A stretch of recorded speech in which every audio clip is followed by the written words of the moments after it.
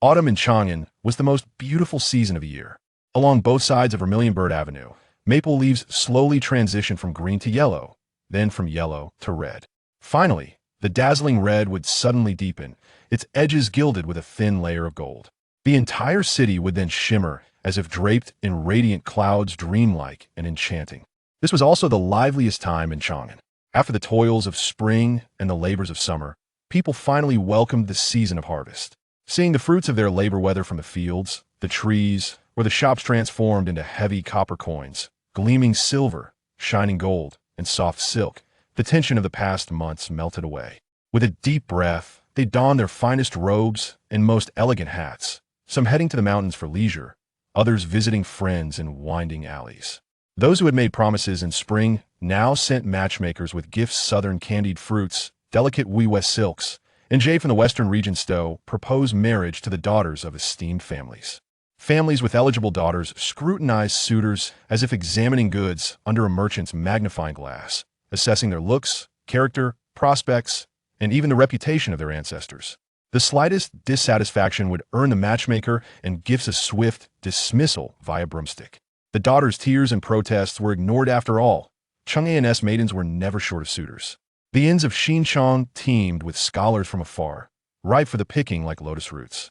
A lucky catch might land a future imperial scholar, instantly elevating the family status. Rejected suitors need not despair. A visit to the East Market for cockfights or dog races would soon banish their woes. Some, through sheer luck, might even catch the eye of nobility with their gaming prowess, securing a lucrative post without the drudgery of imperial exams. Passing by their former heartbreak, they'd walk tall, their gaze never lingering. Every autumn, such bittersweet songs played out. Those within the songs had no say in their fate, left only with sighs. Those outside watched with amusement, sipping wine and indulging in the spectacle. From Zhengguan to Tianbao, the singers and listeners changed like a revolving lantern, old tunes giving way to new, yet the stories remained much the same. Young Marquis Wang Xun lounged in an elegant street-facing room at the Jinhui Tower in Xingyang, eyes closed as he listened to this year's new melodies. The tower's star performer, Bai Xingji, sang with a voice like silk, and the qin player, Xiao Pinger, plucked the strings with ethereal grace. But Wang's attention was fixed on the soft warmth beneath his right fingertips. Light strokes, lingering touches, still as a maiden, swift as a fleeing hare. The technique, learned from his friend Yuanji, was executed flawlessly. Soon, Bai Xingji's singing faltered. Glancing at Wang, she lowered her slender neck, then suddenly flicked her tongue against the back of his hand now beneath her bodice. Wang recoiled as if scalded, jerking upright and nearly overturning the low table. Dried fruits scattered everywhere. Xiao Pinger burst into laughter, pounding the wall. Young Marquis, you're hilarious. A heart the size of a needle's eye, yet you insist on playing the rogue. Quiet. What do you know? Wang's face burned. He hurled a plum at her. I was afraid my martial training might make me too rough. Bai Xingji's knowing smile cut him short. He turned away, stiffening his neck. Martial artists, you understand? What feels like a light touch to us could crush stone to powder. Bai Xingji gasped dramatically, peering into her bodice before clutching her chest and sinking to the floor. Did I really hurt you? Wang panicked, abandoning his quarrel with Xiao Pinger to scoop Bai Xingji into his arms. Before he could inspect the damage, she tilted her head up, offering her lips with a playful smile. You little fox, realizing had been tricked again, Wang growled and claimed her mouth. Xiao Pinger rolled her eyes and returned to her chin, plucking the strings absently. Light strokes, lingering touches, gliding and lifting. Wang Xun was a VIP at Jinhui Tower. Half the girls here relied on him and his friends for patronage. If Bai Xingji and Xiao Pinger were to give themselves to anyone, better it be Wang, handsome, noble, and dependable, despite his occasional timidity and boyish awkwardness. Before the song ended, the two separated, their gazes lingering yet clear. Baijia, Wang scratched his head, suddenly at a loss. This wasn't his first taste of her lips, yet each time, he hesitated at the crucial moment, whether pushed away by her or deterred by Xiao Pinger's presence. He knew Bai Xingji's fate. Her maidenhead would go to someone, if not him. Xiao Pinger's role was to warm beds and serve tea. But with an audience, Wang's ardor waned. Today, again, it ended with mere flirtation. Bai Xingji's eyes held a trace of melancholy, but she pressed a finger to his lips. Don't speak. I know. If you're willing, after the Double Ninth Festival, I can buy your freedom. Wang blurted, his heart aching. Her eyes lit up like summer lotus after rain, but only for a moment. She sighed softly. You can't bear to leave the others here? Wang asked, confused. She shook her head, hesitating as if gathering courage. Xiao Pinger, impatient, struck the chain string sharply. What's there to miss in this den of pleasure? Beiji's just unsure how you'll treat her. Will you take her to your mansion in Chongren Lane, or stash her elsewhere? Wang broke into a sweat. Of course, he stammered, then added weakly. You both know how Aunt Yun is. I bought a new house in Wuka Lane almost as grand as the family estate. Don't listen to her nonsense. Bai Xingji laughed, popping a plum into his mouth. A lotus in the pond blooms at your whim. Why should I, a mere woman, be choosy? But the new girls here can't even carry a tune. Give me a year to train them, and Thin songs will be yours alone. Wang's smile stiffened. Bai Jiu. She sighed, drifting to the window. Outside, maple leaves blazed like fire, swirling in the wind destined for unknown courtyards. I swear my heart is true, Wang said, joining her. But Onion, give me time. She raised me. Xiao Pinger slammed the chain. That social climbing magpie. Who's she to look down on us? Wang whirled, glaring. Shut your mouth. She's cared for me since I was a child. I won't hear a word against her. The outburst stunned both women. After a tense silence, Bai Xingji chuckled, tracing circles on his chest. I've never seen you so fierce. Xiao Pinger's just spoiled, pay her no mind. Wang exhaled, pulling her close. You understand me. Bai Xingji melted into his embrace, savoring his solid warmth, yet a sliver of clarity remained. A courtesan's life was like autumn leaves, dazzling but fleeting. Without landing the right courtyard, she might be swept into the gutter, rotting unseen. Xiao Pinger, slighted, stomped downstairs in a huff. Wang ignored her, turning Bai Xingji's face to his. Did you plan this? She teased, poking his forehead. No wonder Aunt Yin nags you. She's stuck in the past, Wang grumbled, fumbling for the right moment to resume their intimacy. Outside, drums and gongs erupted. A procession marched below flags bearing the character Gao fluttering proudly. General Gao Xinji, returning from the western regions to present captives to the emperor, Wang said dismissively. Bai Xingji's eyes sparkled. Look at those young generals in front. So dashing. Wang's jaw tightened. Big deal. 24th ranked generals died in last year's lantern market fire. You're terrible. She poked him again. These men won glory on the frontier, not like the dandies here. What's wrong with Chang'an men? Wang scowled. Not you, my lord. She backpedaled, but he bit her finger playfully. Ah, she yelped, then gasped as he silenced her with a kiss.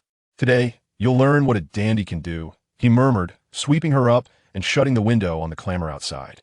Chapter 1. The Sound of Autumn, Part 2. The Mandarin duck pillow, the red gauze curtain. A faint hint of spring color fills the bed. A pair of cherry lips gently part, and two starry eyes flutter open. Burning, calling out to the little mischief maker, do not be overly flustered.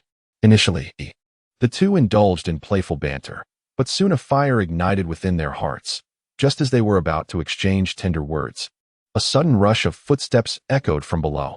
The door creaked open, and Xiao Pinger, the devoted maid and musician of Bai Xingji, hurriedly rushed inside.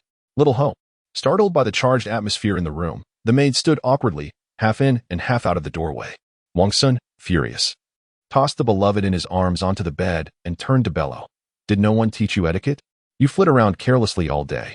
If this were my home, you would have been dragged out and beaten to death. Xiao Pinger, stung by his harsh words, turned red-eyed, on the verge of tears. Seeing this, Wang Xun felt a tumult of conflicting emotions, a deep discomfort settling in his heart. Unable to restrain himself, he snapped in a low voice. What are you crying for? Other than weeping and causing trouble, what else can you do? Bai Xingji had been prepared to give her all, but her emotions, already fervent, were abruptly interrupted. Seeing Xiao Pinger being reprimanded, she offered no support, merely propped herself up on the bed, gazing dreamily at Wang Xun's back. As a woman of the world, she had long understood her fate. Thus, she harbored no hopes of marrying into a prominent family, only wishing to be a cherished concubine, not tossed about as an object of desire. Therefore, even the maid destined to warm her husband's bed was held in high esteem. She did not want the man to ever look down upon her for the sake of a mere maid. Just as her frustration peaked, a loud voice echoed from downstairs. Second brother, do not blame Miss Pinger. It was I who sent her to call you. Hurry and tidy up. Something major has happened. What major thing? Come up and say it, as if the sky could fall. With someone defending Xiao Pinger, Wang Xun found it inappropriate to continue his tirade. He shot a fierce glare toward the door and ordered loudly. Then I shall go up to speak. I hope I do not disturb Miss Bai. The coarse voice called again, and shortly after, The speaker rushed up the stairs in a few strides. I did not mean to interrupt, second brother. But we were badly bullied today, if you do not stand up for us. As he spoke, he drew nearer. Bai Xingji, glancing around Wang Xun's frame, furrowed her brows in concern. The newcomer bore a dark circle around his left eye, 2 swollen bruises on his right cheek, and his mouth was covered with a cloth. Blood seeping through. Clearly, he had been severely beaten. No wonder he sought help at Jin Hualu. Who could be so ruthless to inflict such harm? Witnessing her childhood friend in such a state, Wang Xun's fiery temper evaporated entirely. He pulled over a stool, pressed the young man down, and, while grabbing a towel from the dressing table and wetting it in a basin, demanded angrily, "Who did this to you?" "A gang of damned outsiders." With dark circles under his eyes, Wang Xun took the freshly washed towel and began to wipe the grime and blood from his face, responding with a sense of grievance. "Erlang, you must hurry. If you delay any longer, the fighting cocks will be snatched away." "How dare they?" Wang Xun sprang to his feet, impulsively seizing his bright red cloak. "This is Chang'an, beneath the emperor's feet. Are there truly no laws here? Not only are there no laws, but those 2 young masters from the Qin residence in the west, and the 4th young master from the Ma family in the north, have all been beaten by them. I invoked my second brother's name, and they treated it as if it were mere nonsense." Dark circles followed suit, pulling Wang Xun's arm as they made their way outside. Bai Xingji had already recognized this unwelcome guest, who bore the surname Yuan and the given name Shi. He was a childhood friend of Wang Xun. Though his temperament starkly contrasted with Wang Xun's, he had a penchant for stirring trouble and ultimately relying on friends to clean up after him. Considering the man's pride, Bai Xingji initially refrained from intervening, but upon seeing Wang Xun prepare to act without fully understanding the situation, she couldn't help but furrow her brow and whisper, "Are you really going to rush in, Erlang? Young Master Yuan's nose is still bleeding." "It's nothing." The man known as Young Master Yuan turned back, casually cupping his fist in greeting. "I apologize, young lady. Once my wounds heal, I shall host a grand banquet at the Jinhua Pavilion, where I will properly toast you." "That is hardly necessary. You and Erlang share a bond from childhood. His affairs are also my concern." Bai Xingji remained poised at the head of the bed, exuding grace. However, considering the considerable distance to the East Market and the fact that his nose was still bleeding, she questioned, "Will you not feel dizzy on horseback? Moreover, your journey to fetch help will take time. By the time Erlang arrives, those troublemakers will likely have fled." "I want to feel dizzy," young Master Yuan insisted, waving his hands dismissively. "They will certainly run, but not far. The East Market is our territory. We have ample eyes and ears both in the open and in the shadows. Since they cannot escape far, why not let the authorities capture them and mete out their punishment? In Chang'an, does young Master Yuan truly fear a legal dispute with a few outsiders?" Bai Xingji feigned innocence, her expression one of naivete. "Ah, young lady, you do not understand." Young Master Yuan rubbed his hands together, a glimmer of concern in his eyes. "We are all proud individuals. We must reclaim our honor where we have lost face. We cannot casually disturb the magistrate's office. Otherwise, if word spreads, those in the know will say we are upholding the laws of the Tang dynasty, wishing to avoid trouble, while those who do not know will think we are using our connections to bully outsiders." With Bai Xingji's repeated objections, Wang Xun's anger gradually subsided. Yet, it was difficult for him to swallow the humiliation of being undermined, especially since he and Yuan were typically the ones who bullied others. Furthermore, a crucial point remained. Despite being addressed as Little Marquis, he was merely a young master with a title inherited from his ancestors. The noble rank, earned by his forebears at the dawn of the dynasty, had diminished over generations, leaving him with only a viscount's cap. While it served as a feuillade, it was not particularly useful in dealings with the authorities. If we choose to report the instigators today rather than apprehending them ourselves, given the indecisive nature of the magistrate of Chang'an, it is likely that the matter will ultimately be left unresolved. Second brother, upon noticing the hesitation on Wang Xun's face, Yuan Ji elongated his voice in a plea. "Do not rush me. Allow me a moment to think." Torn between the concerned gaze of a beautiful woman and the expectant eyes of a friend, Wang Xun found himself in a quandary, regardless of how fast we hurry. They have already fled far away. Calm yourself. First, stop the bleeding. Pinger, please fetch a basin of cold water. Sister Bai, could you kindly find a few clean handkerchiefs? Preferably those made of long, plush silk. Little 5, do not fret. Sit down and slowly recount how this altercation began. I believe that those outsiders, no matter how audacious, would not dare to disrupt our venue without provocation. Second brother, you did not see, That group of outsiders came specifically to cause trouble. Unable to refute Yuan Ji, he resignedly took a seat as Bai Xingji and Xiao Ping'er tended to his wounds. "Oh dear, Ping'er, be gentle. That hurts. If you are not careful, I shall have you warm my bed for me one day." While taking advantage of the two women with his words, he intermittently recounted the sequence of events. The conflict's origin was rather straightforward. Wang Xun, Yuan Ji, and several other noble descendants had established a fighting cock arena, Chang Lefang, in the East Market, which had recently been thriving. With nothing better to do and a penchant for revelry, Yuan Ji frequented the arena, gambling daily. However, fortune eluded him that day, as the Grand Rooster, General Wu Wei, who usually dominated, suffered an unexpected defeat. Being one of the proprietors, Yuan Ji felt humiliated and planned to borrow a formidable general from his other establishment, Bai Shengguan, for support. To his surprise, an onlooker from out of town deemed his actions against the pre-established rules and insisted that Chang Lefang must bear the brunt of the losses based solely on its own merit. When the arena staff attempted to escort the outsider for tea, he obstinately refused, seizing the opportunity to create a ruckus and knocking several staff members to the ground. Yuan Ji, not one to tolerate such insolence, immediately stepped in to defend his staff, only to find himself humiliated by the outsider. Witnessing this from an upper-floor private room, the Qin brothers, Qin Guoma and Qin Guozhen, leapt down to lend assistance. Instantly, 4 or 5 companions of the outsider surged forth, and a chaotic brawl ensued with the Qin brothers.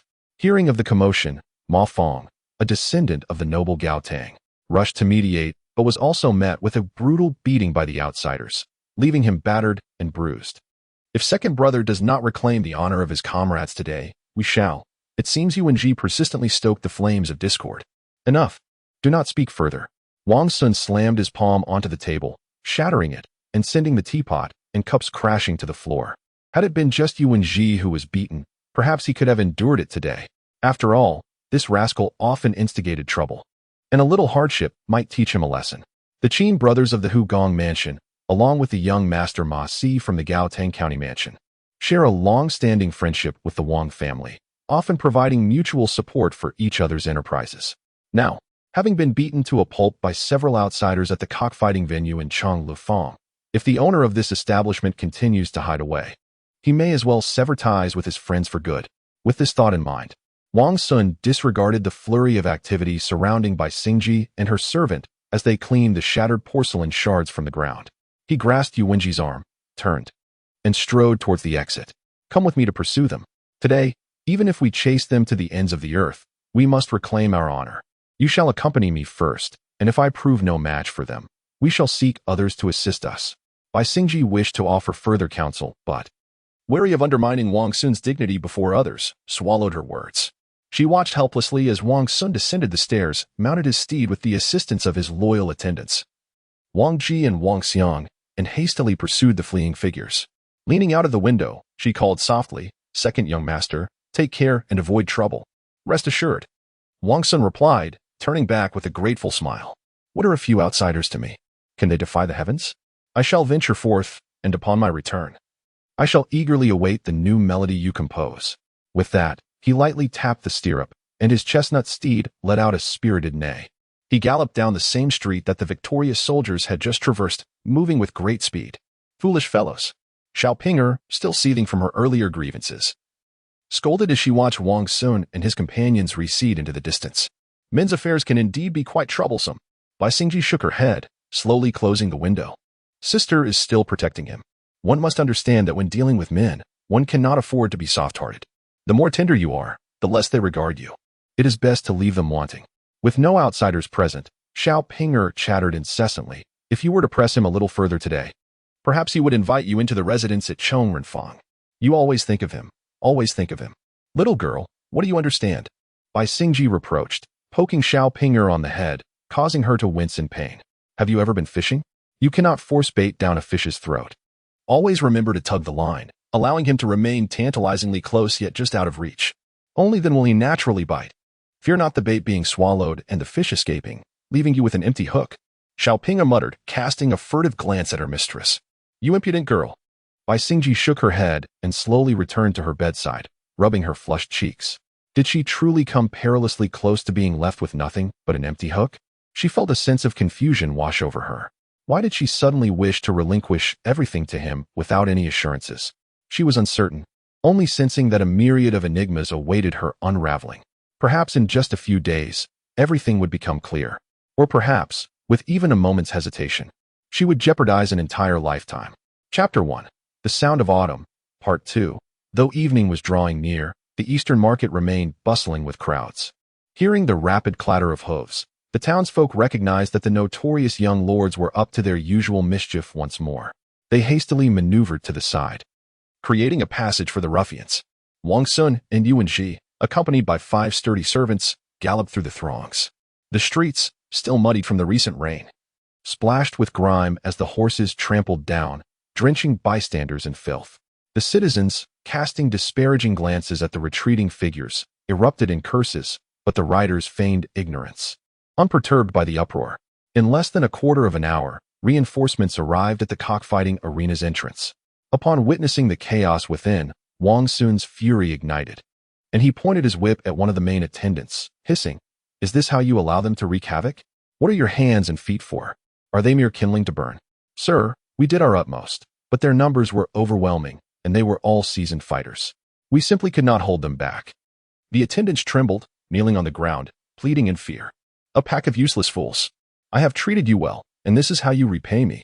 Despite knowing it was not the attendants' fault, Wang Xun struggled to accept the reality of their venue being destroyed. Just as he sought to identify a couple of unsatisfactory culprits to vent his ire upon, a figure stumbled out from within, seizing his reins. "Erlang, today we have suffered a great loss. You must pursue them." Those outsiders fled towards Zhujiang. Wang Xun lowered his gaze, straining to recognize the battered figure before him as his good friend, Ma Feng. Once a notable figure in the streets of Chang'an, renowned for his charm, he now bore the marks of an unrecognizable beating, a testament to the assailant's brazen brutality. Wang Xun placed a comforting hand on Ma Feng's shoulder, whispering, "Do not worry, my brother. I shall seek justice for you, even if it takes me to the ends of the earth." "How are the 2 Qin brothers? Do they require immediate medical attention?" "The 2 Qin brothers have gone to find assistance. They will be here shortly." Before Ma Feng could speak, the kneeling attendant interjected, "Enough of this. Have them follow along this street. I will lead the charge to track down the villains." Wang Xun patted Ma Feng's shoulder again, urging him to release his grip on the horse. "Yes." Ma Feng wiped away his tears, responding like a chastised child. "What are you all doing there, kneeling? Hurry and assist young Master Ma to see the doctor." Wang Xun commanded, gesturing towards the pleading attendants. Knowing that Ma Feng would face his wrathful father upon returning home in such a state, he raised his voice. "Yes, we shall go at once." The attendants, relieved that he would not pursue the matter further, scrambled to their feet, collectively supporting young Master Ma towards the clinic. "Chase them. Dig 3 feet into the ground if necessary. We must bring them to justice today." Wang Xun fiercely kicked his horse's belly, charging towards the direction of Zhujiang with resolute determination. Zhujiang Pool, also known as Furong Pool, is situated in the southeastern part of Chang'an City, covering an expanse equivalent to an entire block. The pavilions and towers lining its banks primarily serve as summer retreats for the affluent and noble, with few actually residing there. Many fallen aristocrats discreetly rent out portions of their estates to wealthy scholars visiting Chang'an, claiming it to be an act of scholarly assistance, though their true motivation lies in the guests' deep pockets. A group of troublesome outsiders hastily fled, barely making it to the banks of Zhujiang Pool, where Wang Xun and others finally caught sight of them. "It's them!" Yu Wenji exclaimed, his eyes ablaze with anger, as he shouted, "Don't run. Stand your ground if you dare. You think you can disrupt our gathering and just leave? Is there no law in Chang'an?" Wang Xun lashed his horse, accelerating in pursuit. Upon hearing the thunder of hooves behind them, the outsiders remained unfazed. One tall, gaunt man, appearing around 40, turned to another well-dressed and handsome middle-aged man, smiling as he complained, "See? I told you, hitting the child would bring out the mother. Am I right? Now, let us teach her how to manage her child." The other middle-aged man turned elegantly, flashing a smile at Wang Xun. "You set a trap to cheat and swindle, and you think you have a right to complain? Oh, look, another half-grown lad. Go back and fetch your elder to speak with us. Whether I cheat or not is none of your business." Wang Xun had no intention of engaging in discourse. His earlier shout was merely to avoid the infamy of a sneak attack. Hearing the outsiders not only refuse to apologize, but also accuse him of cheating further fueled his ire. Immediately, he swung his left foot off the stirrup, thrusting himself from his horse like a hawk, his legs forming a pair of iron clubs mid-air, aimed directly at the chest of the one who had slandered him. In this world, injustices are the concern of all. The outsider smiled slightly, retreating deftly to evade Wang Xun's assault, then casually waved his left arm, his wide sleeves sweeping towards Wang Xun's ankle like drifting dust. Although it appeared nonchalant, had he been ensnared, Wang Xun would undoubtedly have met with a severe fall. Fortunately, despite his lack of rigorous academic study, Wang Xun was proficient in martial arts. Sensing the outsider's agile maneuver, he quickly adjusted mid-air, stabilizing his descent and evading the attack, landing gracefully several feet away. The exchanges were swift and skillful, prompting cheers from both sides of onlookers. Caught off guard by Wang Xun's sudden strike, the dashing middle-aged man chose not to pursue, gesturing for those behind him with a smile. Finally, we have someone with decent skills. Sin Qilong and Master Gao, do not interfere. Let me enjoy a good match with him. Wang Xun, a seasoned fighter, quickly realized that before the Qin brothers could summon reinforcements, his companions and robust servants would likely not be a match for the outsiders before him. Thus, seeing his opponent's willingness to engage in a duel, he was more than happy to seize the opportunity to delay time. Glancing back, he chuckled and advised, "You should hold back for now, lest we be accused of bullying an outsider." In the Grand Tang dynasty, where martial valor was esteemed, there was a saying that in the Lingyan Pavilion, not a single scholar could be found. Consequently, the authorities were not particularly stringent in prohibiting private duels. As long as no fatalities occurred, it was customary for the local constables to remain uninvolved until the fight concluded. With evening approaching and the tourists around Xujiangpool sparse, both the timing and location were ideal for a scuffle. Yuan Ji, having trailed behind Wang Xun since childhood, trusted his friend's prowess and, with a nod, led his robust servants to form a semicircle behind him. The group known as Master Gao and the two companions of Sin Qilong, along with a host of other outsiders, were equally bold, and upon noticing that Yuan Ji and his comrades did not rush in to assist, they gradually formed another semicircle. It was akin to opposing armies facing off, their expressions mirroring each other from a distance. Just then, a few idle passers-by returning from Xujiang happened upon the scene. Observing the altercation, they cheerfully gathered around, adding another layer of spectators to the outer circle, cheering and applauding without cease. It was no wonder they relished the chaos. The combatants indeed showcased remarkable skill. Although Wang Xun was merely 17, he had already grown to a height exceeding 8 feet, possessing great strength and long legs, with each strike whistling through the air. The outsider, slightly shorter and narrower than Wang Xun, was nonetheless exceptionally well-proportioned. Realizing his opponent's strength, he immediately adopted a strategy of evasion, his movements graceful and airy, reminiscent of a wild crane dancing with a fierce tiger, not only holding his own, but adding an air of elegance to the encounter. This astute tactic garnered him even more applause, as the uninformed onlookers instinctively lavished praise upon the more visually appealing performer. Yuan Ji and his companions, unwilling to concede the momentum to their adversary, strained their voices in a desperate attempt to rally support. Yet, their efforts only served to amplify the cheers for the outsider, the crescendo of admiration rising steadily, quickly outpacing the evening bells of Xian Temple. As the prolonged engagement yielded no victor, perspiration began to bead on the foreheads of both combatants. Wang Xun's anxiety mounted, while his opponent, being somewhat older, found it increasingly difficult to maintain his strength. With a few sharp commands, both participants altered their tactics. Wang Xun, leveraging his superior strength and reach, advanced forward, preparing to employ a technique akin to the Turkic grappling style to secure victory. The outsider, however, transformed his fists into claws, skillfully targeting Wang Xun's joints with a series of vicious joint-locking maneuvers typical of the underworld. Wang Xun, incensed by his opponent's underhanded tactics, relinquished restraint, placing his palms upon the outsider's shoulders and lifting his leg to trip him at the shin. Should the trip succeed, the outsider's leg might not break, but he would surely be laid up for months with a dislocated joint. Yet, in a swift moment, the outsider leveraged Wang Xun's grip to propel himself upward, evading the attack aimed at his lower body. He then circled around Wang Xun like a butterfly, elbow poised to strike at the back of Wang Xun's neck. A collective gasp echoed through the spectators. What unfolded was no mere altercation. It was a fierce struggle for survival. The timid averted their gaze, retreating hastily to avoid being summoned by the authorities as witnesses, thus courting misfortune. Meanwhile, The bold held their breath, eyes wide, as they observed which of the ruffians or outsiders would strike first. Suddenly, Wang Xun lunged forward, evading his opponent's lethal blow. He swiftly pivoted, targeting the stranger's abdomen. The outsider raised his hand in defense, ensnaring Wang Xun's fist, redirecting his force with a deft pull and push, effectively nullifying the attack and launching a vigorous counteroffensive. The atmosphere around them became markedly quieter, punctuated only by the resounding thuds of fists and feet colliding. In the blink of an eye, they exchanged over a dozen blows, and Wang Xun seized upon a fleeting opening, unleashing a powerful sweep with his leg.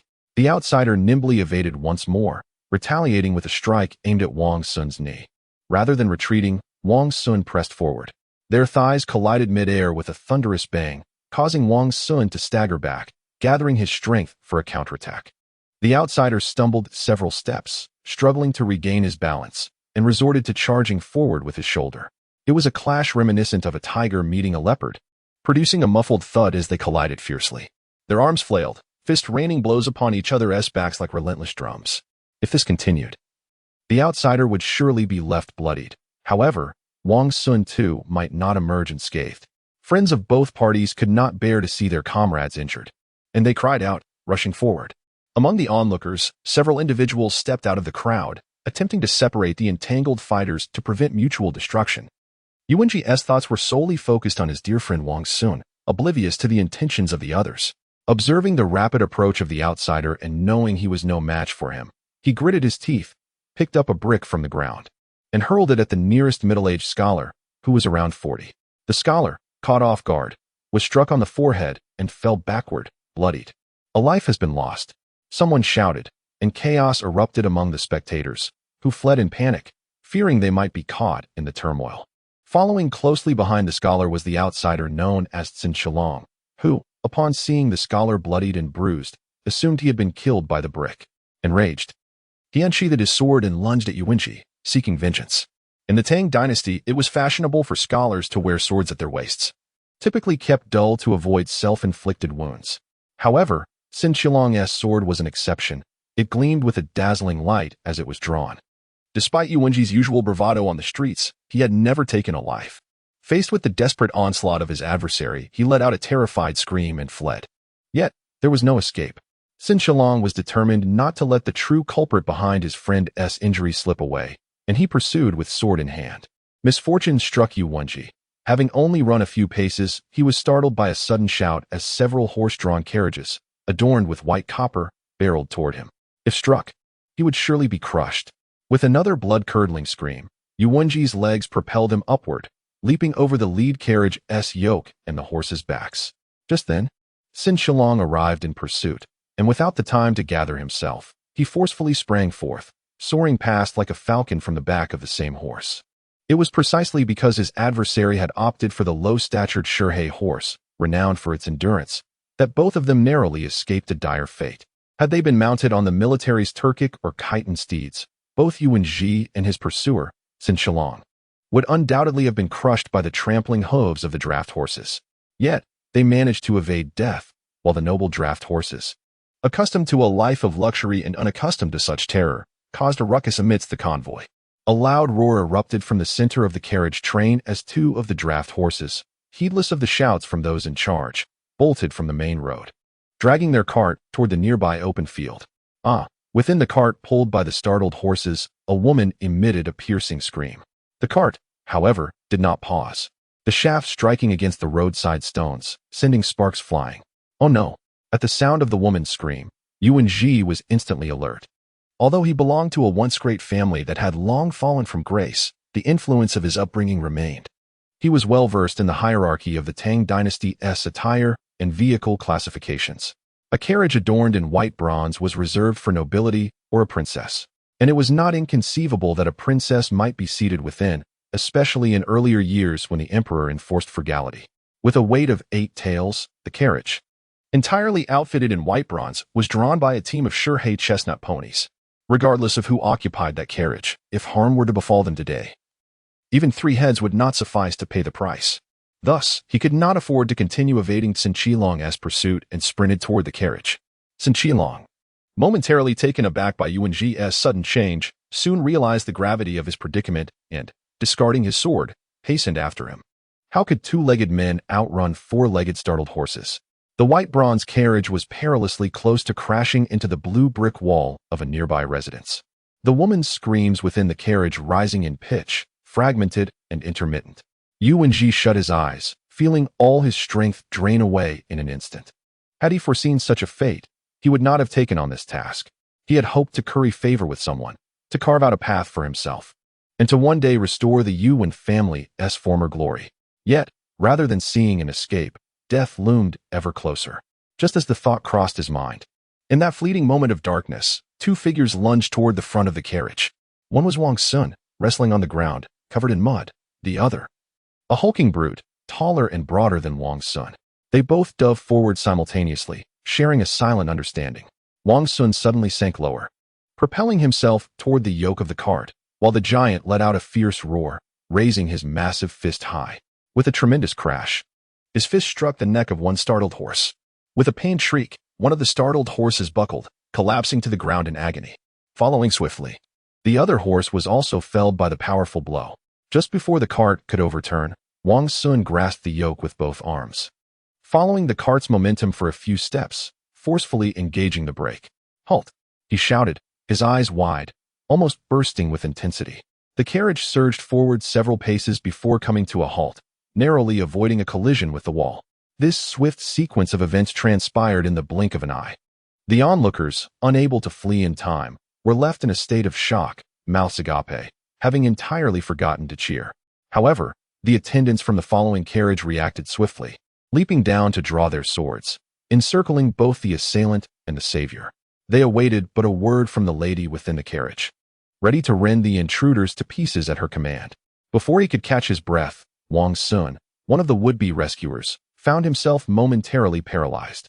Just over an hour ago, he had mockingly remarked that the officials in the capital were as numerous as the stars, asserting that a single fire could claim the lives of 20 generals. Little did he expect that retribution would come so swiftly, having engaged in a mere scuffle. He had inadvertently entangled himself with the princess. In his grandfather's time, such a calamity would hardly have been deemed significant. Yet now he, the so-called young Lord Wang, was merely a languid viscount, accustomed to preying upon common folk. What audacity possessed him to provoke a lady of such noble stature, adorned in a carriage lavishly decorated in gleaming white bronze? Chapter 1. The Sound of Autumn, Part 2. Old lay, what are you still dawdling for? Hurry and open the carriage to see if the lady has been harmed. At this crucial moment, a calm voice emerged from the thicket. Wang Xun turned at the sound and beheld the Qin brothers, Qin Guomao and Qin Guozian, making their approach, flanked by over 20 formidable retainers.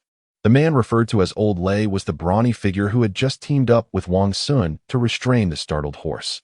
Upon hearing the brother's admonition, he swiftly advanced to the side of the carriage, cupped his fists in a respectful gesture, and inquired politely, "Might I ask which esteemed lady is seated within? Has she sustained any injuries? I was rather hasty in my efforts to restrain the startled horse, and I humbly ask for the lady's forgiveness." "Ah, no. Thank you for your timely assistance." A breathy sigh emanated from within the carriage, followed by the languorous voice of the lady of the house. Although tinged with a hint of alarm, it was melodious and enchanting, causing Old Lay, closest to the carriage, to tense up suddenly, unsure of where to place his hands and feet. The lady? Wang Xun was taken aback yet again.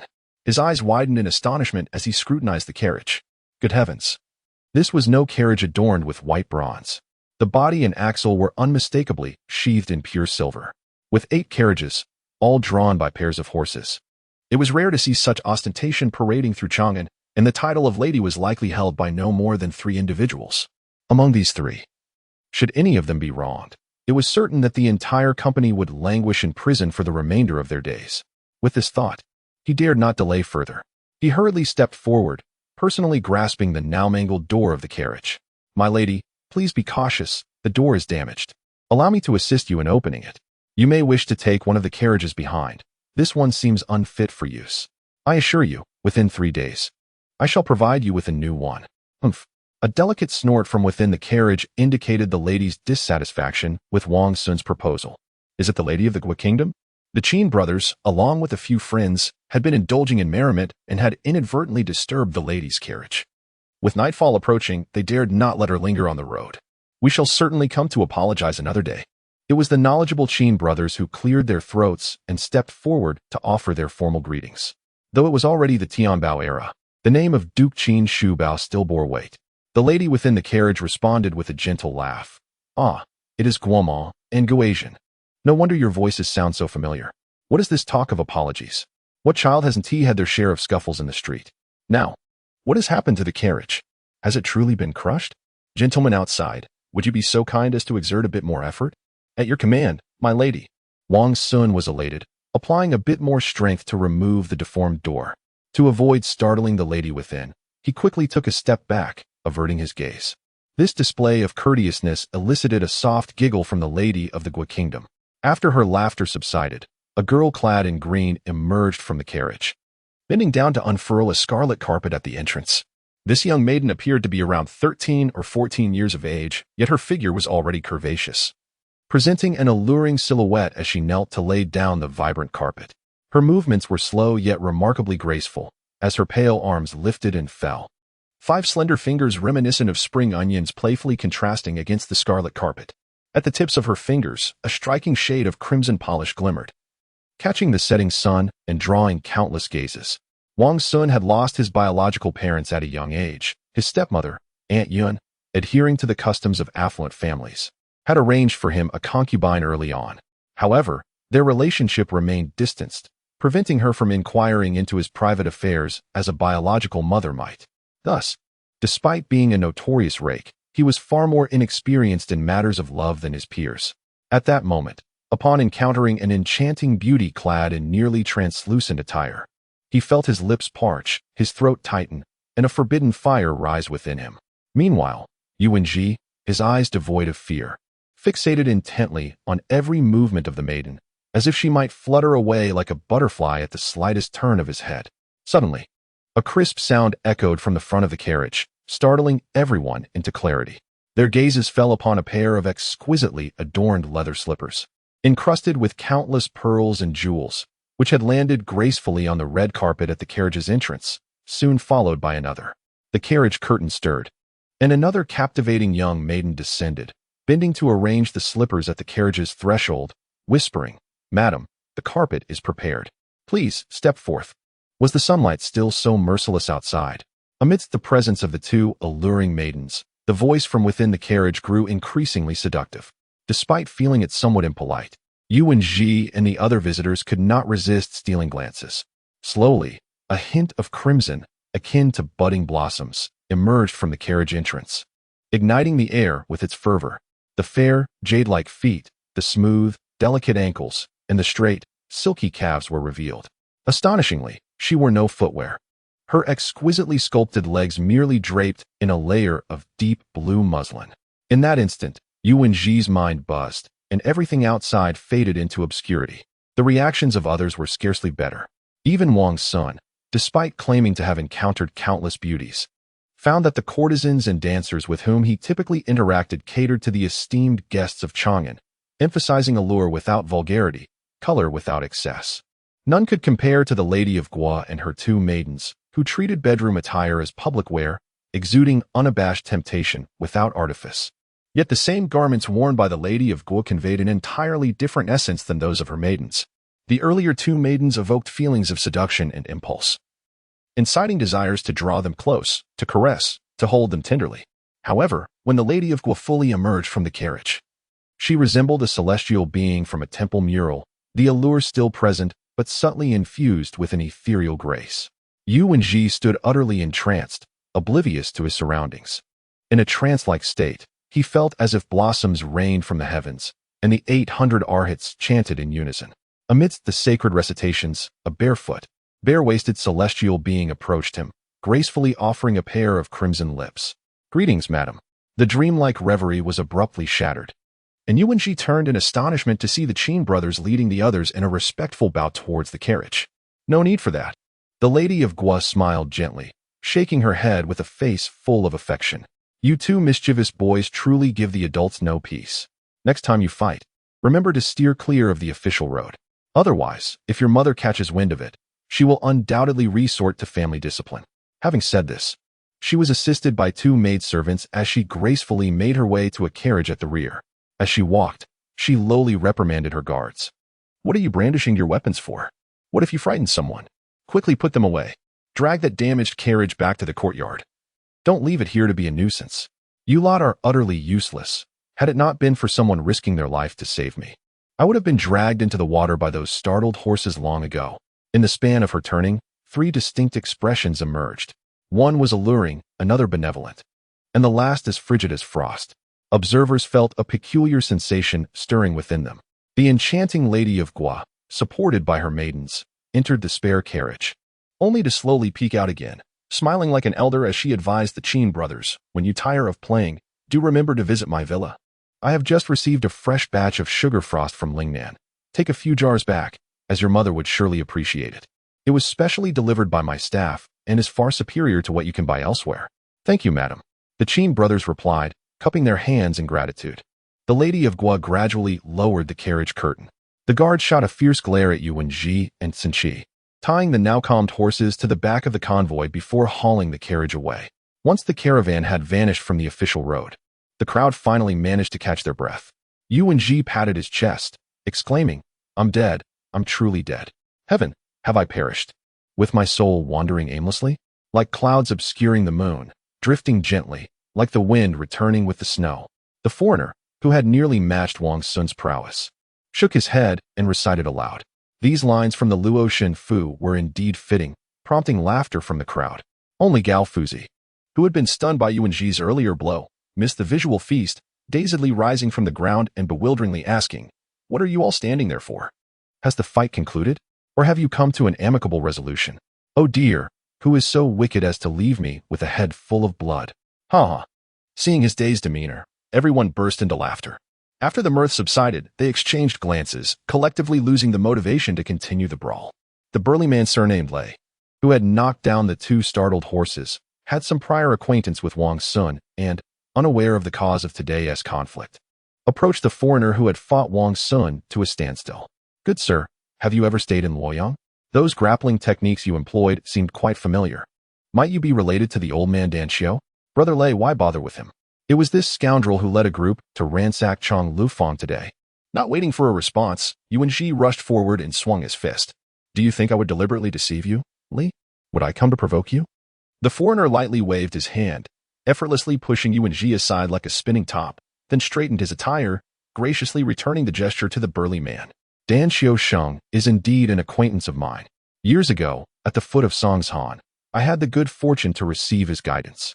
Yuan Ji was still eager to provoke further, yet Wang Xun placed a hand gently on his shoulder, pressing down lightly, rendering him immobile. Meanwhile, the robust man surnamed Lei, upon hearing that the outsider had studied under his old acquaintance Dan Xiusheng, felt increasingly inclined to mediate between the two parties. He clasped his fists together and, with a jovial smile, inquired, Old Dan Xiusheng has always held his skills in high regard. I did not expect him to be so generous in sharing his knowledge. I am Lei Wanshan. May I ask your esteemed name? Is it possible that you are the heroic Lei Wanshan, who once gallantly pursued a villain for 3,000 miles for the sake of a solitary egg to aid an orphan girl? Upon hearing the robust man introduce himself, the outsider, possessing an ethereal demeanor in his every gesture, was taken aback. I am Li Bai, long familiar with your illustrious name, Lei Xiong. You are Li Bai? The Li Bai known for his 100 poems over a cup of wine. The astonishment on Lei Wanshuan's face was no less than that of his counterpart. He gently stepped back, eyes wide with surprise. Indeed, it is I. The notion of 100 poems over wine is merely a friend's exaggerated praise. Compared to your noble deeds, I am but a scribe who enjoys a drink. Li Bai chuckled softly, shaking his head in modesty. Oh, this encounter has brought forth great amusement. With your esteemed name, I trust you will not entertain those who seek to cause trouble and disrupt our gathering. Lei Wanshan laughed heartily, first bowing to Li Bai and the other outsiders, then turning his gaze towards Wang Xun. Brother, on this day, grant me a small favor. Regardless of any misunderstandings that have occurred between our families, let us resolve it with a smile, shall we? After speaking, he fixed his piercing gaze upon Wang Xun. From the moment Yuan Ji approached with intentions of instigating further conflict, Wang Xun had sensed that something was amiss. Upon learning that the middle-aged man who had matched him was the renowned poet Li Bai, he felt the situation was indeed peculiar. With Lei Wanchen stepping in as a mediator, he saw an opportunity to gracefully acquiesce. Nodding with a generous demeanor, he replied, "Since Brother Lei has spoken, how could I possibly refuse? However, I must inquire as to when you arrived in the capital and why you did not inform us beforehand. There are matters I wish to discuss with you later." Lei Wanchen nodded apologetically, then turned his attention back to Li Bai and the others. "The illustrious Li Qinglian, would you be willing to grant me a small favor?" What had been a trivial matter was no longer of concern. They no longer pursued vengeance, which was what we desired. Li Bai smiled and nodded lightly. "Very well, let today's events be resolved. It was merely a misunderstanding. Let no one harbor resentment. In the future, I shall host a gathering at Lingfeng Tower and treat everyone to wine." Lei Wanchen concluded with a laugh. "Ah, how forgetful I am. Lingfeng Tower is also under Brother Wang's stewardship. When we gather there, you need not worry about me being unable to cover the expenses." Lei Wanchen was a renowned figure in the martial world, his influence among the roguish folk of the streets rivaling that of Li Bai among the literati. Though he had long since tempered his edge, his reputation commanded respect. The others, smiling in agreement, were eager to acquiesce. Qin Guoma and Qin Guozhen were not petty souls either, despite having suffered a minor setback earlier in the cockfighting arena. They had no intention of holding grudges now that animosity was transformed into friendship. Instead, as he was struck on the head by a brick, Master Gao clasped his hands and inquired with genuine concern, "That traveler from afar, is your injury severe? Would you like me to summon a physician for you?"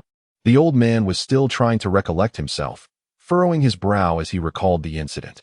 Suddenly, he grasped his head and exclaimed, "Alas! I have been rendered unconscious by a mischievous child wielding a brick. How shameful, how utterly disgraceful. My half a lifetime of reputation has been tarnished. How can I possibly show my face to seek aid for medicine?" Laughter erupted among the crowd, unabated and hearty. Once the laughter subsided, Li Bai turned towards the Qin brothers, offering them a respectful bow. He spoke softly, "We owe our escape from calamity to your quick wit, esteemed gentlemen. We have no means to repay you. Allow us to cover our own medicinal expenses. Should we later find any discrepancies, you may visit us at the Qin residence in Yongjia Lane. Simply mention today's affair, and we will not evade our responsibilities." Qin Guozhen smiled in return, acknowledging the gesture with a gesture of equal respect. The foreign visitors, upon hearing the name Yongjia Lane and witnessing the brothers' courage, as well as recalling the earlier exchange with the Lady of Gua, understood that these two were not unreasonable ruffians. Thus, they relinquished any thoughts of revenge. With smiles on their faces, they replied, "No need for such formalities. A mere trifling injury hardly warrants such commotion." At that moment, they exchanged names. The middle-aged man who had been struck on the head by a brick was named Gao Shi, a former county magistrate of Fengqiu, who had resigned in protest against his superior's mistreatment of the common folk. He was currently visiting friends in the capital. The one who had chased after Yu Wenji was named Sin Can, a jinshi of the third year of the Tianbao era, who had yet to be appointed to an official position and was idling in the capital. The other few foreign visitors were also talented individuals, with surnames Chui and Wang, both of some repute. Heavens! At least today's skirmish transpired by the banks of Tsujiang Pool, with few witnesses. If word of this were to spread, we would surely earn a place in history. Upon learning the names of the foreign visitors, Wang Xun felt a surge of astonishment. Casting a cold glance at Yuwenji, he noticed the latter's gaze flitting about, unwilling to meet his eyes. After a few more pleasantries, they agreed on a specific time to meet for drinks at Lingfeng Tower 3 days hence, and then they parted with respectful farewells. Before Li Bai and the others could distance themselves, the Qin brothers and Wang Xun encircled Lei Wanchen, bombarding him with questions. "Brother Lei, when did you arrive in the capital? Why haven't you stayed at home? You truly lack loyalty. Had it not been for today's chaotic brawl, you might have been avoiding us." Surrounded and unable to escape, Lei Wanchen could only clasp his hands in a gesture of supplication, saying, "No, no. You brothers speak as if you are slapping my ears. I am no great figure. How could I possibly come to the capital and pass by my own doorstep without entering? It simply was not feasible. My superior returned to the Ministry of Personnel today, and I just checked into the inn at noon. I was tasked with delivering a letter from someone to my superior in Tsujiang Lane, and I had not yet completed my errand when I unexpectedly stumbled upon this fight. You all know I am not one to remain idle. Upon seeing a scuffle, I couldn't help but take a closer look. Seeing us engaged in a brawl, yet you did not come to our aid.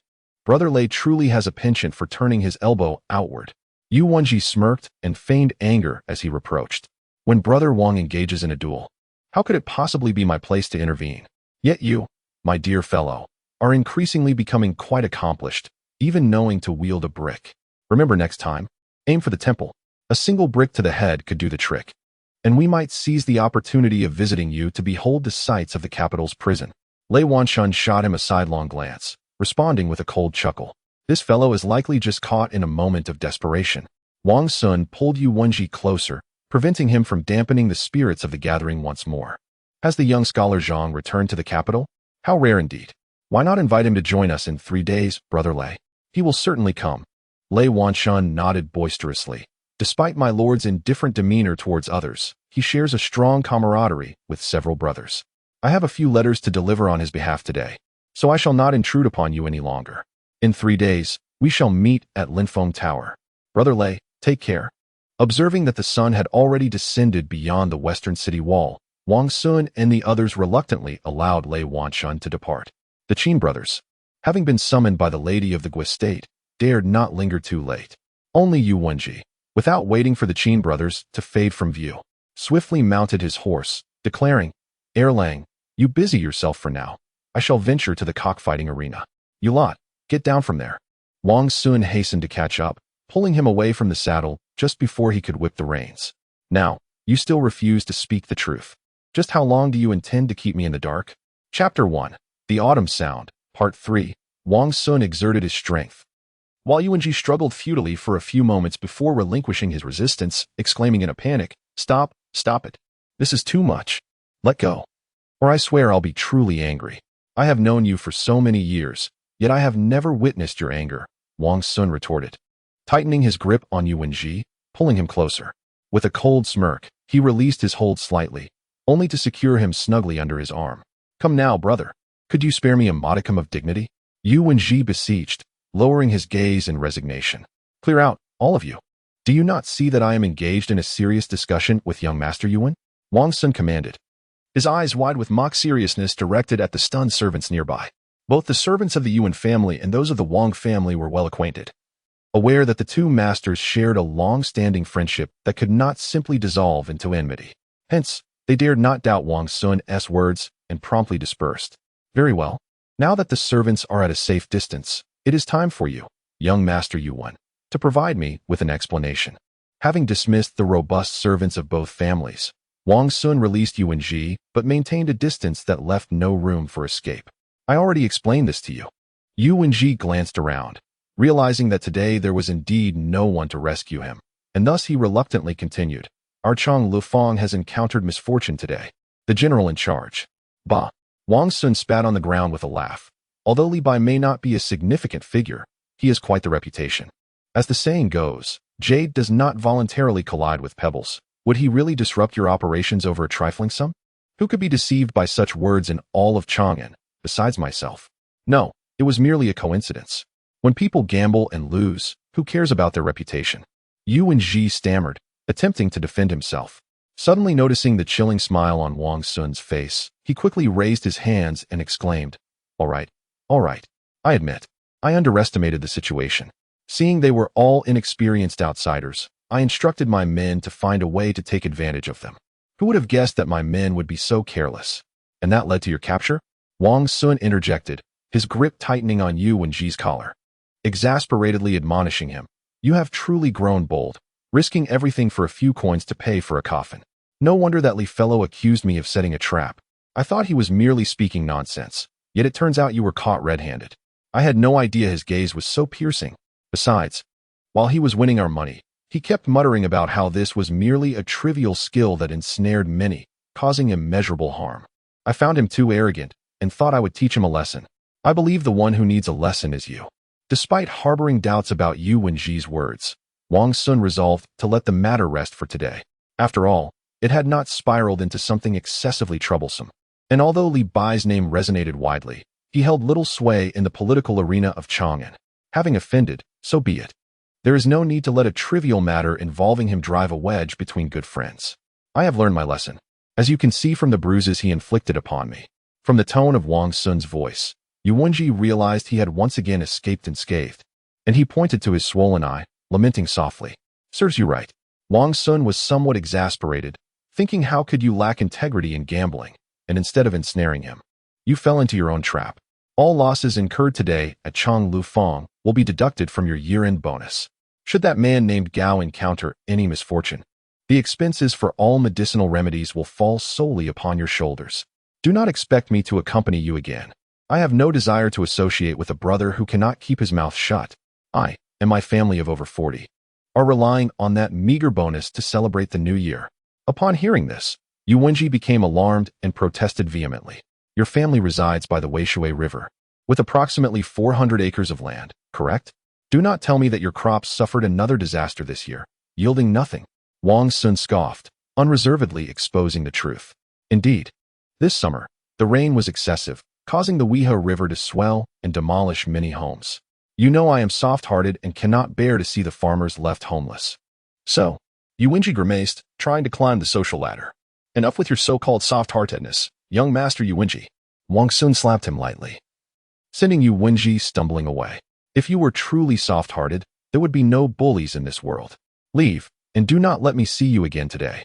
With that, he disregarded Yu Wenji's pleas, mounted his horse, and rode home.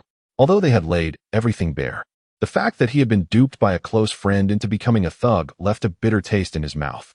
Thus, he had no desire to engage with Bai Xingji any further and, accompanied by a few loyal attendants, headed directly home. At this time, the season had already turned to mid-autumn, and darkness fell rapidly. Upon their arrival at the ancestral home in Chang'an, lanterns had been hung outside each household, gleaming brightly in a spectrum of colors, outshining the stars in the night sky. The Wang family's ancestral residence comprised 5 courtyards, modest in scale compared to others in Chang'an, yet renowned for its rich history and auspicious feng shui. It is said that this residence was built during the early years of the Northern Zhou dynasty.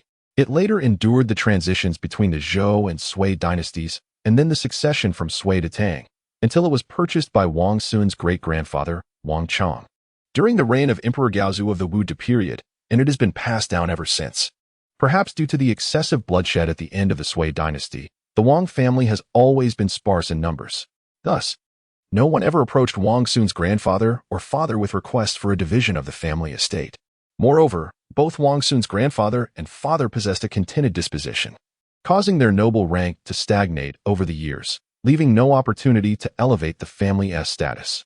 However, this also allowed the Wang family to avoid the complex factional struggles during the Yongchang, Tianshou, and Jingyun periods, thus ensuring their safety. Unlike the Cheng, Su, and Gao families in Chang'an, who have seen numerous changes in ownership, only the swallows and the rafters remain constant year after year. By the end of the Kaiyuan era, Wang Xun's father, Ziji Gong, finally recognized that the court had returned to normalcy. If his family did not produce a prodigy soon, it would likely revert to common folk by the time of his great-grandchildren. Thus, he sought to employ esteemed scholars at a high salary to guide his son towards success. However, Prince Ji himself is a person of little regard for trifles, and naturally, his circle of friends is equally reckless and indulgent. Consequently, when instructing Wang Xun, the standards were low and the expectations lax. Thus, despite Wang Xun's extensive education and the esteemed mentors he sought throughout his youth, he emerged with neither literary prowess nor martial skill. He could only boast of dominance among a group of young nobles in the eastern and western markets, yet possessed no talents worthy of the imperial court. Fortunately, the realm has enjoyed prolonged peace, and many of the antiquated regulations established by the founding emperor are now executed with a lenient eye by the authorities. As a result, although Wang Xun held merely the title of Viscount, his family's estate had expanded several-fold compared to the time of his great-grandfather. Leveraging the connections cultivated by his father during his lifetime, he partnered with the descendants of Duke Hu, Qin Shubao, Qin Guozhen, and Qin Guiyong, alongside the offspring of Duke Ying, Yuan Shi, and Duke Gao Tang, Ma Zhou, to establish the renowned chicken fighting arenas, Chang'an and Beixingwen, in the capital. Furthermore, the flourishing establishments in the eastern market, such as Linfeng Tower, Jinxiu Xian, and Beio Chang'an, are also under the auspices of the Wang family. With such an abundance of land and businesses, Wang Xun's life was indeed quite prosperous. He would grant local officials a favor, never personally inspecting the shops. Instead, he relied on the managers to report the recent operational status periodically. His father's concubine, Aunt Yun, the eldest daughter of a merchant family, possessed an innate ability to discern minute details. Thus, despite Wang Xun's father having passed away 4 or 5 years prior, the family business thrived increasingly. Each year, substantial amounts of copper coins flowed into Aunt Yun's hands, only to be swiftly redistributed by Wang Xun. Within the city of Chang'an, Wang Mingyun was truly flourishing. The only blemish on his otherwise splendid existence was his persistent inability to embark on an official career. During Aunt Yun's stewardship of the household, she utilized the connections left by his father to secure numerous idle positions for him, all of which he squandered with a lackadaisical approach. Now that he managed the affairs himself, he showed even less ambition and had no desire to pursue an official path, causing Aunt Yun to incessantly nag him. Lamenting her failure to fulfill his father's wishes and her disservice to the Wang family's ancestors. Today, Wang Xun returned home earlier than usual, and Aunt Yun, seizing the rare opportunity, was determined not to let it slip away. She concocted a reason to hasten over and join him for dinner. Barely swallowing a few grains of rice, she opened her mouth and did not cease her chatter. She recounted how Wang Xun's father, during his lifetime, aspired for his son to achieve greatness, and continued to narrate the arduous journey of Wang Xun's great-grandfather, Wang Chang, in founding the family. Fortunately, Wang Xun's great-grandfather hailed from humble beginnings, with ancestry tracing back only to his laborer father, Wang Sanju, and his peasant grandfather, Wang Wujin. Otherwise, the discussion of family history could have persisted until the wee hours. Initially, Wang Xun's mood was already poor, and he could only muster the strength to listen to Aunt Yun's lamentations about the family saga.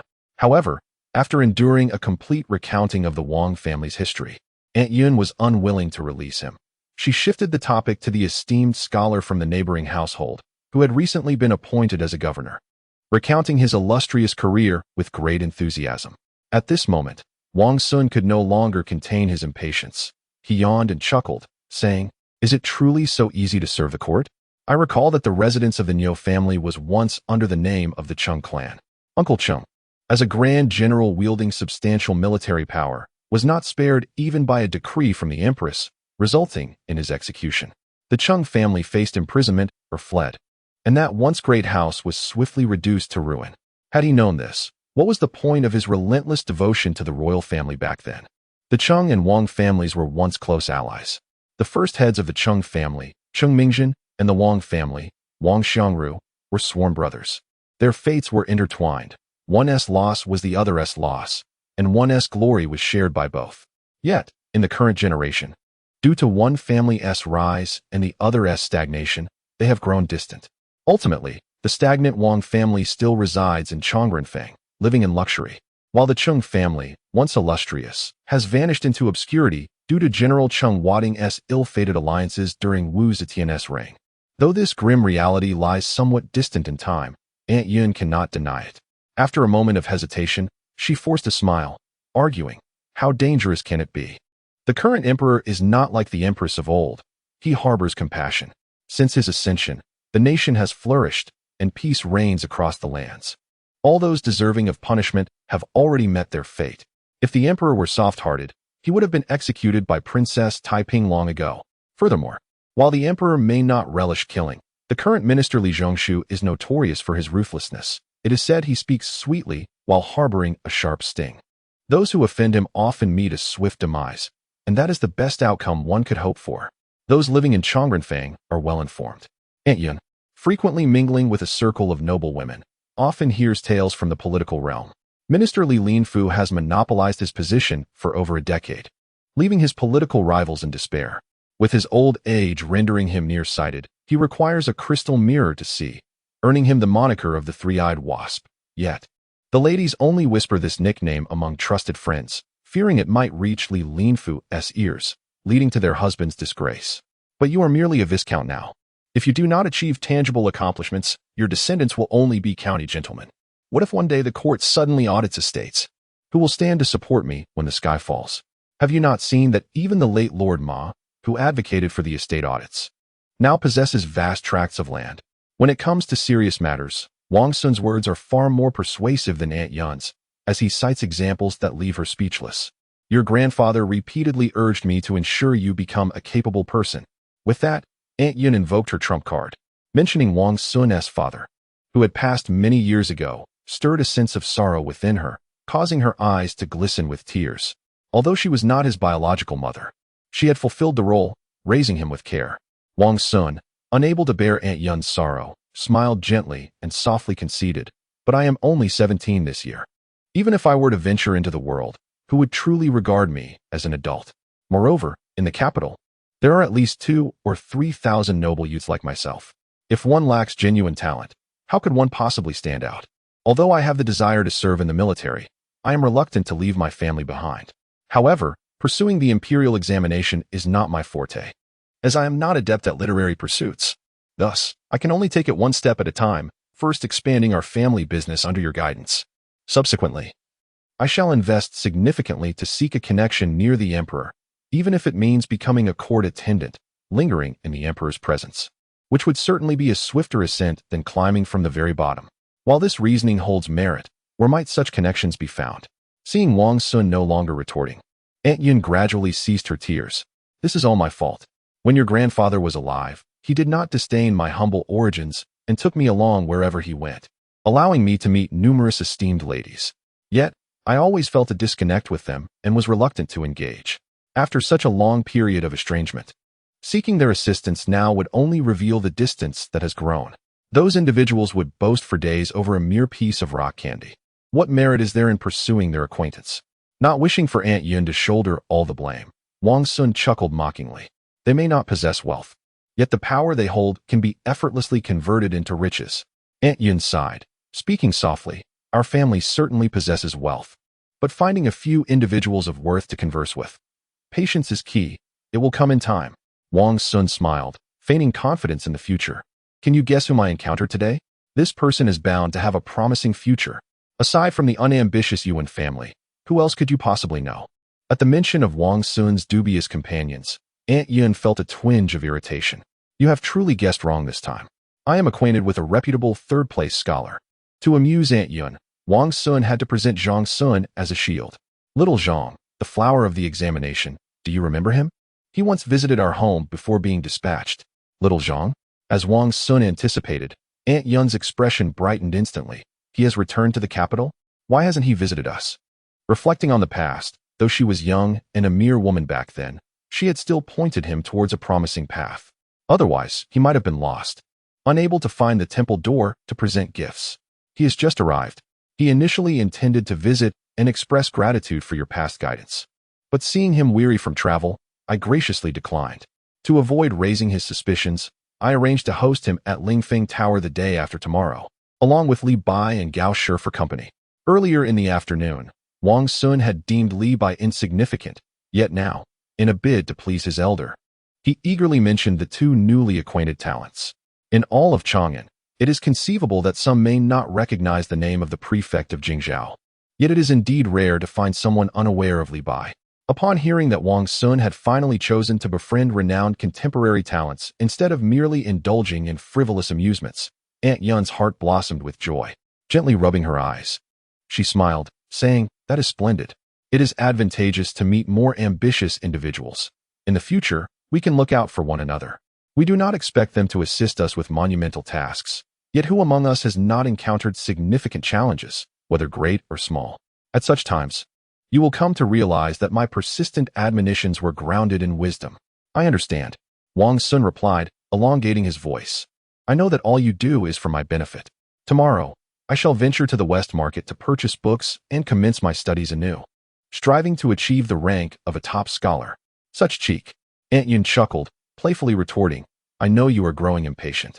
Very well, I shall refrain from my nagging. Night has fallen. You should rest early."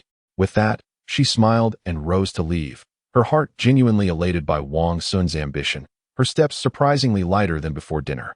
Chapter 1. The Sounds of Autumn, Part 3. After a considerable effort to see off Aunt Yun, Wang Xun felt a wave of fatigue wash over him. He summoned the maid who had been waiting by the door, instructing her to clear away the remnants of the meal, before he slowly returned to his chamber to rest. Though he lost his biological mother at a tender age, Wang Xun had not been subjected to harsh treatment by Aunt Yun. He enjoyed all the privileges befitting the legitimate son of a prominent family, lacking nothing that others might have. Among these was the maid Ziluo, who had been attending to his needs since she was 8 years old. Upon turning 14, she was taken aside by a governess for private lessons. Although she returned blushing and shy, she boldly guided Wang Xun through the manly education he was meant to receive. Over the course of more than 3 years, the bond between them had grown intimate, allowing them to sense even the slightest changes in each other's demeanor. Today, Wang Xun had been harboring a surge of restless energy. But upon lifting Ziluo into his arms, he was inexplicably reminded of the enchanting figure of Lady Gua. With her delicate physique, towering hairdo, and captivating beauty, she epitomized charm. Unfortunately, Ziluo, raised under strict propriety, could not produce the soft, melting sounds that stirred the heart. This left him somewhat disheartened, and after a brief response, she turned to lie down. Ziluo slowly rose, donned her garments, and called for the maid Shuyan to bring warm water. She carefully washed a particular part of Wang Xun's body, then handed the water to Shuyan before sitting at the vanity.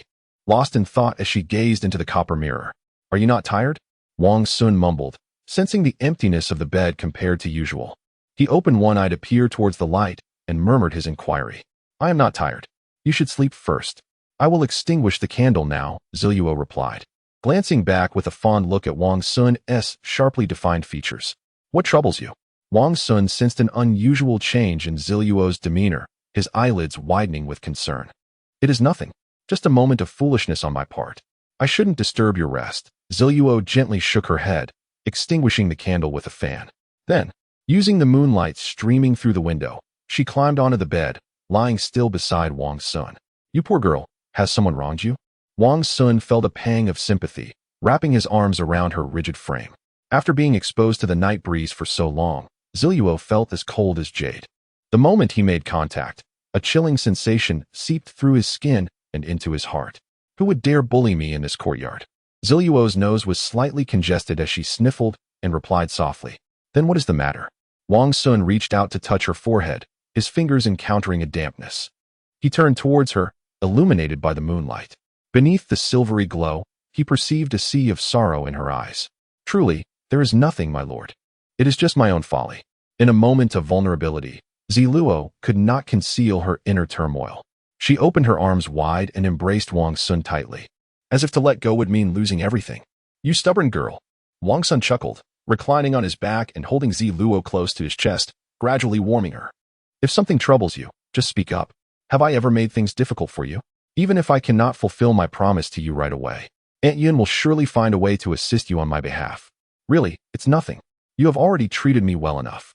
The more Wang Xun offered soothing words, the more tears streamed down Ziluo's cheeks. Unable to decipher the young lady's thoughts, Wang Xun wrapped one arm around her and used the other to gently caress her back, much like one would comfort a kitten. This was a tactic he had employed before, with consistent success. After a while, Ziluo indeed calmed down like a small cat, but refused to sleep. Half of her body still pressed against Wang Xun's chest as she listened to his heartbeat. Having lost his mother at a young age, Wang Xun found that although his stepmother, Aunt Yun, cared for him attentively, the bond was not as intimate as that of a biological mother. Thus, he held deep and complex feelings for Ziluo, who had grown up alongside him. After staring at her for a while, he playfully pinched her nose and said with a smile, "Have you had enough listening? If you don't get down now, you'll crush me." With a mischievous flick of her tongue, Ziluo rolled off and curled up beneath Wang Xun's arm. "Look at you." Wang Xun laughed and playfully scolded her, then turned to inhale the scent of her hair. "Now can you speak? If you remain silent, I might truly fall asleep." "Really, it's nothing. I was just being foolish," Ziluo replied sheepishly, tightening her embrace. After a moment, just before Wang Xun succumbed to sleep, she timidly asked, "Master, am I already old?" "Hold my foot. You're only 2 years my senior. If you're already old, what does that make me?" Wang Xun finally began to understand the reason behind Ziluo's unusual behavior that night. He playfully swatted her bottom, chuckling as he did so. "Ah!" Ziluo gasped softly but did not shy away, pressing closer like a healing plaster. "How can I compare to you? You are a man, and even at 70, you could still wield a powerful bow and consume a large quantity of rice. I am but a blossom on a branch. Even if strikingly beautiful, my glory lasts only a fleeting moment. Where did you learn such nonsense?" Wang Xun exclaimed in mock exasperation, yet his touch was gentle. "Those are the ramblings of those who have too much idle time. Instead of indulging in such thoughts, You might as well take Shui Yin for a stroll around the market to see if there are any rare goods from the southern seas. Buy a few for yourself and a few for Aunt Yun as well. The merchants in Guangzhou say the sea vessels take a year to make a round trip. As soon as the notion of shopping was mentioned, Ziluo's eyes sparkled momentarily, only to dim again swiftly. The ships from Guangzhou have departed. Surely, there will be traders from the western regions, right? Wang Xun yawned, smiling as he suggested. The jewelry and jade artifacts sold over there are all rather mediocre in craftsmanship, relying solely on their weight. Ziluo holds a low opinion of the precious items from the western regions. In recent years, the Tang dynasty has enjoyed peace, allowing artisans ample time to experiment with innovative creations. The hairpins and ornaments they produce are exquisite and far surpass those delivered by the merchants from the north. Nowadays, only certain nouveau riche would purchase the trinkets crafted by the Hu people. Among the prominent families in Chang'an, anyone who dares to flaunt a piece of gold or a rough stone from the western regions would feel embarrassed to encounter acquaintances. Well, I'm at your mercy then. After all, the key to my money chest is in your hands. You may decide what to buy. Wang Xun yawned, expressing his helplessness. Grandfather. Despite knowing he is quite tired, Ziluo boldly lifted her head and gazed into his eyes, saying, Shuyan is no longer a child. Perhaps you should take her into your household someday. I see you're truly asking for it. Wang Xun replied, playfully pressing her back down, face to face, and surprisingly feeling a twinge of jealousy over Shuyan. She has only been with me for a few years, yet she doesn't even know what snacks I enjoy in the morning, and you think you can surpass me? I'm not jealous. I genuinely believe I shouldn't be too greedy. Ziluo struggled a few times, but could not break free from Wang Xun's strong grip. Forcing a smile as she confessed, rather than let you be unsatisfied, it would be better to have someone else serve you. It would save me from the day you truly become annoyed and cast me out, leaving me disinclined to ever engage with you again. Impudent girl. So the pettiness was hidden here all along. Wang Xun suddenly realized, extending his hand to deliver 2 sharp slaps. These 2 smacks are to remind you, so you don't go seeking trouble for yourself again. You are of the Wang family in life and in death. You shall never escape my grasp. Although her backside burned from the punishment, a sense of inexplicable satisfaction surged within Ziluo. She nestled closer to Wang Xun, nuzzling under his armpit, and timidly inquired in a voice barely above a whisper, Then, what will you do tonight? As her question trailed off, her face flushed crimson, and she quickly buried her head beneath the covers, refusing to emerge. Oh, you little minx. Wang Xun was momentarily taken aback, then chuckled softly. In the presence of such a sensitive soul, he certainly could not admit that he had been thinking of another woman during their intimate moments. He shook his head and lowered his voice, adding, I encountered some troublesome matters today, which caused my mind to wander. It is not that I have grown weary of you. Even when you grow old, I shall never cast you aside. Just as my grandfather treated Aunt Yun, there will always be a place for you in this household. Upon hearing these words, Ziluo's heart warmed instantly. Fate had placed her in a humble family, making her life akin to a floating weed. Yet, she did not wish to be discarded like autumn leaves, rotting in the mud after being used. Thus, she devoted herself wholeheartedly to Wang Xun while striving to secure her own position. Knowing he was not tired of her made everything else easier to address.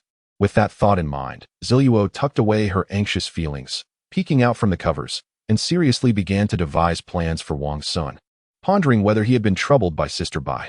Please do not let her trouble you. In the eyes of the maid, she is merely waiting for the right price.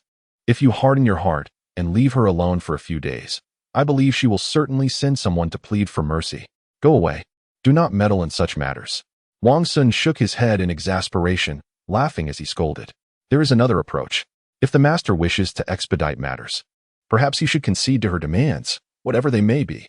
After all, once the palanquin crosses the threshold of the Wang residence, it is entirely within the master's discretion how to deal with her. Observing that her suggestion had been dismissed, Ziluo's eyes darted, and she quickly proposed another clever scheme. I have realized it. The one who should be dealt with tonight is you. Wang Xun, both amused and irritated, reached out and playfully pinched her underarm. Only when she repeatedly begged for mercy did he withdraw his smile, saying with a hint of helplessness, This does not concern Miss Bai, so do not meddle unnecessarily. I engaged in a brawl today in a daze, and I regret it profoundly. Did you sustain an injury, master? Ziluo gasped, hurriedly turning to light a candle. Just lie still. You are not hurt in the slightest. Wang Xun pressed her back down, softly admonishing. You have seen my skills. So you did injure someone? Under the moonlight, Zi Luo's bright eyes scanned Wang Xun from head to toe. Only when she was assured that he was indeed unscathed did she breathe a sigh of relief and softly comfort him. If someone was injured, it wouldn't matter. We could simply compensate more. Surely, the magistrate of Chang'an would not come to us over such a trivial matter. No one was harmed. Wang Xun sighed lightly, expressing that he was somewhat vexed due to Yuan's intentional deception. If he truly needed my assistance in a fight, he should simply say so. Why resort to such underhanded tactics? That rascal from the Yuan family? Zi Luo's face contorted with disdain at the mention of him. He is far too wicked.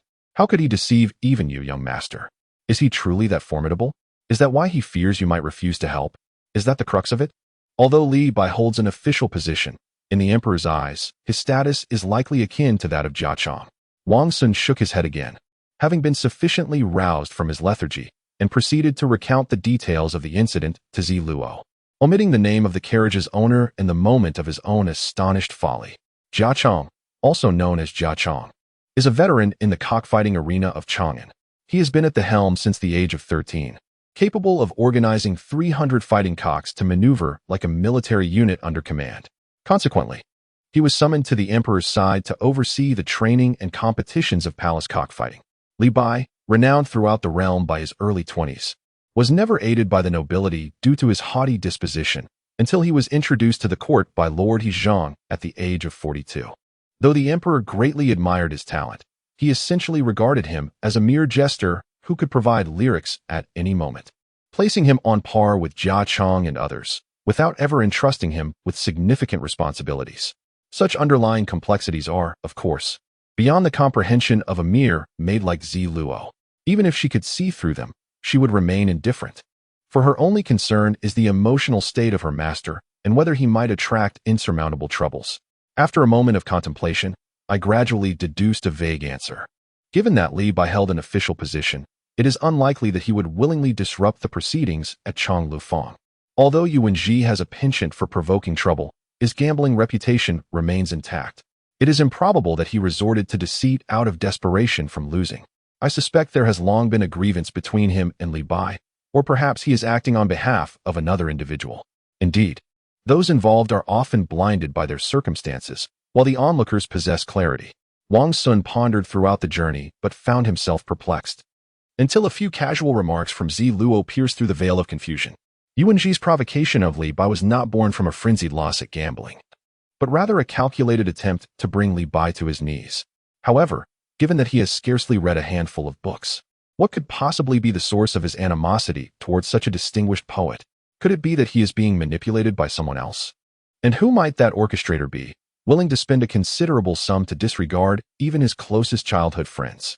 The more I considered this, the more unsettled Wang Xun felt.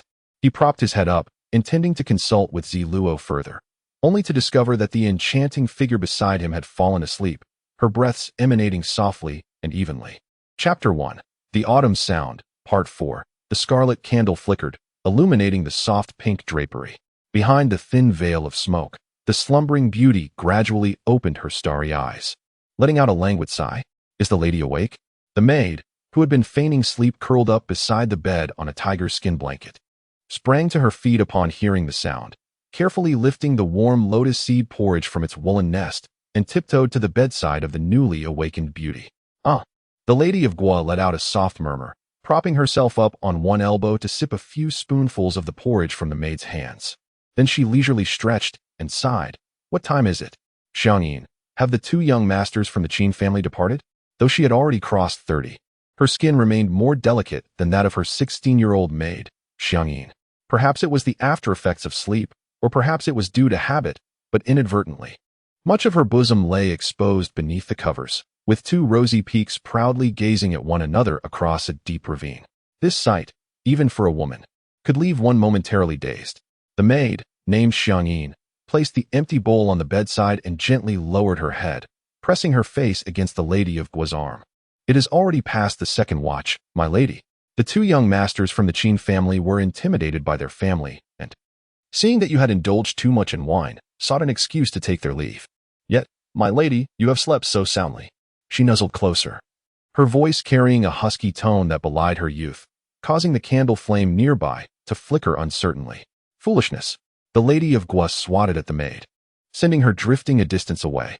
Do not annoy me here. Find the attire I wore tonight, the one brought by the merchant from the dashi last time, and bring the matching hairpins, ornaments, and vanity case as well.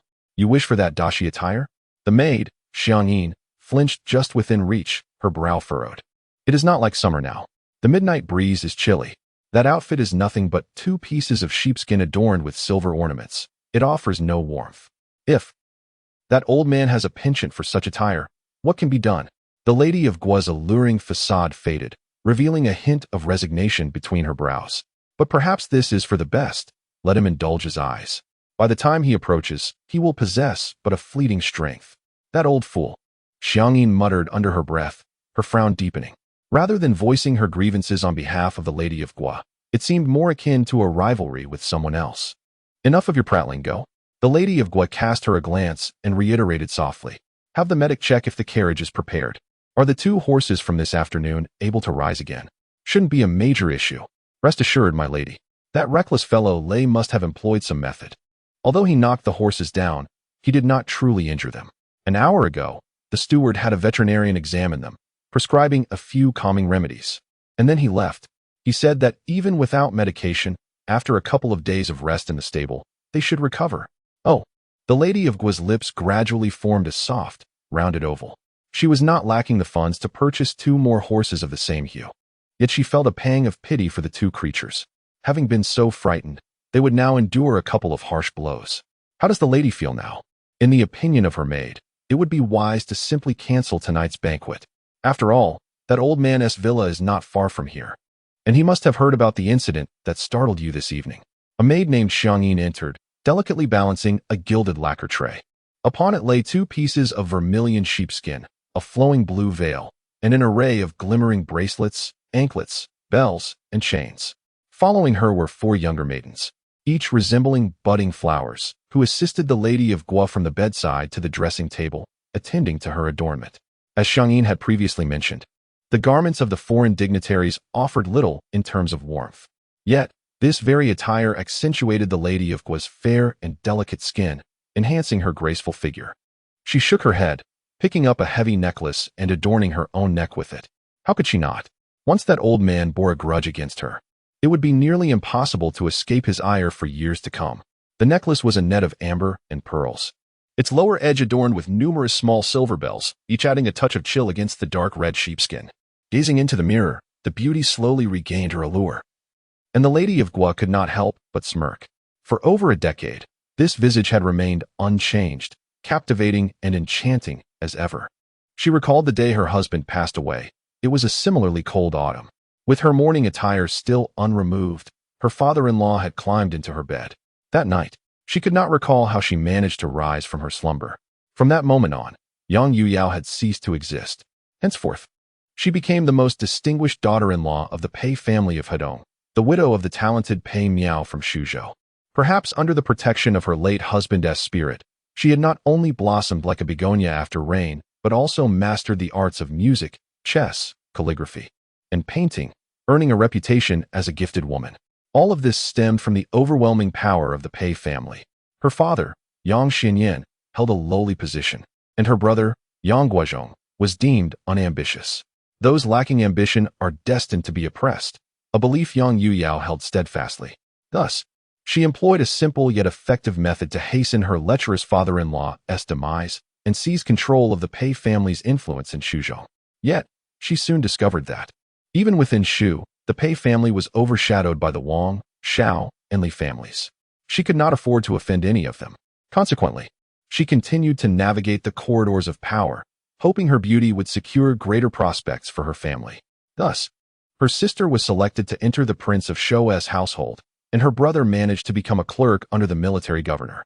At last, her sister, Yuhuan, became the Princess of Shou, seemingly aligning the Yang family with genuine royal lineage, providing a sigh of relief. However, little did they expect that above the Prince of Shou loomed the emperor, and above the military governor, the high-ranking officials of the court. Thus, her dance continued to twirl. From the Kaiyuan era to the Tianbao period, her younger sister, Yang Yuhuan, became the most favored woman of His Majesty the Emperor. prompting him to dismiss morning court sessions multiple times for her sake. Her brother, Yang Guozhong, basked in his sister's favor, holding 17 prominent positions and wielding immense power in the court. However, accustomed to a life of comings and goings, she found her steps unable to halt.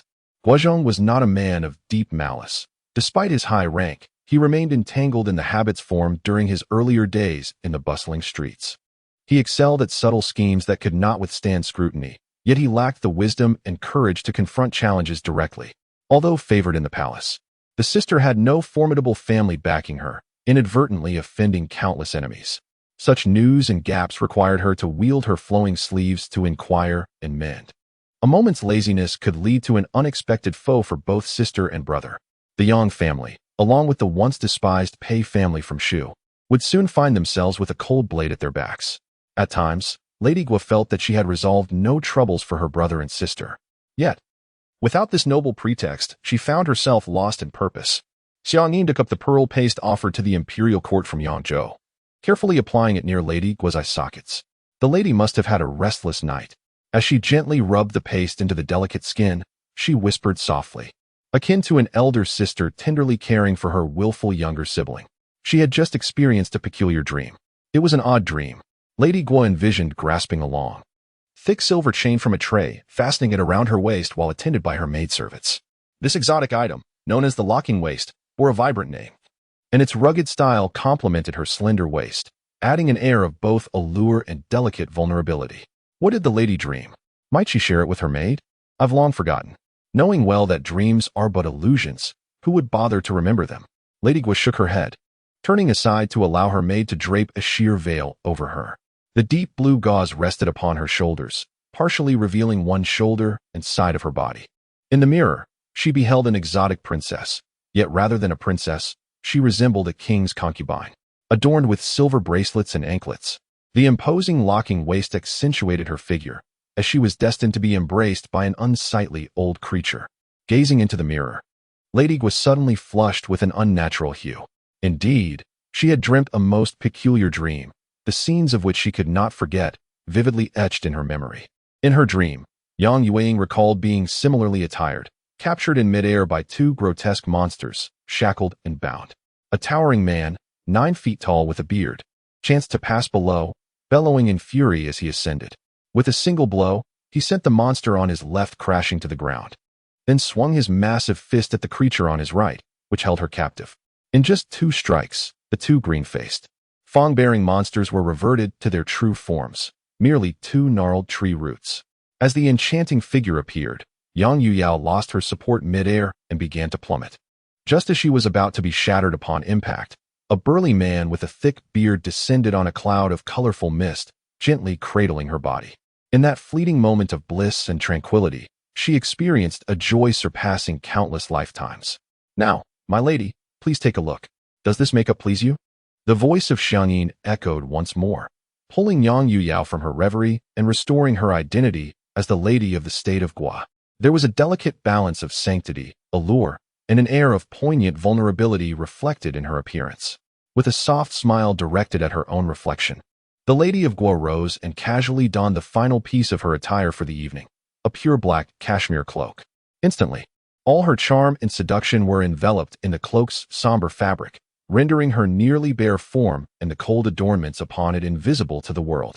At this moment, the figure in the mirror revealed only a head, adorned with a proud yet weary smile, eternally unchanged. All right, you may all leave now. Xiangyin, brighten the candlelight a bit. I can hardly see, the lady of Guo commanded gently, while slowly turning her body before the mirror. The cashmere cloak had yet to warm her. It felt cool, as if wrapped in a block of ice. Yet, this ice could easily ignite into a flame, should she ever encounter the person from her dreams. Perhaps she has fallen asleep on the way. Xiangyin subtly disparaged her companion. She is weak and easily fatigued. Just like you, always so prickly. The lady of Guo turned her head and lightly poked Xiangyin with a finger. Noticing that the other maidens had already exited, she continued, Have you managed to extract any information from the Qin brothers as I instructed? They are quite naive. After you retired to your chamber, neither I nor Yaohan employed any tactics. They divulged everything we wished to know as if pouring beans from a bamboo tube. The lovely maid Xiangyin remarked, her expression betraying a hint of pride. The gentleman who had held the carriage reins is a great-grandson of the founding Duke Wang Xun. He resides in Chang'an. Having lost his parents early, all that remains is a stepmother. He possesses considerable land and shops, yet his prospects in the official realm are virtually non-existent. Indeed, the lady of Guan nodded gently, encouraging Chang'an to continue. The young scoundrel who was so taken with you that he neglected to wipe his drool is named Yuan. He is an illegitimate son from a collateral branch of the Yuan family. Both of his elders are still alive, yet they are mere figureheads, allowing him to indulge in his whims. From a servant's perspective, I suspect he is the source of today's commotion. Why mention that scoundrel? The lady of Gui chuckled softly, a trace of disdain curling her lips. To be stirred by beauty is one thing. To be rendered immobile by it is quite another. The former attests to one's allure, while the latter merely underscores his inability to make an impact. The remaining individuals are hardly worth mentioning. Chang'an furrowed her brows, unable to comprehend who among the individuals encountered this afternoon warranted her master's attention. After all, the lady had already expressed her disinterest in pursuing their accountability. Further inquiries would merely be a fruitless endeavor. Moreover, aside from the Qin brothers, the young scion of the Wang family, and that scoundrel surnamed Yuan, the rest would hardly be able to compensate for the damages incurred to their mistress's carriage, even if they were to grind bones to extract oil. Among the remaining few, the most dashing was none other than Li Bai, who had once terrified 100,000 soldiers with a mere edict. At that moment, the maidservant known as Yaoan entered from outside. Noticing that Chang'an was at a loss to respond to her mistress's query, she seized the rare opportunity. However, this self-proclaimed astute answer did not elicit the praise she anticipated. The lady of Guam merely shook her head and remarked with a smile, "He is but a somewhat clever interpreter. Were it not for the valiant generals safeguarding our Tang dynasty, this bookish fellow, even if he penned 1,000 letters of retreat, would likely be regarded by the Arabs as mere kindling." How true the lady's words were. Chang'an turned her head, defiantly lifting her chin towards Yaoan.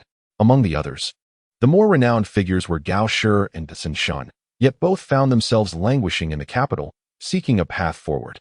Hence, the maidservant had not paid them much mind. And what of the burly man who struck down the startled horse? The lady of Gua inquired with a hint of impatience. Her heart suddenly raced, causing her cheeks to flush a deeper hue, making her appear alluringly radiant.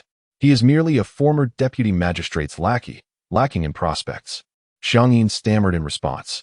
However, another maidservant, Yaoan, detected a subtle nuance in the lady's voice and hastily stepped forward, whispering, "I inquired, and that man is named Lei Wanshan. In his youth, he was a wandering hero, but after encountering the illustrious Wang Xun during the late Kaiyuan era, he was so taken by his noble character that he resolutely renounced his former ways and vowed to devote his life to follow Wang Xun. What a man of his word." The words of praise slipped effortlessly from the lady of Gua's lips. "Do you know where he resides?" she inquired. The two young maidservants stood speechless, unable to provide an answer. "Oh, you truly do not understand what it means to be a man." The lady of Gua sighed, affectionately shaking her head. In an instant, the weariness of the world seemed to vanish from her countenance. Chapter 1. The Sound of Autumn, Part 4. The following morning, Wang Xun arrived at the Chang'an chicken fighting arena, his mind awash with questions. To his surprise, Yuanji, who usually spent every waking hour at the arena, had not yet made an appearance. Instead, the usually elusive Qin brothers had arrived early.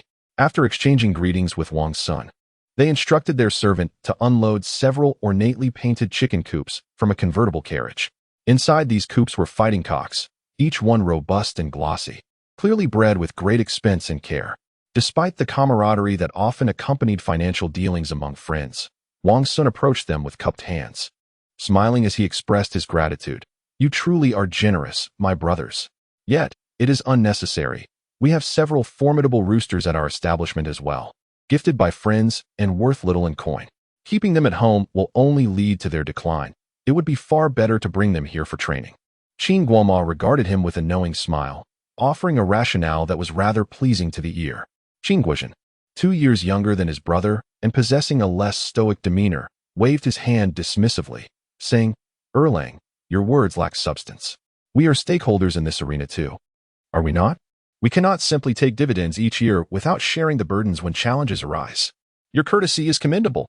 Wang Xun was momentarily at a loss for words and could only return the gesture appreciatively. Before the opening time, the three stood in the main hall, overseeing the attendants as they prepared the arena while engaging in light conversation. After a few casual exchanges, Qin Guoma glanced around, visibly puzzled, and asked, "Where is Zita?" Ordinarily, he would have arrived by this hour. Zita was Yu Wenji's courtesy name, and upon hearing the Qin brothers mention him, a bitter smile escaped Wang Xun's lips. He was also searching for the lad. Normally, he could hardly be driven away, yet today he seemed to have vanished. "Did you brothers face any trouble when visiting the Lady of Gua last night?" "None at all. We merely exchanged pleasantries, and she graciously invited us for dinner. She is quite a kind-hearted person." Qin Guomo replied with a smile after a moment of reflection. "You dined with the Lady of Gua. Good heavens. You had the honor of attending a banquet at her residence." Before Wang Xun could interject, Ma Fong suddenly burst through the door, a large bandage plastered to his nose. Yet his voice remained as piercingly delicate as ever. "It was merely a meal." Qin Guoma turned to explain with a chuckle. "Last year, a relative of mine sought to take a second wife, and it was the Lady of Gua who facilitated the union. The new aunt is a distant cousin of hers.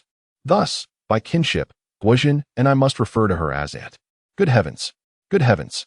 Good heavens!" Ma Fong disregarded the implications of their words, exclaiming loudly while clutching his head, "You had the fortune to attend the Lady of Gua's banquet and did not take me along? Do you realize that in the entire capital, the line of those wishing to bask in her favor stretches from Guanghua Gate all the way to Kujiangfang? How is this fair? Was the Lady of Gua's state truly as the legends suggest? Enough of that. You are everywhere." As Ma Fong's words became increasingly nonsensical, Wang Xun stepped forward to interject, "Shoshi, did you return home without incident yesterday? Did your uncle not reprimand you?" "Indeed. We thought Shoshi would surely be confined to bed for at least 10 days. Aware of Ma Fong's unrestrained nature, the Qin brothers chose not to dwell on his remarks. They stepped closer, their gazes scanning Ma Fong up and down. "Ha." Ma Fong, full of himself, flashed a proud smile, revealing a row of neat teeth. "My grandfather was on duty at the Ministry of Revenue yesterday and never returned home. Lately, it seems the court has been particularly busy. He'll hardly have time for me for at least 10 days. No wonder you've been strutting about today." The others nodded in understanding. "What have you and Zita? He hasn't come today?" In an instant, Ma Fong noticed the absence of excitement at the cockfighting arena and, with a quick glance, identified the reason. "Who knows where he has wandered off to?" Wang Xun chuckled, shaking his head. Unable to locate Yuan Ji, Ma Fong's attention shifted to another matter. "Erlang, you two brothers, did you capture that group of outsiders yesterday?" "I was badly bruised. I couldn't even sit on the bed after returning home. I had to sleep on my stomach all night. We did catch up to them, but it ended in a stalemate." Wang Xun responded with a smile, then casually inquired, "What exactly transpired yesterday?" "Those outsiders didn't seem like the type to intentionally stir trouble." "How would I know?" Ma Fong's answer left everyone in a state of bemusement. "I was inside, watching the commotion, when Zita had already engaged in a brawl in the main hall. Seeing he was at a disadvantage, I rushed to assist him. To my surprise, those outsiders, despite their scholarly appearance, fought fiercely." Furrowing his brow slightly, Wang Xun turned his gaze toward the Qin brothers. They too, with wry smiles, shook their heads. "Do not be misled by appearances. We were also unwittingly dragged into this by Zita. By the time we heard the commotion, Shouji was already on the ground. As brothers, how could we stand idly by while he was being beaten? What a mess this turned out to be." Wang Xun shook his head in a mix of amusement and disbelief, increasingly convinced that Yuan Ji had deliberately instigated trouble, drawing everyone into the fray. However, Yuan Ji was not known for such treachery. What, then, could be his motive? What benefit could he derive from such actions? In truth, not just Wang Xun was perplexed. The Qin brothers, upon returning home the previous day, also found the events of the daytime brawl bewildering. Thus, they had seized the opportunity of replenishing the cockfighting arena to arrive early today in search of answers. Now, unable to find Yuan Ji and noticing the subtle tension in Wang Xun's demeanor, they understood that the underlying issues were likely more intricate than they had imagined. With a smile, they tactfully diverted the conversation. Only Ma Fong remained blissfully oblivious, failing to discern the change in others' expressions, and continued to inquire about the details of another battle from the previous day. How could it have ended in a draw? "Erlang, they managed to hold their ground against you? What an extraordinary origin. If my uncle were to discover this name, I fear I would have to hide for another 10 or 15 days to escape a severe reprimand." Glancing at him, Wang Xun responded with a wry smile. The individual I engage with is named Li Bai. Additionally, there are Gao Shi and Sun Can, both of whom are also successful candidates. How about that? Are you satisfied now? Ma Fong let out a loud belch, nearly gasping for breath. He came from a strict upbringing, with a father serving in the Ministry of Revenue who constantly used the talents of the age as examples for him. The poet Li Bai was among them, while Gao Shi and Sun Can were slightly lesser known to him, yet they too were figures he aspired to emulate. If it were to be discovered that he lacked ambition and undermined his educational goals, he would surely face severe consequences from his father. Seeing Ma Fong's face turn pale with fear, Qin Guozhen could not help but pat him on the shoulder reassuringly. Do not worry. We have turned enemies into friends. Old Lei is hosting a gathering at Linfeng Tower tomorrow at noon, inviting us to reconcile with Li Bai and the others. Remember, tomorrow at noon. This time, you will be mingling with the esteemed talents of the day. Even if you indulge a bit too much, your uncle will certainly not chastise you. Upon hearing Lei Wanxuan's name, Ma Fong immediately perked up. Old Lei? Is he the heroic Lei? When did he return to the capital? Why didn't he notify us in advance? He still hasn't fulfilled his promise regarding the curved saber I asked for from the kingdom of Bohai. Some names simply cannot be ignored. No sooner had Ma Fong finished speaking than the towering figure of Lei Wanxuan squeezed through the door, exclaiming, "Who is calling my name? I was wondering why I have been sneezing since this morning. Enough of the chatter. I am here now." With that, he jovially tossed a hefty package onto the counter, causing it to thud loudly. "This is a gift from friends I met during my travels. Everyone can take a few items home to honor their elders. Consider it my humble offering. Little Ma Si, the curved saber you requested, is also inside. Be careful, as it is already sharpened. Do not cut yourself." Ma Fong replied, dashing over to open the package. Inside were not only 2 sheathed curved sabers, but also several strings of pearls and several pieces of jade. All substantial and exquisite goods from the frontier.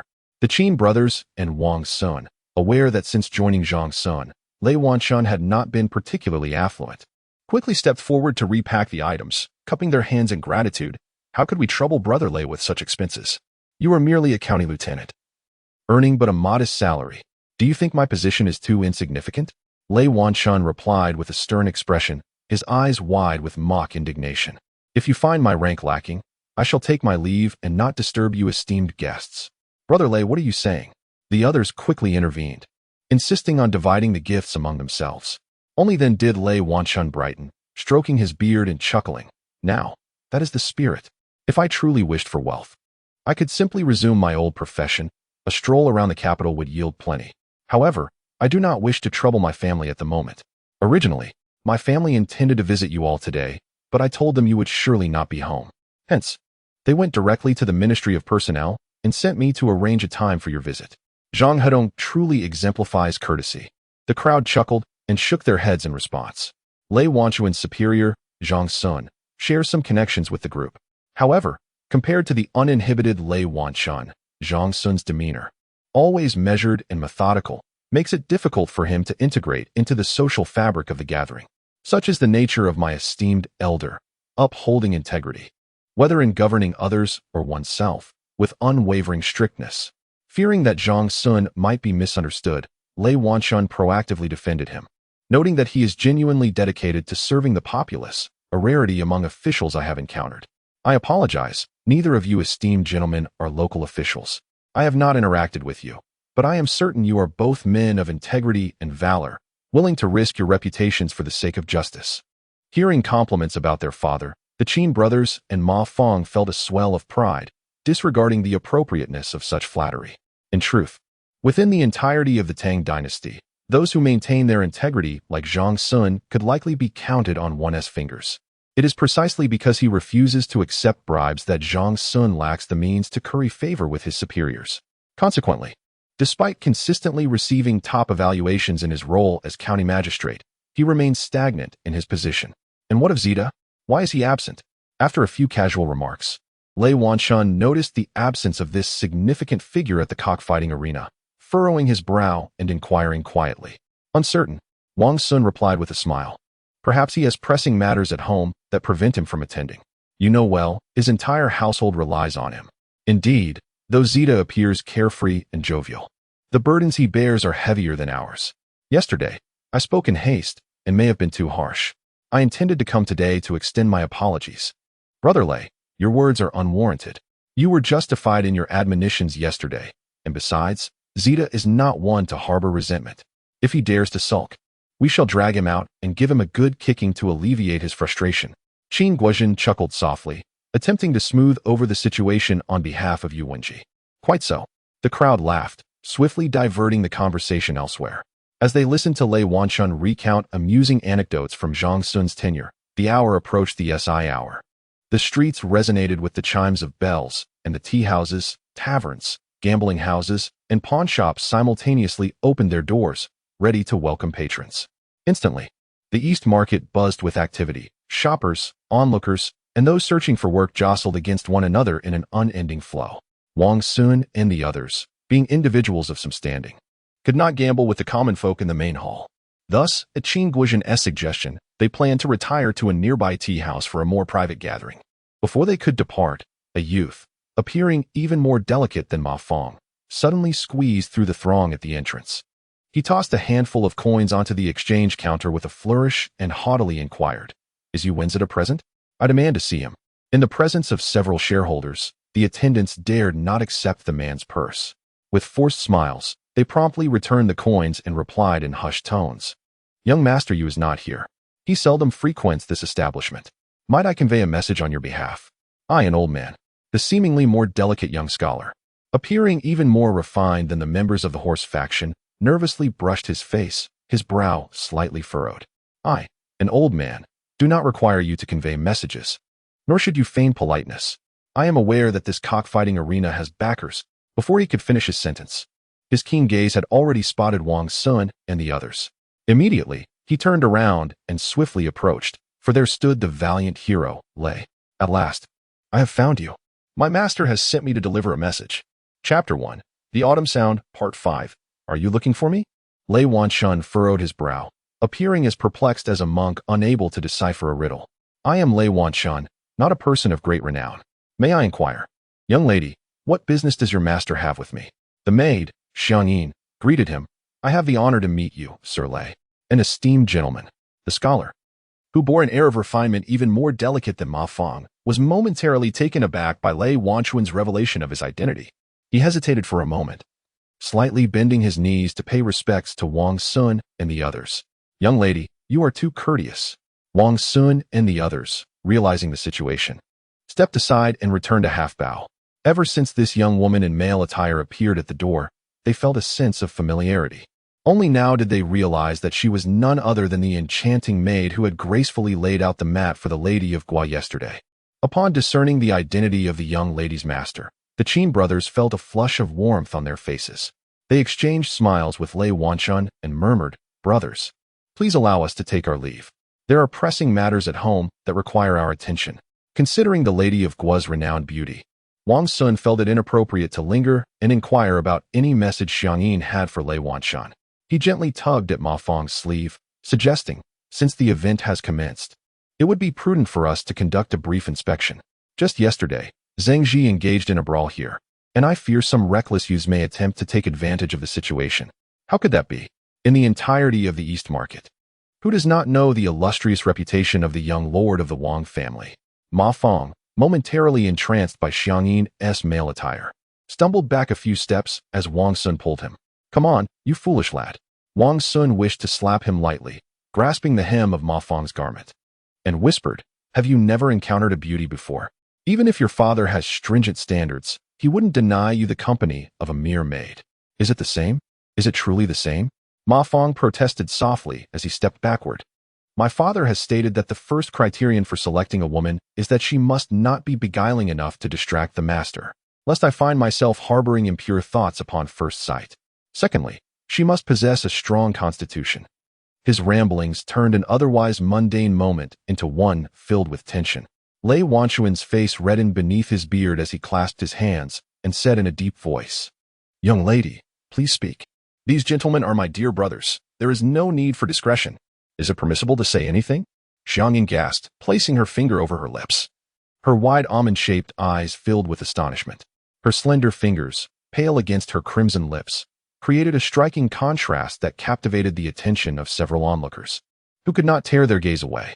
A few curious souls, unacquainted with Lei Wanchuan's formidable reputation, began to gather around.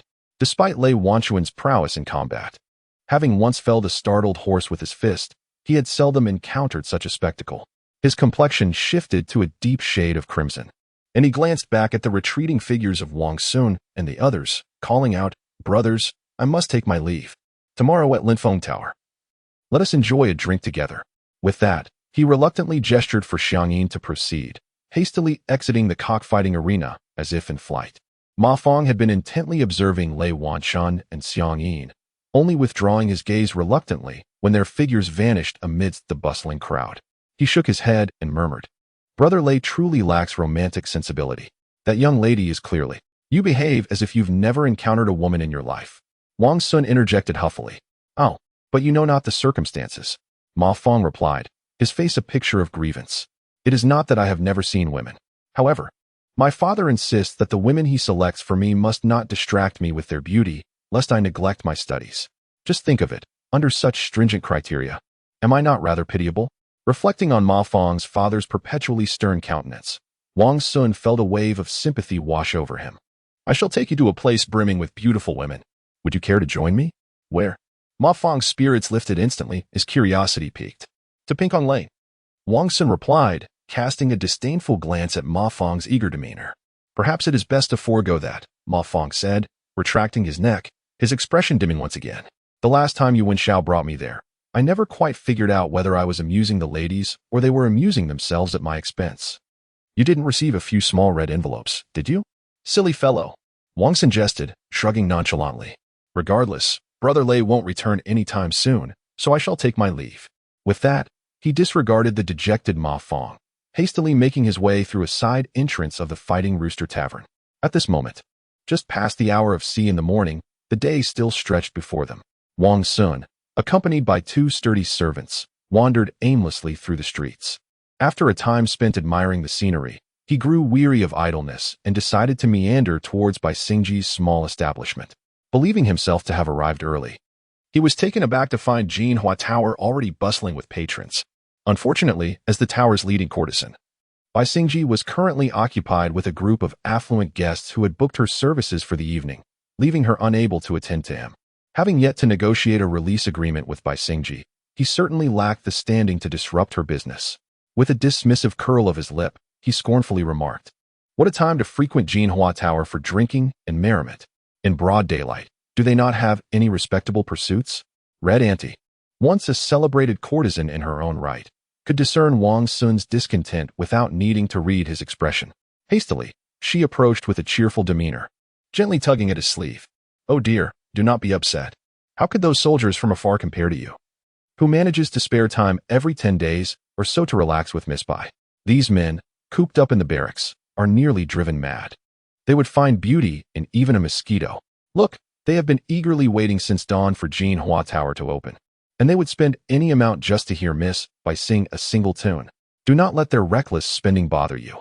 Their money is earned at the cost of their lives, and they will soon find themselves penniless and returning to where they came from." Soldiers from afar? Where do they hail from? Hearing the aunt's words, Wang Xun's irritation lessened slightly, and he smiled as he quietly inquired. It seemed that she had returned from the 4 towns of Anxi. "Oh dear, Erlang, you have no idea how formidable these military men can be." Bai initially did not intend to make an appearance, but they threatened that if she did not showcase her talents, they would dismantle the Jinhua Tower. For the sake of the livelihoods of her fellow sisters within the tower, Xingji had no choice but to acquiesce. Observing Wang Xun's expression, the aunt shook her handkerchief, explaining Bai Xingji's predicament. "These brutish fellows," Wang Xun disdainfully muttered. Yet, he was reminded of the scene from the previous afternoon when Gao Xinji's subordinates paraded through the streets, with Bai Xingji peering down from the tower, which only exacerbated his discomfort. The aunt of Jinhua Tower, fearing to provoke him further, leaned in closer and whispered in Wang Xun's ear, "Young lord, rest assured. Xingji knows her boundaries. I can guarantee with my life that, aside from you, no one else dares to approach her." "Is that so?" Wang Xun chuckled helplessly. He was well aware that Bai Xingji made a living by selling her voice and beauty. He was not discovering this for the first time. Logically, his anger seemed rather unwarranted. However, the past few days had been rife with discontent. Beginning with being deceived by Yuan, and then colliding with the carriage of the Lady of Gua State. After finally managing to find some leisure at Jinhua Tower, he learned that Bai Xingxi had already been claimed by another. The cooling pavilion in the back courtyard is still available. Why don't you go there for a cup of tea to soothe your throat? After all, those military men have tasks to attend to and seldom linger in the tower. Then let us ascend and rest for a while. Hearing you say that, I am indeed a bit parched.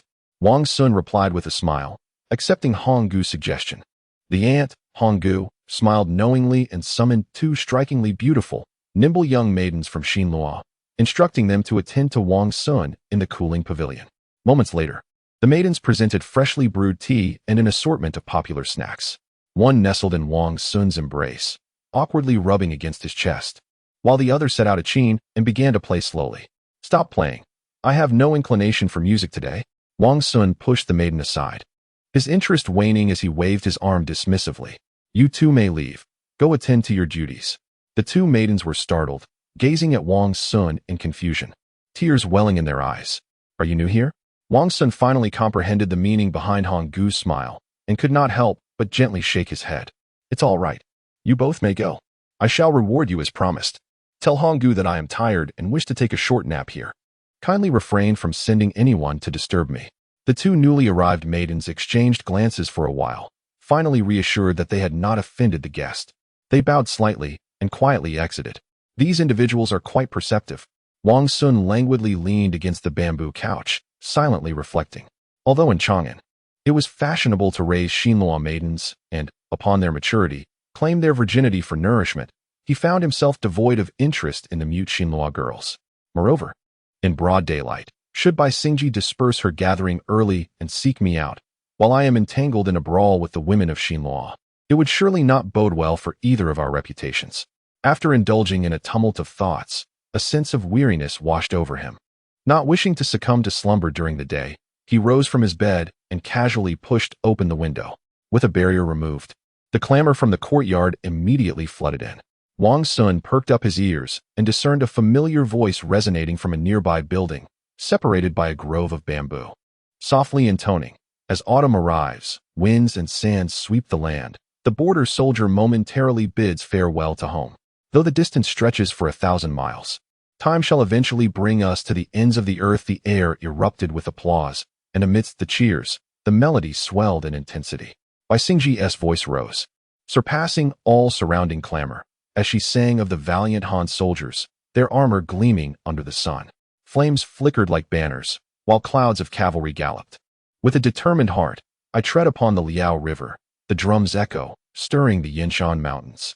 As the four corners gather to pay tribute, it is evident that the imperial majesty reigns supreme. With youthful courage soaring high, we pledge to stand out.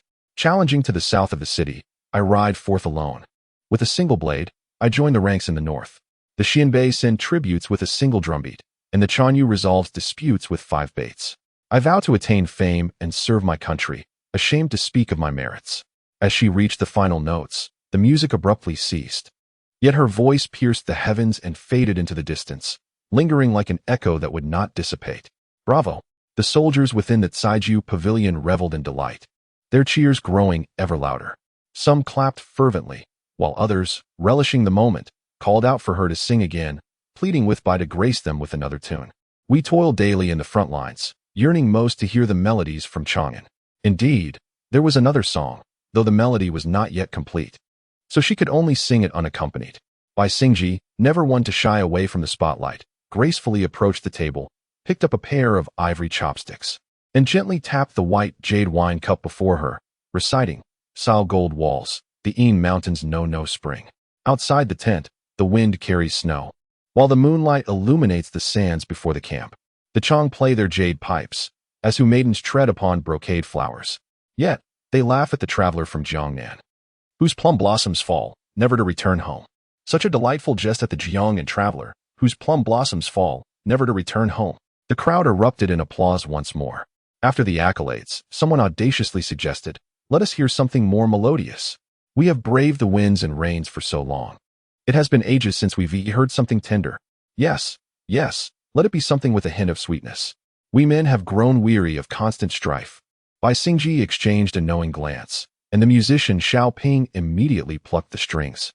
Shifting to a gentle tune of ancient Chang'an, long have the jade gates guarded the frontier, while the lonely chamber weeps in solitude. The cold dew dampens the green moss, as autumn brings disheveled hair from parting. Seated in the brothel at dusk, the warbler sings amidst the blooms.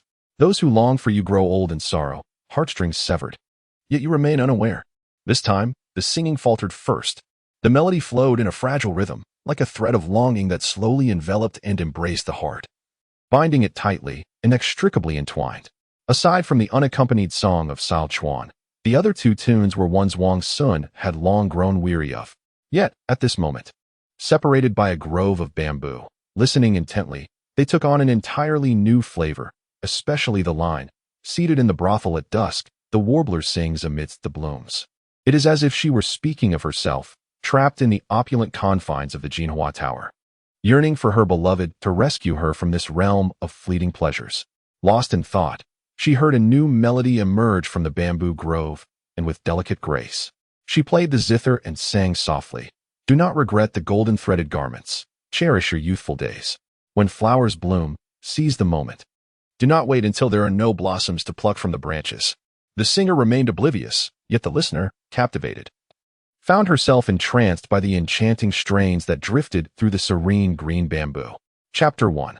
The Autumn Sound. Contemplating the delicate white water lily, I realized that since our acquaintance, she has been fully aware that marrying into the Wang family as the primary wife is an impossibility. Yet, she continues to flatter me, fearing that one day, should I become discontent, she would cease to grace my presence. Others regard her as a precious gem, holding her in high esteem, while she scoffs at their adoration. Only I have the privilege to enter her boudoir freely, to bask in her fragrant allure at will, to act as I please. And I am but a mere viscount, adorned with an empty title. Such noble offspring are plentiful along Chang'an Street.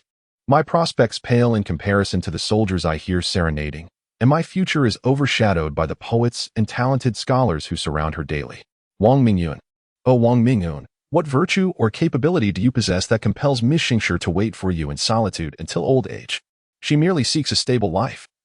If you can provide that, why do you hesitate to offer it?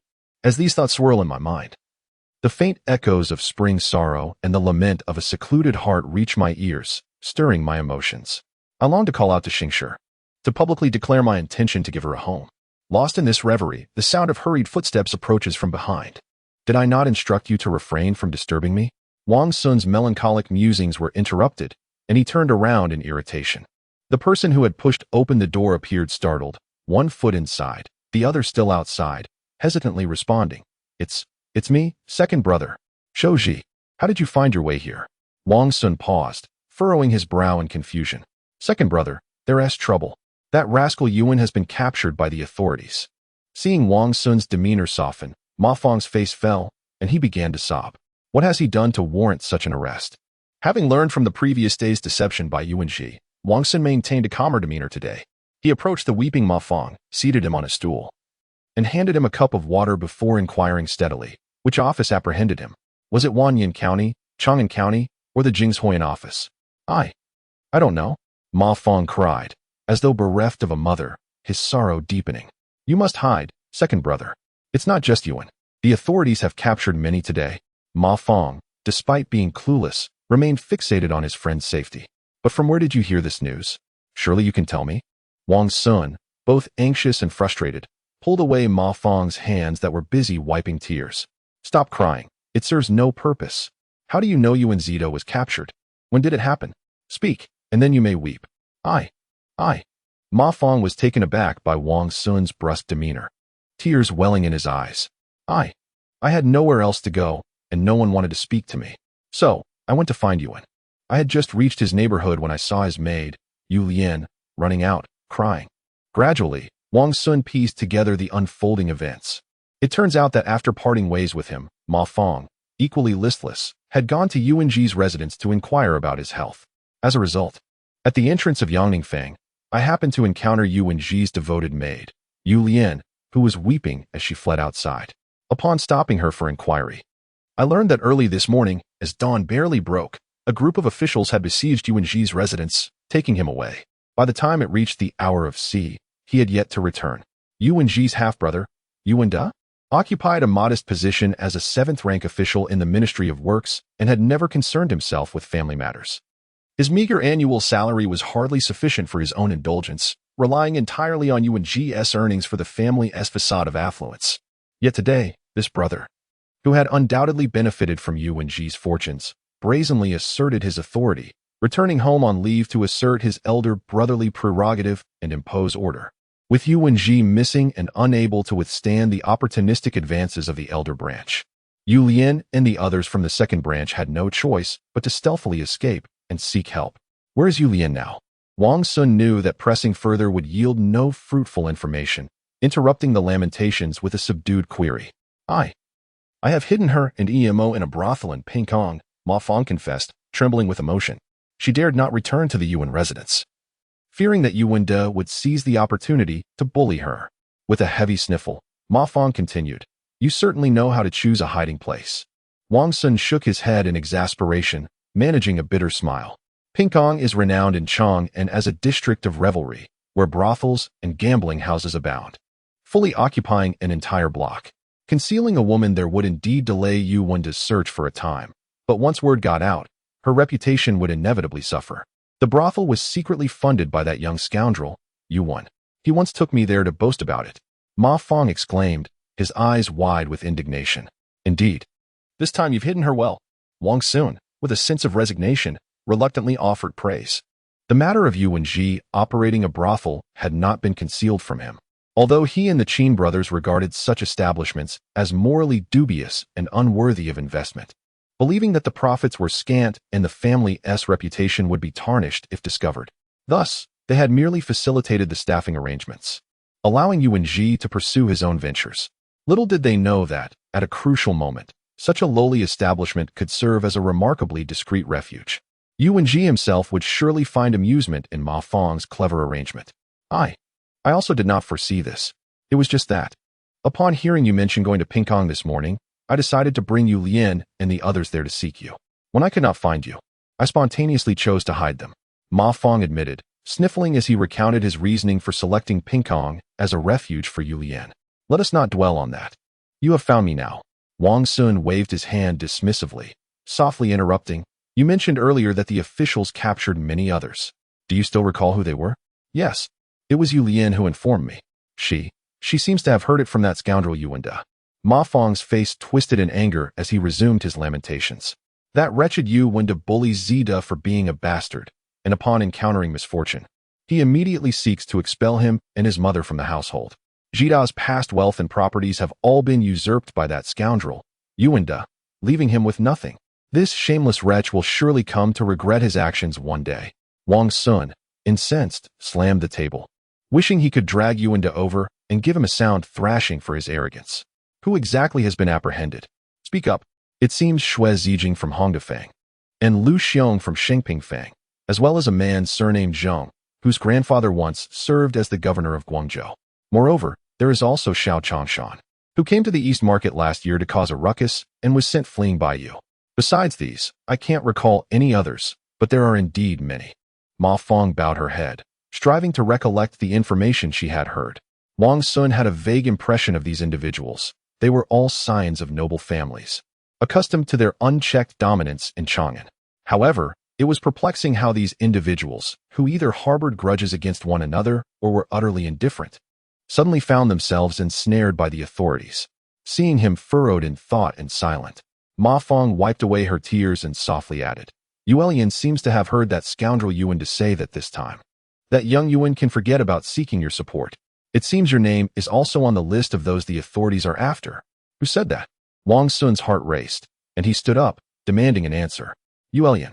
Ma Fong raised her tear-filled eyes to him, explaining that she had also heard it from that fiend Yuan De. Second brother, you must hide. If you are captured, what will everyone do? Hide. Wang Xun quickly approached the window and peered outside. There was no one lurking below.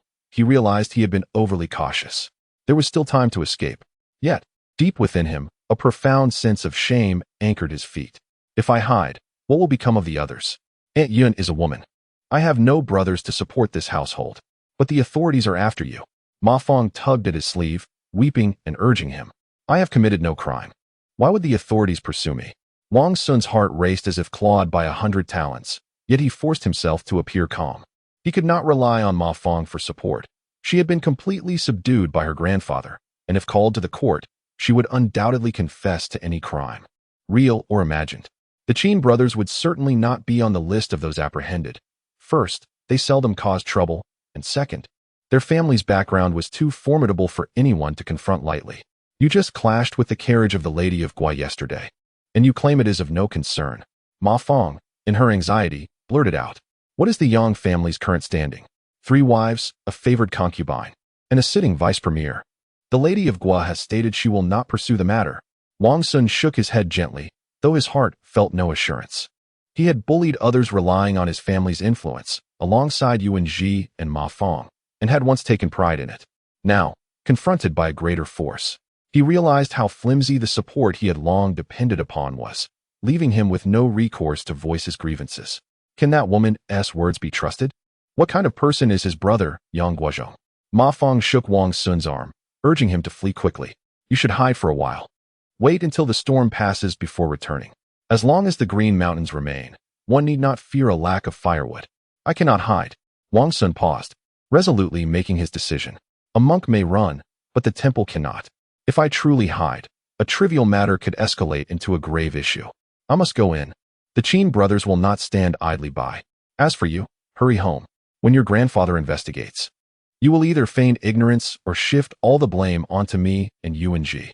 Do not be stubborn. I want tea. Seeing Wang Xun assume a posture of making arrangements for his affairs, Ma Fong began to weep again. I swore to share both fortune and misfortune with you. A true man must uphold his vows. If you do not hide, neither shall I. At worst, I will accompany you to prison. Bah. Wang Xun found his naive demeanor amusing, laughing despite his anger. Believe it or not, if you voluntarily step forward to take the blame, the authorities will not pursue you. Your esteemed father will surely beat you to death instead. At that point, it will only benefit those concubines eyeing the head of the household position. Return home. I have just realized that those who were captured either have fallen from grace or their forebears have recently lost power. Your family, the Ma family, surely does not fall into that category. As long as your grandfather remains in power, the authorities will not dare to trouble you. And you? Ma Fong was taken aback by his confidence, looking up with tear-filled eyes. I will also return home first. I must make arrangements in advance to avoid causing trouble for others if the officials come looking for me. Wang Xun sighed, grabbing his cloak and striding down the stairs. The guests at Bai Xingji's side had yet to disperse. Aunt Honggu from Jinhua Lu, seeing the 2 esteemed guests with gloomy faces, assumed they were upset with her hospitality. She hurriedly rushed over from behind, tugging at Wang Xun's sleeve with a playful tone. Ah, my little Marquis. Why are you leaving so soon? I just spoke with Miss Bai. She will be here to attend to you shortly. Jingguan. Hurry and check if Miss Bai is finished. Wang Xun merely flicked his sleeve, causing her to stumble. No need. I have urgent business today. Let Miss Bai continue her duties. There's no need to come out and greet me. Ah. Aunt Honggu lost her footing and nearly fell to the ground. Little Marquis. Though she wore a smile, her voice trembled. Please do not be angry. Miss Xingji, she today. Enough. I am not angry. I truly have matters to attend to. I may not come by often in the near future. Please ensure she is not bullied. Otherwise, I will not spare those ruffians. Wang Xun left those stern words behind as he hurriedly exited. Upon reaching his steed, Bai Xingji rushed up anxiously. Erlang, what is the matter today? Do you feel neglected by your sister? None of your business. Wang Xun leapt onto his horse, spurring it forward and galloping away. Bai Xingji's complexion instantly turned ashen. Her lips tinged with a faint blue, and after a prolonged struggle, she managed to hold back her tears. This person is utterly ungrateful. Sister, do not pay him any mind. If you leave him be for a few days, he will surely come back, obedient and contrite. Observing this, Xiaopinger, with a heart full of compassion, approached to offer comfort. What do you understand? Bai Xingji snapped, delivering a sharp slap to Xiaoping's face. Yet, not satisfied, she lunged forward and kicked Xiaoping's legs twice, exclaiming, "It's all your fault. You keep suggesting these foolish ideas." Having vented her frustration, she suddenly raised her head, only to find numerous guests exiting, all regarding her with astonished expressions. Overcome with a deeper sense of shame, she covered her face with her hands and lowered her head as she retreated to her residence. Chapter 1. The Autumn Sound, Part 6. Upon returning home, Wang Xun immediately summoned Zi Luo to his bedroom, dismissing all idle onlookers. He spoke softly. I may have some matters to attend to outside for a few days. Please be vigilant at home. Aunt Yun is elderly. Do not let her overexert herself. If any servants attempt to stir trouble, promptly seek out Wang Ji and Wang Xiang to handle it. Do not hesitate to punish or imprison as necessary. My lord, where are you going in such haste? Zi Luo, still basking in the happiness of Wang Xun's recent promise, grasped his arm with a look of deep affection, not fully comprehending the gravity of the situation. Just a minor inconvenience. You will understand soon enough. Not wishing to burden her with the full truth, Wang Xun continued. I have stored the promissory notes in the hidden compartment beneath the incense burner in the ancestral hall. I've told you the exact location before. Do remember it well. The contracts from other shops and gambling houses, as well as the land deeds from the Wei River, are locked in that yellow pearwood cabinet in my study. All legitimate business matters are overseen by the steward. Just check in with him occasionally. As for the usury, if anyone wishes to repay, let Wang Xiang handle it. If anyone tries to default while I am away, do not rush to demand payment. At these words, Zi Luo finally realized that Wang Xun might be embroiled in serious trouble. Her face turned pale, and with tears in her eyes, she nodded, My lord. Is it truly nothing to worry about? Please do not frighten me. I cannot bear to be without you. It is nothing serious. I am merely entangled with that young scoundrel Yuan. The authorities may wish to inquire about a few matters. Perhaps I will need to engage in some discourse with them to extricate myself. Wang Xun chuckled softly, reaching out to stroke Zi Luo's hair. Look at how anxious you are. I still rely on you to help Aunt Yun manage the household in my absence. My lord, Zi Luo called out softly, grasping his hand and pressing it against her face. I will not let you go. I will accompany you to court. If trouble arises, I shall endure punishment for you.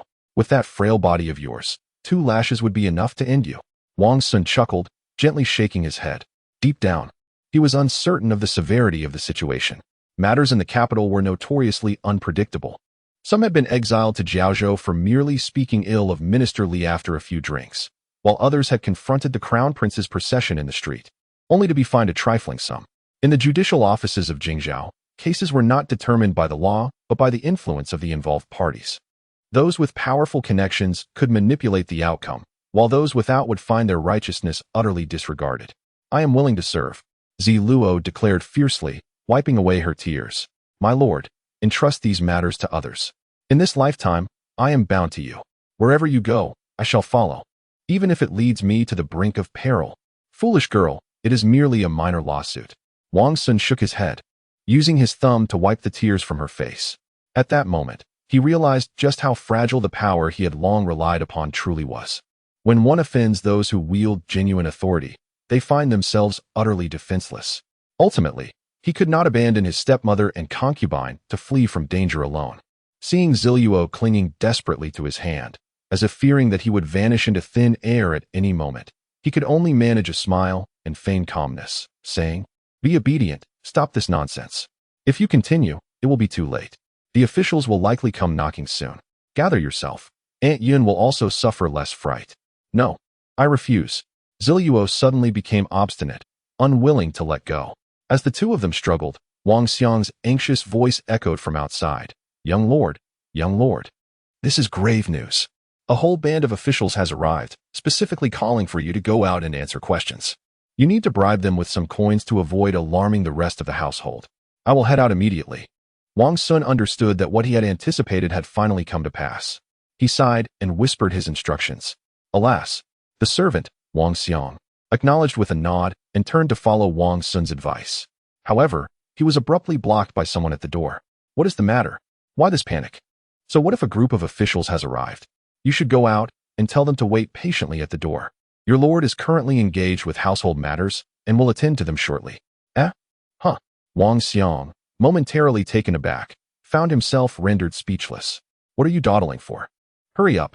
Aunt Yun shot him a fierce glare and reprimanded him in a hushed tone. Turning to Wang Xun, she revealed a tender smile. Erlang. What on earth is happening?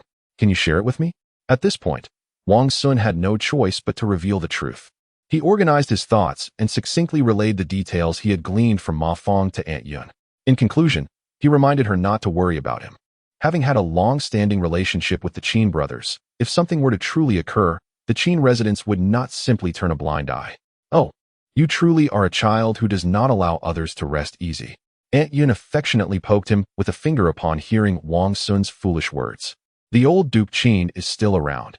It is not for the likes of Guoma and Guozhen to decide. Even if he were to plead with the old Duke. Given that elder's cunning nature, it remains uncertain whether assistance would be granted.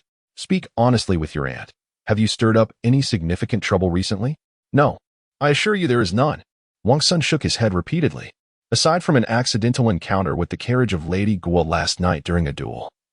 She had stated on the spot that there would be no repercussions. Moreover, she had even sent someone to extend goodwill to Brother Lei this morning. Even if she were to turn against him, it would not happen so swiftly. Since she had promised the Qin brothers not to pursue the matter, she would likely not go back on her word so soon. Even if this incident were to provoke action, it would merely serve as a pretext. Otherwise, why would the authorities be so prompt in their movements? Aunt Yun patiently listened to him and gently shook her head. This was the first time Wang Xun encountered trouble that could not be resolved through ancestral patronage, and he found himself enveloped in a haze of uncertainty. However, upon hearing Aunt Yun's remarks, a glimmer of clarity sparked within him. At that very moment, the young servant Wang Xiang returned, his face ashen. Bowing his head, he muttered. In response to Madam, the head officer is a newcomer. He stated that if young lord does not voluntarily come out to meet him within a quarter of an hour, he will force his way in. Before Wang Xun could utter a word, Aunt Yun let out a cold laugh. Wang Fu Wang Gue, summon the household guards and prepare to receive our guests. If any officials dare to force their way in, deal with them ruthlessly. Should anyone be injured, there will be others to take the blame. Wang Ji, tidy up the front courtyard. Shortly, we shall open the main door and invite the officials to enter and speak. In an instant, she had assumed a demeanor that Wang Xun had never witnessed before, her eyes radiating a chilling aura. Ziluo, assist your lord in donning the festive attire for public appearances. Shui Yan, retrieve the official mourning robes bestowed upon me by the court in years past. I shall see who dares to take away a member of the Wang family without evidence. A flurry of commands ensued, leaving no room for others to interject. Wang Xun had never seen Aunt Yun display such ferocity and had no choice but to comply with her directives. Moments later, both were attired appropriately. Seated in the main hall, awaiting the arrival of the leading officials. His family resided in Chongren Fong, which fell under the jurisdiction of Wanyan County. The county's chief, Sun Rinyu, had recently secured a position, having been transferred from within the borders, unaware of the depths of the capital's waters. Today, he had received orders from above to question Wang Xun. Hearing that the Wang family's influence had waned, and knowing there was only a widowed stepmother and a young noble yet to grow facial hair at home, he eagerly seized this rare opportunity, hoping to profit alongside his colleagues. After all, the customary practice within the magistracy was to favor the accuser over the accused, especially in cases directed from above. Failing to strip the involved parties of their fortunes would be tantamount to breaching protocol. However, upon arriving at the Wang residence, he initially intimidated a few servants with his imposing presence. Yet shortly thereafter, the tables turned. A row of imposing men, armed with red-painted clubs, emerged silently to form two lines at the entrance, encircling Sun Rinyu and the accompanying officials, causing their legs to tremble with fear. I am acting upon orders. Sun Rinyu stammered, still unwilling to concede, pointing heavenward as if to indicate his protection. The leading guards, uncertain of their master's intentions, refrained from being overly aggressive. With a smirk, one quietly remarked, "My master merely said he has no time to meet with you. Why fear? It's a crisp autumn day. The sun won't harm you. Very well, I shall wait." Sun Rinyu shrugged, feigning indifference, yet internally vowing that if the host could not produce something worthy of such intimidation, he would not hesitate to act without mercy. Among the entourage, an older associate, aware of Chongren Fong's significance in the capital, could not bear to watch Sun Rinyu dig his own grave. Seizing a moment of distraction, he nudged him and whispered, "Chief, I've heard that this family once accompanied Emperor Taizong on an eastern expedition, earning great merit." "Merit? Can it outshine that of the Yuan family?" Sun Rinyu scoffed, raising his voice. "They are true descendants of a national duke. Zhang Tu also brought people to lock them up, in his eagerness to ensure the Wang family heard." Chief Sun Rinyu sneered, raising his volume. The accompanying officials retreated a step, fearful of being tainted by the man's ill fortune. Sun Rinyu remained blissfully unaware. Glancing around before retorting, The laws of the Great Tang are inscribed in black and white. Even if a prince transgresses, he must share the same fate as the commoners. Since the authorities have entrusted this matter to us, it is. Before he could finish, a jarring creak pierced the air as the rarely opened gates of the Viscount's estate slowly swung ajar. Emerging from within was Wang Xun, a servant who had been rendered pale by Sun Renyu's earlier intimidation, now striding forth with an air of arrogance. He surveyed the surroundings, steadied himself, and proclaimed loudly, "Which esteemed captain leads the team today?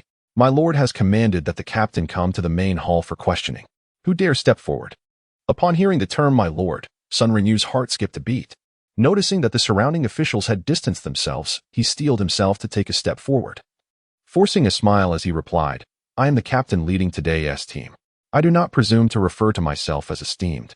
I am new here and did not anticipate disturbing your lord. I humbly ask you to guide me ahead. I am merely required to ask your young lord a few questions, nothing more. After that, I shall depart immediately." Humph. This time, it was Wang Xun who reveled in his moment of authority. He snorted disdainfully and strode ahead.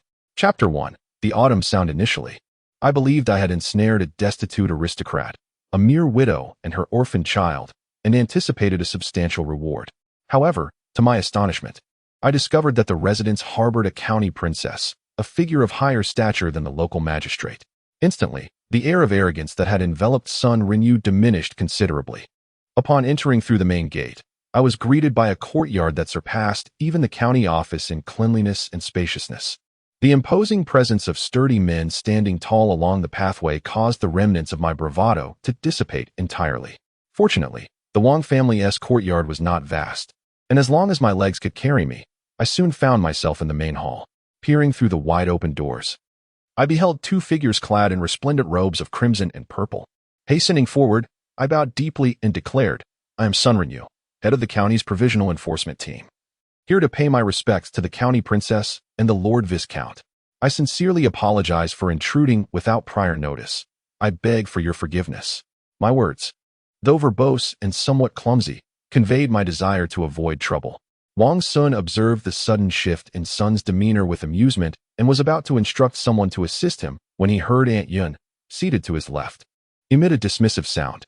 With a stern expression, she said, "Enough. Sun Renyu, please rise and speak. Wang Ji, bring a seat for Sun Renyu." "Thank you, esteemed county princess, for your graciousness." Sun Renyu wiped the sweat from his brow and awkwardly rose to his feet. However, he dared not sit fully on the chair that had been brought for him. Instead, he perched precariously on the edge, his face adorned with a forced smile as he stammered, I truly did not wish to come today. However, the matter at hand, you just stated you are the head of the provisional enforcement team, correct?" Before he could complete his excuse, Aunt Yun cast an icy glance in his direction and inquired coolly, Yes, indeed." Sun Renyu's heart raced, bewildered by her intent, his tongue beginning to falter.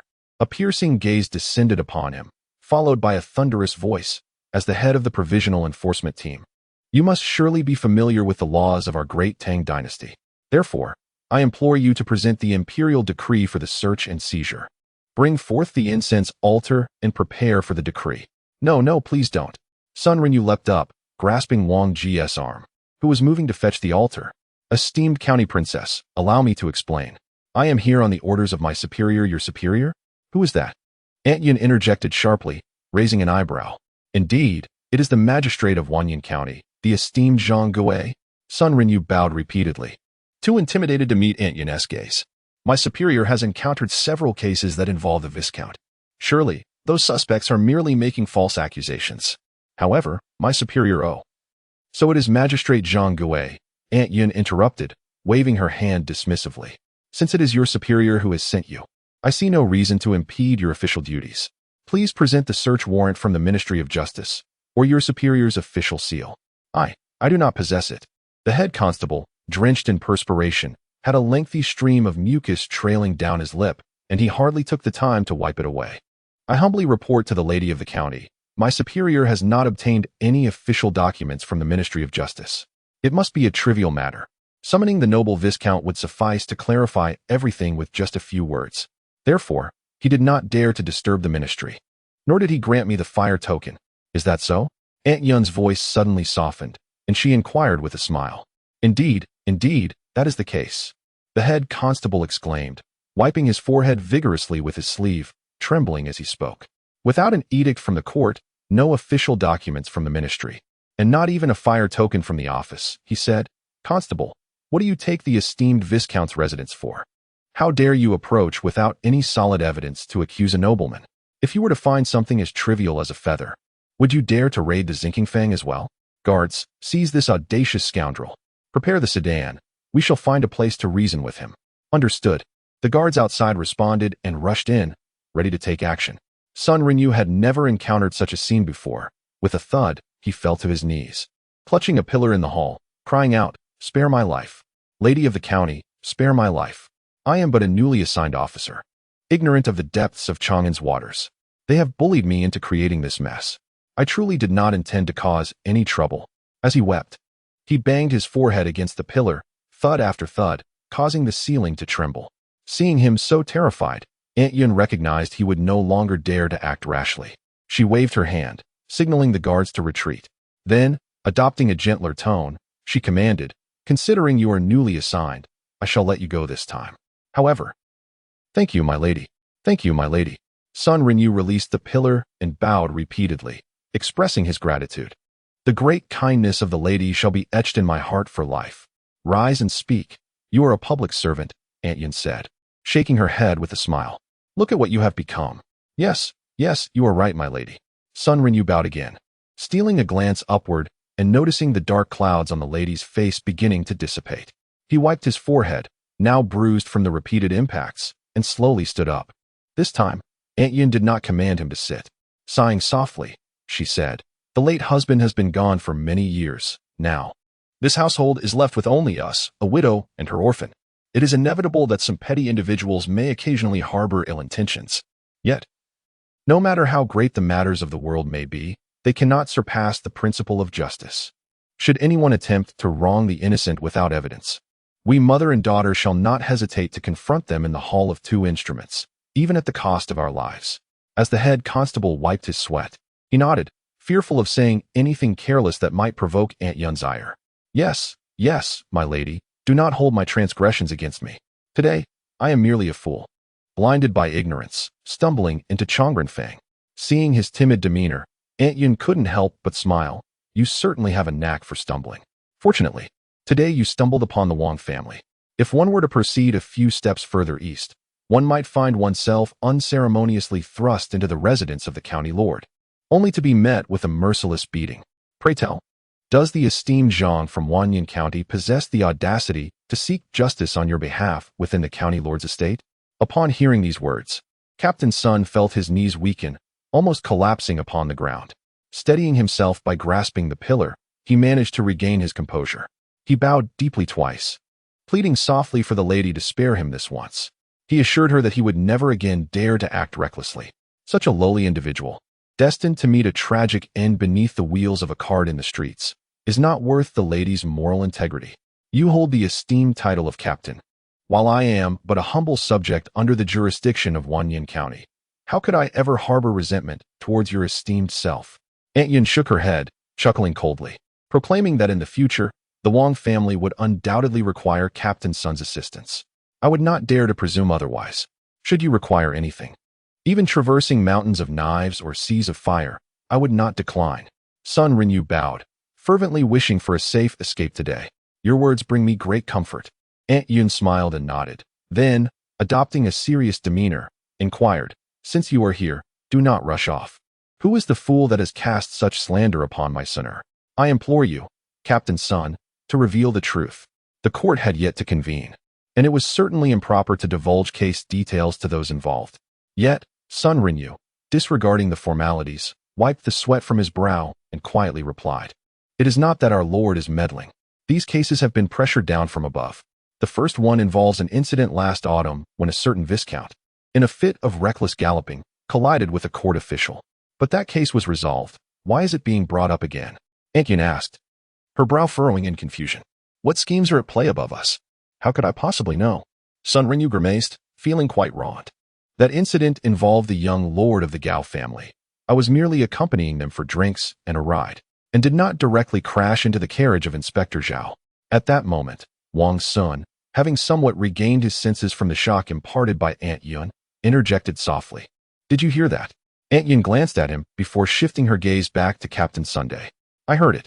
I shall report this truthfully to the county magistrate upon my return." Sun Renyu was initially taken aback, but eventually nodded helplessly. "What other cases are there? Please, speak of the most pressing ones. Surely the Wang family would not deny their involvement. It would save us from being accused of leveraging our status. Is this not a case of exploiting one's power? What else could it be?" Captain Sun cursed inwardly, though he dared not show his displeasure outwardly. Gathering his thoughts, he hesitantly continued, "There is also the incident from this spring when several noble youths, after failing to seduce a common woman, resorted to violence and caused the death of her brother. That was not my doing.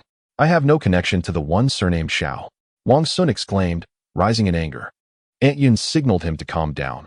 Then, with a smile, turned to Captain Sun and asked, "Did you hear that? Should Sunner repeat it for you?" "No need. No need." Sun Renyu quickly waved his hands. "The noble lord's words are firmly etched in my heart. Furthermore, might you continue? The third matter pertains to the acquisition of a certain estate near the Weishui River, which was forcibly purchased from its owner. This estate had suffered from a flood, prompting its original proprietor to seek a sale. At that time, I was the highest bidder among several contenders." Observing that Captain Sun was thoroughly subdued by Aunt Yun, Wang Sun's courage gradually began to swell. The transaction was deemed fair, with documentation prepared locally. He himself asserted it was a fair trade. Under such circumstances, Captain Sun dared not contest it. Shortly thereafter, under Aunt Yun's urging, he began to divulge the details of the case, bit by bit.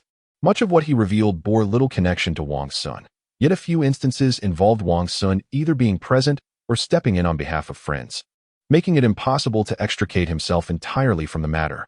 Fortunately, none of these incidents were of life and death significance, allowing Aunt Yun to deftly provide some evasive responses, which led Captain Sun to concede rather meekly. After nearly an hour of inquiry, it became apparent that Captain Sun had exhausted his supply of substantial information. Aunt Yun, not one to be overly concerned for herself, commanded her servant Wang Xiang to fetch a tray. Pointing towards it, she addressed Captain Sun, saying, "Given that you have graciously come to deliver news to the Wang family on this sweltering day, it would be remiss to let your efforts go unrewarded. Here are a few small ingots of silver. Please take them back to share with your comrades. Though it may not be a grand sum, it should suffice for each to enjoy a bowl of wine." "How could I accept such a gift? I am but a messenger," Captain Sun protested, struggling to reconcile his role as a law enforcer with that of a benefactor of Wang Xun. However, upon catching sight of the gleaming silver on the tray, his eyes sparkled with unbridled eagerness.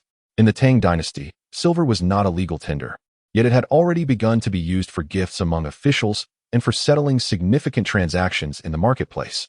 At that moment, a single tael of pure silver could be exchanged for 1,800 Kaifeng coins. If it were the type minted during the Tianbao era, it could yield over 2,100 coins.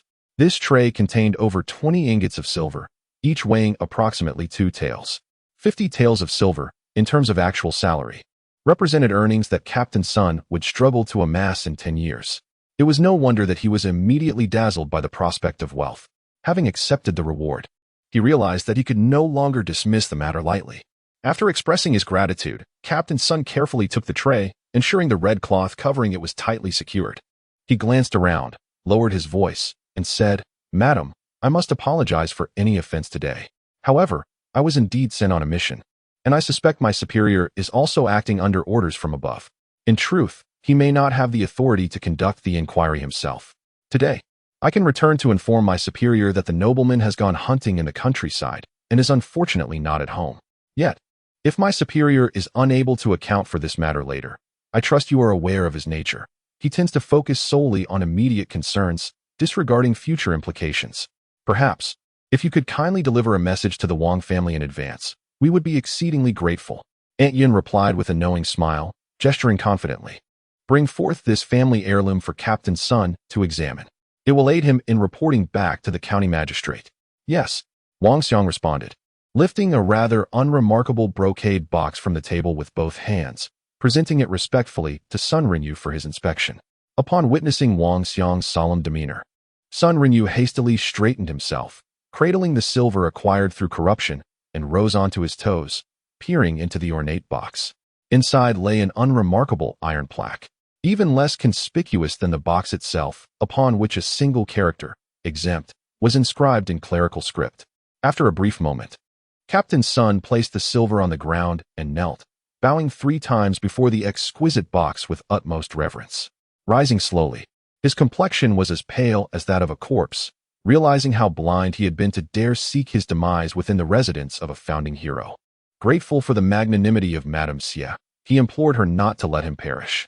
Rest assured, Madam, henceforth, should there be any unfavorable developments concerning the young Marquis within the court, I shall ensure that any news reaches you without delay. Chapter 1. The sound of autumn sun beauty had been gone for quite some time, and Wang Xun remained seated on the stool, staring vacantly at the deathless iron certificate within the ornate box.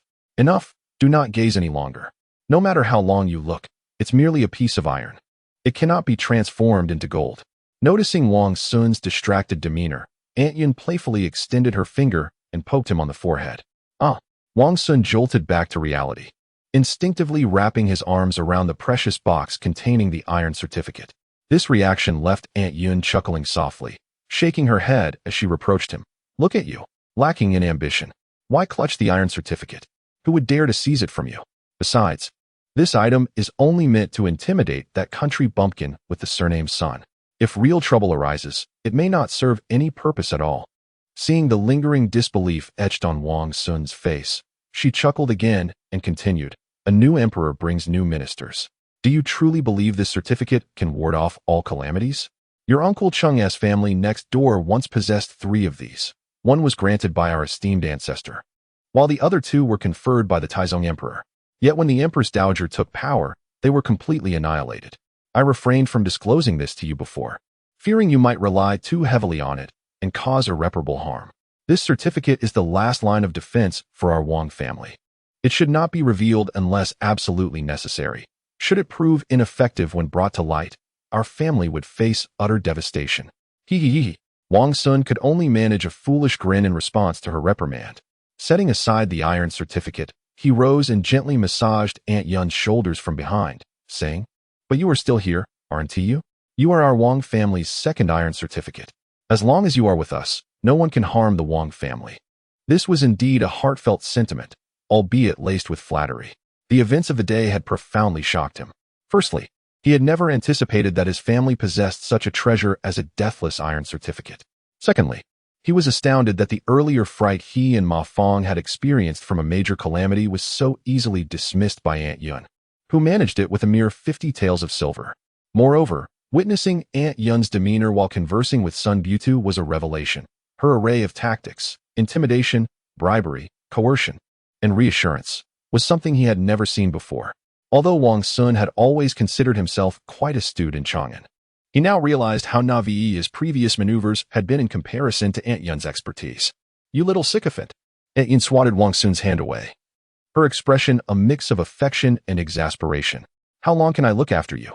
I consistently urge you to strive for betterment, yet you always find me tiresome.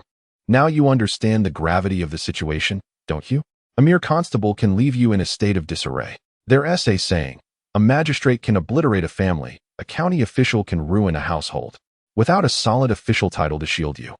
No matter how grand your estate or abundant your wealth, a single lawsuit could lead to everything being seized by others. Was I not inexperienced before?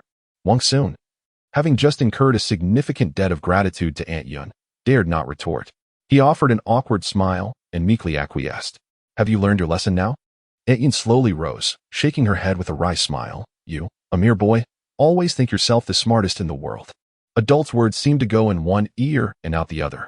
When one finds oneself in trouble, it is at that moment that the admonitions of one's elders resurface in the mind. By then, however, it is often too late, and one cannot procure the remedy for regret. Hee.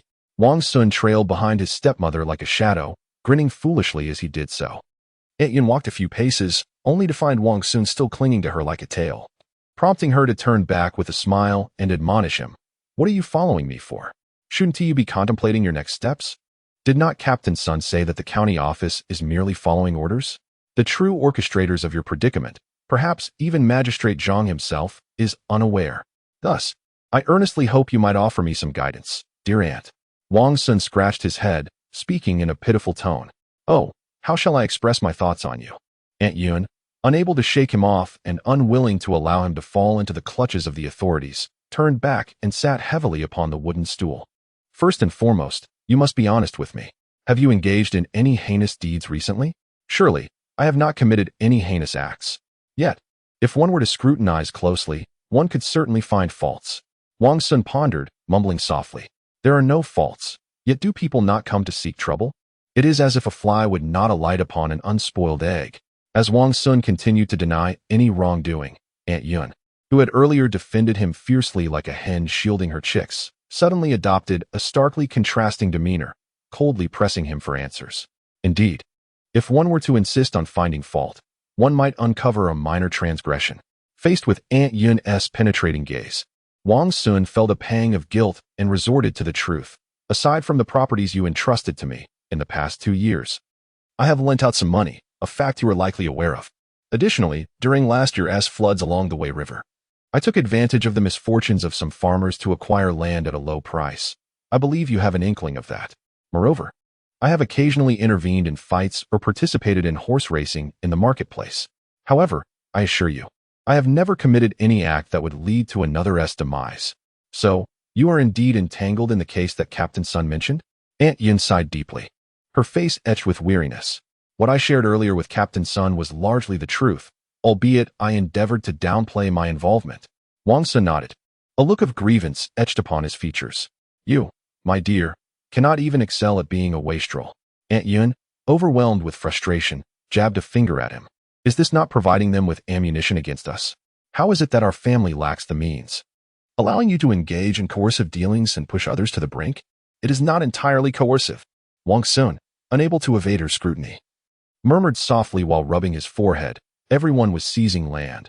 I merely followed the crowd. The Qin brothers acquired even more than I did. Yet the authorities have not taken action against them.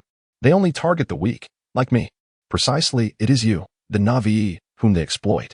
Aunt Yun raised her hand to strike, but upon seeing Wang Xun's pitiful visage, her heart softened, and she lowered her arm. Though not his biological mother, she had raised him since childhood, always regarding him as her own flesh and blood. Unable to bear the sight of Wang Xun's distress, she heaved a soft sigh and murmured, at present, the crux of the matter does not lie with these cases, but rather in discerning the origins of this turmoil. To what extent does the government intend to pursue this? Today, I can leverage the remnants of my ancestors' influence to intimidate that bumpkin surnamed Sunday. However, should someone else take my place next time, it may not be as effortless as today. Even Aunt Yun felt troubled, and Wang Xun's heart raced anxiously. He cautiously pointed to his stepmother's brocade attire and whispered, Do you not still possess this official robe? It is a rank higher than the county magistrate of Wanyan. Bah! Unable to contain herself any longer, Aunt Yun playfully struck him on the back of the head, laughing. Do you truly believe that? This official robe, when spoken of, is worth nothing at all. If that magistrate surnamed Zhang truly wished to prosecute us, he could simply inform the higher authorities, and by the next day, my robe would be reclaimed. Moreover, this garment was initially purchased with money, vastly inferior to a legitimate official robe. Your grandfather never held an official position. Where could he procure a genuine robe for me? Wang Xun's mouth fell agape, a gap wide enough to fit a duck egg between his jaws. The day's events were so bizarre that they surpassed the knowledge he had previously acquired. The iron decree, which binds a ruler to his ministers, loses its potency with a change in dynasty. Astonishingly, the court official's garments can be bought, and a magistrate wielding real power can reclaim them with ease. In this light, the influence of the Wang family, which he usually relied upon, was practically non-existent. It was merely that he had not attracted significant trouble, as no one wished to confront him directly. Reflecting on this, he felt a cold sweat trickle down his back. Setting aside other matters, merely considering the cases discussed by Captain Sun today, had they befallen an ordinary person, they would likely have faced execution multiple times over. How pitiful it was that he had once believed himself shielded by the favor of his ancestors, and that by surrounding himself with similarly noble companions, he could roam freely in Chang'an. As he lamented his naivety, he heard Aunt Yun sigh softly and say, Do not be too anxious.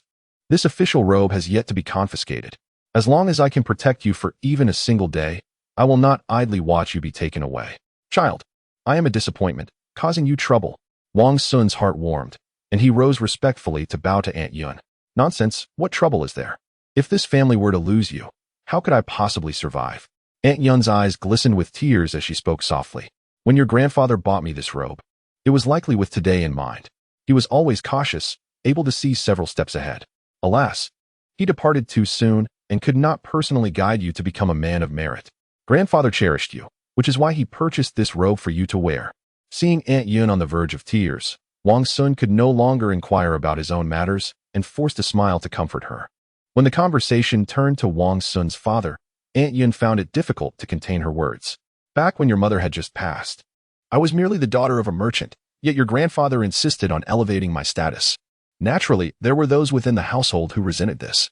Coincidentally, the emperor was in need of funds to repair the imperial palace and decided to sell a batch of official titles. Your grandfather, with a heavy heart, spent 2,000 taels to procure this fourth-rank official robe for me to wear.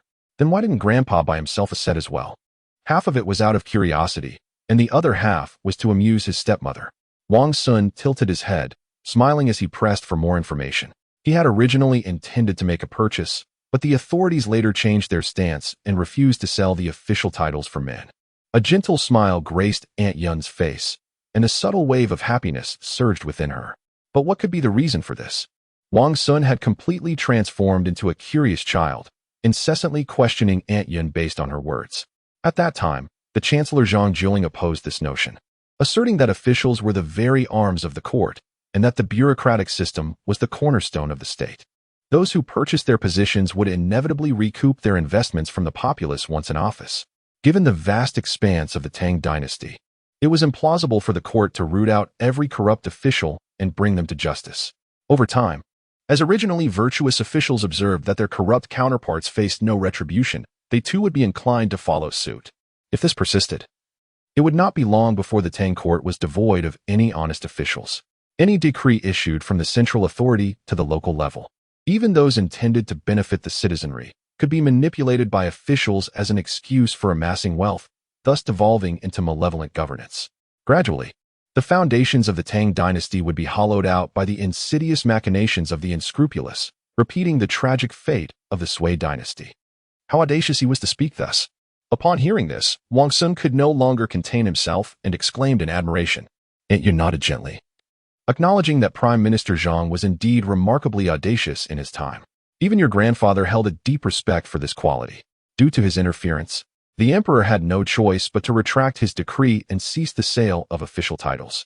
However, at that time, the Minister of Rights, Li Linfu, discerned the emperor's intentions and proposed to sell only the titles for women, while refraining from selling official ranks for men. After all, apart from Empress Wu during her reign, there had been no precedent in any dynasty for women holding official positions. As long as the Tang dynasty ensured that women would not assume such roles in the future, the titles for women could be freely sold without disrupting the order of the officialdom. Wang Xun was rendered speechless, his mouth agape in astonishment. Typically, he would indulge in jovial conversations over wine with a circle of nobility, regaling them with tales of certain officials' peculiarities within the court. Yet, these anecdotes were merely trivial tales of secret romances and scandalous affairs, often exaggerated and lacking substance. None could compare to the vivid and tangible narrative shared by Aunt Yun today. Thus, it was not long before the venerable Prime Minister Zhang was dismissed by the emperor, replaced by Li Linfu in his stead. In this Grand Tang dynasty, the path to officialdom appeared increasingly accessible, as long as one could discreetly offer bribes to superiors. A secure position could be attained without reservation, regardless of how one chose to extend their influence. This revelation led your grandfather to a sudden epiphany, hoping that you might one day serve in an official capacity. He did not expect you to restore the family's former glory, but at the very least, to don an official's cap to shield against the indignities of others. The child acknowledges his missteps. In the past 2 years, for the first time, Wang Xun did not find Aunt Yun's words tiresome. Instead, he sincerely embraced her teachings. It's sufficient for you to be aware of this. There is no rush in the coming days. Let us, as mother and daughter, first navigate through this immediate challenge and gradually seek other avenues thereafter. I have an enduring feeling that this turmoil is not directed at you, but rather, there lies a deeper intrigue behind it.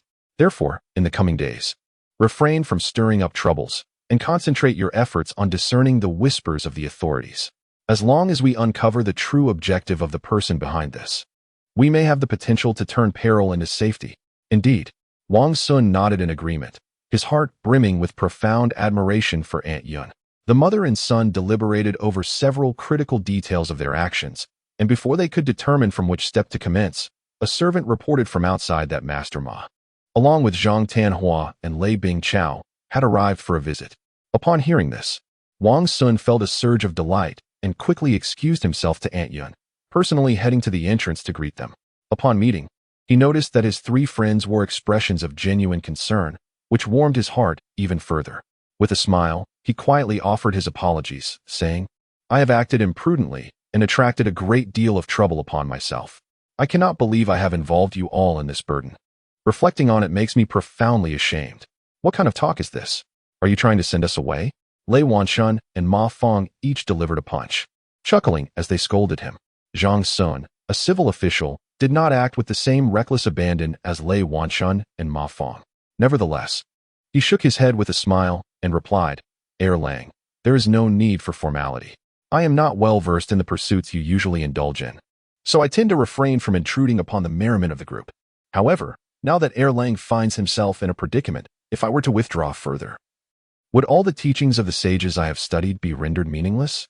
Having spoken, he withdrew his smile, and between his eyes, an aura of integrity was unmistakably revealed. Chapter 1. The Sound of Autumn, Part 7. Wang Xun was also a straightforward man. Upon hearing Zhang Sun's solemn words, he ceased the pleasantries. He promptly instructed his servant to lead the three friends into the main room to serve tea.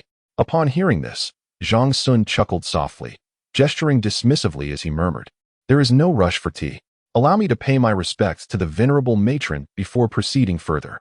In that particular year, I, Zhang, faced countless rebuffs in the capital, and it was only the stepmother of Brother Wang who graciously offered me a glimmer of hope.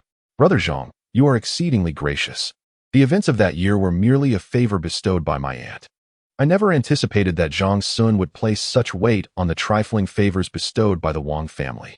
Wang Sun was momentarily taken aback, yet he smiled and graciously declined. To the old matriarch, it might merely be a matter of common courtesy, but for Zhang, it was like seeing the light after a long period of darkness.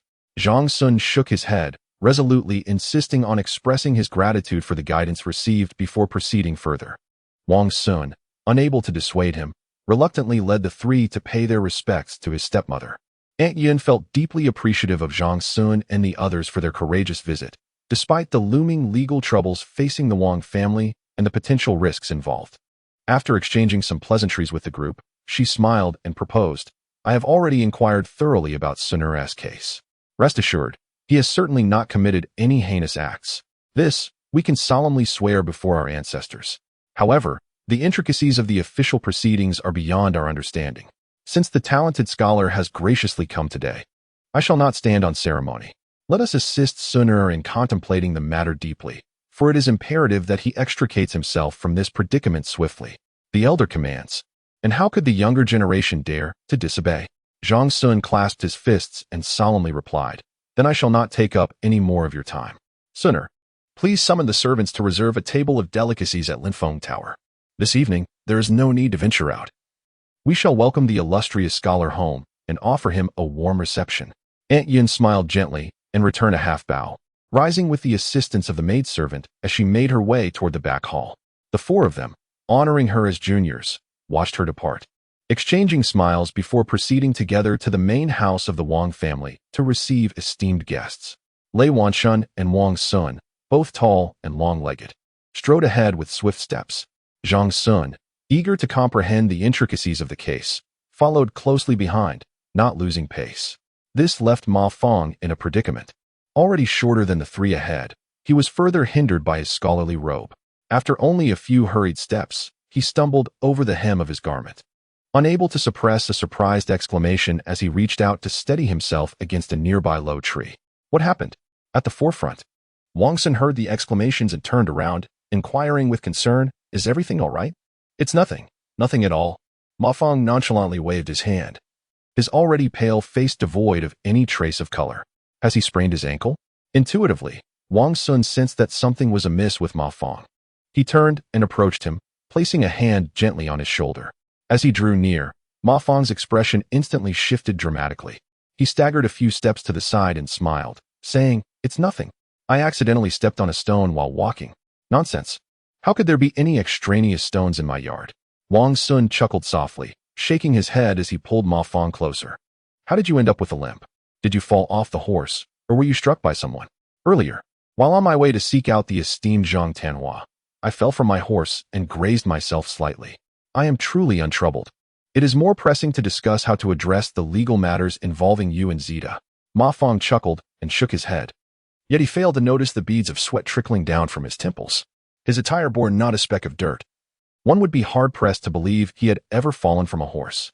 Wang Xun shook his head with a sardonic smile, inquiring who had dared to bully him. "Speak to me. I shall help you reclaim your honor. I am genuinely fine. Why must you be so verbose?" Ma Fong suddenly snapped, shoving Wang Xun with surprising force. His slender arms and legs made the gesture resemble a dragonfly attempting to shake a mighty tree. Wang Xun did not evade, absorbing the push, then lowered his head to grasp Ma Fong's outer robe, swiftly lifting it. To his dismay, he beheld a vivid crimson stain on the garment beneath. Fresh droplets of blood were seeping out along the lines of old scars. "My heavens!"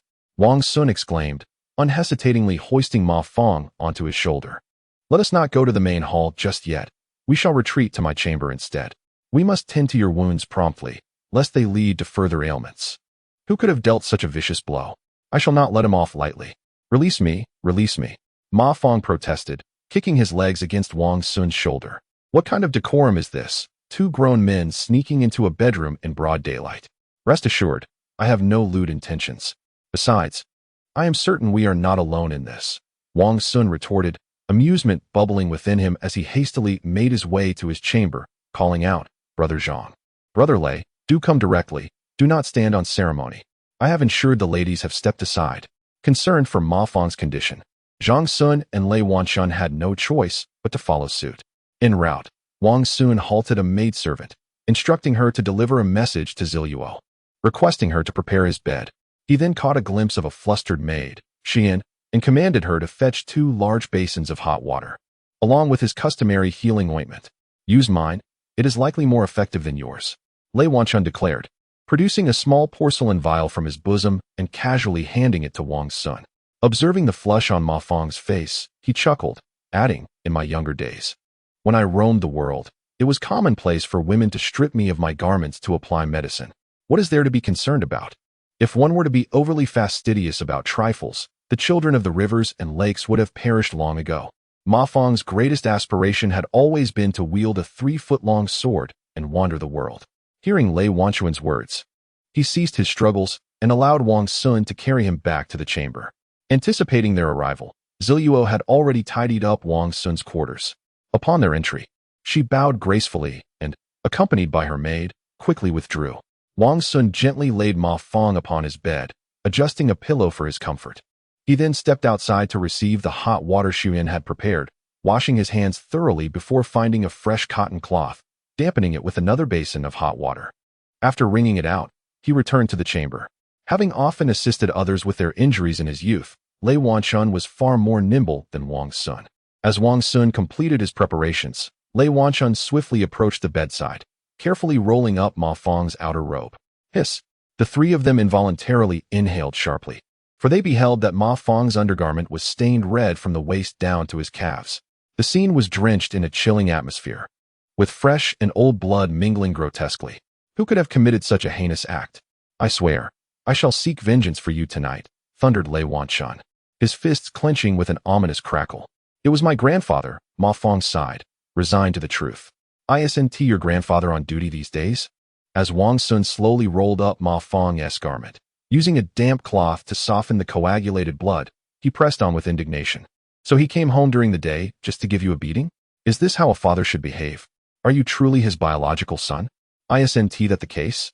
He suddenly returned this afternoon and laid into me without mercy." Despite Wang Xun's careful ministrations, Ma Fong winced in pain, drawing in sharp breaths. Slow down. It hurts. Allow me." Lei Wanshun pushed past Wang Xun to take over the task. "I'm more adept at handling such matters. Truly, how could your grandfather be so ruthless? What is the surprise? He was even harsher when he was a child." "Beaten more severely by my grandfather," Ma Fong smirked, attempting humor to ease the tension. If I were to retaliate, I'd surely dish out the same treatment to his grandson. After all, the Ma family has always believed that filial piety is forged under the rod. Oh dear. Brother Lei, please be gentle. I beseech you. The slower I go, the more you suffer. And you, after receiving such a beating, why aren't you resting at home? You must have snuck out, haven't you? Look here, the ointment has been washed away by the blood. As Lei Wanshun deftly tended to the wounds, he diverted Ma Feng's attention. Ma Feng sighed, choosing not to respond. A surge of warmth rushed up Wang Xun's nose. Of course, Ma Feng had come out despite his injuries to gather support. Though he possessed a somewhat effeminate appearance and spoke in a soft tone, his resilience was commendable. Seeing Ma Feng in such a state, yet still tirelessly aiding Wang Xun and Yu Wenji, Zhang Sun felt a swell of admiration. He patted Ma Feng on the shoulder and whispered, "You're a good lad, a true friend. I shall consider myself fortunate to have you in my life. A man should be willing to risk everything for his friends." "Ow, that hurts." Ma Feng grimaced in pain, yet continued to boast. His contrasting demeanor drew laughter from the group. After the laughter subsided, Zhang Sun approached the table, poured a cup of hot water from a teapot wrapped in silk, and personally brought it to Ma Feng's lips, urging him to sip. Then, with a smile, he inquired, "Did your father mention why he struck you today?" "Ah, does a father need a reason to discipline his son? He strikes when he pleases. After all, I am his flesh and blood." Ma Feng shook his head, expressing his exasperation. There must be some justification. Zhang Sun's brows furrowed slightly as he continued to engage Ma Feng. Essentially, he berated me for not applying myself to my studies and mingling with unsavory companions. Isn't that just an excuse? Ma Feng sighed, lamenting the burden of having such a father. Were there any outsiders present? Besides admonishing you for your poor associations, did he offer any other warnings? Otherwise, if you remain oblivious to the reasons, then this beating would be in vain, wouldn't it? Zhang Sun chuckled and inquired further. I was informed recently that I am not to leave the house. Otherwise, my legs would be broken. Humph, this isn't the first time, and I am not afraid. Ma Feng frowned, meticulously recalling the scene of being beaten earlier that afternoon. I remember now, there was another person present, surnamed Zhou, a friend of my grandfather, who seems to be associated with the Uyghur Tai or some other official institution. What a scoundrel. He watched as I was dragged away by the servants to receive blows and didn't utter a single word in my defense. I suspect he feared that speaking up would compromise his own standing with my esteemed father. You might end up receiving an even harsher punishment. Zhang Sun remarked with a smile, nodding as he explained. As they spoke, Lei Wanshun had finished treating the sores on Ma Feng's buttocks and thighs. He applied a fresh layer of ointment and requested a piece of fine cotton cloth brought by merchants from the land of Tianzhu from Wang Xun, which he carefully placed beneath Ma Feng. Afterward, he helped him don his undergarments and cover up with an outer robe.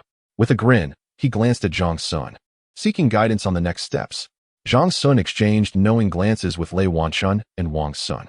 With a jovial tone, he remarked, "Given the severity of the injuries, it seems Brother Ma will be confined indoors for at least half a month. To prevent any long-term ailments, I propose we ask Ming Yun to send a carriage to escort Brother Ma home." "Absolutely not." Before Wang Xun could respond, Ma Feng vehemently protested, "I refuse to go home. I would rather face my grandfather's wrath than be beaten to death." As he spoke, he struggled to rise. But Wang Xun and Lei Wanshun each placed a firm hand on him, pinning him back to the bed. "Behave yourself. This is no time for foolishness. You risk worsening your condition, which could lead to a lifetime of immobility." At this critical moment, Wang Xun's mind raced, crafting a benevolent fib with ease. Listening to Zhang Tanhua's words, there can be no mistake. Lei Wanshun chuckled, lending his support as well. "Your constitution is weak. You must not venture out recklessly. I had a manual on dual blades that I meant to bring you yesterday, but I forgot. Once you've recuperated, while I am still in the capital, I shall teach you the art of wielding the curved sabers from the kingdom of Bohai." Before Ma Feng could interject, Wang Xun continued, "If you venture out while injured, are you not worried about my safety with you, Wenzi? As you can see, I am perfectly well. As for Zeta, rest assured, the three of us will exert every effort to extricate him from the yamen as swiftly as possible." It is unclear whether Wang Xun's final remark influenced him or if the temptation of learning martial arts from Lei Wanshun proved too enticing, but after much hesitation, Ma Feng finally nodded, reluctantly agreeing. Seeing this, Wang Xun promptly instructed the servant Wang Xiang to prepare the most comfortable carriage available, laying out 2 additional blankets inside. He personally lifted Ma Fong with care and placed him gently into the carriage, then ordered Wang Xun to ensure that he would only return after delivering Ma Fong to the Ma family courtyard. When you arrive, inform the elder Ma that young Master Ma had a prior engagement with the esteemed Zhang Tanhua this afternoon and could not afford to delay. Thus he braved his illness to come out. Young Master Zhang is extremely touched and will surely pay a visit in the near future. Before departing, Lei Wanchun held Wang Xun back, meticulously instructing him on how to fabricate tales for the Ma family. The title of top scholar that Xiao Zhang bears shines far more brilliantly than that of Wang Xun, the East Market overlord. While this explanation may not necessarily please old Master Ma, it could at least spare Ma Fong from a beating. Wang Xun understood the implication, nodded, and cheerfully waved the horsewhip. The remaining 3 returned to the main hall, sipped some tea, and listened as Wang Xun recounted the details of the case as he understood them. Zhang Xun pondered for a moment and said earnestly, "I fear this storm is not directed at you, Wang Mingzun. Aunt Yun and I share the same sentiment." Wang Xun nodded in agreement. But at whom it is aimed remains unclear. After all, having served as a county magistrate, Zhang Xun's insight is far sharper than that of Wang Xun and Aunt Yun. Pausing briefly, he continued, "It is likely not aimed at anyone else either. Zita, you, and those noble descendants summoned by the authorities today are probably just scapegoats. Given the current circumstances, it seems highly probable that there are celestial beings at odds, causing you small fry to suffer the consequences." Celestial beings at odds. What does that have to do with us? Wang Xun, perplexed by Zhang Xun's words, furrowed his brow and inquired further. When celestial beings clash, who do you think perishes first? Is it not the small fish and shrimp that are sacrificed first? Zhang Xun shook his head, a wry smile escaping his lips. If my conjecture is correct, the authorities did not apprehend you today, and they may not seek you out in the future, as long as you weather the next fortnight. It is likely that no one will recall the charges they intended to level against you today. Wang Xun fell silent, unable to respond, whether he understood or not. He could only listen attentively. After a moment of contemplation, a smile crept onto Zhang Xun's face. It seems that old Master Ma's public reprimanding of his son today was also due to this reason, having already rendered his son half-crippled. Others would feel disinclined to use Ma Fong as a scapegoat. I suspect that the 2 celestial beings clashing are certainly of considerable stature. Otherwise, old Master Ma would not have been compelled to discipline his son in front of a censor. Indeed, following Zhang Xun's reasoning, Wang Xun found the analysis quite compelling. If that were the case, could Zita not also escape this peril? That depends on how deeply he is entangled. Zhang Xun rose and began pacing the room. If he is merely a small fish caught in the storm like you, a bit of money and the right connections could see him released swiftly. All the old cases could easily be pinned on someone else. However, if he is actively supporting one of the conflicting parties or has already joined one side, then trouble surely awaits. As they recalled the character of Yuanji, who thrived on chaos, Wang Xun and Lei Wanchun exchanged glances, a chill creeping into their hearts. Although Ma Fong's father's official rank is not high, the fact that old Master Ma felt compelled to have a censor witness his stern discipline signifies a person of notable repute within Chang'an. Furthermore, Yuanji has always aspired to restore his family's glory in his generation. Given his nature, it is not out of the question that he might secretly attach himself to a powerful figure. This is merely my speculation and may not be accurate.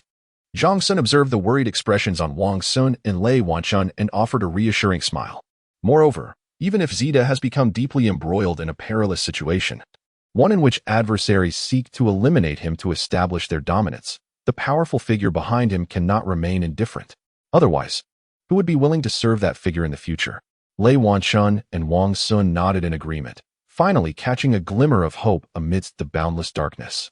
Zhang Xun pondered for a moment before stating, "Our foremost task now is to ascertain whether Yuan Zita is innocently caught up in this predicament or has already become a pawn in another's game. How deeply is he entangled? Who is the influential figure backing him? We must arrive at conclusions before the authorities solidify any charges against him. Otherwise, once the first accusation lands upon him, he may find himself burdened with all manner of blame. What are we waiting for? We must act swiftly." Upon hearing these words, Lei Wanchun rose with alacrity. "Did not Xiao Ma hide Yuan Zita's 2 concubines in a brothel in Pingkong? Let us seek them out to clarify the situation. It is quite late, and the 2 of you have yet to dine." Though Wang Xun felt a burning urgency within, he had to maintain an air of authority and extended an invitation to Zhang and Lei. "Can we not save you a meal for later? Let us go?" Lest we delay further, Lei Wanshun seized Wang Xun by the arm and took hold of Xiao Zhang, turning to say, "I will treat you both to mutton offal and none on the street. It is not inferior to the feast at Lingfeng Tower. The longer we linger here, the more time you and Zita may suffer. I know him well. Despite his seemingly composed exterior, after enduring a few strikes, he would likely confess to any crime." Reflecting on Yu Wen's usual behavior, Wang Xun could not help but concede that Lei Wanshun's analysis was entirely reasonable. He ordered his servants to distribute the prearranged banquet and commanded them to retrieve 3 of the finest steeds from the stable, assigning 1 to each of Lei Wanshun, Zhang Xun, and himself, as they sped towards Pingkong. After an exhausting afternoon, the sky had darkened entirely. As the quietude of the streets approached, the city of Chang'an gradually succumbed to a different kind of liveliness under the veil of night. The bustling streets were thronged with people, and an array of snacks had opened for business, the enticing aromas wafting through the night air and filling the nostrils of passers-by. Upon entering Pingkong, the air transformed, infused with a sweetness and richness, accompanied by the melodious sounds of silk and bamboo from the towering buildings flanking the street, enticing the heart with a sense of yearning. In front of the bustling gambling house, some had already lost their last coins of the day, being unceremoniously ejected by the casino attendants. Meanwhile, others, with bulging bags, eagerly plunged into the gaming house, prepared to wager their entire fortunes in pursuit of greater rewards. In contrast to the raucous atmosphere before the casino, the nearby taverns and brothels were equally filled to capacity. At the window seats, several scholars, down on their luck in the capital, drank and vented their frustrations. They cursed the aristocratic youths, devoid of intellect yet occupying the most esteemed positions in the court. They railed against the examiners for their lack of discernment. Unable to recognize the scholars' vast knowledge, they lamented the unjust world that stifled their grand ambitions and denied them opportunities to showcase their talents. After enough ranting and drinking, they became intoxicated, each embracing a companion they found appealing, swaying as they ventured into the back rooms, indulging in their desires with abandon. Many patrons remained remarkably silent, departing the tavern slowly after settling their bills, standing by the roadside in contemplative silence. Most of them were descendants of nobility, unable to tarnish their ancestral reputation. Thus, on such a night, returning home on foot was simply out of the question. Soon, a group of ebony-skinned Kunlun slaves appeared, completely alleviating their predicament. Hunched and crouched, a dozen Kunlun slaves formed a line. The inebriated nobles, in their stupor, selected the most robust among them and gradually clambered onto his back. The chosen Kunlun slave let out a joyous exclamation, steadied himself, and with the strength of a galloping steed, vanished into the darkness while carrying the nobleman. Wang Xun, Zhang Xun, and Lei Wanshun moved in tandem, gradually immersing themselves in the autumnal night of the prosperous Tang dynasty. In this moment, each individual believed themselves to be awake. Yet unbeknownst to them, they had slowly blended into the intoxicating essence of this glorious era, surrendering to its allure. Chapter 2. The First Snow, Part 1. As the rooster crowed thrice, the city of Chang'an, having slumbered through the night, gradually awakened from its dreams. Zhang Xun, Lei Wanshun, and Wang Xun meandered along Zhuke Avenue, each adorned with prominent dark circles beneath their eyes. The previous night, they had been engaged in conversation with the 2 maidens, Yu Lian and Chiemo, who were in the service of Yuan Shi, until the late hours. After the hour of the pig, the city imposed restrictions on movement, leaving the 3 with no choice but to find refuge for the night at an inn in Pingkongli. Yet, after the gates of the district were shut, the interior remained aglow with lights. The sounds of stringed instruments and the revelry of patrons and courtesans wafted in from outside, relentlessly piercing the ears of the weary. It was not until the hour of the rabbit that the clamor finally subsided, as the gambling dens and brothels of Pingkongli began to close their doors, and the light of dawn began to break. One night of insufficient sleep was tolerable. Wang Xun was no stranger to nocturnal gatherings with friends. Zhang Xun and Lei Wanshun, accustomed to the demands of official duties, often toiled late into the night. What vexed them was that they had gleaned little useful information from the 2 maidens. Both young girls, having faced little adversity, were rendered speechless in the presence of Wang Xun. One lamented tearfully about Yuanda, Yuan Ji's brother, and his avarice, claiming their entire family depended upon Yuan Ji's support. When trouble arose, her first thought was to expel him from their home and sever ties. The other, slightly more astute, swore that her master had never committed any heinous acts, asserting that all accusations were mere slander from others. Whether he is guilty or not is not for us to decide. We must await the judgment of the county magistrate, she insisted. It was only when Wang Xun could no longer contain his frustration, adopting a stern demeanor and raising his voice, that the two maidens reluctantly quieted. However, their subsequent remarks were still of little consequence, merely expanding upon what Ma Feng had previously relayed. As for Yuan Ji's recent associations with significant figures outside their circle, they could only shake their heads at the inquiries. What of finances? Has your master recently undertaken any substantial expenditures or unexpectedly incurred considerable costs? Think carefully and inform us, for we must ascertain who holds sway over him to devise a plan for his rescue. At this critical juncture, it was Wang Xun who, lowering his voice and adopting a more amiable tone, inquired further. Spending money? Oh. After much deliberation, the maiden Yu Lian finally recalled some details. With reddened eyes, she glanced at Wang Xun and whispered, "Indeed, my master has recently engaged in a significant financial transaction. It was purportedly an investment with a certain individual named Jia Laoda. However, no specifics regarding the business were disclosed, nor were there any contracts or evidence presented." "Good heavens!" Wang Xun exclaimed, rolling his eyes in exasperation. "Why did you not mention such a crucial matter sooner?" I was instructed by my master not to disclose anything to anyone," Yu Lian replied, her head bowed like a frightened bird, unable to meet Wang Xun's ire. "Young Master Yuan specifically forbade me from revealing any information, particularly to you, Ma Feng, or the Qin brothers." In this moment of turmoil surrounding young Master Yuan, it is none other than Wang Xun and Ma Feng who tirelessly advocate for him. This predicament undoubtedly places one in a difficult position.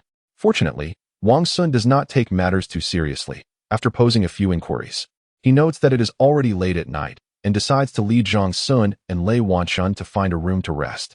Once in a secluded area, Wang Xun reveals that Boss Jia is, in fact, the most favored minister of cockfighting in the imperial court. Wang Xun and Lei Wanshun are immediately taken aback. Initially, the group harbored a glimmer of hope, believing that Yuan Zida was merely a minor player, a flag-bearer whose fate would be lightly dismissed by the celestial beings. However, the situation has escalated. He has now entangled himself within the inner palace, and his role in this upheaval is far from trivial. As they ponder these troubling thoughts, none of the three can find solace in sleep throughout the night. Particularly for Wang Xun, he frequently dreams of Yuan Ji's head hanging at the city gate, tears streaming down his face as he gazes pitifully at Wang Xun. The common folk passing beneath the gate applaud and exclaim that this is the fitting end for one who has long abused their power and committed countless atrocities. Some even recite poetry beneath Yuan Ji's severed head, extolling the wisdom of the Tang Emperor and the virtue of the Chancellor, who has decisively eliminated the tyrant of Chang'an. "Those deeds were not ours," Wang Xun shouts at the ignorant crowd.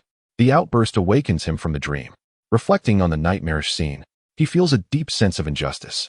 Although Yuan has indeed acted rather outlandishly, Wang Xun has known him since childhood and understands that they both belong to the category of petty wrongdoers rather than those who commit grave offenses. If he were to meet a foolish demise like in his dream, perhaps his vengeful spirit would linger, weeping endlessly at the gates of Chang'an. After a hasty breakfast, the trio mounts their horses and heads towards the county office of Wanyan, intending to seize the opportunity of a prison visit to hear Yuan Ji's account of the situation. With a prior engagement to dine with Li Bai and others at noon, Wang Xun suggests that Lei Wanshun should cancel the banquet. At this juncture, however, Wang Xun feels a sudden resolve and shakes his head, smiling as he counters, "Let us go. It would be insincere otherwise. Besides, last time, Yuan Zida clearly provoked us first. We engaged in a muddled scuffle, and I have yet to apologize to those gentlemen. Li Bai is certainly not a man to hold grudges. Although they have only met once, Lei Wanshun voluntarily speaks on behalf of Li Bai. In times of trouble, if one cannot attend to social obligations, I am sure he would understand. Let us proceed, then. Time allows for it." Wang Xun ultimately concedes, nodding in support of Wang Xun's decision. Given the recent events, perhaps Brother Taibai might also have heard some news. Presently, the Tang dynasty enjoys a period of peace, having not engaged in warfare for nearly 30 years, which has led both the court and the populace to indulge in poetry, music, and dance. Li Bai, renowned as a transcendent spirit among drinkers, finds his poetic inspiration flowing like a spring after a hearty drink. Thus, from noble lords to commoners alike, all take pride in the opportunity to share a cup with Li Bai. During the gathering, should one have the fortune to witness the ethereal poet effortlessly conjuring verses, one could boast about it for months upon returning to friends. Yet, only someone as foolish as Wenzi would, upon encountering Li Bai, neglect the opportunity to forge a connection and instead seek to vent his frustrations upon him. If Li Bai were to overlook Wenzi's previous transgressions and willingly assist in gathering information, it would surely be more timely than the aimless floundering of Wang Xun and his companions. With these thoughts in mind, Lei Wanshun ceased to insist on canceling the midday banquet. He nodded slightly and murmured, "Very well. I hope that Tai Bai will not stoop to Wenzi's level." To be honest, it wouldn't be such a misfortune for that young man to experience a setback. Otherwise, even if he escapes unscathed this time, he may find himself embroiled in an even greater tempest in the future. Indeed, Wang Xun replied with a wry smile. "Zita and I have always been somewhat too arrogant. You are better off." Upon noticing Wang Xun's admission of fault, Lei Wanshun quickly offered words of comfort. "Among the noble youths of Chang'an, I have scarcely encountered anyone as reasonable and responsible as you. Others either make a ruckus, believing themselves to be second only to the emperor, or they fret incessantly, as if the sky were about to fall at any moment. In short, they are like rabbits in a weasel's den. Each generation is worse than the last." Wang Xun chuckled, choosing not to take the bluntness of his companion too seriously. The noble youths have their own burdens, far removed from the carefree existence of a wandering hero like Lei Wanshun, not to mention the weight of ancestral glory resting upon their shoulders, which is an immensely heavy burden. Were it not for the pressing desire to elevate their family name, Wenzi would not be so indiscriminately seeking to align himself with powerful figures. Conversely, someone like myself, who is disinclined to engage, would be deemed unambitious, squandering a fine heritage. As he began to drift into a drowsy stupor, he heard Lei Wanshun murmur, "Speaking of gathering information, I have recalled a potential lead. The Lady of Gua has invited me to her residence for a banquet tomorrow evening, as a gesture of gratitude for the life-saving deed by the Zhejiang pool. I shall mention Zita's predicament to her. Her sources of information are likely more extensive than Li Bai's. Brother Lei, that woman." Wang Xun instantly shook off his drowsiness, sitting upright on his horse, his eyes wide in astonishment as he regarded Lei Wanshun. He wished to caution him, for the Lady of Guo was renowned throughout Chang'an, with countless suitors beneath her pomegranate skirts. Yet, considering his dignity, he swallowed the words before they could escape his lips. "Old Lei, do take care." Zhang Sun, having just returned to the capital, had heard whispers regarding the Lady of Guo through other channels. After a moment's reflection, he offered a quiet warning. "I find her quite remarkable." Lei Wanshun replied with a smile, a flicker of indignation igniting within him. "We startled her royal carriage. And not only did she refrain from pursuing us, but she also remains grateful for the assistance we provided. By this alone, she surpasses many men in the capital. Old Lei, a man of virtue should cherish his reputation as if it were a feather." Seeing that Lei Wanshun had not heeded his counsel, Zhang Sun adopted a serious demeanor and directly admonished him. "Spreading hearsay and believing every rumor is decidedly unbecoming of a gentleman. Although the other party is both a close friend and a superior, Lei Wanshun remains unwavering in her principles regarding interpersonal conduct. She hosted a banquet in my honor, and I attended with the intention of enjoying a drink openly. There is no need for pretense. If one were to shy away due to a few whispered rumors, it would only serve to undermine one's position. Moreover, are not the so-called wicked women of this world often a product of men's machinations? In face-to-face encounters, they eagerly wish for the other party to be utterly alluring, captivating all, in order to indulge their own sordid desires. Yet the moment they turn around, they are quick to condemn the very women they once pursued as morally depraved and unchaste. Is there any sense in such hypocrisy? Chapter 2. The First Snow, Part 1. Upon witnessing the stark contrast between the two individuals, Wang Xun could not help but chuckle in bemusement. The personalities of these two were entirely disparate, leaving him perplexed as to how they had come together. Zhang Sun, a distinguished scholar of the late Kaiyuan era, was replete with knowledge and wisdom, his character and intellect beyond reproach. Yet, there was one aspect that was utterly intolerable. He always conducted himself with an air of solemnity, adhering strictly to the teachings of ancient sages, and would never yield unless absolutely necessary. Despite repeatedly encountering setbacks in the world, he remained unrepentant. In stark juxtaposition stood Lei Wanshun, who epitomized the opposite extreme. He prided himself on his martial prowess, acting entirely on impulse and disregarding all earthly rules and proprieties. Had it not been for his later encounter with Wang Xun, he would have undoubtedly retired from the fray.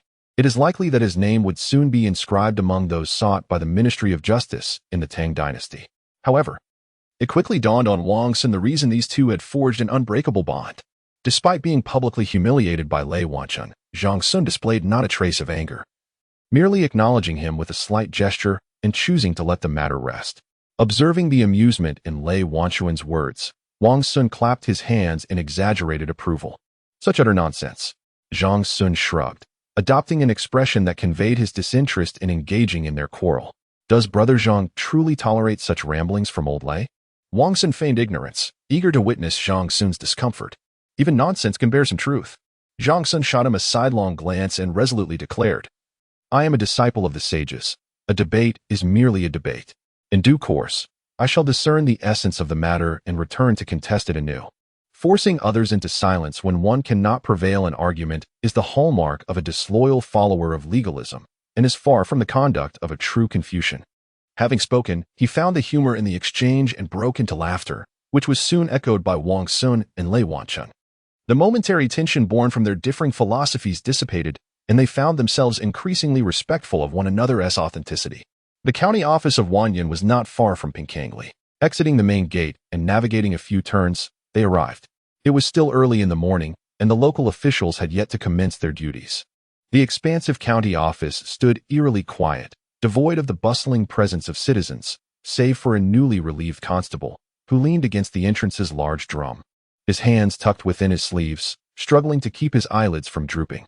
Dismounting early, Wang Xun handed the reins to a waiting servant and, having adjusted his attire, approached the constable with a respectful salute.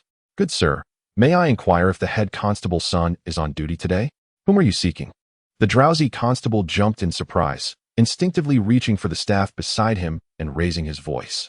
Wang Xun smiled, grasping the constable's hand and deftly slipping a handful of coins into the elevated sleeve. I am looking for Constable Sun, the new appointee. I am his cousin, Kong Yufeng, and I would greatly appreciate it if you could check if he is inside. Ah, you seek Constable Sunday. Just a moment. I shall see if he is available. Without needing to lower his gaze, the constable could gauge the weight of the coins in his sleeve and nodded appreciatively at the generous Wang Xun before hastily entering the county office. Wang Xun gently shook his head and stepped aside, smiling in anticipation. After a brief interval, the constable's son Renyu, who had recently received a substantial bribe from the Wang family, arrived, looking utterly bewildered. Upon seeing the grinning Wang Xun approaching, he was taken aback, quickly pulling him aside a few paces and whispering, My young ancestor, what brings you to the yamen? My master has only just managed to forget about you. And here you are, wandering about. It's like walking into a trap. Wang Xun grinned broadly. As long as you, son, don't mention it. Who else in the yamen could possibly recognize me? Just now, I told them I was your cousin. Do you think we resemble each other? Not in the slightest. Sun Renyu retorted, exasperated. As a mere errand runner in the yamen, how could I possibly claim kinship with the young marquis? Now, what business do you have with me today? My dear cousin is quite a straightforward person. Wang Xun chuckled, reaching into his pocket to retrieve a jade bracelet intended to please women, casually handing it to Sun Renyu. What do you think of this bracelet? The quality is decent enough, I assent it. You could give it to your wife or niece. It's a small token from me as an uncle. You've already spent too much, young marquis. I can't accept this. Sun Renyu quickly glanced around, his words polite while his hands moved swiftly to grasp the bracelet, stowing it neatly within his sleeve. I will do whatever I can, but please don't make it too difficult for me, considering this is the capital S yamen. I know. It's absolutely a trivial matter. Wang Xun assured him cheerfully. I have a friend, surnamed Yuan, who was inexplicably apprehended by the yamen yesterday morning. A few of us wish to check on him. Could you possibly facilitate this? What? Sun Renyu gaped, his teeth revealing remnants of chives. He is a key suspect ordered to be taken by the Jingzhaoyin. You can't be serious. He reached into his sleeve, intending to return the jade bracelet to Wang Xun, but ultimately could not bring himself to do so. After a moment of hesitation and a frustrated stamp of his foot, he whispered, Wait for me at the back gate of the yamen, near the prison. I'll arrange something and find you in about 15 minutes. Wang Xun nodded in understanding, taking Wang Xun and Lei Wanchun with him as they turned to leave. After distancing themselves from the yamen by several paces, they carefully circled around to the back gate. Not long after, a crack appeared in the door, and Sun Renyu's had emerged, urgently beckoning, "Cousin, come quickly. Follow me and don't look around or say anything." The three men rejoiced and swiftly entered the yamen. Trailing Sun Renyu, they traversed a small garden, wound their way through two tall, gray walls, and passed beneath a wire fence adorned with copper bells. Arriving at the prison entrance, "This is my cousin." Sun Renyu greeted the jailer, stepping aside. Wang Xun immediately understood, advancing to discreetly slip a pair of small silver ingots into the jailer's sleeve. The gaze of the prison warden suddenly brightened, akin to a wolf spotting its prey in the dead of night, emanating a chilling gleam. He then patted Wang Xun's shoulder with the familiarity of an old acquaintance, smilingly remarking that since he was a cousin of Sun Tu, he was indeed one of their own. "Follow Sun Tu inside, but be mindful not to linger too long. The brothers are all bearing the risks of the leader." Wang Xun nodded in agreement, closely trailing behind Sun Renyu as they swiftly entered the prison gate. Once inside, the stark contrast between the outer world and the inner confines was immediately palpable. A stone pathway, worn by the passage of countless years, led deep into the prison, where sewage flowed freely and filth was strewn about. Two rows of stout wooden bars stood in opposition, behind which numerous disheveled inmates desperately reached out, vociferously proclaiming their innocence to the guards at the entrance. Having been raised in luxury, Wang Xun had never witnessed such a scene and was nearly overwhelmed by the stench emanating from the prison. Threatening to expel the mutton soup he had consumed the previous night, after a considerable effort to suppress his revulsion, he glanced around, observing that the cells were partitioned by earthen walls into small compartments, each housing either 4 or 5 prisoners or, in some instances, just a solitary individual. Despite their shared confinement, the treatment varied drastically. The cages accommodating several inmates provided nothing more than a pile of straw for bedding, often situated far from any ventilation, shrouded in darkness. Conversely, those containing a single prisoner were equipped with bedding, tables, and chairs, and, in some rare cases, even neatly arranged books and writing materials. The restraints on the prisoners also varied widely. Some bore no shackles at all, while others had merely a symbolic iron chain around their necks. There were those who were perpetually encumbered by handcuffs and leg irons. The most unfortunate of all was a man whose head, hands, and feet were secured to the same wooden plank through 5 holes, leaving him prostrate in a mire, struggling for breath. Upon noticing someone passing by, his wide eyes reflected a glimmer of longing. If this continued, he would likely not survive the next 2 hours. Witnessing such a sight, Zhang Xun could no longer contain his fury. With a raised brow, he exclaimed, "I never anticipated the capital's prison would be so vile." He scoffed.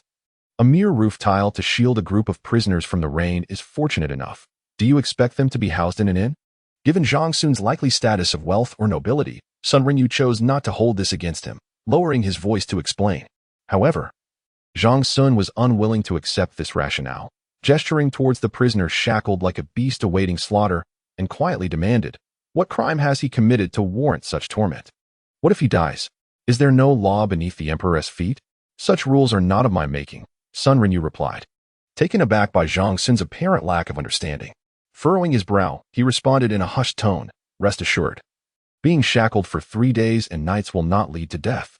This is a notorious practice. For centuries, the authorities have dealt with those who lack foresight in this manner. What can one expect when his life is deemed worthless and he has transgressed the law? If those willing to spend money and those unwilling receive the same treatment, with rice prices so high in the capital, wouldn't the brothers be left to starve? Nonsense." Zhang Xun trembled with rage, eager to refute yet again. He commanded Sun Renyu to release the prisoner, who was on the verge of suffocation in the stocks, only to be swiftly pulled aside by Lei Wanshan. "My dear friend, you've read too much. Your understanding is a bit clouded." Lei Wanshan chuckled, gesturing to his own head while casting a sheepish grin at Sun Renyu. "You've become overly earnest in your studies. Do you comprehend?" Out of respect for a pair of jade bracelets, Sun Renyu chose not to engage in further argument. He smiled and quickened his pace. After a brief interval, the group arrived at the innermost recesses of the prison, pointing toward a cage shrouded in darkness. He whispered, "He is confined here. It was ordered by the Jingzhaoyin to keep a stringent watch, so do not hold me accountable. I shall step outside to brief my comrades. I will return in 15 minutes. You must depart on time." With that, he handed his lantern to Wang Xun and swiftly exited. Wang Xun bowed in gratitude and gradually directed the lantern toward the cage. Suddenly illuminated, the prisoner within recoiled in terror, hastily retreating, the chains on his limbs clanking ominously. "It is I, Zita. I have come to visit you with old Lei and old Zhang." Wang Xun's heart ached as he hurriedly revealed his identity in a hushed tone. "Erlang?" Yuan Zita responded in confusion, then rushed toward him like an infant recognizing its parents, gripping the bars of the prison and crying out, "Brother, you have come. I knew you would find a way to save me. Hurry, please, save me. If I remain here another 2 days, I shall be tortured to death." "Have they tortured you?" Wang Xun's heart sank at the sight of Yuan Zita's bloodied body, and he suppressed an overwhelming surge of anger as he inquired. "Yes." Tears streamed down Yuan Zita's face, no longer feigned. "They interrogated me twice and struck me twice. That magistrate Zhang said if I do not confess, they will resort to the rack next time." "Good heavens!" Wang Xun gasped. "What did they force you to confess? Did you concede?" "Not yet." Yuan Zita shook his head vigorously, fearful that Wang Xun might doubt his sincerity. "I have not committed any of those acts. How could I dare to confess? If I did, I would surely have my head severed within half a month." Wang Xun, Lei Wanshan, and Zhang Xun exchanged glances, deducing from his injuries that Yuan Zita might indeed have withstood 2 severe tortures. With a hint of admiration, Wang Xun quietly asked, "Whom have you angered? What crimes do they accuse you of?" Yuan Zita hesitated momentarily before exclaiming in a subdued voice, "I do not even know whom I have offended. They are compelling me to confess to forming a gang and committing violent acts, abducting women in the streets, to being instigated to humiliate officials of the court, and furthermore, to oppressing the populace and seizing their lands. Brother, I have done none of these things. Not a single one. Any of these accusations could warrant the death penalty, especially with the crucial phrase about being instigated." Zhang Xun felt a tightening in his chest as he stepped forward, lowering his voice to emphasize, "Zita, as long as you are innocent, endure the pain no matter how excruciating it becomes. I am Zhang Xun. Heed my words. Your case is rather sinister. If you wish to preserve your life, contemplate carefully and speak the truth to Erlang. Who is the person behind you?" "No, there is no one." Yuanzi, feeling guilty, glanced around and hastily denied. "Let us go. Let this brat be beaten to death." Even at this juncture, Yuanzi remained obstinate, and Wang Xun, incensed, lifted the lantern and turned to leave. Second brother, I am truly wronged." Witnessing this, Yuanzi clung to the railing, weeping desperately. "Second brother, do not leave me. If you go, I shall truly perish here. Your life or death is of no concern to me. The Wang family has no need for a companion like you. Now, tell me, who orchestrated the humiliation of Li Bai? What business did you and Jia Laodao engage in together?" Upon hearing Wang Xun mention Jia Laodao's name, Yuanzi trembled, glancing around cautiously in the dimness to ascertain who else might be present.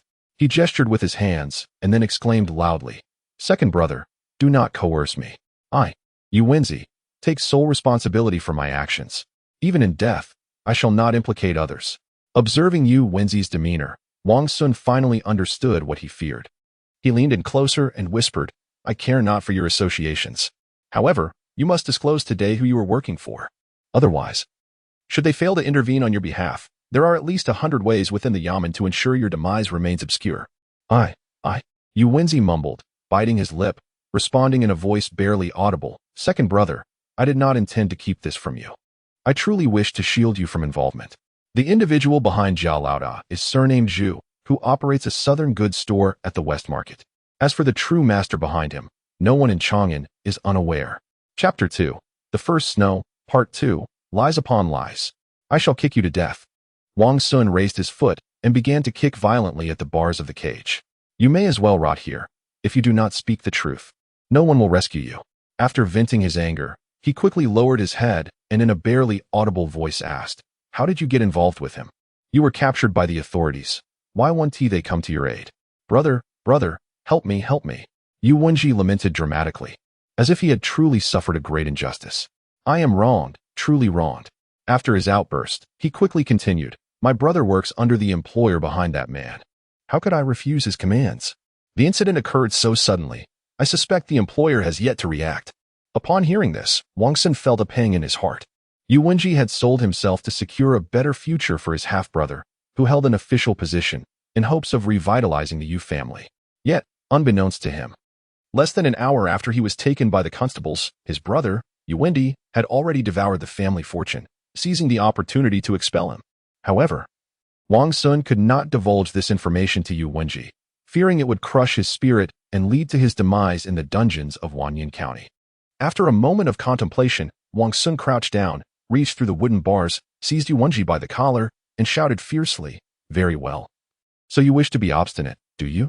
If you are intent on self-destruction, perhaps I should end your misery first." With that, he quickly slipped a few silver ingots into Yuwenji's chest, advising him to keep them hidden. They might alleviate some of his suffering when the time comes. Do not give them all at once. Remember to let it flow slowly. Brother, Yuwenji feigned breathlessness, crying out for mercy.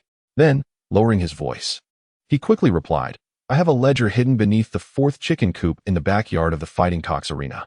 Brother, please keep it safe. It may prove useful. You're not completely foolish yet." Wang Xun scolded in a hushed tone. After agreeing to Yuwenji's request, he inquired if there were any other instructions.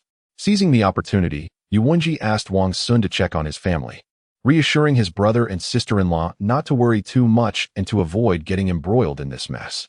He also requested Wang Xun to convey a message to his 2 concubines, urging them to keep a close watch on the accounts to prevent any mischief amidst the chaos. Wang Xun felt increasingly sorrowful at this, forcing himself to maintain his composure as he promised to fulfill each of Yuwenji's requests.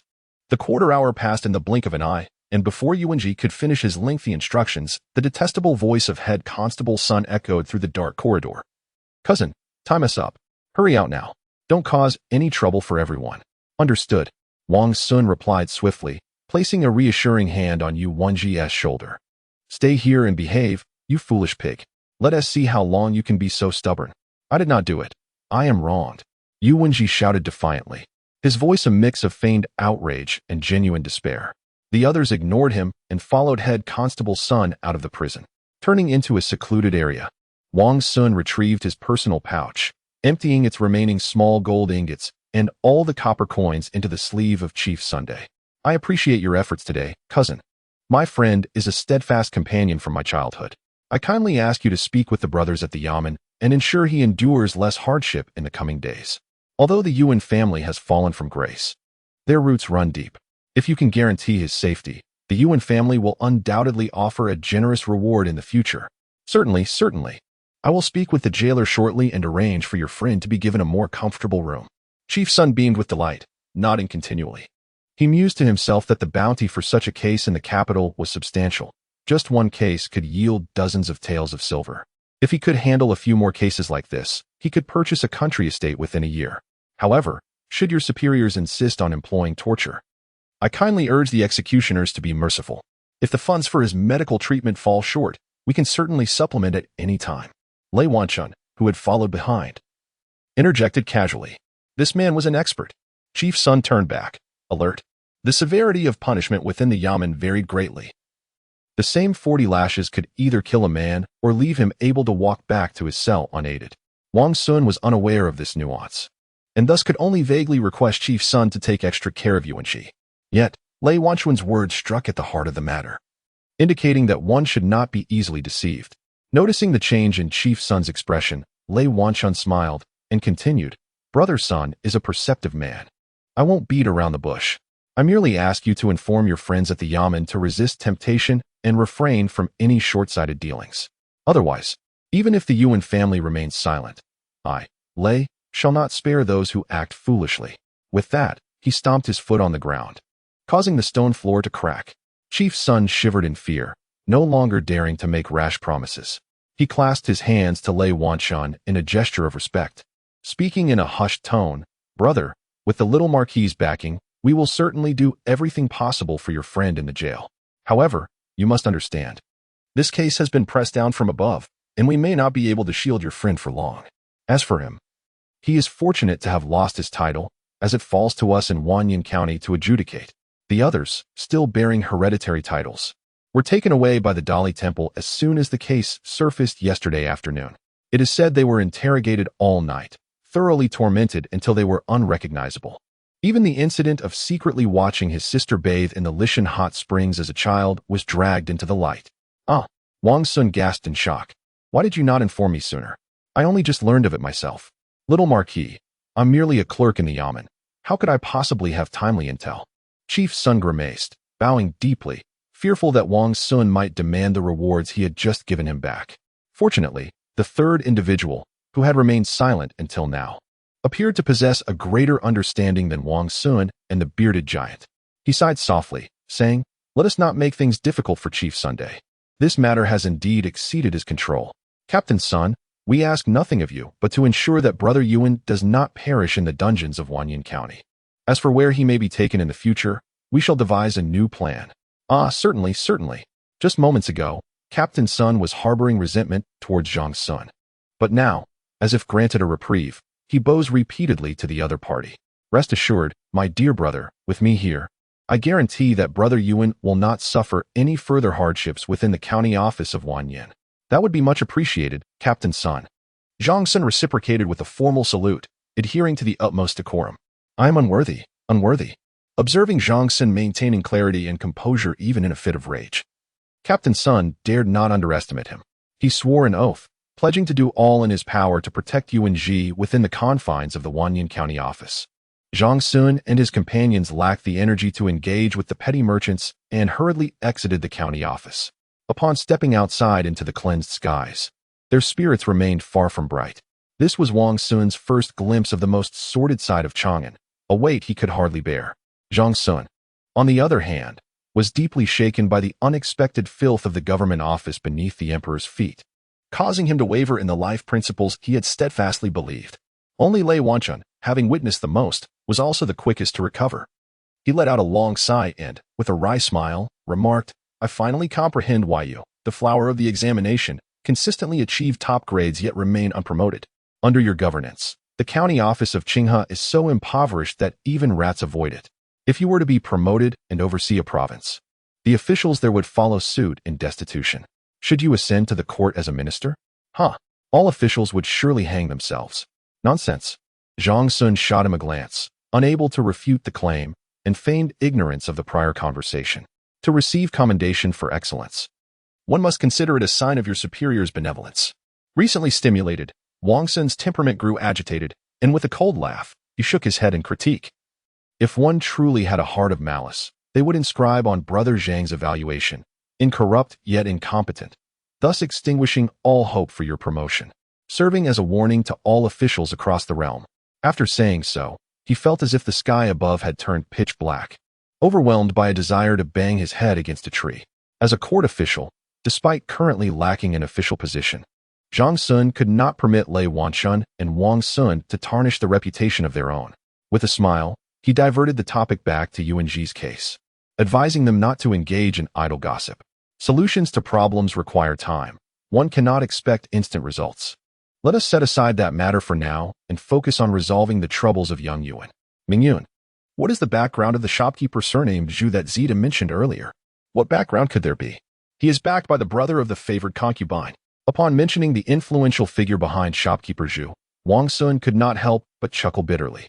In the capital, over 60% of rare goods transported from Guangdong originate from Zhu's establishment. Without the protection of the favored concubine's brother, who would possess the means to command such a substantial share? Are you referring to Yang Guozhong? Zhang Sun's expression turned grave, for that other celestial figure must possess even greater influence. Did I not mention it earlier? Wang Xun struck the maple tree by the roadside with a powerful fist, sending a flurry of crimson leaves swirling through the air. Both the Jingzhou Inn and the Dali Temple have been mobilized. The esteemed Wang Ji, who serves as both Jingzhou Inn and Minister of Justice, wields power that rivals, if not surpasses, that of the favored brother of the imperial consort. Furthermore, who in the capital is unaware of his close ties with Prime Minister Li? I had thought I could traverse Chang'an with impunity. Yet, in light of this, the Wang, Qin, and Yuan families pale in comparison to these three. Chapter 2. The First Snow, Part 2, Erlang. Why are you picking a fight with a grand tree? A few more punches and you might just break it. As I was consumed by pent-up frustration, a gentle voice suddenly reached my ears. You should, Wang Xun instinctively replied, intending to tell the person to mind their own business. Suddenly, the voice struck him as familiar. He looked up dazedly and saw Bai Xingji standing before him, holding the hand of a beautiful middle-aged woman clad in a red dress. Sister Bai, what brings you here? Wang Xun felt a wave of embarrassment wash over him, offering an awkward smile as he greeted her softly. Well, let me tell you. Bai Xingji's maid, Xiaoping, was just leaping down from the carriage. Upon hearing Wang Xun's words, she immediately began to scold him loudly. You left without a word yesterday morning. You made Sister Bai worry about you all day. This morning, just after the rooster crowed, those two brothers from the Qin family came looking for you. They said they couldn't find you at home. So they asked Sister Bai if she knew where you might be. Pinger. Bai Xingji shyly turned her head, softly interjecting. We've been searching for you since early morning. Why should we be worried about letting him know? Xiaoping retorted, her neck stiff as she adopted a stance of righteous indignation. We split up to search for you, and if it weren't for running into Wang Xiang along the way, it's my fault for causing Xingji such concern. Before Xiaoping could finish, Wang Xun had already hastened to Bai Xingji's side. Ignoring the onlookers, he gently took her hand. Throughout his life, he had rarely faced any significant setbacks, but in the past 3 days, every challenge he encountered felt insurmountable. In this moment of uncertainty and helplessness, hearing someone express such genuine concern for him caused his heart to tremble. And he gazed at Bai Xingji with a look of infatuation. Bai Xingji blushed deeply, trying to shake off his grasp, but to no avail. She resigned herself to Wang Xun holding her fingers, lowering her head as she softly said, Erlang, you haven't introduced me to your friends yet. That is quite rude. Oh. Wang Xun was suddenly jolted from his reverie, his face lighting up with happiness as he pulled Bai Xingji directly to Zhang Sun and Lei Wanshan. Brothers, this is my dear confidant, Bai Xingji. She is currently performing at Jinhua Tower. Xingji, these are my good friends. The gentleman on the left is named Zhang, with the single-character Sun, the flower champion of the Kaiyuan era. The bearded gentleman here is Lei Wanshan, a valiant hero of the Jianghu. Seeing Wang Xun introduce her to his friends without hesitation filled Bai Xingji with joy and bashfulness. She slightly bent her knees and performed a deep bow, saying, I am Bai Xingji, honored to meet you, my elder brothers. Please, no need for formalities. Zhang Sun and Lei Wanshan each stepped aside, responding in turn. A rosy blush instantly adorned Bai Xingji's face, making her appear as radiant as a blooming flower. With a bashful glare directed at Wang Xun, she turned to grasp the arm of a middle-aged woman clad in red, who had shared the carriage ride with her, and smilingly introduced her to the gathering.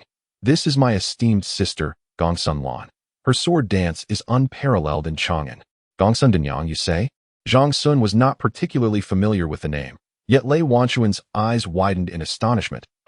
Today is truly a fortuitous day for me. To encounter the first 2 of the 4 masterpieces of the capital simultaneously. What 4 masterpieces of the capital? Such claims are mere jest among friends. How could they possibly compare to the esteemed Zhang Tanhua and the valiant Lei Daxia? Gongsun Lan, feeling flustered, curtsied, her speech adorned with the exquisite tones of Wu dialect. You flatter me, esteemed guests. At this moment, Zhang Sun began to piece together the identity of his companion and promptly took a step aside, offering a respectful bow. Prior to his arrival in the capital for official duties, he had heard whispers from friends regarding the renowned 4 masterpieces of the capital. Every visitor to Chang'an felt honored to have mingled with these illustrious figures. The so-called Great 4 masterpieces refer to the poetry of Li Bai, the calligraphy of Zhang Su, the pipa melodies of Lei Haiqing, and the discerning gaze of He Zhizhang. Li Bai's poetic fame is unmatched, while the calligraphy of the grass Saint Zhang Su is as precious as gold. Lei Haiqing once collaborated with Emperor Xuanzong of Tang to refine the feathered garments and heavenly dance, his pipa skills mesmerizing listeners for days on end. He Zhizhang's keen eye for talent is legendary. It was his commendation of Li Bai as a transcendent talent that introduced the poet to the current emperor's favor. Furthermore, his bold critiques of Li Linfu's lack of virtue despite talent and Yang Guozhong's deficiencies have garnered him the admiration of scholars. For many, a visit to Chang'an without an encounter with the Great 4 masterpieces is considered a significant regret. If one were to also miss the lesser 4 masterpieces, then that journey to Chang'an would be deemed futile. The lesser 4 masterpieces consist of Gongsun Danyang's sword, Bai Xingji's song, Xiefian's Kongho, and Huamon's graceful form. Huamon, said to be a deposed princess from the western regions, is renowned for her lithe figure akin to spring willows. Her dance, flying to the heavens, has bewitched countless noble young men, leading many talented scholars who visit Chang'an to squander their fortunes in pursuit of her performances, ultimately finding themselves destitute on the streets. In contrast, Xie Kong Ho offers a different auditory experience, reminiscent of autumn mountains after a gentle rain, imbued with an indescribable sense of emptiness and melancholy. Each day, numerous underappreciated scholars gather early at Xie music venue, waiting from dawn until dusk merely to hear her performance, shedding tears that cleanse their hearts of burdens. In comparison to the unconventional styles of the latter two, Gongsun Denyang and Bai Xingji adhere to a more traditional and balanced approach. Particularly, Gongsun Denyang wields her sword with a grace akin to thunder, swift yet serene. It is rumored that Zhang Su, upon witnessing Gongsun Denyang's sword dance, was inspired to develop his unique cursive script, thus securing his place among the great form masterpieces. As a prominent figure in the capital, Wang Xun was certainly aware of Gongsun Denyang's renown. However, he seldom devoted much time to the arts of song and dance. Even when seeking entertainment, he predominantly found himself captivated within Bai Xingji's quarters, leaving little room for other pursuits. In ancient times, it was said that those who observe the sea find it difficult to comprehend water, and those who visit the gates of sages find it hard to articulate their thoughts. This may indeed encapsulate the essence of the matter. As the attendees completed their formalities, Bai Xingji gently smoothed the creases of Wang Xun's attire and in a hushed tone inquired, "What has my dear brother been occupied with these past few days? Why venture to the yamen so early in the morning? I have inquired with the Qin brothers, yet they have been rather reticent in divulging details. Wang Zita has encountered a bit of trouble. With outsiders present, Wang Xun found it inappropriate to disclose too much, particularly in front of someone like Gongsun Lan, who had frequented the imperial court and interacted with numerous concubines. Bai Xingji, having been raised by a brothel keeper, was adept at reading emotions and quickly discerned that Wang Xun harbored unspoken concerns. She smiled gently and reassured him, "As long as my brother is well, I shall be at ease. The Qin brothers are currently searching for you. If you have the time, do meet with them today. I shall take my leave with Sister Gongsun. In the future, I will host you both at Jinhua Tower for tea to express my gratitude." "There is no need for that," Wang Xun replied. "Today at noon, I have invited Li Bai, Gao Shi, and others for a banquet at Lingfeng Tower. Should Gongsun and Bai be inclined to grace us with their presence, it would be most delightful." "Indeed, indeed," exclaimed Lei Wanshan, unexpectedly chiming in. However, his words caused Zhang Sun's expression to shift dramatically. Since subduing a group of individuals bearing the surname Ashina, the winds of the Tang capital had become quite tumultuous. It was commonplace for young talents to gather for revelry, inviting a few singers to enliven the atmosphere. Even if someone were to drunkenly entangle with a songstress, it would merely be regarded as a fleeting romance, easily dismissed. Yet, how could these two women be viewed as mere entertainers? Not to mention that Bai Xingji was Wang Xun's confidant, possibly even an unwed sister-in-law. Gongsun, on the other hand, had once received commendation from the emperor himself. It was unlikely that she would easily dance for a few powerless scholars. To everyone's surprise, Gongsun and Bai Xingji seemed unperturbed by Lei Wanchun's remarks. They exchanged glances and smiled subtly. This smile immediately captivated the attention of numerous passers-by, dimming even the brilliance of the morning sun. Amidst the public gaze, Gongsun took a few steps forward and, with a graceful demeanor, said, "Since the esteemed Lei has issued an invitation, we would not dare to spoil the occasion. However, we do require poetry from the esteemed Li, the illustrious Gao, and the talented Zhang as a token of appreciation. As for the esteemed Lei and Lord Wang, they may consider suitable gifts at their discretion." Most certainly, Lei Wanshun proclaimed, taking it upon himself.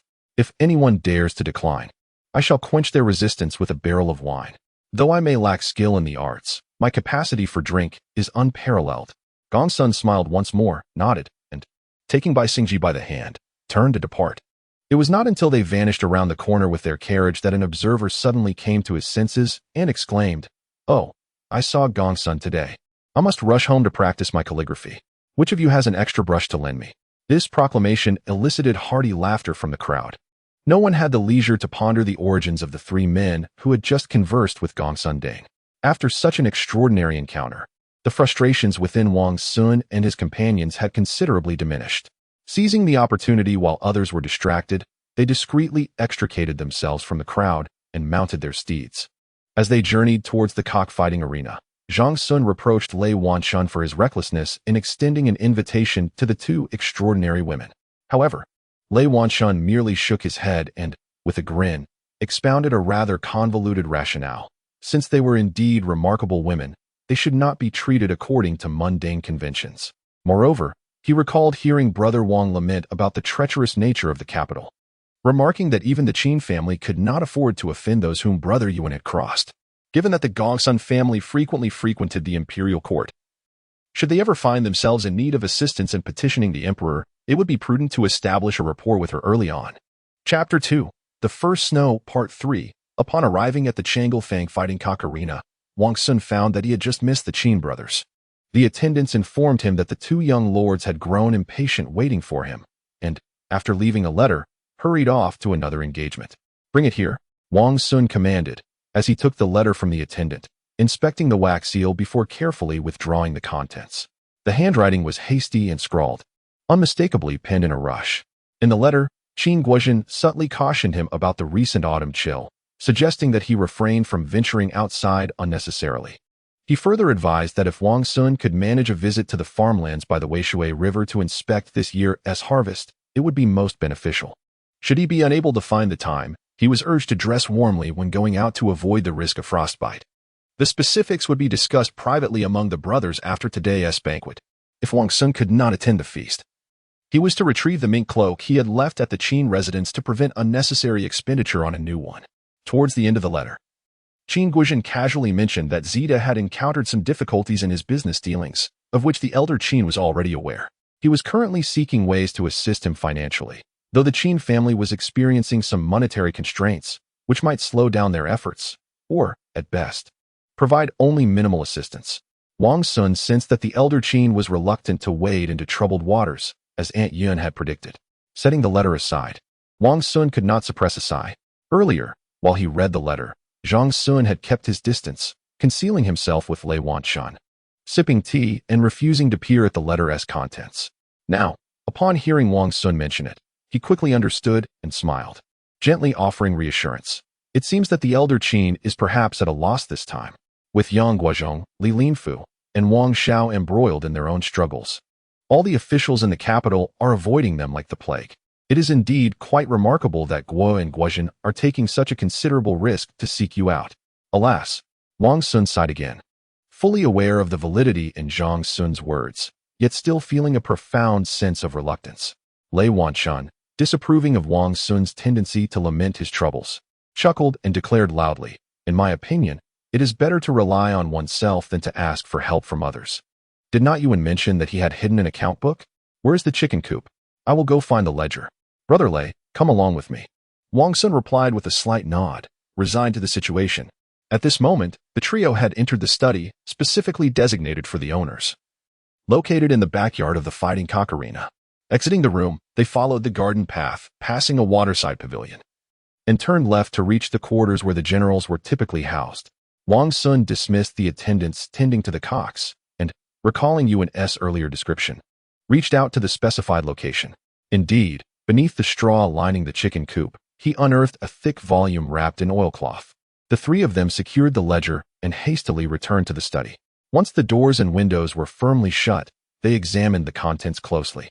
The ledger documented, in meticulous detail, all financial transactions and business dealings between Yuan and the manager of Zhu's establishment, Zhu Fu, dating back over 6 months, including the names of all parties involved and their exact words. On several occasions, Wang Xun believed that the misdeeds of the drunken crowd had led to the collision with the official's carriage. In reality, it was Zhu Fu, through Yu Wenji and other sycophantic young men who had aligned themselves with the Yang family, who had covertly instigated the incident. They exploited the official's reluctance to confront numerous noble families simultaneously, enabling Yang Guozhong to vent his frustrations with great intensity. Observing this, Zhang Xun could not help but let out a soft sigh. He had not anticipated that Yang Guozhong, despite being a high-ranking official and a member of the royal family, would still be ensnared by the habits of a street rogue. Conflicts that could have been resolved in the court were instead relegated to the shadows, dealt with through underhanded tactics. He was further astonished that Yu Wenji, at such a tender age, possessed such cunning, seemingly having foreseen that, should trouble arise, the Yang family would abandon their pawns to protect their own. Thus, he had preemptively maintained a ledger to secure his own chance of survival. What was there to lament? With that ledger in hand, the young rascal had at least a 50% chance of extricating himself. Lei Wanshan, with his large, bell-like eyes fixed upon him, huffed indignantly and declared, "The question is, how can we bring that ledger to light?" Suppressing his disdain for Yu Wenji, Wang Xun whispered in response. Having promised Ma Fong the day before, he felt compelled to find a way to rescue Yu Wenji from peril. He was determined to fulfill his vow, even though the very thought of Yu Wenji's actions and schemes made his chest feel constricted. Despite his anger at Yu Wenji for clandestinely engaging in such dubious dealings, Wang Xun could not bear to watch a dear friend perish in the dungeons of Wanyan County.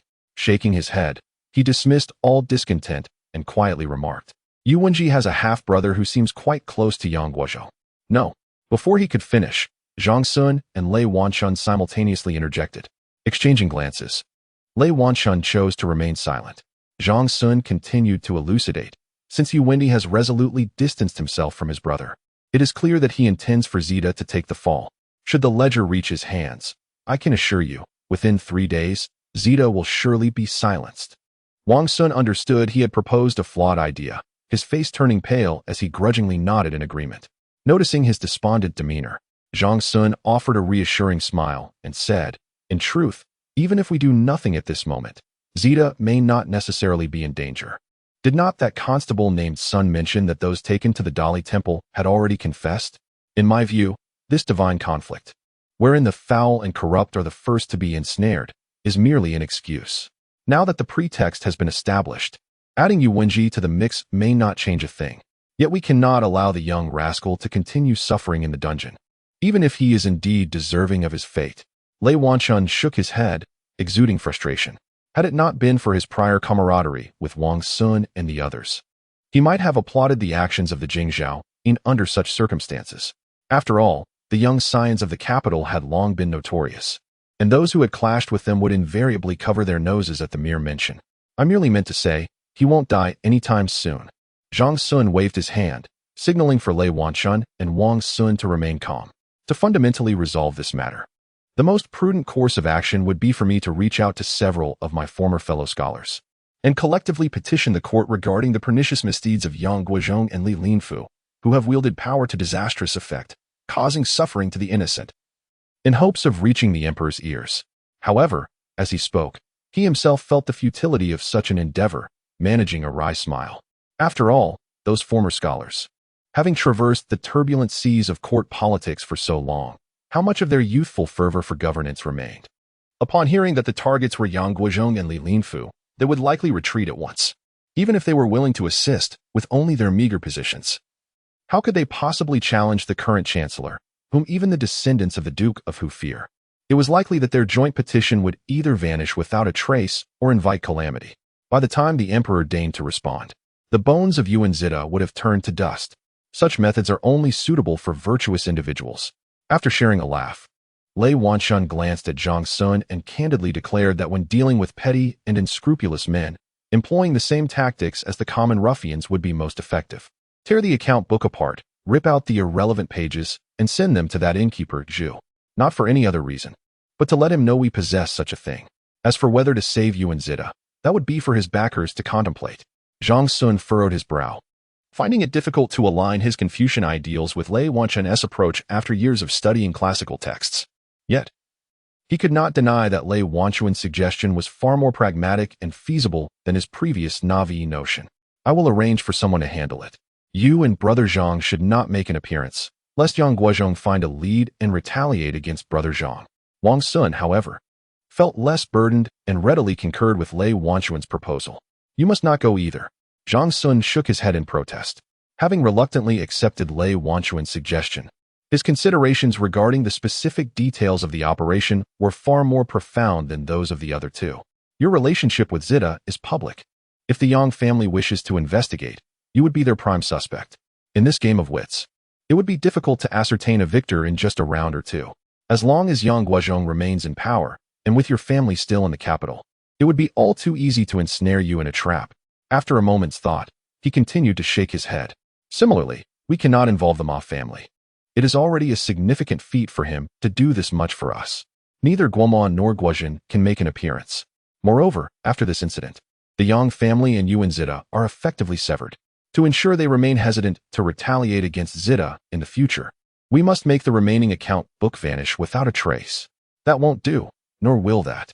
Wang Xun exclaimed in frustration, wringing his hands. Observing Zhang Sun's unwavering demeanor, he implored, "Surely, you must suggest a viable course of action."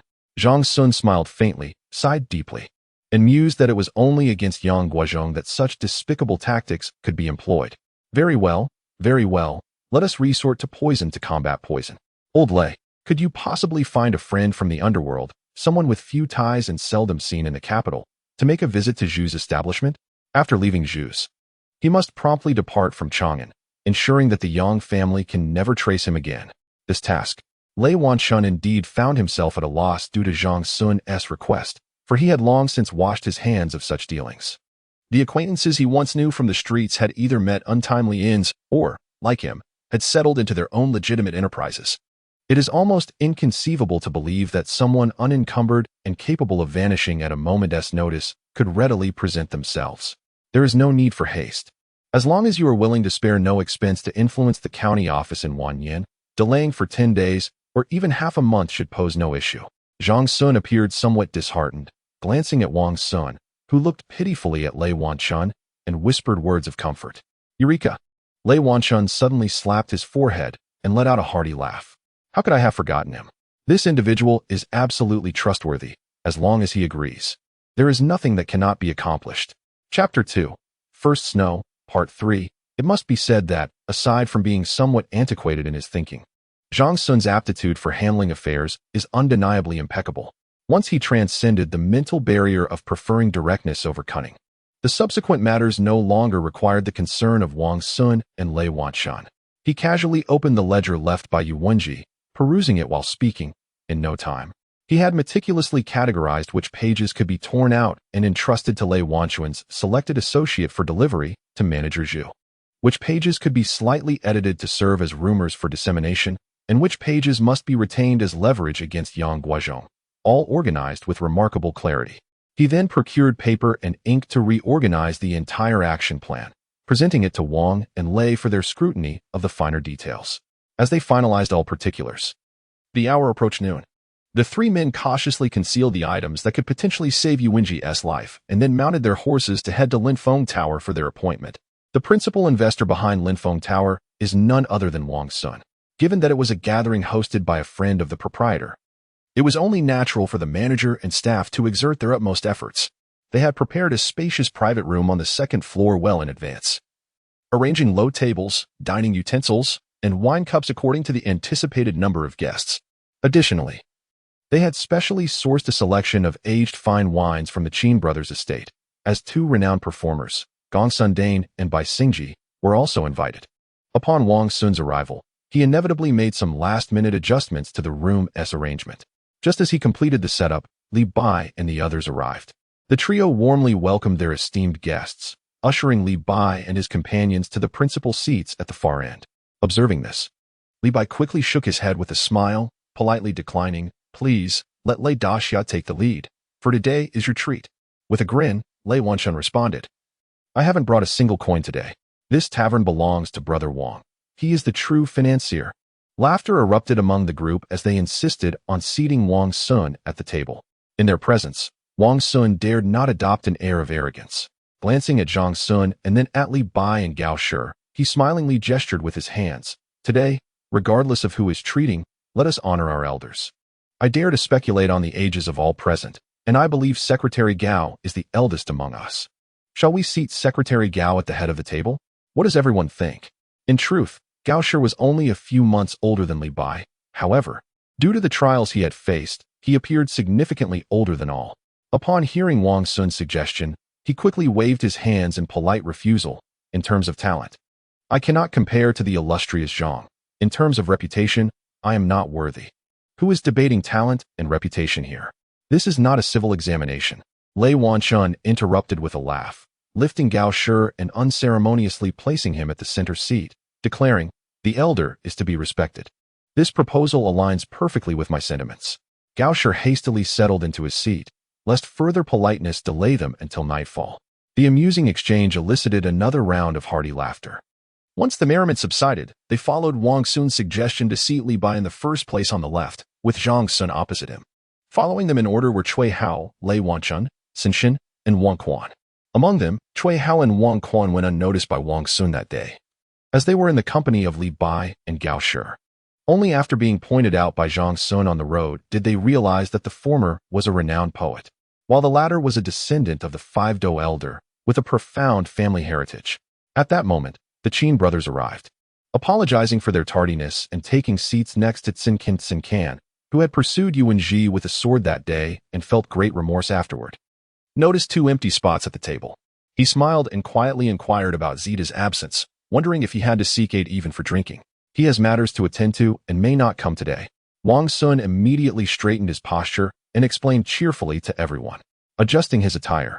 He bowed respectfully to Li Bai, Gao Shi, and others, clarifying that Zita had been misled by others' provocations, which led to his indiscretions. He is unable to attend today, and on his behalf, I offer my apologies. I hope you all can forgive our youthful folly. The guests straightened in their seats and returned the gesture. Among them, Yao Shi was the most carefree, laughing as he declared, I had intended to treat him to a few bowls of wine to reclaim the losses from that day. I didn't expect this rascal to flee early. Well, the wine I had planned for him will now be enjoyed by myself. Upon hearing this, Li Bai chuckled, shaking his head as he softly remarked, What are you apologizing for? Who hasn't had a few scuffles in their youth? When I was your age, I couldn't go a day without getting into a fight. Otherwise, I would feel utterly restless. The assembly gazed in astonishment, unable to believe that the illustrious Tai Bai had once been so unruly. I was born in Suye and have been brawling with the children of the Hu people since I can remember, and I continued to do so as I grew. Li Bai nodded with a smile, unabashedly recounting his youthful recklessness. Wang Xun observed closely and indeed noticed that Li Bai's irises were slightly lighter than the others, likely due to his ancestors having long resided in the borderlands where Hu and Han mingled, intermarrying with foreign tribes. At this moment, within the realm of the Tang dynasty, there were hundreds of recognized ethnic groups, coexisting relatively harmoniously. However, in the official sphere, due to the emperor's preferences, those with Hu lineage often found it easier to rise in rank. Thus, the gathering merely smiled at Li Bai's remarks, with no one intending to take them too seriously. In a short while, the attendants brought forth wine and fruits for the guests to sample. Gao Shi, noticing the 2 vacant seats, jested, Who has arrived fashionably late and disrupted our merriment? If they do not show up soon, the wine bug in my belly may just crawl out. These 2 are certainly worth the wait. Lei Wanchen smiled mysteriously, refusing to disclose the names of the guests. Just as he finished speaking, a harmonious sound of footsteps echoed from the staircase. With their experience, the assembly discerned that the footsteps belonged to 2 women, and they could not help but look up. One was clad in a brilliant red, the other in pure white, entering together and instantly rendering the room's decor pale in comparison. Master Gongsun. Gao Shi immediately rose and clapped his hands vigorously, realizing that the foremost of the capital's 4 wonders had arrived. Indeed, this guest was worth everyone's weight. Gongsun Denyang slightly crouched, gracefully greeting Gao Shi and the others, remarking that the title of the foremost among the 4 absolutes was indeed a source of embarrassment for Gao. With an immortal before us, how could I dare to claim such a title? She continued, This is my dear sister, Bai Xingji, whose melodious voice I believe you have all heard of. The crowd responded enthusiastically, rising to pay their respects to Gongsun Denyang. To have invited the top 2 among the lesser 4 absolutes to join this banquet of reconciliation demonstrated sincere intent. Consequently, they all nodded respectfully towards Wang Xun, acknowledging that the misunderstanding from the previous day would likely be forgotten. Once pleasantries were exchanged, Gongsun Denyang and Bai Xingji took their seats, one positioned just below Lei Wanchen, while the other sat closely adjacent to Wang Xun. Noticing a hint of shyness on Bai Xingji's face, Gongsun Denyang smiled and drew the attention of others towards herself. Qing Lianju Shi, how has your health been lately? I trust you have managed to recover from the ailments left by your past pursuits and cultivation? Thank you for your concern. I have improved significantly, replied the poet, though for some reason, Li Bai suddenly let out a deep sigh. What troubles you? Has the poetic muse struck once more? Qing Lianju Shi? Gongsun Denyang inquired with a smile. Not at all. Li Bai has always been a free spirit, unwilling to conceal any burdens from his companions. Gao Shi's mention of the 4 absolutes reminded me of the late He Lao.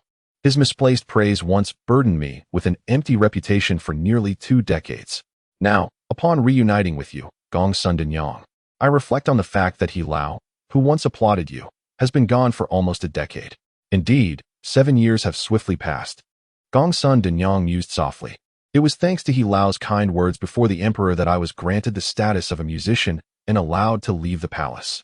The He Lao they spoke of was none other than He Zhizhang, a prominent figure among the four absolutes, who passed away in the 3rd year of the Tian Bao era, a full 7 years ago. In this period, apart from Gongsun Denyang, the other 3 among the lesser 4 absolutes had undergone 2 generations of change. Yet, the greater 4 absolutes remained incomplete, with no one yet deserving of filling the void left by He Zhizhang. Let us raise a toast, Li Bai said, reaching for a cup of fine wine from the low table before him, striding to the window to pour it out slowly. Today, as I encounter old friends, I am filled with nostalgia. This drink is dedicated to the wild poet of Siming. I too shall raise a glass. Gongsun Denyang approached Li Bai, side by side pouring a cup of fine wine into the autumn breeze. With the absence of the poetic frenzy, who understands the solitude of the exiled immortal, the two, exchanging words and reminiscing about their late friend, He Zhizhang, seemed oblivious to the presence of the other guests. Yet, none among the assembly felt any envy. Instead, they all lifted their gazes towards the window, as if the poet known as the Elder of Poetic Madness was leisurely riding a donkey through the autumn winds, gradually fading from sight among the clouds. Chapter 2. The First Snow, Part 4. As Gao Shi was unanimously elected by the group to take the lead, he naturally assumed the responsibility of orchestrating the rhythm of the banquet. After a brief moment spent admiring the view outside the window, he cleared his throat gently and playfully chided, "Qinglian, you have erred greatly today. What is it?" Li Bai turned around in bewilderment. Upon seeing the gathered company, he smiled and offered an apologetic gesture, suddenly reminded of a late friend. "I beg your forgiveness for my recklessness. Who mentioned anything about you reminiscing about a deceased friend?"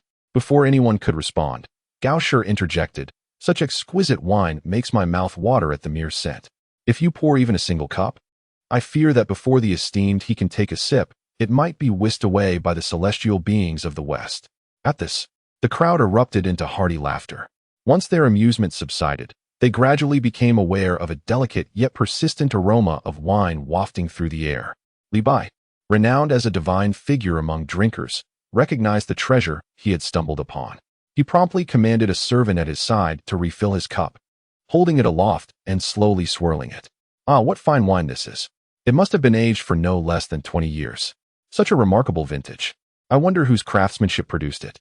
It is a prized brew from the Qin estate. Today, in honor of you esteemed brothers, it has been specially presented." Wang Xun nodded, smiling as he introduced. Upon hearing this, the guests raised their cups in unison, witnessing the amber liquid gently swirling within. Perhaps it was due to the warmth it had just received prior to being served, but a wispy white mist danced upon the surface, reminiscent of fragrant incense. Having spent her days amidst the influential and the elite, Gongsun Dajiang's knowledge far surpassed that of her peers. Furrowing her brow, she took a gentle whiff, then set down her cup and inquired with a smile, "I presume the recipe for this wine must have been passed down from the palace? It is said that the original concoction was created by a great princess of the Tang dynasty. Might I inquire if such rumors hold any truth? Esteemed young masters of the Qin family? Indeed, the recipe was crafted by the Lanling princess for Emperor Gaozong. The Qin family has been fortunate to acquire it, having added 2 additional steps to the process." Qin Guomo nodded, his face aglow with pride as he spoke of his ancestors' illustrious legacy. "That truly is a rare gem. I, a mere humble guest alongside the immortal poet, Gao Shi, and the flower of Zhang, am fortunate to partake in such splendid wine," Gongsun Dajiang eloquently praised, having complimented all the prominent figures present. Noting that the time was ripe, Wang Xun clapped his hands, instructing the attendants to begin serving the dishes. These delicacies were also rare treasures seldom found in Chang'an. Gao Shi, his appetite piqued, raised his cup with a hearty laugh and proclaimed, "With such fine wine and exquisite dishes, I must not be remiss in my gratitude. Come, my friends, let us drink deeply to honor our gracious host. To our gracious host, to the honor bestowed upon us." The guests echoed in unison, raising their cups high. After several rounds of mutual toasts between host and guests, the atmosphere grew even more vibrant. Gao Shi surveyed the assembly and, with a smile, suggested, "With such excellent wine, how can we not indulge in a drinking game to elevate our spirits? As I am a few years your elder, I shall dare to appoint myself as the host." As for the roles of the recorders, I would kindly request Gong Sun Dajiang and the gallant Lei to take them on. Having said this, he slowly finished the cup of wine in his hand. Naturally, the crowd echoed in agreement. Gong Sun Dajiang and Lei Wanshun could not refuse and had no choice but to accept the task. Li Bai chuckled and boldly proposed, "Such exquisite wine. If only to be enjoyed upon losing, I shall concede defeat every time. Why not alter our rules, allowing the victor to indulge in wine, while the loser receives but a cup of plain tea? What do you all think?" The assembly resounded with enthusiasm, leading to the appointed scribe setting the challenge. Gong Sun Dajiang surveyed the gathering, noting it was predominantly filled with literary scholars, and with a smile, she chose a refined prompt. Each person must quote a line from the Book of Songs and name a plant. Those who succeeded would drink wine, while those who faltered would sip tea. Having just heard Gong Sun Dajiang introduce the name of the white water lily, and observing her unwavering gaze upon Wang Xun since her arrival, Gao Shi surmised that a budding romance might be afoot. After a moment's contemplation, he teased in a low voice, "The water lilies drift, swaying to and fro. The graceful lady, I seek both in wakefulness and dreams." With a hearty laugh, he added, "Thanks to Ming Yun, I shall have my drink." The crowd stifled their laughter, while Bai Xiangji's face flushed a rosy hue, her shyness palpable. Following Gao Shi, Li Bai readily chimed in the mountains grow the hazel, by the marsh the lilies. Whose thoughts linger in the clouds? The beauty of the West." He laughed heartily. "I can indulge in 2 cups. With that, he drained his cup and commanded the servant to refill it, eagerly consuming another. Next came Zhang Sun, who smiled at Wang Xun and softly recited, "With a lady in the carriage, her beauty like the blossoms of Shan, as she soars and glides, adorned with jade and jewels." Following him was Cui Hao, a man of remarkable talent who had faced many hardships. He habitually began, "In days of yore." The willows swayed gently. "Now, as I contemplate, the rain and snow fall thick." He chuckled, shaking his head, and finished his drink. Lei Wanshun, having read little, was stirred by the wine bug, but could only sip tea to quench his thirst. When it was Tsin Can's turn, he recited, "From the east of Bo, the head like flying thistle. Is there no oil for grooming? Who will adorn my visage?" Though he jested about Bai Xiangji's efforts to please her admirer today, the melancholy rhythm unwittingly resonated with his own experiences of unrecognized talent. The Qin brothers, well versed in literature from a young age, effortlessly responded to the simple prompt. One laughed as he recited, "How can one attain the fragrant grass if one speaks from the back of the tree? I wish to think of Bo, thus my heart aches." The other chimed in with a steady rhythm, "They gather the reeds. One day apart feels like 3 autumns." Each line was perfectly fitting. When it was Wang Quan's turn, he cheerfully added, "With the branches crossed, one speaks of cutting the calamus. As she departs, one speaks of feeding the steed." Teasing Wang and Bai with a sense of envy, Bai Xiangji, blushing under the playful banter, scarcely dared to lift her head. When her turn came, she cast a lingering glance at Wang Xun, parted her delicate lips, and softly sang, "From the branch of the orchid, the youth wears a jade pendant. Though adorned with jade, can he not understand me? In grace and poise, I tremble with longing. From the leaves of the orchid, the youth wears a jade belt. Though adorned with the belt, can he not understand my heart?" Her song was melodious and enchanting, completing the entire piece before slowly pausing to take a gentle sip from her wine cup beneath her rosy lips. This narrative approaches the essence of heartfelt expression, transporting the audience to ancient times, where amidst lush greenery, a young girl boldly professes her affection to an unsuspecting young man. Her demeanor a blend of shyness and playful reproach. While one may be taken aback by her audacity, one cannot help but admire her wisdom. The grandeur of the Tang dynasty, which attracted visitors from distant lands, was not solely due to its military prowess or bustling markets, but rather its rich cultural ambience, prompting guests to yearn to embody the features of the local populace: dark hair, dark eyes, and golden skin, to partake in the splendor of this golden age. Thus, although Wang Xun's literary prowess was modest, as a native scion of Chang'an's aristocracy, he was undeterred by the brief challenge of a drinking game. Amidst the expectant and encouraging gazes of those around him, he cleared his throat and softly recited, "Bestow upon me a wooden gourd, and I shall repay you with exquisite jade. Not merely repayment, but a lasting bond of friendship. Bestow upon me a wooden peach, and I shall repay you with fine jewels. Not merely repayment, but a lasting bond of friendship. Bestow upon me a wooden plum, and I shall repay you with precious gems. Not merely repayment, but a lasting bond of friendship. Laughter erupted as everyone clapped and raised their cups, toasting once more to the two young men. Observing Wang Xun's inexperience in such matters, Gongsun opted for a simpler game for the second round, involving the dissection of characters into two parts, without concern for historical references, aligning instead with the present scene. The group cheered in approval and proceeded to take turns. Once again, Wang Xun substituted tea for wine, while the others drank heartily. If this continued, it would seem as though they were merely teasing the elder Lei. As the third round commenced, Gongsun pondered briefly before articulating, "Esteemed guests, you are all well versed in both the arts and martial disciplines. To merely engage in elegant verses may prove too monotonous. Let us introduce a new rule. Each person shall present their greatest talent, be it poetry, song, music, or martial skill, unbound by form, as long as it wins the approval of the assembly. There shall be no fixed order. Let spontaneity reign. Should anyone fail to present by the end of the round, they shall be relegated to tea." This novel drinking game was met with laughter and agreement. Li Bai, renowned for his quick wit, was unparalleled in his creative prowess. After a moment of contemplation, he jovially proclaimed, "Allow me to make a humble offering in poetry to honor this cup." He then cleared his throat and softly intoned, "The exquisite wine of Lanling, fragrant as the tulip, in a jade bowl glimmers like amber light." As long as the host can intoxicate the guest, one cannot discern the boundaries of home. Though the rhyme scheme lacked precision and certain words were repeated, the spontaneous nature of the verse resonated beautifully with the fine wine before them, a testament to his reputation as an immortal poet.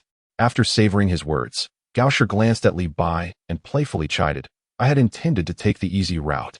Yet your creativity surpasses mine. You have seized the opportunity." With a resigned chuckle, he added, "Very well. Sinchi, may I borrow your sword?"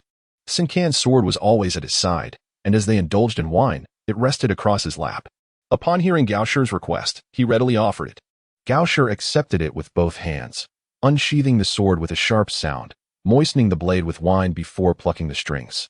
A cascade of melodious notes ensued, akin to spring springs releasing pearls, or a gentle breeze caressing willows, warming the hearts of all who listened, offering a sense of unparalleled comfort. Just as one's mind was carried away in reverie, the melody abruptly shifted to a brisk tempo. Amidst the gentle breeze, the distant sound of hooves began to emerge, followed closely by the sharp whistle of arrows and the clash of weapons. Soldiers hurried to and fro, banners snapping in the wind. The tranquility of spring's blossoming warmth swiftly transformed into the fervent clamor of battle, igniting a surge of adrenaline and passion within all present. One is compelled to rise with sword in hand, wishing to immerse oneself in the moment. As the final notes fade, the audience remains enraptured in the profound ambience.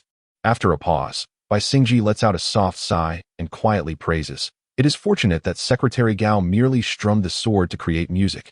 Had he possessed a zither, tomorrow in Chang'an, half of the musicians would surely leap into the river." Chapter 2, The First Snow, Part 4. The delicate art of calligraphy hardly deserves such lofty praise from Bailey Xing. Gaoshi chuckled softly, shaking his head gently. In moments of leisure, he often indulged in this pursuit, relying merely on his practiced hand.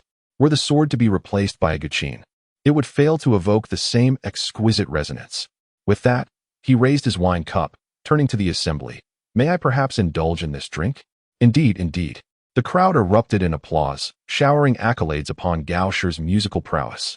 The atmosphere grew increasingly fervent, stirring even the composed Wang Xun into a passionate fervor.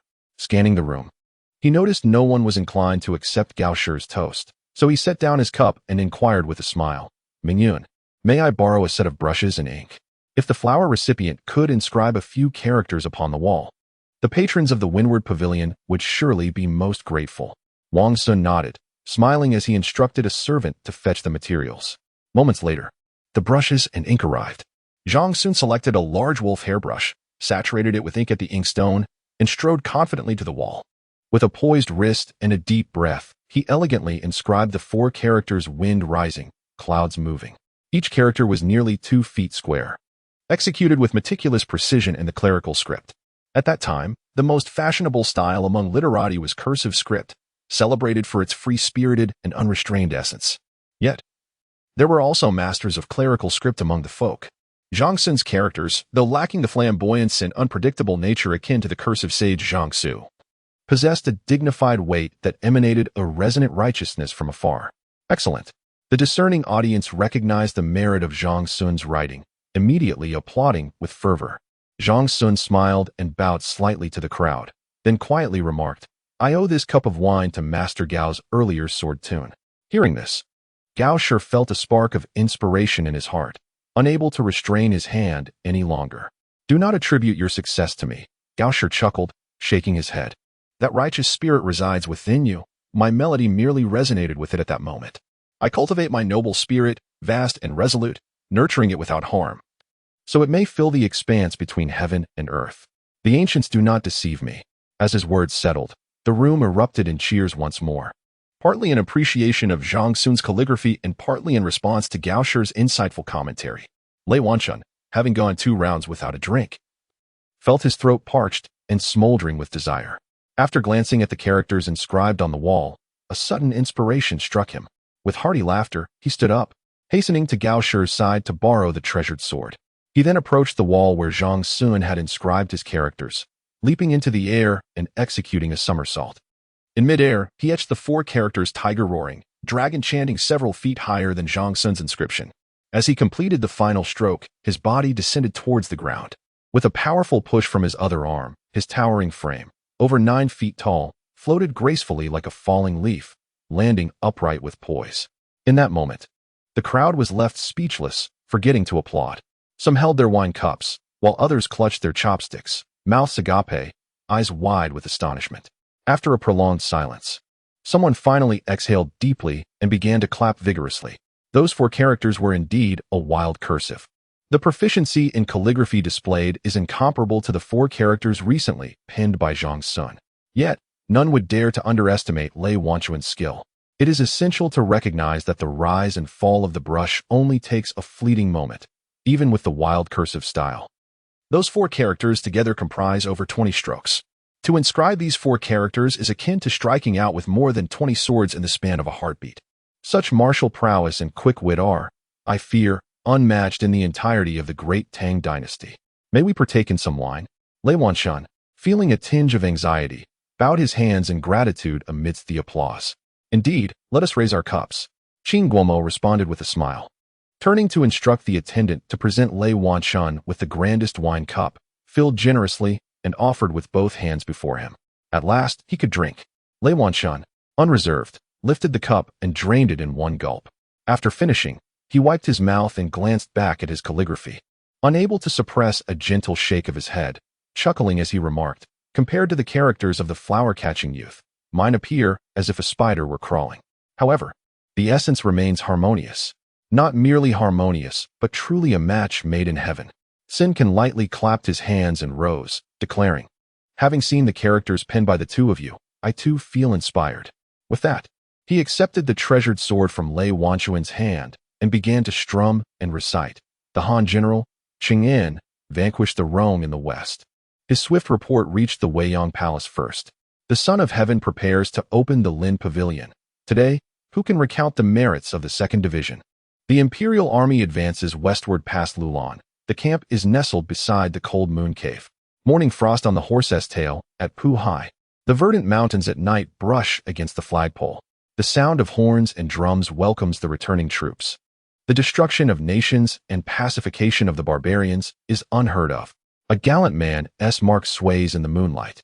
The great general's dragon banner stirs the sea clouds. As the sun sets at the gate, the drums and horns resound, 1,000 faces are bound. Emerging from the barbarian city, with the fish and waves welcoming the troops, the horses are fed beneath the moonlight illuminating the camp. The barbarian army sees the Han encampment from afar. The valleys echo with cries of mourning. 10,000 arrows and 1,000 blades slay through the night. In the clear light, blood floods the empty city. The evening rain leaves the banners still damp. The smoke from the Hu people mingles with the white grass in the cold sunlight. Last night, the general fought at dawn. The barbarian army only saw the empty saddles. Lacking the delicate elegance of Gao Shi's earlier melody, he fully expressed the passionate fervor inherent in the latter half of the piece. The audience erupted in loud applause. Toasting Chang'an, he raised his cup and drank heartily. Next came the brothers Qin Guomao and Qin Guozhen, well-educated and proficient in both the arts and martial pursuits. They, too, composed 2 short verses fitting the occasion, though their literary flair and depth fell slightly short of Zincan's. When it was Wang Quan's turn, he was well aware that he could not match the literary talents of Li Bai, Gao Shi, Cui Hao, or Zincan. Thus, he chose to play to his strengths, instructing the attendant to fetch a few wine cups of varying heights, pouring different levels of wine into each. Grasping a pair of ivory chopsticks, he gently struck a tune of Shipingyu upon the cups. The melodious chimes rang out, capturing every musical note with precision. This was indeed a display of extraordinary skill. As the performance concluded, the hall was filled with cheers. Bai Xingji, recognizing that Wang Xun was not particularly skilled in refined pursuits, seized the moment while everyone was still immersed in the melody played by Wang Quan. She quietly proposed to Wang Xun, "I wish to present a song to everyone. Would you accompany me on the lute?" Nothing could be more agreeable. Wang Xun felt a surge of satisfaction seeing Bai Xingji's thoughtfulness, nodding in affirmation and responding softly. The lute was one that Bai Xingji had brought herself, resting beside her just moments ago. As the clamor of the crowd subsided, a smile graced Wang Xun's face as he took center stage. The lingering gazes exchanged between the youthful pair, imbued with affection, elicited knowing smiles from those around. Fully aware of Wang Xun's questionable integrity, in a moment, the melodious strains of the qin began to rise, and Wang Xun, buoyed by the earlier festive atmosphere, performed a piece known as Breaking the Formation. This melody, often sung by Bai Xingji, was already deeply ingrained in her memory. Rising gracefully, she accompanied with a gentle voice. As autumn brings winds and sands from all sides, the frontier soldier bids farewell to home, 1,000 miles, undeterred by the long journey. Time will eventually lead us to the ends of the earth. The tempo quickened, her voice transforming from soft to fervent, recounting the valor of the Han soldiers beneath the bright sun, clad in iron armor. Breaking the Formation is a grand composition, esteemed among the Tang dynasty's finest, typically unsuitable for solitary performance. Yet, Bai Xingji sang it effortlessly, attending to every nuance while infusing her interpretation with personal insight. As her song concluded, the lingering notes echoed, conjuring tender images of youthful lovers journeying hand in hand across the world.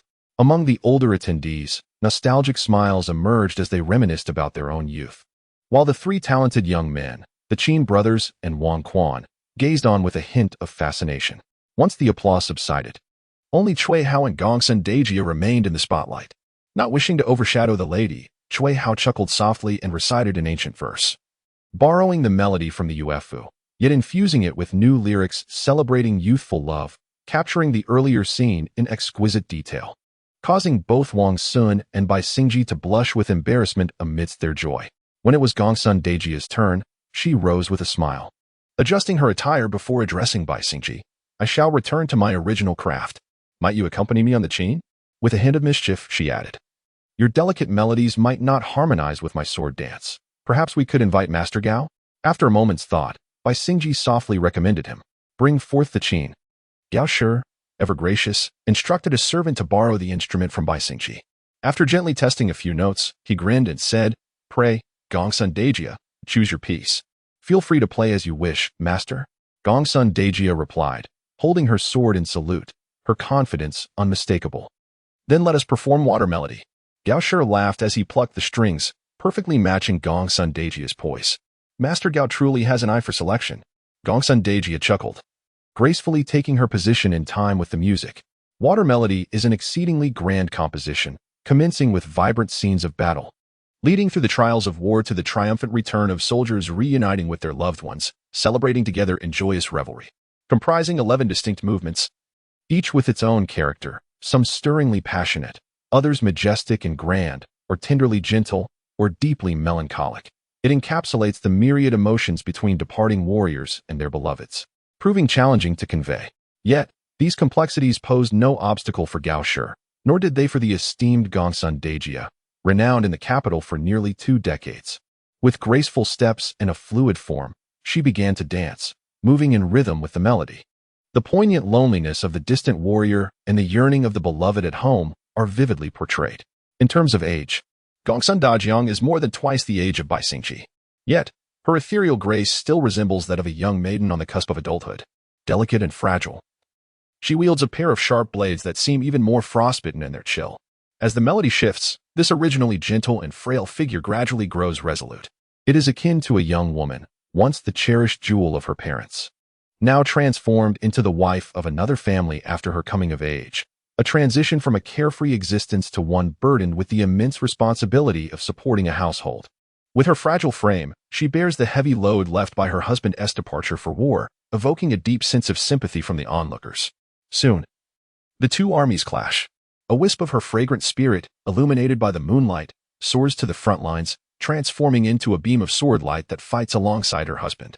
The enemy assaults from all directions like a surging tide. The sword light and the warriors steadfastly endure amidst the overwhelming forces, their bond unwavering. After a fierce battle, the warrior sustains injuries. The sword light returns to their home in the Central Plains. Though her heart brims with concern for her husband, she dons a facade of smiles before her mother-in-law and sister-in-law. Turning away, two streams of tears fall, reflecting the moonlight. The injured warrior returns to battle, accompanied once more by the sword light.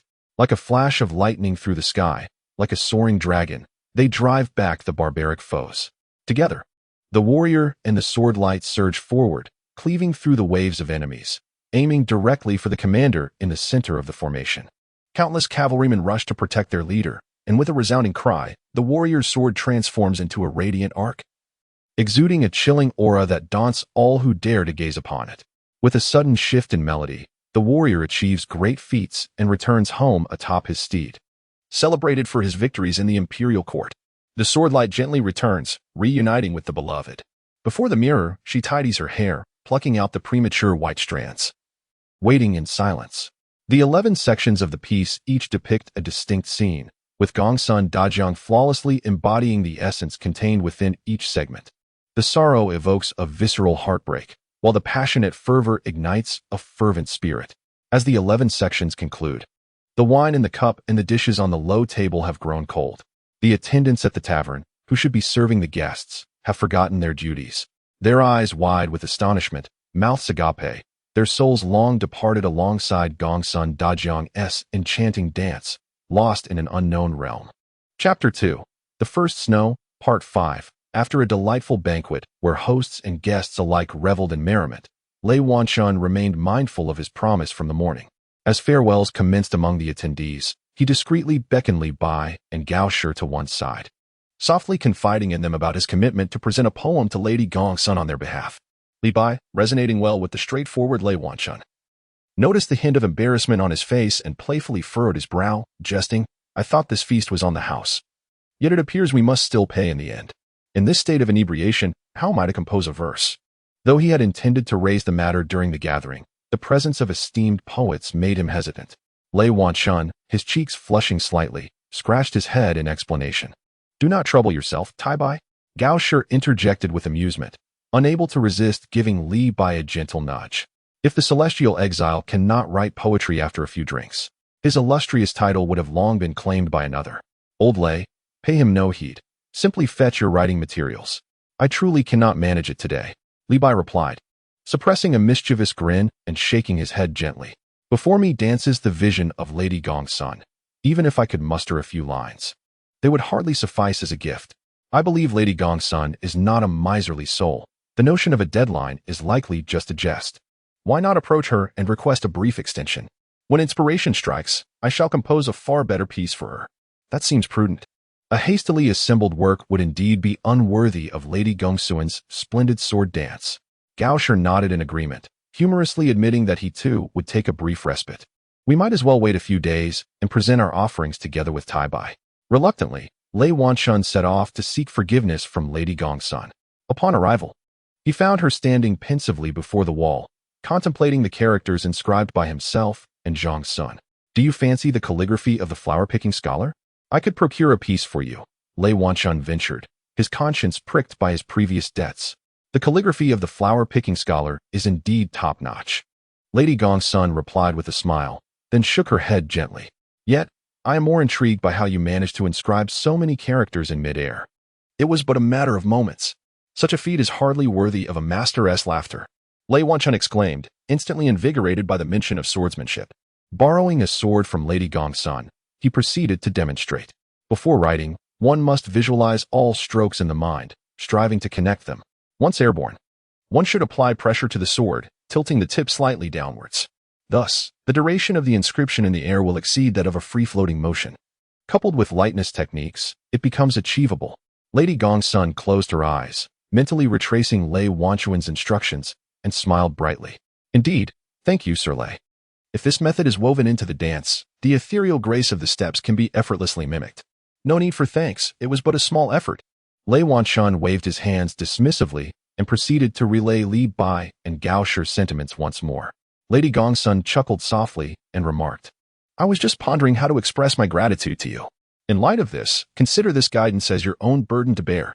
As for Li Taibai and Gao Dafu, I shall seek them out another day. With that, he took Bai Xingshi by the hand, preparing to depart. Bai Xingshi felt 120 reluctances in her heart, gazing longingly at Wang Xun, hoping he would speak up to keep her along for the journey. However, Wang Xun was preoccupied with discussions with the Qin brothers. Upon noticing Gongsun Dejia and Bai Xingshi approaching, he stepped forward with a smile and reassured her. Since you are leaving with Gongsun Dejia, I shall rest easy. I have some matters to arrange today.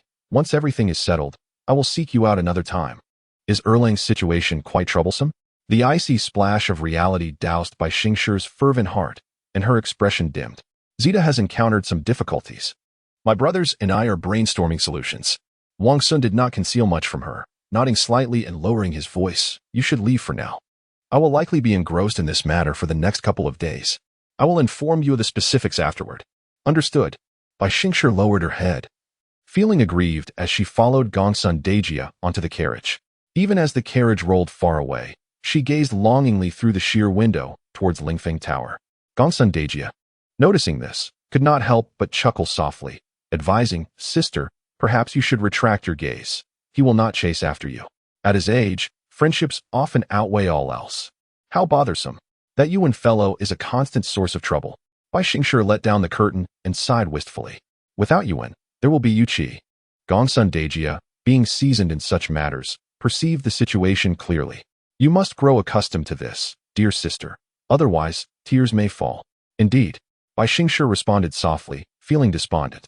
After pondering for a moment with her head drooping, she tugged at Gongsun Dejia's sleeve and whispered, Sister, what do you think my significance is in his heart?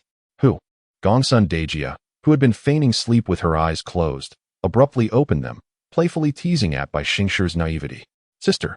Bai Xingshi's face flushed crimson, shaking Gongsun Dejia's arm back and forth. All right, my old limbs are about to be shaken loose. Gongsun Dejia, unable to resist, pleaded for mercy. From his behavior today, it is clear he harbors feelings for you. Otherwise, he would not have hastily paraded you before his friends. A man's boldness is not to be feared. What is truly alarming are those with cunning minds, professing undying love while simultaneously hiding you from their companions, wishing for no one to be aware of your existence. Upon hearing this, Bai Xingshi felt somewhat comforted, pouting as she feigned aloofness. Who cares about making an appearance in front of his friends? I am not an object to be showcased. Child, you are merely putting on a brave front. Gongsun Dejia pinched her soft cheek, laughing as she scolded. Who was it just moments ago, on the verge of tears, pretending I didn't see? Bai Xingshi, utterly embarrassed, buried her face in Gongsun Dejia's embrace, unwilling to emerge. Gongsun Danyang affectionately patted her back and continued, However, there is one thing you must comprehend. He may have recently encountered a rather challenging situation, which is why he appears so distracted. I noticed this during our drinking session. Yet, you, my dear girl, seem a bit careless, failing to notice even the slightest detail. Bai Xingji lifted her head, her mouth forming a perfect circle. After carefully recalling all of Wang Xun's actions today, she smacked herself hard, lamenting. Look at these eyes of mine, honed over so many years, yet in your heart, he is unlike anyone else. That is why you do not observe him as you would have guessed, scrutinizing his every word and gesture. Gongsun Danyang shook her head, continuing to guide her. This is also good. Do not force anything. Otherwise, over time, there will come a day when you can no longer maintain the facade. Bai Xingji nodded, sighing. After a moment of contemplation, she softly inquired, Sister, do you know what troubles he is facing? Has anyone mentioned it to you? We are meeting them for the first time, so it is improbable that they would share everything with me. Gongsun Danyang chuckled and shook her head. His reluctance to confide in you signifies that, in his heart, you are merely a companion for joy, not a confidant for sorrows. Such feelings are rather shallow. How to navigate this? You must discern yourself. Bai Xingji was momentarily taken aback, her eyes wide, lost in thought. After some time, she finally gathered her wits and anxiously asked, "Sister, could you teach me what to do specifically? You, my dear, so eager to marry off yourself." Gongsun Danyang extended her finger and poked her playfully. "I still hope for you to inherit my legacy. How can I rush to send you into another household?" "Sister," Bai Xingji continued to whine sweetly, resembling a daughter concerned about her marriage, nestled against her mother. Gongsun Danyang sighed in resignation and softly said, "With your talent, after a few years, it would be effortless for you to take my place. However, should you choose to marry into another family as a concubine, it may become difficult for you to showcase your singing voice in public again. Upon reflection, wouldn't that be a pity?" Noticing Bai Xingji's determined expression, she smiled and added, "Since you are willing to sing exclusively for him for the rest of your life, no one can stop you. If you seek my counsel, I can only advise you to find a way to let him know that you are not merely a vine clinging to him, but rather someone who can thrive independently, capable of weathering storms alongside him. Only then will he regard you not as a pet, but with genuine respect and affection. Even if you become a concubine in the Wang family, as long as you have shared trials with him, you will always hold a place in his heart before the main wife. If you only know how to share joy with him and cannot endure hardships together, then, as age and beauty fade, there may come a time when you find yourself in tears." Bai Xingji nodded slowly, her eyes sparkling, uncertain of how much she truly understood of Gongsun Danyang's words. "You, my child." Gongsun Danyang gently combed her hair, sighing affectionately. "You are still but a child. The road ahead is likely to be long. The road ahead is indeed long. In the heart of every man, there resides a woman. Yet, the more accomplished the man, the broader the world that surrounds him. The distance one can traverse alongside him in this lifetime remains an eternal enigma, forever uncertain at the moment of their embrace." Chapter 2. The First Snow, Part 5. After bidding farewell to the guests, Wang Xun and the Qin brothers returned to the elegant room on the second floor where they had just dined. The remnants of their feast had long been cleared away by the attendants, leaving the room immaculate and spotless. The windows on both sides were flung open to invite the fresh air, while the fragrant lantern in the corner was rekindled with ambergris, its delicate aroma wafting gracefully through the air. The sudden tranquility starkly contrasted with the earlier revelry, prompting one to rub their eyes in disbelief, questioning whether the gathering had truly occurred. The answer was undoubtedly affirmative. The ink on the walls had yet to dry, one line exuding poise and grandeur, while another danced with the vigor of dragons and phoenixes. Even Wang Xun, typically indifferent to the art of calligraphy, felt a surge of emotion as his gaze swept over the characters. What remarkable penmanship from the talented poet! What exceptional skill from Lao Lei! With these two lines, it seemed that the second floor of Lingfeng Tower would soon be perpetually booked, with no chance of idleness in sight. The attendants continued to bring tea, snacks, and fruits into the room. It was clearly not the moment for serious discussions. Thus, Qin Guomao and Qin Guiyong each held a cup of tea, standing before the wall to savor it slowly. "Do not tease me about my modest skills," Wang Xun thought, having been inspired by Gao Dafu's sword and lute performance.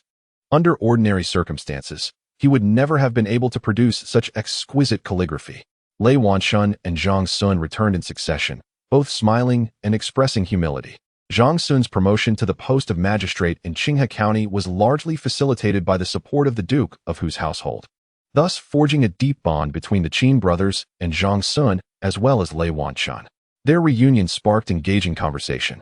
However, Wang Xun found himself momentarily dazed, holding his cup of tea on the side, his eyelids barely fluttering. To be honest, he had never been fond of mingling with scholars. In his view, 9 out of 10 literati were inept, relying on rote memorization of a few books to consider themselves erudite. They found fault with everything, ever ready to criticize. Yet, when tasked with actual work, their efforts were often more disruptive than helpful. Nevertheless, today, the company had entirely overturned his previous prejudices. The openness of Gao Shi, the talent of Xin Can, the steadiness of Zhang Sun, and the adaptability of Wang Quan left a profound impression on him. Most striking of all was Li Bai. Although this poet, often referred to as the banished immortal, spoke very little during the gathering, his poetry did not significantly differ from the works of Xin Can and Cui Hao that followed. Yet, his every gesture exuded an ethereal quality. as if he were a celestial being who had inadvertently stumbled into the mortal realm after indulging in wine, remaining untouched by the chaos around him. Pristine from head to toe, Wang Xun could not comprehend why he harbored such a peculiar impression of Li Bai, yet he knew he would never dare to contest with a person like him in this lifetime. Despite his eccentric nature and lofty pride, this individual finds a peculiar admiration for his own uniqueness and revels in his arrogance.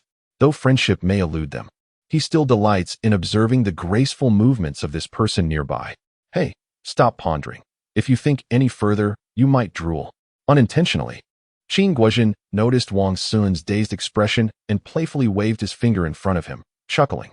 Suddenly, Wang Xun's spirit returned to his body. His hand trembled, causing a significant portion of his tea to spill onto the hem of his clothing. Look, no drool, but tea has already been spilled. Qin Guozhen, relentless in his teasing, handed a handkerchief to Wang Xun while continuing to jest. Didn't you already purchase a golden house? Since you are so invested, why not take it over sooner? Day in and day out, you gaze at each other without weariness. Why must it be like today, where her spirit departs and yours follows? What?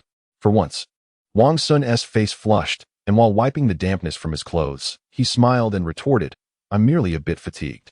I stayed up late last night due to Zeta's matters. The incessant sounds of strings and pipes around me were maddening, and I barely managed to doze off until dawn. The two brothers had been confined at home the previous afternoon. Indeed, they owed their gratitude to Mingyun for orchestrating Zeta's affairs. Before arriving at Lingfeng Tower, Qin Guoma and his brother had already visited the Wang residence and had gleaned some insight into the troubles surrounding Yuan Ji from the servant Wang Ji. They exchanged knowing smiles and subtly shifted the conversation to the main topic. I was also quite bewildered yesterday, but fortunately, I had Brother Lei and Brother Zhang by my side. Wang Xun, not wishing to take sole credit, included Zhang Xun and Lei Wanshun in the narrative. Wang Ji probably didn't have time to update the two elder brothers, together with Brother Zhang and Brother Lei. We even discovered an account book that Zeta had deliberately left behind. As brothers, there's nothing he needs to conceal. Noticing that they were alone in the room, he animatedly recounted his observations during the morning visit to Yuan Ji at the Yamen, as well as the preliminary plans he and Zhang Xun and Lei Wanshun had conceived upon finding the account book.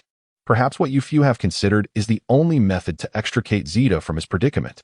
After listening to Wang Xun's account, Qin Guoma furrowed his brow slightly and murmured, just yesterday, Guozhen and I returned home only to be ordered by our father to remain indoors.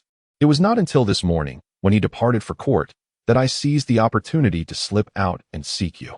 I had no idea that Yuan had encountered trouble. Upon hearing it from your servant, I was drenched in cold sweat and hastily sought assistance. Yet at this critical juncture he sighed, uncertain how to continue with Wang Xun. Even their father had chosen to remain aloof, and with the brothers turning to others for help, who would genuinely invest their efforts. It was merely a matter of maintaining the facade for the Hu Guogong's household. Barely managing a few words, those truly willing to lend a hand would likely be non-existent. Fortunately, after a morning of turmoil, Wang Xun had gained clarity on many matters and no longer felt the same disappointment towards the Qin family. Instead, he smiled gently and reassured, do not fret. Zeta is not in immediate danger. The matter at hand is merely a question of spending a few extra coins. At this juncture, do our two families truly fret over such a trifling amount? Zhang Xun, overhearing the conversation, chuckled softly and remarked, from what I gather, your esteemed elder has always been outwardly stern yet warm-hearted. Once he learns that Yu Wenzi is indeed wronged, I am certain he will not turn a blind eye. I have heard that this incident is entangled with numerous complexities. Perhaps our elders require a bit of time to unravel the truth behind the scenes before they can effectively resolve the issue. Unlike us, who flail about like headless flies. Seeing his friend's understanding, Qin Guozhen felt a pang of guilt and, with a wry smile, sighed. Our elders are reluctant to intervene at this moment, and there are indeed compelling reasons behind their hesitance. I inquired this morning and learned that Minister Li has long harbored discontent towards Yang Guozhong, but has refrained from action these past 2 years out of respect for the concubine. If he chooses to act, he will likely do so without any regard for past grievances. Though Qin Guozhen often appeared carefree, in critical moments, his discernment rivaled that of his elder brother. Noticing Wang Xun's strained smile, he thoughtfully added, we younger generations hold no official positions and are accustomed to frivolity. Our continued antics will not invite undue suspicion. However, if our elders were to step forward now, it would signify their allegiance, either to the Yang family or to Minister Li and Dr. Wang. Once a side is chosen, it cannot be altered. Just this morning, several officials from the Ministry of Works, Ministry of Personnel, and Ministry of Justice have taken sick leave, fleeing the city to avoid catastrophe. Princess Yongmu and Princess Changshan have also departed for their family estate on a hunting trip, and they are unlikely to return for several months. Unlike the tumultuous times during Empress Wu's reign, where factional strife led to frequent bloodshed, the current power struggles within the court have softened considerably. Yet, those who misstep in choosing sides may find themselves facing dire consequences in the autumn. With the tangible example of the neighboring Cheng family, it is not difficult for Wang Xun to comprehend Qin Guozhen's words. Furthermore, the bond between Yu Wenzi and the Qin brothers is one of camaraderie among the younger generation, largely disconnected from the duke of whose household. Should a crisis arise, it is within reason for the elder Qin to assist out of concern for his juniors, and it is equally understandable for him to remain an observer. With this in mind, Wang Xun smiled again and softly said, "Let us endeavor to resolve our own troubles as much as possible. Our elders have endured enough. There is no need to burden them further. Should we find ourselves truly at an impasse, they will surely not ignore our plight," he added. Though the two elder brothers have remained at home these past few days to avoid inciting the elders' ire, I shall handle matters regarding Zito with utmost diligence. You too. Take care. Qin Guozhen smiled and produced a neatly folded sheet of paper from his pocket. I have secretly transcribed this from a source. It may prove useful to you. Keep it safe and refrain from showing it to anyone besides Brother Zhang and Brother Chao. Seeing the seriousness in Qin Guozhen's demeanor, Wang Xun quickly accepted the paper with both hands. A swift glance over its contents brought him a sense of relief. The Qin brothers are indeed quite loyal. This seemingly inconspicuous piece of paper can be likened to a timely aid in times of distress. The paper is densely inscribed with numerous names, each connected by ink lines, forming a map of relationships among various figures in the capital's officialdom. If a newly appointed official were to acquire this diagram, they would grasp who to engage with and who to align with closely, essentially obtaining a protective talisman for their official duties. For Wang Xun and his companions, the previously perplexing connections between the Wanyan County government and higher-ups are now clearly delineated on this paper. Carefully tucking the paper away, Wang Xun solemnly bowed to the Qin brothers, expressing his gratitude. With this information, Zida's safety is significantly enhanced. Isn't Zida our friend as well? Qin Guo responded with a smile. After a moment's contemplation, he cautioned in a hushed tone, Yang Guozhong is not someone to be judged by ordinary standards. Despite being a high-ranking minister, he revels in clandestine dealings. This time, as you press him for Zida, even if he is compelled to aid, it is likely that Zida will become a thorn in the side of the Yang family. Therefore, you must be vigilant and not reveal your whereabouts. Moreover, once Zida is released, ensure he departs the capital immediately. I have already considered that, Wang Xun replied with a smile and a nod of thanks. If it were not for our desperate circumstances, we would not dare provoke Yang Guozhong. Also, my brother Guozhen and I may not be able to venture out for a while. Yet, our communication must not falter. I will find opportunities to send messages to your residence. Should you have urgent matters, come to my home. Simply inform the servant at the door that you seek the fur coat I inadvertently left behind, and they will understand your meaning. Understood. In these trying times, both of you brothers must exercise caution, Wang Xun replied after a moment of thought.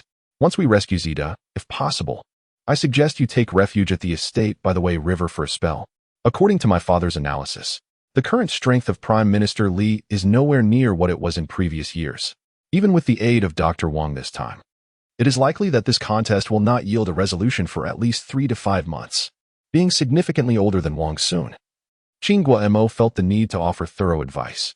Aware of the good intentions behind the council, Wang Xun accepted with a smile. After a moment's reflection, Qin Guo realized he had conveyed all the essential information to Wang Xun and, smiling, suggested that they hasten home to reassure their elders. Then we shall return to the post station. We will pay a visit to your esteemed father upon our return, Zhang Sun remarked, glancing at the darkening sky and exchanging a knowing look with Lei Wanchun, smiling as he clasped his hands in salute. Indeed, I have several friends to meet this evening, so we shall take our leave now. Lei Wanchun comprehended the unspoken message and stepped forward, bowing to the group. The 5 bid each other farewell and dispersed to their respective homes. As they walked partway, Qin suddenly sighed, turning to his brother and softly stating, "I fear we may have disappointed Ming Yun this time." Indeed, after this ordeal, it is unlikely that Ming Yun will remain the same innocent child he once was. Qin Mo responded, feeling quite helpless, and sighed in agreement. Alas, Qin let out a long sigh, uncertain of what to say. Would the maturing Wang Xun and Wang Mingyun still engage with others as innocently as before, devoid of any ulterior motives? Although their past days were filled with capriciousness, there was an absence of any mercenary elements in their interactions. At the time, it seemed inconsequential, but now, as the prospect of loss looms, it suddenly feels exceedingly precious. Yet, a man must inevitably grow up. Raising his head, he exhaled gently towards the sky. It was then that he noticed the brilliance of the moonlight tonight. The half-moon, resembling a piece of white jade, was encircled by a large, equally pristine halo. This was an omen of changing weather. Autumn was deepening, and the winds would soon become increasingly frigid. Chapter 2. The First Snow, Part 6. A change in the weather is imminent. Old Yu, the venerable attendant of Chen's jewelry store, stretched his back and yawned, exclaiming his thoughts aloud. Outside, the sky remained a brilliant azure, with the autumn breeze carrying a slight chill, yet it was far from bone-deep cold. However, the shop's employees, oblivious to the clear skies beyond, nodded in agreement with Old Yu, acknowledging that business had indeed been slow of late. Yes, indeed. Many families had ventured to the banks of the Wei River to attend to the autumn harvest, resulting in a natural decline in commerce. What a futility! Alas, what can one do when dwelling beneath the emperor's feet? The common folk of the capital, since they first learned to speak, have been steeped in such an environment, rendering them acutely sensitive to the slightest shifts in the atmosphere above. At this moment, their talk of a change in the weather referred not merely to the actual climate, but to the happenings just north of Zhuke Street, within the walls of Zhaoyang Gate. One cannot entirely fault the inhabitants of the emperor's realm for their loquacity. As the saying goes, when the Dragon King battles, the fish and shrimp suffer. Whenever significant changes occur within the court, it is invariably the commoners of the capital who bear the brunt of the consequences. Not to mention the time when the empress reigned, and heads rolled every few years. Take the recent fluctuations in the political landscape, for example. Any redistribution of power inevitably leads to a downturn in the marketplace for quite some time. Often, before the celestial beings have determined a victor, the common folk find themselves bereft of rice to cook. The current omens are not particularly auspicious. A throng of princesses, dukes, and lords have been seen hastening towards the Wei River, ostensibly to inspect the autumn harvest on their estates. Yet their carriages are laden with trunks, suggesting they have no intention of returning for at least a year or more. Following closely behind, the once vibrant scions of nobility have also vanished from sight, rumored to be confined at home by their elders for reflection, with no indication of when they might emerge again. These two classes of individuals have always been significant patrons of the jewelry store. With their absence, the establishment has become desolate. It is no wonder that Old Yu finds himself lamenting his old back, incessantly complaining as he massages it throughout the day. If all the shops along the street faced similar desolation, perhaps the collective heartache would be somewhat alleviated. People do not fear poverty as much as they dread inequality. Witnessing others share in their misfortune naturally mitigates the sense of injustice from the heavens. Yet, just across from Chen's jewelry store, the Zhu's southern goods store remains perpetually bustling, its entrance filled with various carriages, as though the shifting fortunes of the capital bore no relevance to them. Each guest emerging from Zhu's is accompanied by servants laden with packages of all sizes. The disparity is infuriating. Old Yu squinted at the Zhu's store, his gaze filled with envy, reflecting on the cyclical nature of fortune and misfortune. What rises must eventually fall. Suddenly, he ceased his mutterings, his eyes widening in astonishment. The incessant chatter that had filled the ears of those enduring Old Yu's complaints abruptly fell silent, as they momentarily paused in surprise, then hastily leaned towards the window, their eyes fixated on the same point that had captivated Old Yu's attention. That individual was certainly not there to purchase goods from the Zhuji Nanhua shop. Just by observing his attire, which was so plain it bordered on the shabby, Yu Laosi was convinced that he could never afford anything displayed within the shop. However, this person exuded an inexplicable air of pride and confidence, as if he were oblivious to the disdainful glances cast upon him by the passers-by at the entrance of Zhuji, and he sauntered inside with an air of nonchalance. How entertaining, Yu Laosi thought with a sense of schadenfreude. In the capital, there exists a particular breed of ruffian who thrives by extorting merchants. Once they set their sights on a target, they either create a ruckus about losing a purse filled with coins within the shop or claim to have injured themselves on the uneven floor tiles. Ultimately, the merchants find themselves compelled to part with some money to avoid further trouble.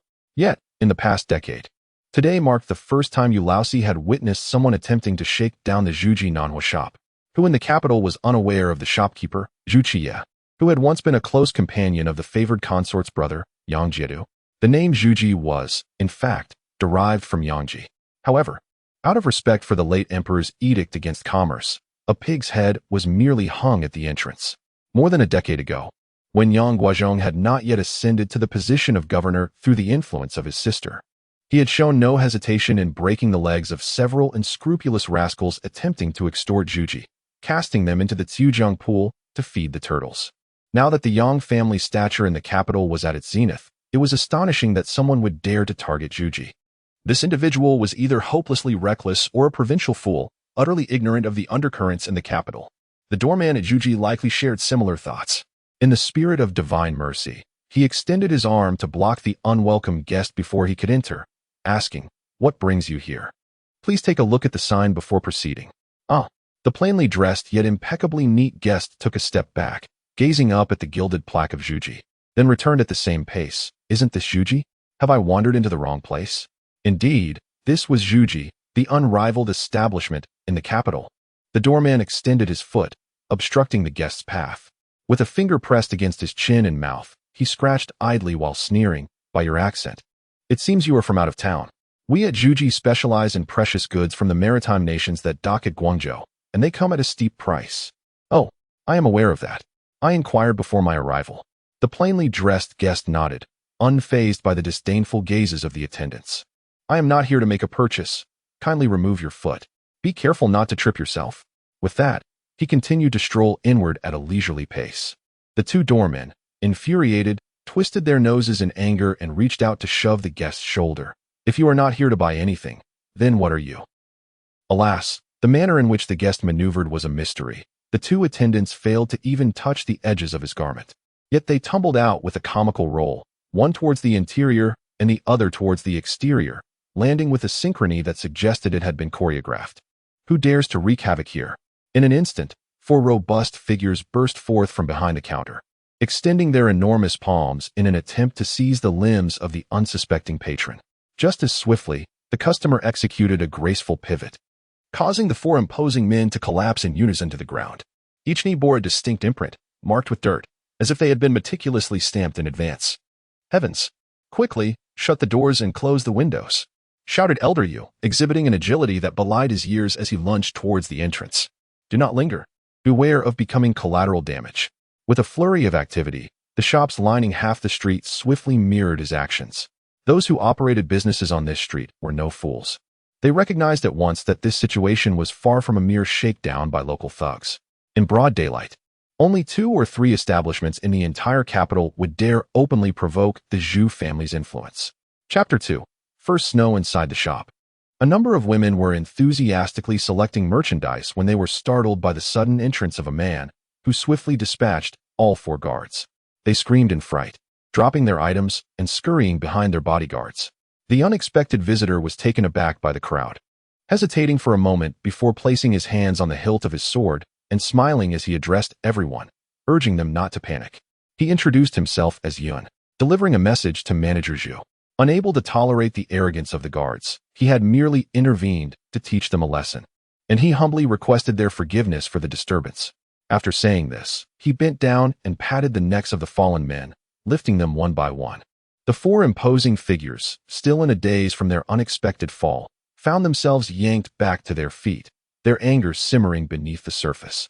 Yet, confronted with the visitors' superior skills and the mention of Manager Zhu, they lost their courage to retaliate, clutching their necks in confusion. The intruder, realizing he had offended a few, took a step back and bowed graciously towards them.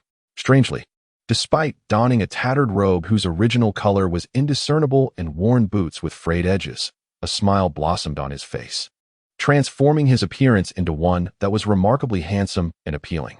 The aura of destitution vanished, replaced by an understated elegance that captivated those around him. The women, who had previously cowered behind their bodyguards, now seemed to have forgotten their fear. Those already married smiled subtly, while the unmarried ones gazed at the young intruder with sparkling eyes, reluctant to look away.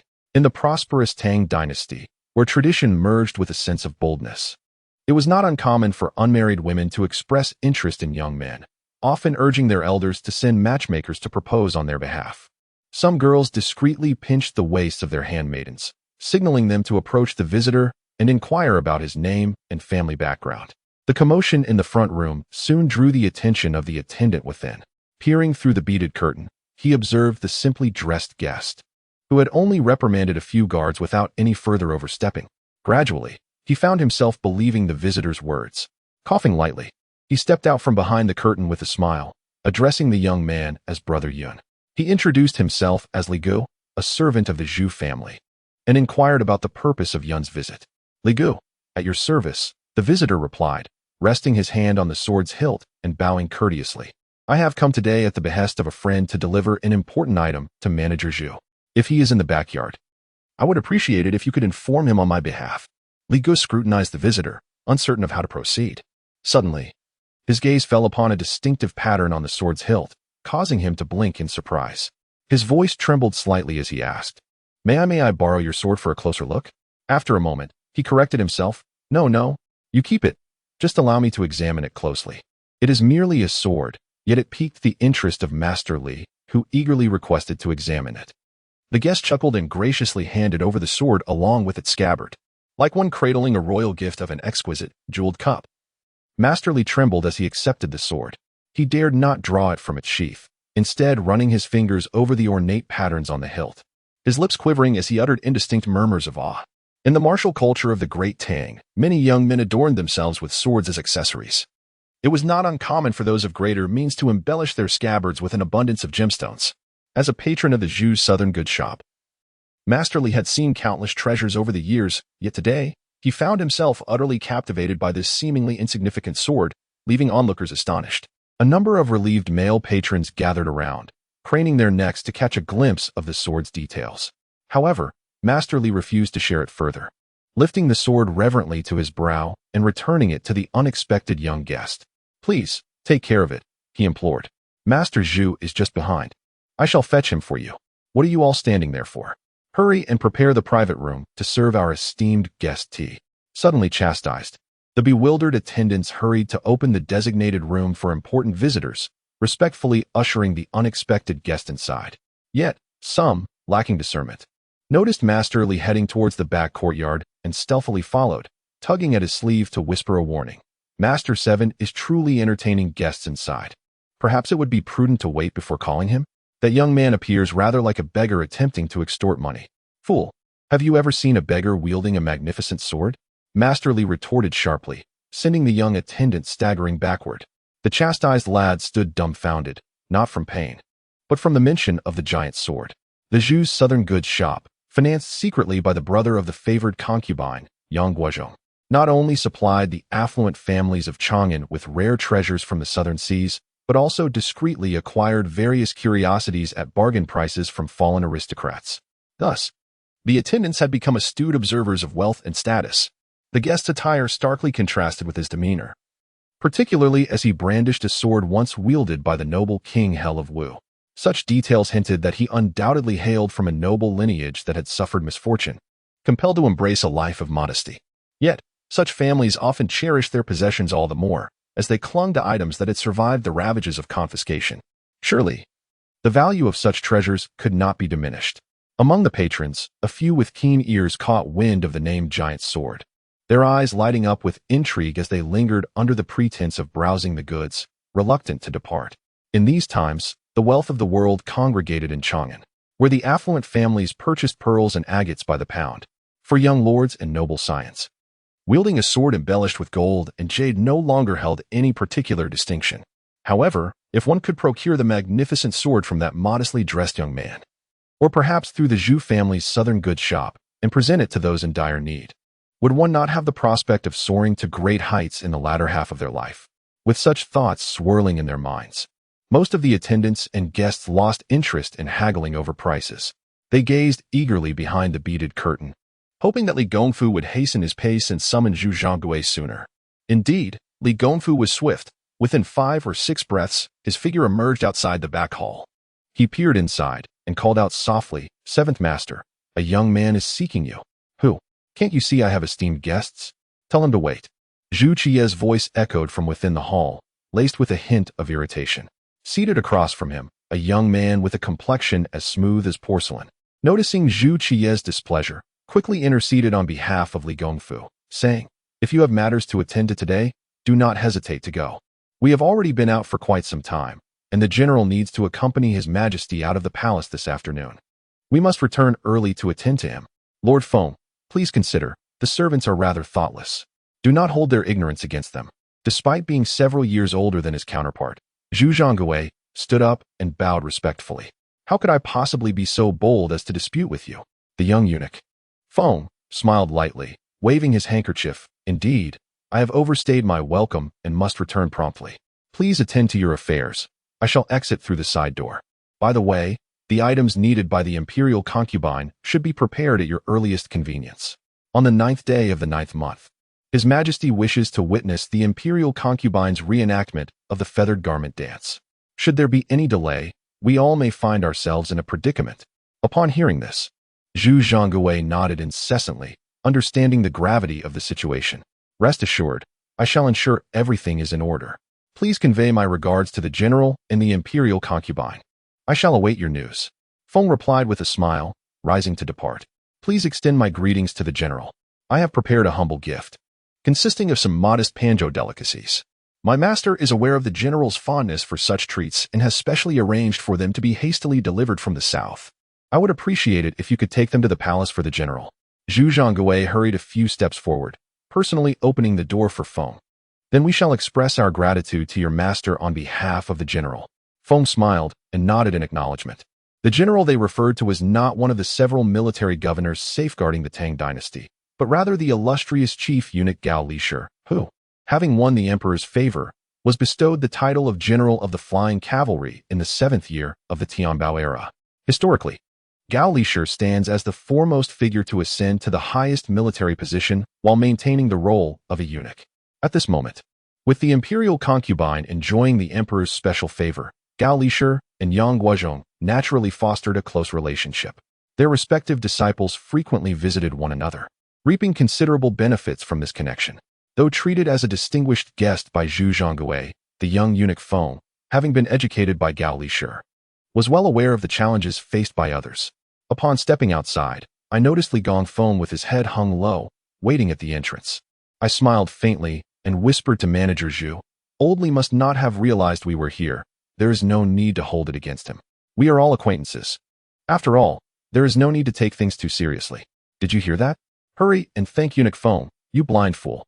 Manager Zhu shot a sharp glare at Li Gongfeng and commanded loudly. "I was reckless just now, unaware of the eunuch's presence. How foolish of me." Li Gongfeng, feeling helpless, struck himself twice on the face and exclaimed loudly, "Enough, enough. I've said not to take this too seriously." Eunuch Feng shook his head, slowly making his way towards the side door. "We will settle this later," Manager Zhu retorted with a menacing remark, hastening to catch up. Li Gongfeng's body stiffened momentarily as he lifted his gaze to watch Manager Zhu's retreating figure, a trace of a sinister smile curling at the corners of his mouth. Chapter 2. The First Snow, Part 7. Having politely seen off eunuch Feng, the shopkeeper Zhu immediately adopted a different demeanor. He beckoned Li Gongfeng over, drawing out his words to admonish, "My dear brother, you have been working with us for over a decade, haven't you? Yet your irritable temperament remains unchanged. Just last month, the governor inquired about arranging a chief steward for Luoyang and asked for my recommendations. I solemnly put your name forward. With your disposition, how could I trust you to handle such a position? Thank you. Thank you for your support, shopkeeper." Li Gongfeng repeatedly bowed, his expression of gratitude genuine rather than feigned. "I did not intend to disturb you today. Indeed, the individual in question holds significant influence, hence I wish to inform you at the earliest. If you could retain whatever he possesses and present it to the governor, perhaps he might be pleased enough to appoint you as the next deputy magistrate of Yangzhou. Go away. I am merely a pawnshop clerk, with barely any formal education. What makes you think I could aspire to such a position?" Zhu pushed Li away. skeptical of his claims. Yet deep within, an undeniable yearning began to stir. The governor had always been exceptionally considerate of his subordinates. Yangzhou was a prominent region, and he likely would not dare to bestow such an honor privately. However, in places like Xuanzhou or Guangzhou, which scholars regarded as places of exile, securing a position for a subordinate should not pose a challenge for him.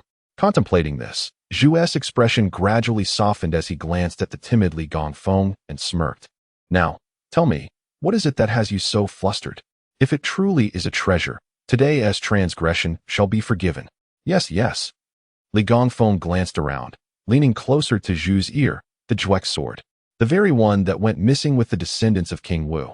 The other clerks were unaware of its origins, but you, esteemed shopkeeper, are well versed and must have heard of it. What?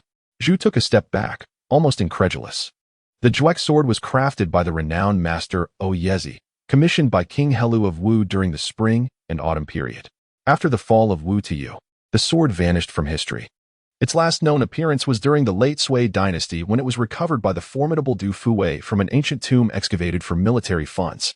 In the early years of Wuda, Du Fuwei surrendered and, to demonstrate his vow never to engage in military affairs again, presented the sword as a gift to Emperor Gaozu. Thus, the literati and military officials of the time were afforded a glimpse of its true form, immortalized in a painting by Yan Libin. During the reign of Emperor Taizong, in his favor for King Wu Ku, the sword was conferred to him during his coronation to inspire him to hone his martial skills, so he might one day subdue the barbarian tribes for the Tang dynasty. In the years of Yongzheng, King Wu Ku was wrongfully implicated in the rebellion of Feng Iliao and met a tragic end, with his son exiled to Lingnan. The Zhuek sword faded from public view alongside the decline of the Wu lineage. In the years of Shenlong, Emperor Zhongzong sought to vindicate King Wu. The descendants of the Wu royal family, having received clemency, gradually returned to Chang'an. However, the Zhuek sword did not accompany the return of the royal lineage. Whispers of the legendary sword occasionally escaped the lips of merchants in the bustling marketplaces, with tales flitting from the southern regions to the northern frontiers. As elusive as a dragon, seen but fleeting. The brother of the esteemed consort, Yang Guozhong, once disdained scholarly pursuits, spending his days mingling with ruffians in the streets. Now, having attained the esteemed position of the Jidushi of Jiannan, alongside 17 other significant titles, he is keen to shed any lingering impressions of his former coarseness, seeking to adorn his residence with refined artifacts. Consequently, historical relics, calligraphy, and paintings have become the focal point of Zhu's southern goods shop. Recently, a destitute scholar who had long wandered the capital stumbled upon an authentic work by Wang Yujun at a bargain in a ghost market, which he entrusted to be delivered to the Jidushi's residence. Before long, he was appointed as the governor of Yingzhou. Should he succeed in procuring the legendary Zhuek sword for the Jidushi, it is likely that a golden qilin would soon take flight from Zhu's abode. It is said that when one's heart is brimming with desire, clarity of mind often eludes them. With his imagination ignited, Zhu hurriedly abandoned Li Gongfu and rushed towards the front hall. Upon entering the elegant chamber, his gaze fell upon the young man's arm, and his heart raced with fervor. Indeed, it was the Zhuek sword. Li Gongfu had not erred. Zhu had seen this sword in the replicas of Yan Libin's paintings, yet he never anticipated encountering it so closely in his lifetime. Young Master Yan, is it? Without waiting for his assistant to make introductions, Zhu took the initiative to speak. I am the proprietor of this establishment, Zhu, the seventh of my name. You may simply call me Zhu Qi. May I inquire who has sent you in the matter at hand? Oh, young Master Yun, whose noble demeanor exuded an air of aristocracy, slightly inclined his body, inadvertently bringing the sword's hilt closer to Zhu. You inquire of me? A friend of mine by the surname of Yuan has tasked me with delivering a letter to you. Yuan? Oh, Yuan brother. I recall now, Zhu exclaimed, a hint of excitement in his voice. Where is the letter? I would appreciate your assistance, young Master Yuan. Zhu felt somewhat flustered. The Yuan surname was rather unique, and apart from Yuan Ji, he could not recall another acquaintance sharing that name. Yet, in light of the Zhuek sword, he chose not to delve deeper into the matter, adhering to an unspoken rule within the trade: only the authenticity of items matters, not their origins. This is to spare the noble heirs from embarrassment should they wish to part with their ancestral treasures, and to prevent any thieves from feeling uneasy under scrutiny. Here, please take a look. Young Master Yin transferred the sword to his left hand and retrieved a thick envelope from within his robes with his right. In front of the attendants, he handed it to Zhu. though the contents of the letter paled in comparison to the sublime Zhuge sword. Zhu meticulously examined the wax seal to leave a favorable impression on young Master Yun. He then carefully sliced the envelope open with a small knife and extracted the letter within. At first glance, his heart sank, instinctively urging him to call for assistance. Yet, seeing the composed demeanor of the young man, he suddenly felt a jolt of realization, forcing a smile as he suppressed his rising irritation. Might I inquire from whence this letter originates? Which young Master Yuan has entrusted you with this delivery to me? Who else could it be but the gentleman with whom you once shared a drink? Young Master Yun grasped the colossal sword with one hand, while his other hand idly tapped on the table, each tap leaving a distinct indentation on the fine enamel wood. He had entrusted me with this letter long ago, asserting that should he find himself in distress, Master Zhu would undoubtedly extend a helping hand upon reading it. Recently, however, I have been unable to locate him. Pondering that if he holds such unwavering faith in Master Zhu's character, he must have journeyed considerable distances to deliver this missive to you. Please take a closer look. Surely nothing is amiss within, is there? Ah, no, nothing is amiss. Master Zhu's face instantly glistened with beads of sweat, instinctively recoiling his body. Yet, he dared not retreat too far. The elegant youth, having demonstrated the ability to etch small craters into the Nanmu table with merely his knuckles, could easily deliver a similar blow to his own forehead if provoked, rendering his head akin to a sieve. Now that the letter has been delivered, I must take my leave. Young Master Yin smiled, rising gracefully from the stool. Oh, how forgetful of me, fearing I might indulge too much and neglect my duties. My friend Yuan has entrusted similar letters to several others as well. In a few days, you may receive a few more. Alas, he can be excessively cautious at times. Yu. Master Zhu made an earnest attempt to retain young Master Yun, extending his hand halfway before tremblingly withdrawing it. Several letters remain, and a mere mention of the surname, Yun, will not alleviate the current predicament. If Yuan is cornered, the next letter may very well find its way directly into the hands of Li Linfu. Reluctant to let young Master Yun and his formidable sword depart, Master Zhu hastily pursued a few steps, maintaining a distance of over 3 feet, and called out, "Young Master Yun, might I inquire as to your residence? If I were to draft a reply, how might I deliver it to you? I reside in the Bodhi Temple in the southeast of Pingkangli. It is merely a wall away from the former residence of Duke Li. No need for a reply. Simply invite my friend for a drink in the future." Young Master Yun's steps were steady and unhurried, betraying no urgency to depart, and he turned back with a smile. Master Zhu instinctively recoiled another half-foot, fearing an abrupt outburst from the other party might result in harm. After a moment, he noticed that one of young Master Yun's legs had crossed the threshold, and suddenly regaining his senses, he shouted, "Young Master Yun, please travel safely." "What is it, Master Zhu?" Young Master Yun asked playfully, retracting his leg. And nothing more.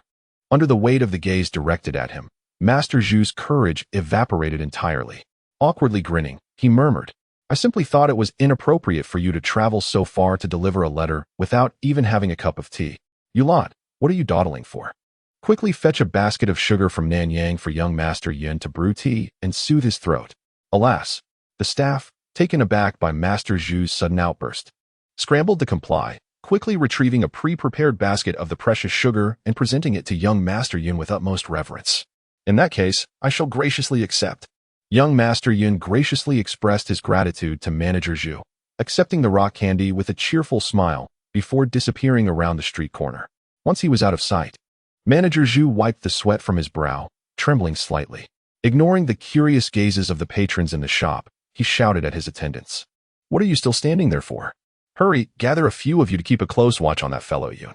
If we fail to uncover his whereabouts today, none of you shall return. Move swiftly, move swiftly. It's closing time, closing time. The weather is rather inclement today. Esteemed guests, please settle your bills and return home early. Everything you desire is available at a 20% discount." Chapter 2, The First Snow, Part 7. Zhu, the shopkeeper, was a longtime associate of Yang Guozhong, having followed him during his unruly days. He typically relied on Yang's trust, wielding authority over the staff with ease. However, upon suddenly losing his temper, the startled employees and guards, oblivious to the reasons behind his fury, dared not inquire and hastily fled in disarray. Fortunately, the young Master Yun did not walk swiftly, and the group caught a glimpse of his retreating figure as they rounded the corner. Several guards, having learned from previous experiences, were cautious not to pursue too closely. They sent some staff back to inform Zhu, and then pretended to meander, stealthily trailing behind the young Master Yun. Whether due to negligence or overconfidence, the disheveled young noble paused at the entrance of the Shanhua Lane to watch a shadow play and later strolled to Kaihua Lane to purchase a few pearl flowers, leisurely wandering without a destination. Eventually, he quickened his pace, heading straight for Yongxing Lane at the foot of the imperial city, leaving the tailing guards panting with exhaustion. The guards, adhering closely to the wall, scurried after him, fearing that a moment's inattention might allow him to slip away, leaving them unable to report back to Zhu. They observed the young master entering Yongxing Lane and heading directly to the fourth large courtyard on the left. He exchanged a few cheerful words with the doorman before stepping up the stairs and glancing around. "Oh no, this is bad, he has spotted us." The guards quickly shrank into the shadows like stray dogs, hoping to remain unnoticed. Fortunately, the forgetful young master seemed oblivious to their faces, merely smiling before entering the courtyard. "I must quickly mark our location." One guard, surnamed Zhou, reacted swiftly and stepped outside. "You fool."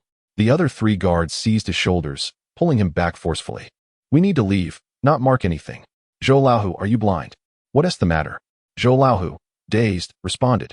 Suddenly noticing the color of the glazed tiles on the courtyard wall, he shuddered internally and allowed his companions to drag him away. Once they had vanished from sight, the young Master Yun emerged from the courtyard, politely bidding farewell to the doorman before swiftly disappearing into the depths of the alley like a startled phoenix. At this moment, his true agility became apparent.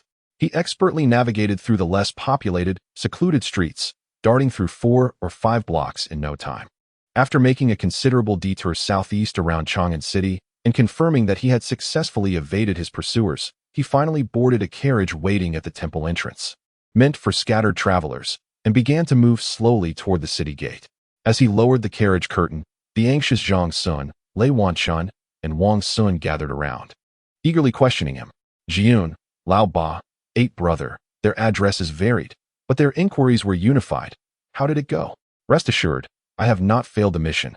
The disguised young Master Yun slightly cupped his fist in greeting, smiling as he introduced himself to the trio. Thanks to Lord Zhang's meticulous planning, those from Zhu's southern goods shop indeed proved to be individuals who prioritize profit over loyalty. Upon seeing the magnificent sword in my hand, I immediately disregarded everything else. Manager Zhu quickly came out to engage me in conversation, after which I presented the letter to him in front of a group of attendants. "Did he not attempt to take action against you, Bago?" Wang Xun, the youngest and least adept at concealing his true feelings, pulled on the other party's sleeve and eagerly inquired. "I have told you countless times, do not call me Bago." The impostor, Yin Gongzi, reversed the enormous sword and lightly tapped Wang Xun's forehead with the invaluable hilt, saying, "Either call me Nan Ba or Ji Yun." "Bago, Bago. Do you take me for a foolish pet bird?" "Ha ha ha ha." The people in the carriage stifled their laughter. After the laughter subsided, the atmosphere became considerably less tense than before. The false Yun Gongzi, also known as Nanji Yun, took a breath and continued introducing himself to everyone, stating that they had not dared to act against me because they were unaware of my background. They merely sent a few individuals to follow me. Fearing that I might not be able to shake them off easily, I, as per the prior arrangement made by Lord Zhang, led them to the residence of Princess Yuzhen. Just as Lord Zhang had anticipated, upon seeing the entrance of Princess Yuzhen's estate, they all fled in terror. Despite exerting such effort, Nanji Yun was unwilling to take credit, attributing everything to Lord Zhang's meticulous planning. Zhang Sun and Lei Wanchun, well aware of his character, refrained from further discussion and simply shook their heads with smiles. Only Wang Xun, who had just reunited with everyone that morning, was oblivious to the discussions the previous night. His eyes widened in confusion as he pressed on, asking, "Is Nanda Gu familiar with Princess Yuzhen? Why has she been involved?" "I hardly wish to be familiar with her," Nanji Yun replied with a smile. "If I were acquainted with her, I would likely have already served in the Imperial Dragon Guard, rather than remain an ordinary individual to this day." The Imperial Dragon Guard comprises the Emperor's elite troops, consisting of merely 3,000 men. However, the status of these soldiers is exceedingly high, with even a low-ranking officer holding the title of a 6th-grade military general. Given Nanji Yun's skills and intellect, if he had the backing of the Emperor's most beloved sister, it would be no challenge for him to become a general in the Imperial Dragon Guard. Clearly, Nanji Yun harbored no ambitions for an official position, rendering the notion of joining the Imperial Dragon Guard a mere jest. Thus, It is perplexing how he could effortlessly enter and exit the princess's residence. Observing Wang Xun's curious expression, Nan Jiyun could not help but tap him again with the magnificent sword and chuckled, explaining, "Fool. Princess Yuzhen has always enjoyed hosting extraordinary individuals. With a priceless sword in hand, would I be turned away while seeking a drink from her household?" Oh, Wang Xun seemed to awaken from a dream. Deep down, he had to admit that compared to the likes of Zhang Sun and Lei Wanshan, he truly knew nothing. At this moment, as Yang Guozhong and Li Linfu engaged in their duel, the greatest taboo was to inadvertently draw in other observing factions into the opposing camp. The Grand Princess of the Tang dynasty had always been favored by the emperor. Whichever side she allied with would likely cause the other side to crumble immediately. After delivering the letter, Nan Jiyun made a circuitous journey to the residence of Princess Yuzhen, effectively quelling Yang Guozhong's intentions to investigate the matter any further. Currently, the alliance between Li Linfu and Wang Heng has rendered the Yang family's influence increasingly passive. Should their subordinates unwittingly offend the royal family led by the esteemed Princess Yuzhen? It is likely that even the favored consort could not guarantee Yang Guozhong a peaceful respite in Lingnan. The more elusive the origins of that letter, the less daring the Yang family would be to resort to silencing witnesses. If the charges against Yuwenji were to be brought to light and subjected to a fair trial, the young man would undoubtedly face dire consequences. However, as a high-ranking official, Yang Guozhong's resort to dubious methods has left him with no choice but to swallow his grievances in silence. Upon witnessing the dawning realization on Wang Xun's face, Nan Jiyun smiled and assumed an encouraging demeanor. If my conjectures prove accurate, within 3 days, the Yang family will undoubtedly seek to intervene in your friend's case. Yet, whether he can extricate himself unscathed cannot be solely entrusted to the Yangs. The jurisdictions of Wanyan County and Chang'an have long been Wang Heng's dominion. To persuade him to relent, additional provocations are required. The four lowered their voices, engaging in a subdued discussion, punctuated by intermittent bouts of laughter emanating from within the carriage. In stark contrast, at Zhu's Southgood shop, a palpable gloom hung in the air. The shopkeeper, Master Zhu Qie, hunched his back and paced restlessly, repeatedly exclaiming, "How could this be? How could someone of the Yu Wenji surname possibly be acquainted with anyone from Princess Yuzhen's household? Have you truly seen clearly that the young man named Yun entered the princess's residence?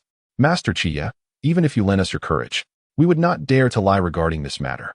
It is indeed true that young master entered the residence of the esteemed princess." The doorman even greeted him courteously. The guards, fearful that Zhu might vent his frustrations upon them, swore fervently to affirm their claims. Their concerns were evidently unwarranted. After confirming the whereabouts of young Master Yun multiple times, the once imposing Master Zhu deflated like a punctured balloon, collapsing to the ground. The princess, that Yuwenji dares to ally himself with someone from the princess's household as a supporter. I have truly lost my sight. The attendants and guards exchanged glances, none daring to offer words of comfort. Through their private exchanges, they had surmised the unfolding events. They quietly rejoiced that they had not, like Li Gongfu, overzealously ingratiated themselves and ignited their own downfall, while simultaneously taking delight in the severe repercussions that awaited Master Zhu. After a moment of dazed contemplation on the ground, Master Zhu exhaled a long sigh and slowly rose to his feet. In the span of mere incense, he appeared to have aged a decade. His hair was disheveled, and his gait had become unsteady. Casting a glance at his subordinates, Master Zhu waved his hand and said with a forced smile, "Everyone, return to your duties. Today's events must remain confidential. Not a word shall leave this place. I shall handle matters on the official side. In the future, should I have the chance to meet with a few of you again, considering that I am already half buried in the earth, I kindly implore you not to spit upon my face. I beseech you, I implore you. Seventh Master. Ultimately, there are those among you with tender hearts. Aside from the usual arrogance of Manager Zhu, one can hardly forget his merits." Choking back tears, I called out softly, "In truth, your disdain does not concern me. In this world, one must eventually repay their debts." Manager Zhu chuckled once more, steadying himself against the wall as he trembled and made his way outside. Just as he was about to cross the threshold, he turned back to cast one last glance at the southern goods shop he had managed for over a decade, as if wishing to etch every detail into his memory. Yet he ultimately understood that such a desire was futile. Shaking his head, he slowly stepped into the waiting carriage outside. Chapter 2. The first snow. The distance from Zhu's south goods shop to Yang Guozhong's residence was not far. The carriage arrived in a mere quarter of an hour. However, Zhu, the shopkeeper, found himself waiting for over an hour after the doorman announced his presence to the esteemed Yang. The situation was unavoidable, as Yang now held 17 offices, and dozens of officials awaited their summons each day. Although Zhu enjoyed Yang Guozhong's trust, his status as a merchant rendered him rather insignificant. With phoenix-like eyes and the grace of a dragon, Yang Guozhong was no longer the petty thug who once extorted merchants on the streets of Jiannan. From the Jianxian Pavilion to the council hall, there were over 300 armored warriors stationed along the corridor. The stone-carved, chiseled faces of these warriors made Zhu's calves weaken with trepidation. His despair deepened as he observed Yang's temper. It darkened almost instantly at the mere mention of a report. Upon hearing that the guards had tracked the messenger to the residence of Princess Yuzhen, he slammed his hand on the table with a forceful thud and bellowed, "Bring me this worthless fool and beat him to death. Please, my lord, spare me. Spare me." Although Zhu had steeled himself for severe punishment before arriving, facing death made him lose all composure. He collapsed on the ground, his fingers gripping the seams of the golden bricks tightly, his forehead knocking against the floor with a dull thud. The warriors paid no heed to his pleas and swiftly seized his shoulders. With minimal effort, they yanked his corpulent form off the ground and dragged him toward the door. "Please, my lord, I swear I shall never do it again." Zhu cried out in desperation, urine trickling down his legs as he lay there. Witnessing this scene, Yang Guozhong's fury only intensified. With a fierce glare, he commanded, "Hurry and silence him. Is his wailing not satisfying enough?" "Yes, my lord," the warriors replied in unison, drawing a piece of cloth from their belts, ready to gag Zhu. Just as he hovered on the brink of death, a flicker of inspiration crossed Zhu's mind. Protecting his head with his arms, he summoned every ounce of strength to cry out, Fourth brother, save me." Upon hearing the long-forgotten address, Yang Guozhong visibly trembled. "Stop! Put him down." The reprimand escaped his lips without a moment's thought. As he saw the warriors before him at a loss, he was suddenly reminded of his current status as the Minister of Revenue in the Judushi of Jiannan, no longer the street thug he once was. He sighed, softening his tone. "Set him down. After I finish my inquiries, I will determine his fate. You all withdraw and ensure the door is shut. No one is to approach without my command." "Yes, my lord." The bewildered warriors bowed respectfully, slowly retreating while closing the door to the council chamber. Zhu, having narrowly escaped death, crawled a few steps forward, clasping Yang Guozhong's legs and weeping uncontrollably. "Fourth brother, I am doomed, truly doomed. But I swear it was not intentional. Please spare me this once. I promise I shall never dare again. Thinking of a next time, you foolish pig." Yang Guozhong lifted his foot and kicked Zhu, the shopkeeper, aside, then proceeded to deliver fierce blows to the latter's backside and thighs. "You wretched pig, incapable of even feasting upon fresh dung, still harboring thoughts of revenge. I'll kick you to death, I swear." Though his words were venomous, his feet conspicuously avoided Zhu's vital areas. Lying on the ground, Zhu dared not evade, gritting his teeth in agony while loudly proclaiming, "I am a pig, I am a pig. Fourth brother, I have done my utmost. I am merely suited to be a lackey. It is your kindness that has afforded me this day." The final statement resonated powerfully in Yang Guozhong's ears, prompting him to cease his torment of Zhu. "You accursed swine, you will ultimately drag me down with you. Get up and recount the entire affair once more." "Yes, fourth brother, thank you for sparing my life." Zhu kowtowed several times before slowly rising, kneeling in his own urine, wiping away tears as he recounted how he had manipulated Yuan Ji and planned to discard him. He detailed how he had deceived Li Gongfeng and exploited the latter's foolishness to further his own ends, meticulously recounting every detail, fearful of omitting even the slightest point. This time, Yang Guozhong endured until Zhu finished speaking. He sighed softly, shaking his head gently. "You truly are the epitome of foolishness. If you intended to discard him, why not bribe someone on the day he was imprisoned to silence him? Why wait until he comprehends the situation and turns against us? How can I commend you, you pestilent pig? I am foolish, irreparably so. Whatever punishment fourth brother deems fit is deserved." Zhu, realizing he had narrowly escaped death that day, wiped his nose and responded tearfully. Yang Guozhong sighed once more, shaking his head lightly, his fair visage etched with bitterness. He no longer possessed the heart to punish Zhu Qi. Firstly, memories of their shared past, when they were both scorned in the streets, weighed heavily on his conscience. Secondly, Zhu's previous assertion held merit. He was indeed suited to be a lackey, while Yang had entrusted him with such an important position. The fact that he had managed to hold on for over a decade without causing significant trouble was a testament to his utmost effort. Punishing such a man would serve no purpose in warning the others. It would only leave his former brothers feeling disheartened. With these thoughts, Yang Guozhong felt an overwhelming sense of helplessness. The rapid rise of the Yang family had left him devoid of capable subordinates, an undeniable truth. Those who volunteered to serve were either like Zhu Qi, loyal yet lacking in ability, or like the scholar Dou Hua, skilled but indecisive. Thus, despite having a sister as a favored concubine, he remained hamstrung by Li Linfu's relentless assaults. Fourth brother, Li Gongfeng has already been detained by my men. If you interrogate him carefully, you are bound to extract some valuable information. After lying on the ground for what felt like an eternity, and hearing no further commands from Yang Guozhong, Zhu Qi mustered his courage and suggested softly, "Look at your pitiful state."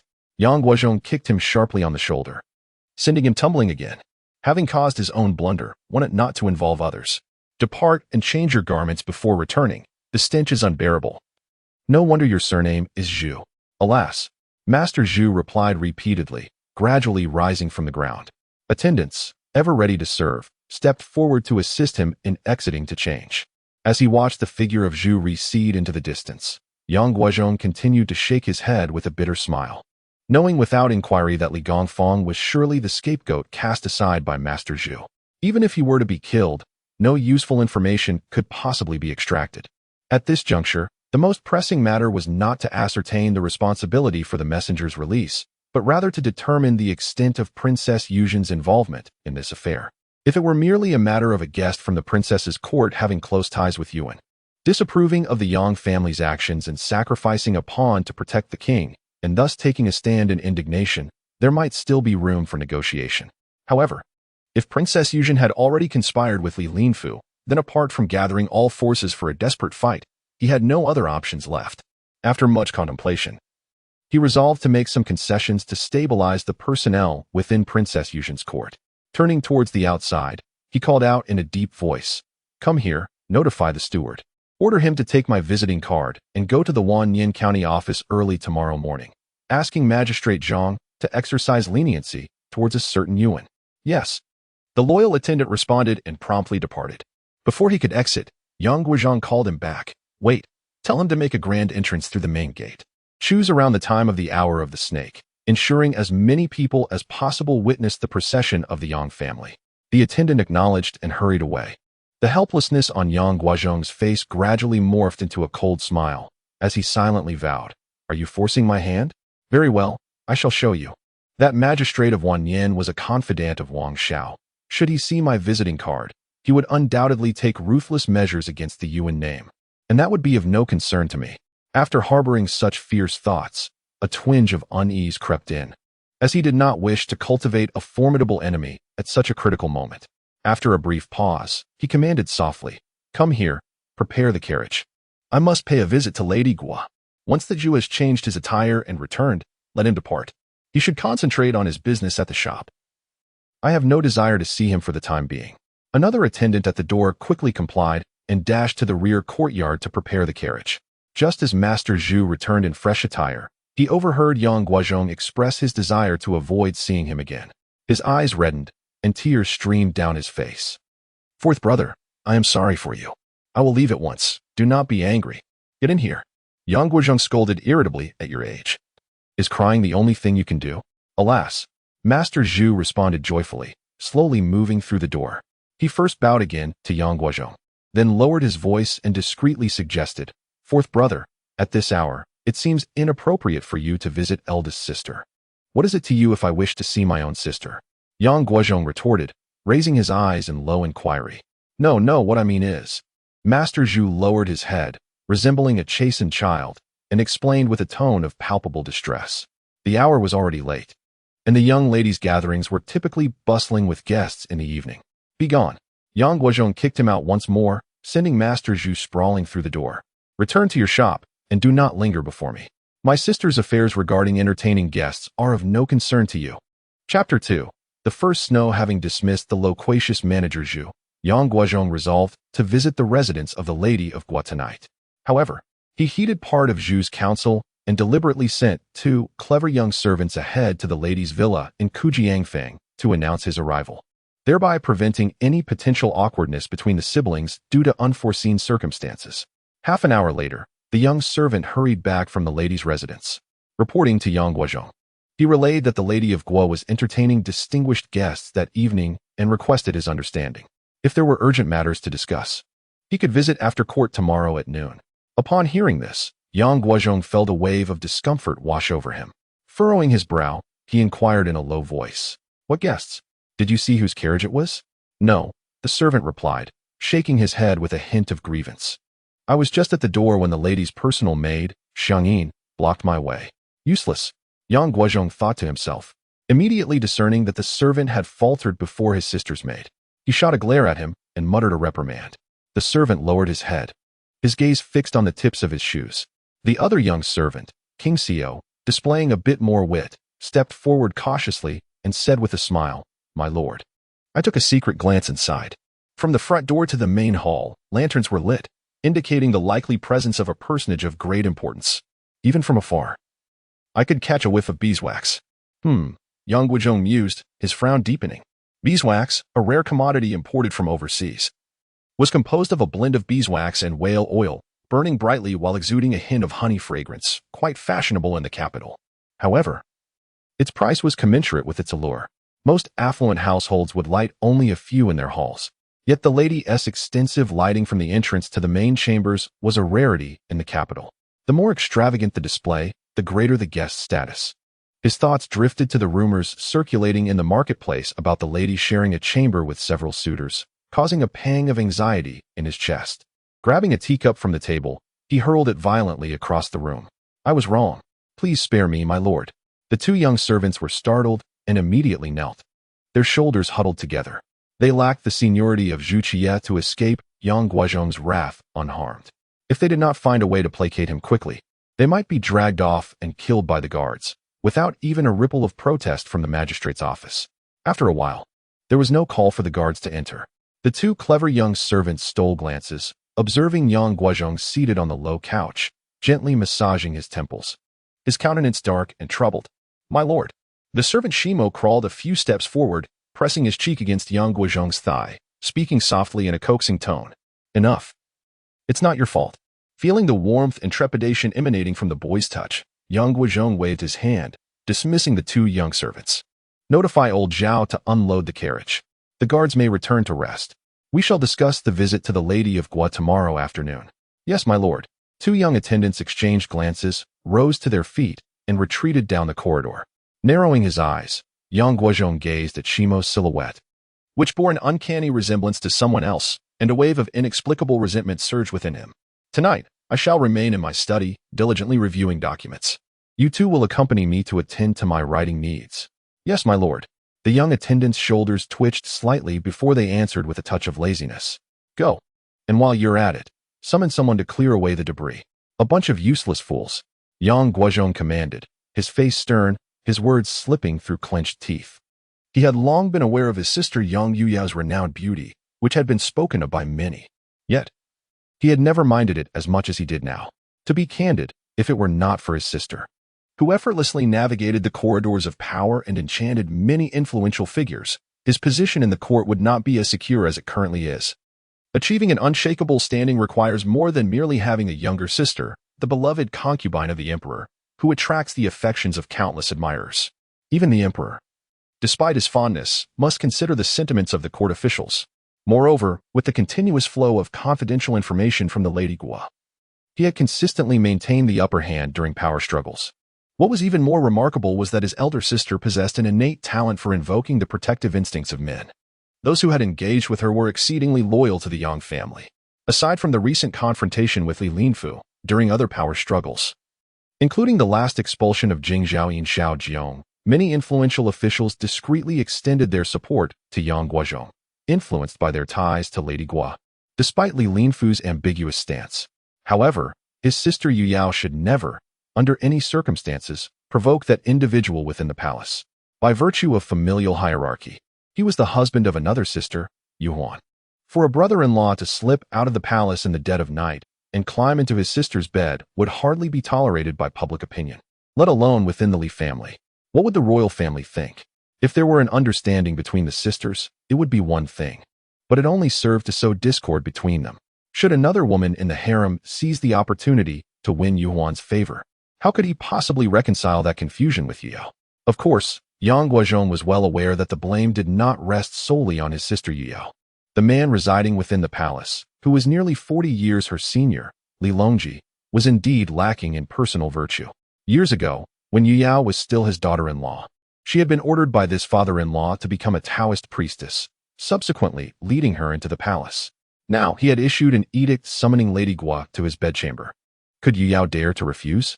Powerless to alter the reality that had already transpired, Yang Guozhong's teeth clenched in frustration upon hearing the young attendant's report that Lady Guo was entertaining an exceptionally esteemed guest that evening. He could not expel that shameless emperor from his elder sister's abode, nor could he, as a brother, enter the harem to advocate for his sobbing sister. The only recourse available to him was to find a young attendant who bore a resemblance to the emperor to vent his pent-up anger upon him, all while ensuring that no one learned of the reasons behind his ire, lest it bring ruin upon his family. "My lord, a distinguished guest has arrived." The sound of the doorman's announcement interrupted Yang Guozhong's chaotic thoughts. Not seeing anyone, he replied curtly, without a moment's hesitation. It was already past the hour of the dog, and anyone arriving at this hour was undoubtedly another useless sycophant seeking an official position from him. The old rogue Li Linfu was keeping a close watch, and no matter how much the visitor might offer, it was not worth the risk of being caught by Li Linfu in a compromising situation for selling a few lucrative posts on the side. "Yes, it is G1, the minister of the Ministry of Revenue." The doorman hesitated outside for a moment before quietly revealing the visitor's identity. Yang Guozhong frowned in contemplation. What brings Ji-Wen here at such an extraordinary time? Is he not afraid of retribution from Li Linfu? However, recalling Ji-Wen's character, Yang Guozhong quickly donned a smile. "Please, do invite him in promptly. I shall personally greet him." The doorman, feeling the weight of the red envelope in his pocket, joyfully went off to find Ji-Wen. Moments later, Yang Guozhong personally welcomed Ji-Wen into the main hall through the second gate. After exchanging pleasantries, Ji-Wen immediately bowed deeply to Yang Guozhong, greeting him with respect. "Esteemed Lord Yang, this humble servant observed the celestial phenomena tonight and discovered auspicious signs in your star position. Hence, I have come to convey this joyous news. Is that so? You truly live up to your name, Ji Darren." Yang Guozhong quickly stepped aside, reciprocating with an equal gesture of respect. He then smiled and took hold of Ji-Wen's sleeve, leading him towards the window. A clever servant immediately opened the window, allowing a chilling night breeze to sweep in, biting cold. The weather had changed. The sky outside was now shrouded in ominous red clouds, obscuring not just the stars, but even the moon. The lie was swiftly shattered by reality, yet there was no trace of guilt on Ji-Wen's unsightly face. Shaking his head, he chuckled. Just a moment ago, it was clear skies. How can these red clouds suddenly appear and cover the stars? Nonetheless, many have witnessed that auspicious sign, and I expect they will come to congratulate you tomorrow. Having long suspected that Ji-Wen had ulterior motives, Yang Guozhong smiled, pretending not to notice the gathering clouds. "Indeed, if a good omen truly emerges, I shall not forget your words today." He commanded the servant to close the doors and windows securely before both returned to the table to enjoy tea. After taking a few sips to soothe his throat, Ji-Wen noticed Yang Guozhong was unwilling to initiate any questions, so he lowered his voice and said with a smile, "This evening, I went out for a drink and saw the carriage of Feng Changqing, the deputy commander of the 4 towns in Anxi, blocked at the crossroads by a group of ruffians led by Li Guiran from the Fanyang military governor's side, who brazenly rode past without paying any heed to the ceremonial escort granted to Feng Changqing by the court. How do you interpret that?" Yang Guozhong felt a jolt in his heart, his brows knitting tightly together. Seeing that Yang Guozhong was stirred by his words, Ji-Wen felt a surge of joy and asked with a smile, "Do you know, Lord Yang, that Li Xiang has monopolized power for 15 years? Even when opposing the crown prince, he has managed to gain the upper hand. What is the reason behind this? It is merely his skill in flattering words and knowing how to curry favor with his majesty. He is a serpent-tongued deceiver, ruthlessly undermining his colleagues." At this moment, the animosity between him and Li Linfu was common knowledge, so Yang Guozhong did not conceal his disdain, responding with a cold sneer. "Not at all, not at all. Yang's words may seem reasonable at first glance, yet they are fundamentally misguided. The reason Li Xiang was able to wield power for over a decade lies not in his ability to win the emperor's favor, but rather in his adeptness at seizing opportunities. Ji Wen shook his head, laughing heartily in denial. This demeanor might appear exceedingly arrogant, yet at this moment, Yang Guozhong was in dire need of assistance and did not take offense at Ji Wen's audacity. Rising to adjust his attire, he performed a deep bow, humbly requesting Ji Sir's guidance. Yang, in his ignorance, implores you for your wisdom. But merely Ji Sir? Ji Wen stood upright, unceremoniously accepting Yang Guozhong's full respect, then raised his chin, hands clasped behind his back, posing a question. Though he had heard whispers of Ji Wen's reputation, the extent of his shamelessness still astonished even someone like Yang Guozhong, who had once lived a life of mischief.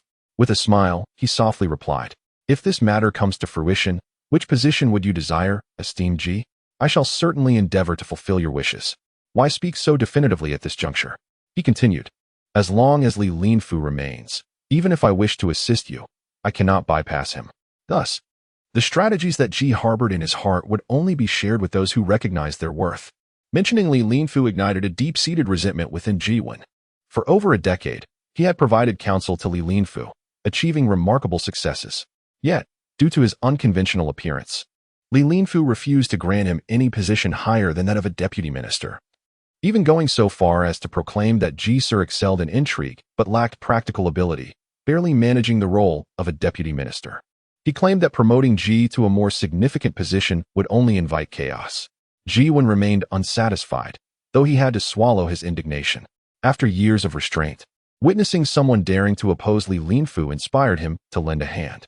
Without waiting for further assurances from Yang Guozhong, he cleared his throat and whispered, "The old rogue's position in court is as solid as a mountain, initially due to the emperor's favor for the first 5 years. Yet after the first year of the Tianbao era, his influence grew to such an extent that even the emperor became wary of him. Consider, dear Yang, how many of the 4 great border garrisons of the Tang dynasty were appointed by Li Xiang, and among them, how many truly follow his lead?" At this, Yang Guozhong's complexion turned ashen. It was as if a single phrase had awakened him from a long slumber. For years, he had engaged in a battle of wits with Li Linfu, believing him to be cunning and surrounded by numerous cronies.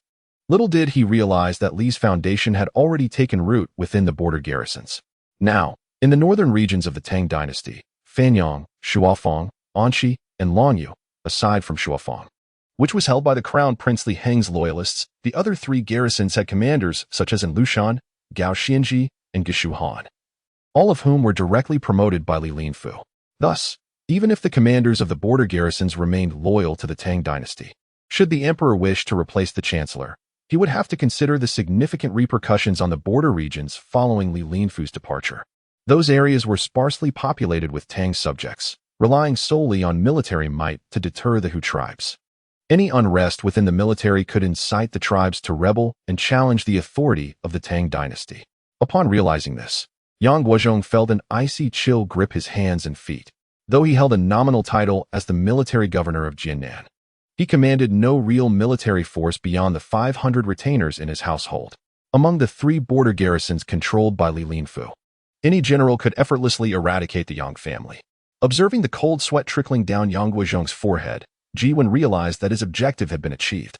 He chuckled heartily, shaking his head as he said, "Rest assured, Lord Yang, the 3 border garrisons will certainly refrain from causing chaos in the capital. Even if they heed Li Xiang's private orders, they will not muster many troops. Moreover, with Gao Xianji currently sidelined and Gushuhan ailing, Li Xiang's real power is confined to An Lushan alone. An Lushan's forces have long been accustomed to their arrogance in the capital. Today, publicly insulting Feng Changqing is tantamount to undermining Li Xiang's authority." How so? Yang Guozhong's heart leaped with joy as he sought clarification.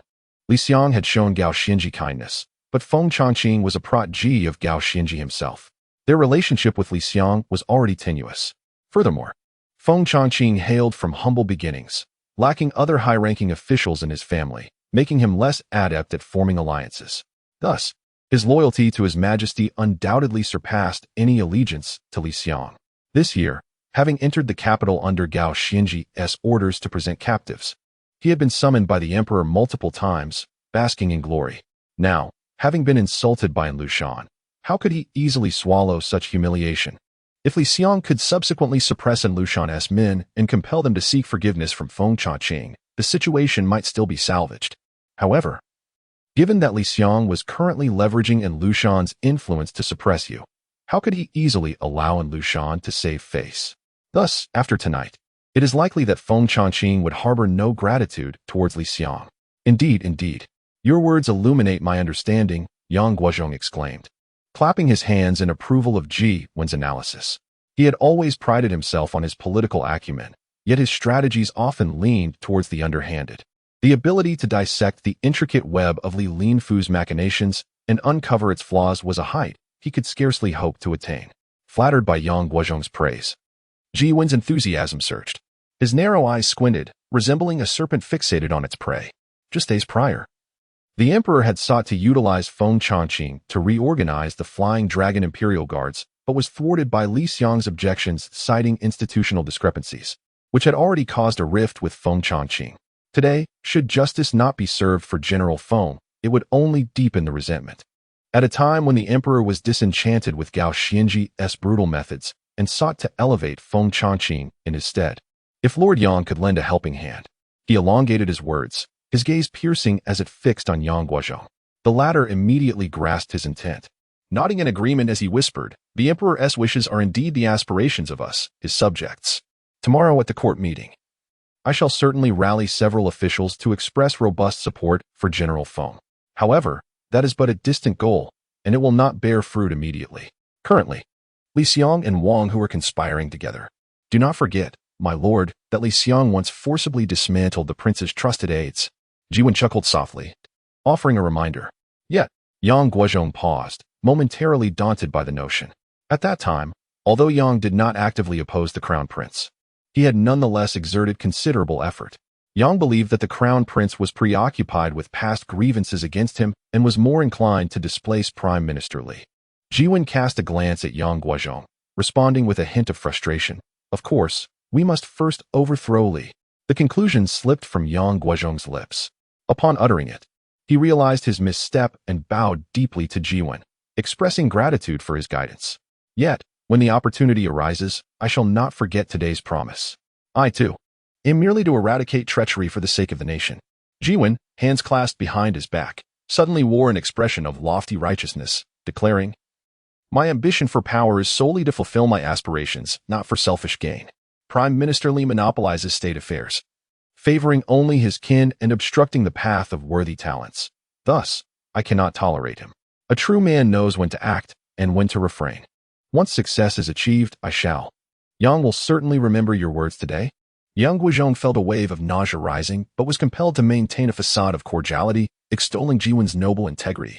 After the praises, he ordered a tray of gold to be brought forth, directly placing it into a bag to be delivered to Ji Wen's carriage. Once this unwelcome guest had departed, Yang Guozhong felt his burdens lift.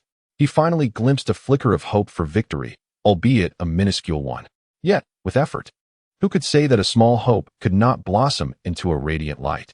Raising his head, he exhaled gently towards the overcast sky, just in time to witness a few snowflakes leisurely descending from above.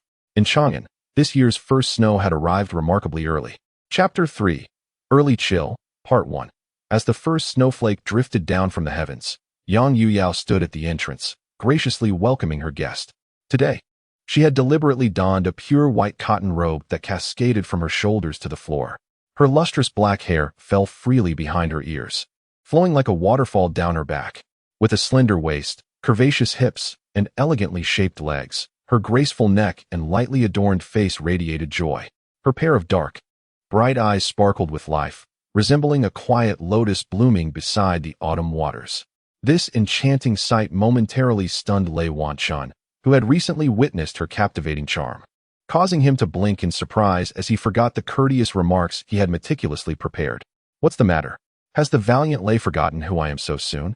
Yang Yuyao teased, a sly smile gracing her lips as she pressed her mouth together and inquired. Ah. Lei Wanchun scratched the back of his neck, unabashedly revealing his discomfort. Indeed, she appeared quite different from their last encounter. Madam, your attire today, it looks like.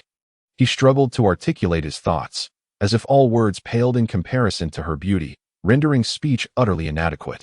Yang Yuyao chuckled softly, effortlessly accepting the gift Lei Wanshun presented, cradling it gently in her arms. You are too kind, Lei Wanshun. Tonight's gathering is merely a humble meal to express my gratitude for your life-saving assistance. There was no need for such a gift. Please, come inside. The wind is brisk. Allow me to serve you some tea. Well, what I, old Lei, have brought forth surely cannot meet your esteemed taste. However, to arrive empty-handed would be rather impolite. It's just a trivial trinket. If it pleases you, feel free to keep it for a few days. If not, you may bestow it upon your servants. As they conversed, the two moved side by side towards the main hall, separated by a mere 3 inches. The lanterns along the corridor flickered with warm light, casting their shadows that danced in and out of focus. The sweet fragrance of flowers intensified, enveloping the pavilion and the courtyard in a dreamy embrace, as if stepping into a delightful reverie. Upon entering the main hall, Yang Yuyao felt a sudden surge of excitement akin to that of a young girl. She guided her guest to a seat and personally served him a cup of tea, smiling as she said, I wonder what treasures lie within this box. Do you mind if I open it now? Do not call me benefactor. Lei Wanshun nearly sputtered his tea. I merely passed by and lent a hand. He continued, if you call me that again, I might lose track of my own worth. Feel free to open the box. I've already mentioned it's nothing of great value. Perhaps you are unaware, but I, old Lei, am merely a lowly soldier. Before he could finish his humble words, Yang Yuyao had gently opened the gift box. Inside lay a piece of exquisite Yuezhou white porcelain, which, while valuable to an ordinary household, appeared somewhat modest for the residence of the Lady of Gua, who used beeswax as torchlight. The only commendable aspect is that the entire piece of white porcelain has been sculpted into the shape of a magnificent steed, devoid of saddle and bridle, with its 4 hooves elegantly raised. What a splendid horse it is! I have never encountered such a beautiful creature, accustomed to various treasures and treating gold as mere dirt. Yang Yuyao found herself captivated by the porcelain horse, lifting it before her eyes and scrutinizing it closely. After admiring it for quite some time, she carefully placed it in the treasure cabinet within the room, gently adjusting it with her hand, fearful that an unstable placement might shatter it into fragments. It was chosen with the assistance of friends. Who would have thought it could catch the lady's discerning eye? Observing the significance with which the other person treasured the gift he had presented, Lei Wanshun felt a surge of joy, smiling as he added, Is it those two from the Qin family? Yang Yuyao withdrew her gaze from the steed and gracefully seated herself opposite Lei Wanshun. Since it was merely a small gathering for the two of them, she had selected a square table rather than the usual small table used for larger banquets. Consequently, they found themselves kneeling across from each other, slightly raising their heads to clearly see the brilliance in one another's eyes. At this moment, Lei Wanshun became aware of the peculiar arrangement of their seats. Embarrassed by his delayed realization, he quickly straightened his posture and replied with a smile, No, it is not. The Guo brothers have been quite occupied with family matters lately, leaving no time to accompany this idle person on a stroll. It was my superior, Lord Zhang, who assisted in the selection. He is well-read and possesses a more meticulous disposition. Benefactor. The word slipped out before Yang Yuyao could think. Suddenly realizing she had once again touched upon Lei Wanshun's sensitive topic, she hastily covered her crimson lips with her slender fingers, chiding herself for her poor memory. I called you benefactor again. But if I do not call you benefactor, what should I call you? You may simply call me Old Lei, brave one. Or even just my name. I am an unrefined man, with no particular preferences. Lei Wanshun waved his hand dismissively, signaling for her to feel at ease, while also striving to relax himself. He was not a novice who had never encountered a beauty. Just before attending the banquet, he had fervently boasted to Zhang Sun and Wang Xun about his unwavering integrity, asserting that he would not be swayed by beauty. Yet, all those promises began to falter the moment he laid eyes on the Lady of Gua, leaving him with an unsettling feeling, as though hundreds of hands were scratching at his heart. Then don't call me lady. Yang Yuyao pouted, bargaining with Lei Wanshun like a little girl. I am Yang Yuyao. With the courtesy name payer, you may call me Yuyao or payer, whichever you prefer. At your command, my lady. Lei Wanshun nodded earnestly, his mouth opening to utter the expected syllables, but no sound emerged. Shaking his head, he chuckled, I am not accustomed to calling people by their given names. Let's keep it simple. We shall address each other as you and I. After all, it seems there will be no third party present tonight. That works. A wave of mild disappointment washed over Yang Yuyao, but it was quickly replaced by a smile. What does Brother Lei enjoy eating? What do you have here? Lei Wanchun, no longer holding back, responded with a grin. Whatever you offer, I shall gladly partake. As long as there is wine and meat, I am content. Please do not prepare any exotic delicacies from far and wide. Whatever you serve, I might not appreciate it, and it may not even satisfy my hunger. Yang Yuyao paused in surprise, not expecting Lei Wanchun's requests to be so simple. In preparation for this grand feast, she had invested considerable thought. In this era, not only royal banquets emphasized opulence, but even ordinary affluent households in Chang'an, provided they were not on the brink of financial ruin, could not forego delicacies such as bird's nest, shark fin, deer lips, bear paws, and camel hooves. Yet, unexpectedly, Lei Wanchun's request was remarkably simple. He wished not to indulge in those exquisite treats, but merely sought a hearty meal. This rather vague demand posed a challenge for the chefs of the Guo State's ladies' residence. However, Yang Yuyao was undeterred. After a moment of contemplation, she clapped her hands and commanded a serving maid attending the banquet, "Have the kitchen prepare a freshly slain deer, skin it, and bring it over here. Also, arrange for a charcoal basin, stone slab, and roasting rack. With the snow falling today, it is perfect for a warm meal." This revelation pleasantly surprised Lei Wanchun. With a grin, he squinted and inquired, "You two are inclined towards roasted meat? Goodness, I thought only a rough man like myself savored such fare." "Of course. Nothing beats freshly roasted meat," Yang Yuyao replied with a smile, her eyes sparkling with enthusiasm. Moments later, a freshly skinned deer was delivered. Yang Yuyao waved away the attending maid, rolled up her sleeves, and sliced off a piece of meat adorned with a hint of pale yellow fat from the deer's back. She skewered it with an iron rod and carefully placed it over the white bronze charcoal basin that the servants had just brought in. The basin contained high-quality white charcoal, producing no smoke, with blue flames dancing upwards. As the fat-laden deer meat was enveloped in heat, it quickly exuded a sheen of oil.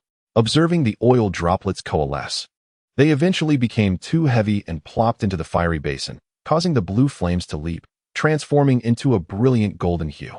Undeterred, Yang Yuyao seized the skewer with the meat and slowly turned it over the yellow flames. Once the surface of the meat achieved a golden color, she smiled, removed it, and placed it onto a silver platter, slicing it delicately. With the seasoning and meat slices presented before Lei Wanchun, she hoped he could relish her creation, albeit her hands felt a bit out of practice. If this was considered unpracticed, then the fare Lei would typically roast for himself was fit only for dogs. Lei Wanchun, now slightly dazed by the spectacle, shook his head in amusement as he accepted the platter.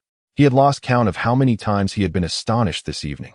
He never anticipated that the hostess would personally prepare roasted meat for him, nor did he expect that a woman of refinement could master such a rustic skill with such finesse.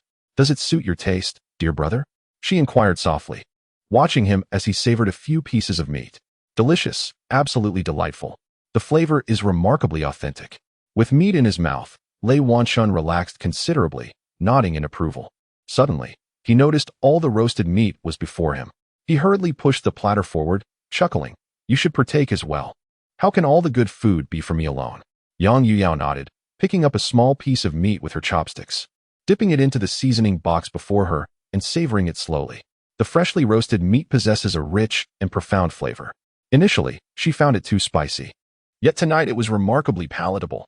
Thus, she picked up a few more slices with her chopsticks and delicately consumed them. She then skewered several pieces of deer spine with an iron stick and began to roast them slowly. "Allow me to assist you." Lei Wanchun, feeling somewhat guilty for merely eating, seized a few skewers and, mimicking Yang Yuyao, began to turn them gently over the fire. Yang Yuyao cast a smile in his direction.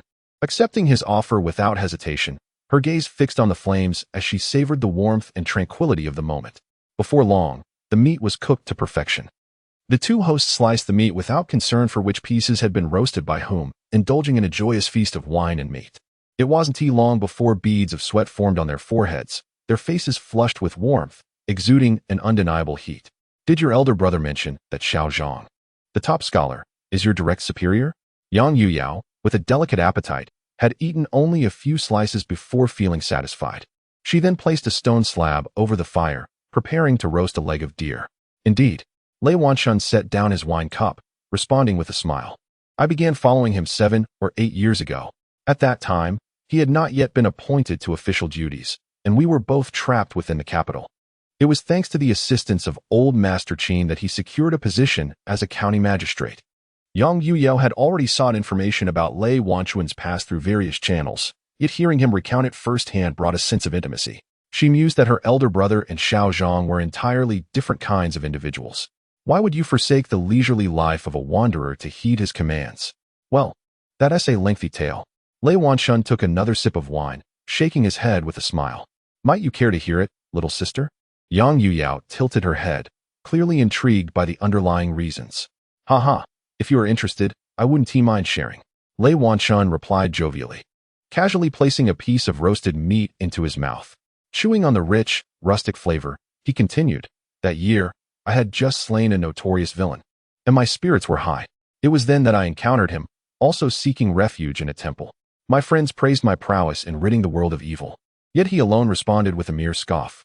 Why did he do that? Perhaps it was the allure of these tales of the martial world that stirred Yang Yuyao's curiosity. Her interest unmistakably piqued. Lei Wanquan chuckled and continued. I questioned him about it at the time. You, a mere scholar, who knows nothing of the world, dare to mock me. To which he posed a few questions that left me speechless. He asked why I had killed that scoundrel. I replied that he was a menace to innocent lives and deserved death. He then queried, is it not also a crime to take a life without the sanction of the authorities? Of course not, Yang Yuyao interjected, her eyes wide with indignation on Lei Wanquan's behalf. I share your sentiment. That villain, who indiscriminately killed the innocent, certainly reaped what he sowed. Yet, he pressed further, asking on what grounds I could ascertain that the villain had indeed taken innocent lives. Had I inquired about the reasons behind his actions before killing him? If the villain's actions were justified, did my own actions not amount to the slaughter of the innocent?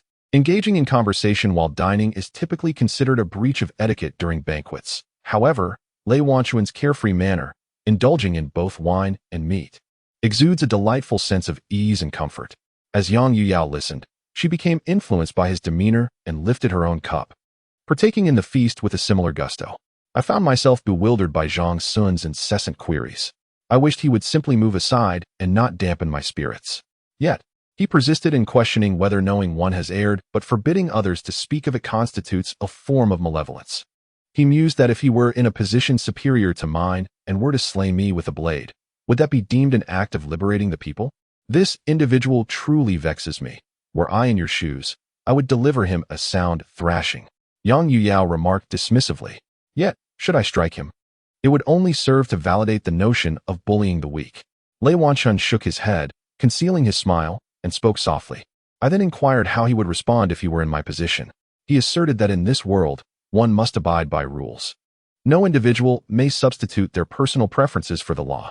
Were he to find himself in my shoes, he would pursue that rogue through the legal system, allowing the authorities to adjudicate. Punishments should be meted out appropriately, beatings where warranted, and executions where necessary. If everyone were to act solely on their personal judgments regarding others' lives and deaths, the outcome would not be a realm of heroes, but rather a band of brigands. This theory was rather novel, leaving Yang Yuyao in a state of confusion. Deep down, she recognized the naivety of Zhang Sun's words, knowing that such ideals could never be realized within the Tang dynasty. The so-called rules have always served to protect the powerful, while the powerless are mercilessly trampled by them. He argued that if the rules were flawed, he could endeavor to persuade the court to amend them. If officials acted unlawfully, he could lodge a formal complaint, seeking the replacement of those officials. However, it is utterly unacceptable for everyone to measure justice according to their own whims. While it may seem as though they are ridding society of evildoers, they may inadvertently become the very scourge they claim to combat. Should a lawbreaker, emboldened by their martial prowess, roam freely, committing murder while proclaiming their virtuous intentions, the authorities would be powerless to restrain them. Ultimately, society would devolve into a realm where might dictates right, indistinguishable from a pack of wolves. I found myself at a loss for words against his reasoning and resorted to calling him a bookish fool. He retorted, "How can you judge my actions if you have not witnessed them firsthand?" Thus, I wagered with him that should he ever attain an official position, he would inevitably forget the sentiments he espoused today. He replied, "You may observe me closely. Should you ever find that I have forgotten, feel free to take my head with a blade." In my inebriated state, I impulsively agreed. Little did I realize that he had yet to secure any significant office. It would be several years before he eventually became a mere county magistrate. Lei Wanquan, not particularly eloquent by nature, spoke at length. Nevertheless, Yang Yuyao listened intently. Pouring a cup of wine for him, and filling her own half full, raising it to her brow with a smile as she concluded, "Ultimately, dear brother, you remain a man of your word. Were I in your position, and had I spoken impulsively, I would simply take my leave. After all, those with the surname Zhang cannot catch up to me." Later, I realized that his words held a certain truth. Lei Wanchun sighed, grasping the wine cup and downing its contents in one gulp. Although he had faced numerous setbacks over the years, a good official like him could compel local ruffians to temper their misdeeds, proving far more effective than my reckless sword swinging. Not necessarily. How many exemplary officials like the young Zhang can be found in this world? Yang Yuyao had long forgotten her own identity, chuckling softly as she offered her commentary. Aren't they all merely subservient to the powerful while ruthlessly exploiting the weak? The young Zhang cannot contend with them. In fact, those who wield swords, like my elder brother did, instill far more fear in them. I too am powerless against them. Lei Wanchun laughed and shook his head. Those who pursue martial arts often relish the role of the chivalrous hero. The higher the official rank, the more formidable the warriors they surround themselves with. If I were to attempt to assassinate a county magistrate, I might succeed. However, when it comes to a governor, escaping unscathed becomes exceedingly difficult. As for those of even higher rank, such as your brother, I would wager that before I could approach within 10 paces, I would be riddled with crossbow bolts. Your elder brother? Yang Yuyao suddenly became alert, her captivating eyes widening as she inquired with a smile. Do you consider him irredeemably wicked? I was merely making a comparison, not implying that your brother is irredeemably wicked. Lei Wanchun quickly regained his composure, awkwardly clarifying his statement. Chapter 3, Early Cold, Part 1, in an instant. The atmosphere within the room took on an unusual quality. Neither party intentionally broached the subject of their identities, yet both found themselves at a loss for words, struggling to alleviate the palpable awkwardness of the moment. The invisible chasm between them was laid bare, and no amount of pretense could obscure its undeniable existence. After all, being a seasoned player in the circles of the elite, Madame Wu quickly regained her composure, even faster than Lei Wanchun. With a smile, she took a small sip of wine and gently steered the conversation in another direction. I have heard that your elder brother once pursued a bandit over 3,000 miles, and afterwards, the victim was so grateful that she offered herself, yet your brother merely accepted a chicken egg from her. Is that true? That event belongs to a far distant past. Lei Wanchun seized the opportunity to divert the topic, chuckling as he interjected, that was nearly 20 years ago. I never imagined anyone would still bring it up. Might you share more? I am merely curious. Madame Guo lowered her delicate neck and, with a smile, poured Lei Wanchun another glass of wine. She then filled her own cup and raised it in a toast. That was during the Kaiyuan era. Lei Wanchun slightly lifted his cup in gratitude towards the hostess, then took a hearty sip. That year, as I passed through Yixin, I witnessed a young girl repeatedly bowing at the entrance of the magistrate's office. She had bloodied her forehead, yet the officials turned a blind eye to her plight.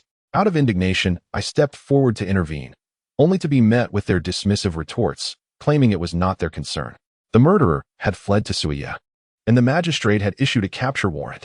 But whether the officials there would accept the case or when they could apprehend the suspect was beyond his control. Surely that was just a convenient excuse? Madame Guo observed keenly, unraveling the intricacies of the situation. Indeed, Lei Wanchun responded with a shake of his head, a bitter smile gracing his lips. I found it rather perplexing. Upon further inquiry, I discovered that the entire narrative was far from what the officials claimed. The saying the whip cannot reach far was clearly an excuse fabricated by the officials. In truth, they had shielded the culprit, deliberately allowing him to escape, and then used the distance as a pretext to dismiss the victim's suffering. That is quite outrageous. Did the young girl have no one else to turn to? Would she not go to the provincial government to accuse them of dereliction of duty? Forgetting her current identity momentarily, Madame was swiftly transformed back into Yang Yuyao, her eyes sparkling with boundless curiosity. None left, she replied. The officials exploited this very fact. The young girl was quite beautiful, a true flower of the locality. The villain, enticed by her beauty, clandestinely scaled her wall under the cover of night with ulterior motives. Upon awakening and crying out for help, her father, mother, and brother rushed in to confront the assailant, only to be brutally slain in the struggle. The girl herself sustained a grievous wound, a knife thrust to her abdomen. The assailant, believing her to be dead, swaggered back home. It was not until the neighbors came the next morning to borrow salt that she was rescued from the brink of death. Despite her injuries, she sought help to take her case to the magistrate. Yet, the magistrate dispatched over 40 officials and aides, yet none could capture the suspect. 6 months later, having healed from her wounds, the assailant remained at large. Some were indignant and secretly informed her that the prime suspect's family had bribed the constable, resulting in this outcome. Unwilling to accept this injustice, she had someone draft a petition to the local magistrate to plead her case once more. However, the magistrate simply referred the matter back to the county, assigning the same county official to handle it. Faced with irrefutable evidence, he could not evade responsibility and devised a plan to send the suspect thousands of miles away, using jurisdiction as a pretext to evade action. What a corrupt official. My brother should have dealt with him on the spot, Yang Yuyo exclaimed, consumed by righteous anger. Then I would be branded a traitor.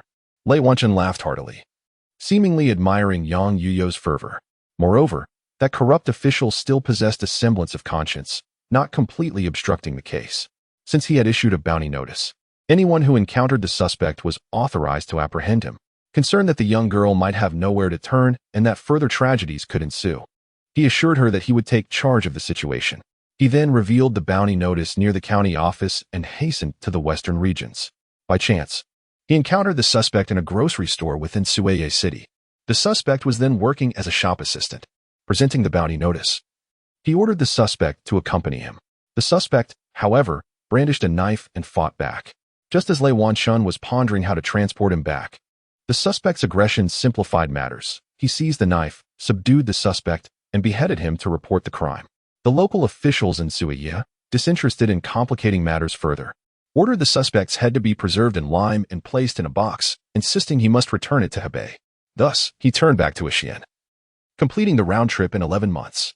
Upon his return to Yixian, the county magistrate, upon seeing the head and the documents from Suiya, had no choice but to swallow his indignation and rewarded Lei Wanchen with 3 copper coins before sending him on his way. With the suspect deceased, the magistrate felt no further obligation and to utilize the remains, displayed the head on the city wall as a testament to his administration. These historical events, recounted without embellishment, resonated with Yang Yuyo, evoking a sense of astonishment more profound than any sensationalized rumor. Once the entire narrative was finished, she patted her chest and whispered in admiration, "Truly, my brother possesses remarkable martial prowess. Otherwise, after such a long journey, the jolting on horseback alone would have left one in tatters. Oh, I am accustomed to rough living and have little fear of riding," Lei Wanchen explained softly, taking another hearty swig of wine. "So will that young girl offer herself in gratitude?" Yang Yuyo teased, still unable to quell her curiosity. Lei Wanchen chuckled and shook his head. It cannot quite be described as such. After witnessing the fickleness of human relationships for over a year, she likely despaired of revenge. Thus, when she saw me fulfill my promises, she acted impulsively. Then why did you not marry her? As the stone slab grew red-hot, Yang Yuyo sliced the deer leg into pieces, placing them on the slab. Utilizing the retained heat, the venison sizzled delightfully. This was indeed a laborious task. Before the meat was fully cooked, her face had already flushed crimson from the heat. Lu Wanchun could not find the right words, so he merely smiled and continued to indulge her curiosity. In my youth, I often dreamed of wandering the world alone, not wishing to be burdened by familial ties. Moreover, I had never seen her before. To be bound by obligation simply for having rendered a favor seemed akin to exploiting another's vulnerability. That is not quite the case. Yang Yuyao gently shook her head, carefully serving the roasted venison to Lu Wanchun. Exploiting someone happens when they are unwilling. But this young lady willingly desires to marry you. Enjoy it while it's hot. It loses its flavor when cold. You should eat some too. Lu Wanchun chuckled and graciously declined, his tone inadvertently laced with a hint of tenderness, observing her enthusiasm. It feels rather unfair for me to indulge alone. My appetite is weak. Yang Yuyao replied with a radiant smile, her flushed cheeks resembling a blooming peony. You eat, and I shall pour you some wine. With that, she filled both their cups and lifted one to her lips for a delicate sip. Unable to resist her insistence, Lu Wanchun began to eat. The venison was tender yet not greasy, perfectly complemented by the exquisite Lonling wine, creating a divine pairing.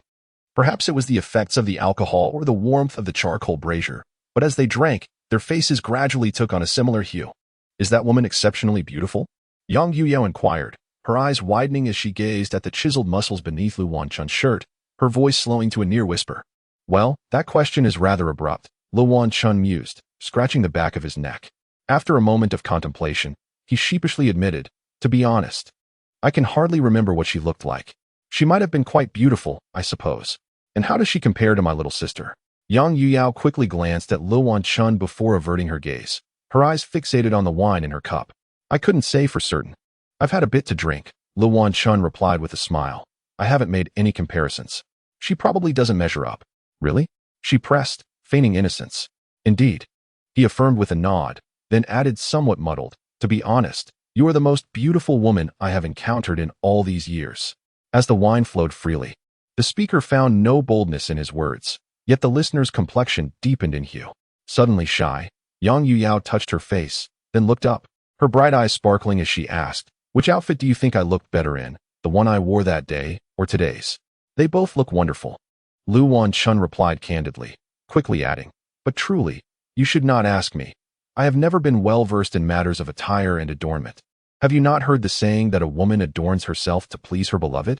Yang Yuyao leaned forward, her eyes shimmering with emotion.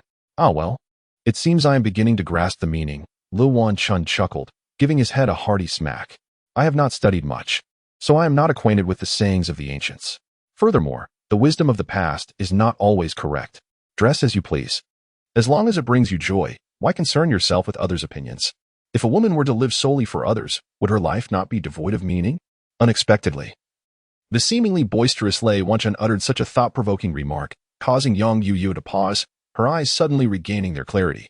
Observing the carefree Lei Wanchun, she felt a tinge of melancholy and, lifting her wine cup once more, cheerfully invited him to share another drink, exclaiming, "It is rare for you to visit me. Perhaps it would be wise to refrain from overindulgence," Lei Wanchun replied, raising his cup in camaraderie while gently dissuading her. "I have already partaken sufficiently. You should also limit your intake. This Longling wine, though smooth on the palate, possesses a potency far exceeding that of ordinary spirits. Are you familiar with its origins?" Yang Yuyao inquired, momentarily taken aback, her curiosity piqued by his words. "I just had some with Li Bai and the others yesterday. The Qin brothers brought it from home." Lei Wanchun nodded, answering truthfully. Li Bai even composed a poem about this wine, Longling wine, fragrant as tulips. In a jade cup it glimmers with amber light. If only the host can intoxicate the guests, they may forget where they are. I cannot judge its quality, but everyone certainly admires it. Well, I am satisfied. Thank you for your hospitality. Your skills in grilling meat are unparalleled, truly the finest I have ever encountered. With this, he gradually rose, preparing to take his leave. Yang Yuyao hurried to see him off, but found her legs numb from sitting too long, causing her to sway dangerously. Quick as a flash, Lei Wanchun stepped forward and extended an arm, steadying her. "Ha, you two have had your fill. I warned you, this wine packs quite the punch. But fear not. A few cups of strong tea will remedy the effects." A maid at the door attempted to assist, but was met with a fierce glare from Xiangyin, who sent her retreating. With a slight buzz from the wine, Yang Yuyao staggered a few steps, her body leaning involuntarily against Lei Wanchun. "Do you also enjoy Li Bai's poetry, brother? I must admit, I am quite fond of it myself. Few can resist the allure of Li Bai's verses," Lei Wanchun thought, searching for someone to help steady Yang Yuyao, but found the maids preoccupied with tidying up the charcoal basin and deer meat, utterly oblivious to his plight. He could only firmly support Yang Yuyao's delicate form and replied with a smile, "Which of his works do you cherish the most?" Yang Yuyao slowly turned her head, her starry eyes fluttering shut, her lips slightly parted. A sudden realization struck Lei Wanchun as he recalled the boast he had made before Zhang Sun. Steadying himself, he chuckled and replied, "I am but a simple man. What do I know of poetry? I hear it and promptly forget. Then do you know which one I adore, brother?" Yang Yuyao seemed to be thoroughly intoxicated, comfortably nestled against Lei Wanchun's arm, showing no intention of moving. Suddenly, an epiphany struck Lei Wanchun, and he laughed heartily. "You must fancy the line. I long to sleep in drunkenness, so please depart for now. Am I correct? We should summon a servant. You have truly overindulged today." "You have guessed incorrectly, dear brother. At this moment, my favorite is a different line," Yang Yuyao replied, shaking her head with a smile, her eyes gently opening. "Soft as wine. In the tortoise-shell banquet, I am drunkenly content. Beneath the hibiscus curtain, what shall I do for you?" Chapter 3, Early Cold, Part 2. The first snowfall of autumn is seldom substantial. By the latter part of the night, it gradually ceased. The snowflakes on the ground swiftly melted into water, and with the night breeze, they became even more frigid. The patrolling soldiers, wrapped in their greatcoats, shivered uncontrollably against the cold. Peace had reigned for nearly 30 years. and the night watch in Chang'an was no longer as stringent as in the early years of the Kaiyuan era. The so-called night patrols were, in most cases, mere formalities. On such a chilly autumn night, ordinary folk were disinclined to leave the warmth of their beds to roam the streets. Meanwhile, the illuminated carriages often contained the powerful elites of Chang'an, individuals beyond the jurisdiction of the two counties. Consequently, upon hearing the sound of carriage bells, the patrollers typically opted to keep their distance, avoiding unnecessary trouble for themselves and their superiors. Wang Xun rode a pure black steed, ambling through the desolate streets of Chang'an. Possessing a silver badge in his hand, no patrol soldier dared to challenge him. This badge, gifted by Yang Yuyao, was said to grant its bearer freedom even at midnight, compelling the city guards to open the gates. Wang Xun had no intention of testing this claim, yet he firmly believed it to be true. For he trusted that Yang Yuyao had no reason to deceive him. She was a woman of fluidity, capable of being as tumultuous as the mighty rivers or as clear as a gentle stream. When she wished, she could transform into a still, cold pool, reflecting one's image. However, should she harbor true hatred, she could just as easily drag one into the abyss, suffocating them without mercy. Wang Xun was no novice to women. For a considerable period of his life, he had indulged in a carefree existence, reveling in the company of women with the motto of tying horses to high platforms, spending fortunes for laughter. As a rogue, he was never short of wealth, robbing the rich to aid the poor.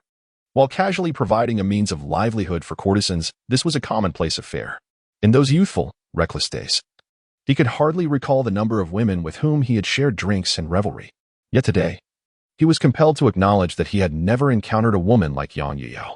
A woman both fervent as fire and gentle as water, she ensnared him effortlessly, leaving him willing to remain perpetually intoxicated. He could not fathom the source of this feeling. Given her status and identity, they should have had little in common.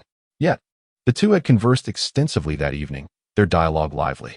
She seemed to grasp which words would please him and which would be best avoided, skillfully sidestepping his vulnerabilities, soothing his long dry heart like a warm spring. Perhaps it was best not to dwell on it. Shaking his head vigorously, Wang Xun endeavored to dispel the enchanting gaze of Yang Yuyao from his mind. All was in the past. The chaos of the night would not repeat itself. She surely understood this when she sent him off, and he was equally aware of it. Thus, the most pressing matter at hand was to concoct a suitable excuse for his late return, lest he become the subject of ridicule for that bookish Wang Xun. A carriage adorned with a bright lantern passed by, splashing melted snow water high from its wheels. Wang Xun urged his steed to distance himself from the approaching carriage, which galloped swiftly through the night, lantern in tow. The occupant of such a vehicle, surely a person of high status, evoked in him a general disdain, save for a select few. Yet, the owner of the carriage proved to be rather oblivious to the hint of his unwelcomeness. After hastily passing Wang Xun, the carriage soon turned back, and the driver, raising his voice slightly, called out, "Is that the esteemed hero lay ahead? Might you pause for a moment? My master wishes to exchange a few words with you." "I believe I do not know your master," Wang Xun replied, turning his head with a furrowed brow. The driver, though awkwardly smiling, bore no ill will as he hastened the carriage forward, pulling open the door. A man of middle age, yet bearing the stature of a youth of 13 or 14, emerged at the entrance, clasping his hands in greeting. "I am Jia Chong, a long-time admirer of your esteemed reputation, Hero Lei. I never anticipated encountering you here today. I have long ceased to be a hero." Wang Xun's voice remained icy, as he endeavored to keep the man at bay. The name Jia Chong was well known throughout Chang'an.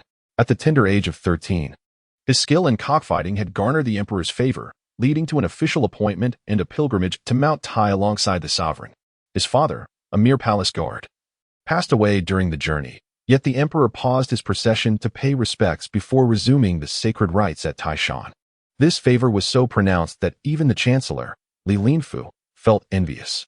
Consequently, cockfighting surged in popularity throughout the Tang dynasty, captivating everyone from nobles to commoners, all aspiring for their sons to emulate Jia Chong, forsaking education and agriculture for fame. As a traditional scholar, Wang Xun detested the trend ignited by Jia Chong, attributing the emperor's neglect of state affairs to the influence of Jia and his ilk. Under Wang Xun's influence, Wang Xun harbored little fondness for Jia Chong and his companions. At this moment, however, he wished to avoid making an enemy of Wang Xun, thus suppressing his distaste and engaging in pleasantries with Jia. "Your words are quite amusing, esteemed Lord Lei." Jia Chong, keenly sensing Lei Wanchuan's cold demeanor, maintained his cheerful facade. I did not intend to vex you, hero. Rather, I have a matter of utmost importance to discuss with you. If I should inadvertently offend, I beg your forgiveness. What is it? Noticing Jia Chang's consistent politeness, Lei Wanxun softened his stance slightly. He dismounted from his horse, returning a smile. It concerns a friend of mine. Jia Chang also alighted from the carriage, displaying a surprising agility that belied his appearance. Recently, he has been apprehended by the authorities in Wanyan County. His name is Yuan Ji. I believe you are acquainted with him. Indeed, Lei Wanxun nodded lightly, stepping back a pace, cautiously resting a hand on the hilt of his sword. I harbor no ill intent, Jia Chang exclaimed, raising both hands in a gesture of peace.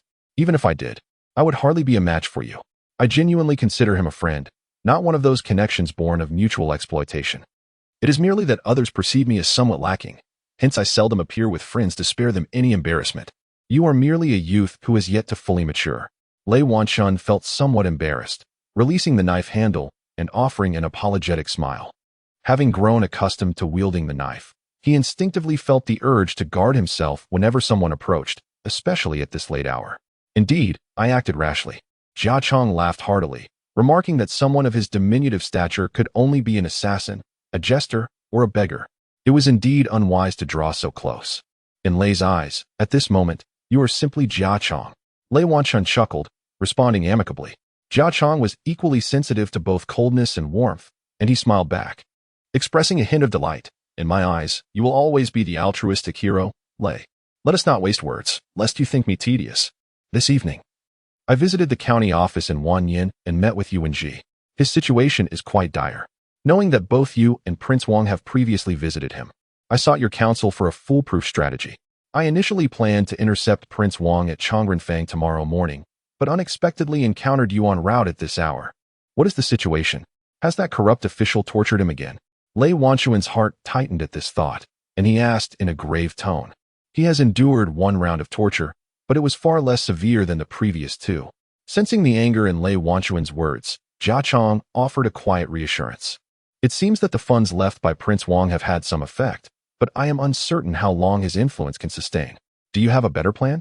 In our initial encounter, Lei Wanxun hesitated to confess that he had been contemplating ways to compel Yang Guozhong to take action, opting instead to seek Jia Chang as solution. None. Jia Chang gently shook his head. The county magistrate was once familiar with me, yet this time, no matter what benefits I promised, he refused to grant Zida any leniency. It is likely that Wang Xun from Jingzhaoyin is keeping a close watch, seeking a breakthrough through Zida. Consequently, Zida finds himself caught between the two formidable factions of Li Xiang and Yang Xiang, vulnerable to being silenced by either side at any moment. That corrupt official.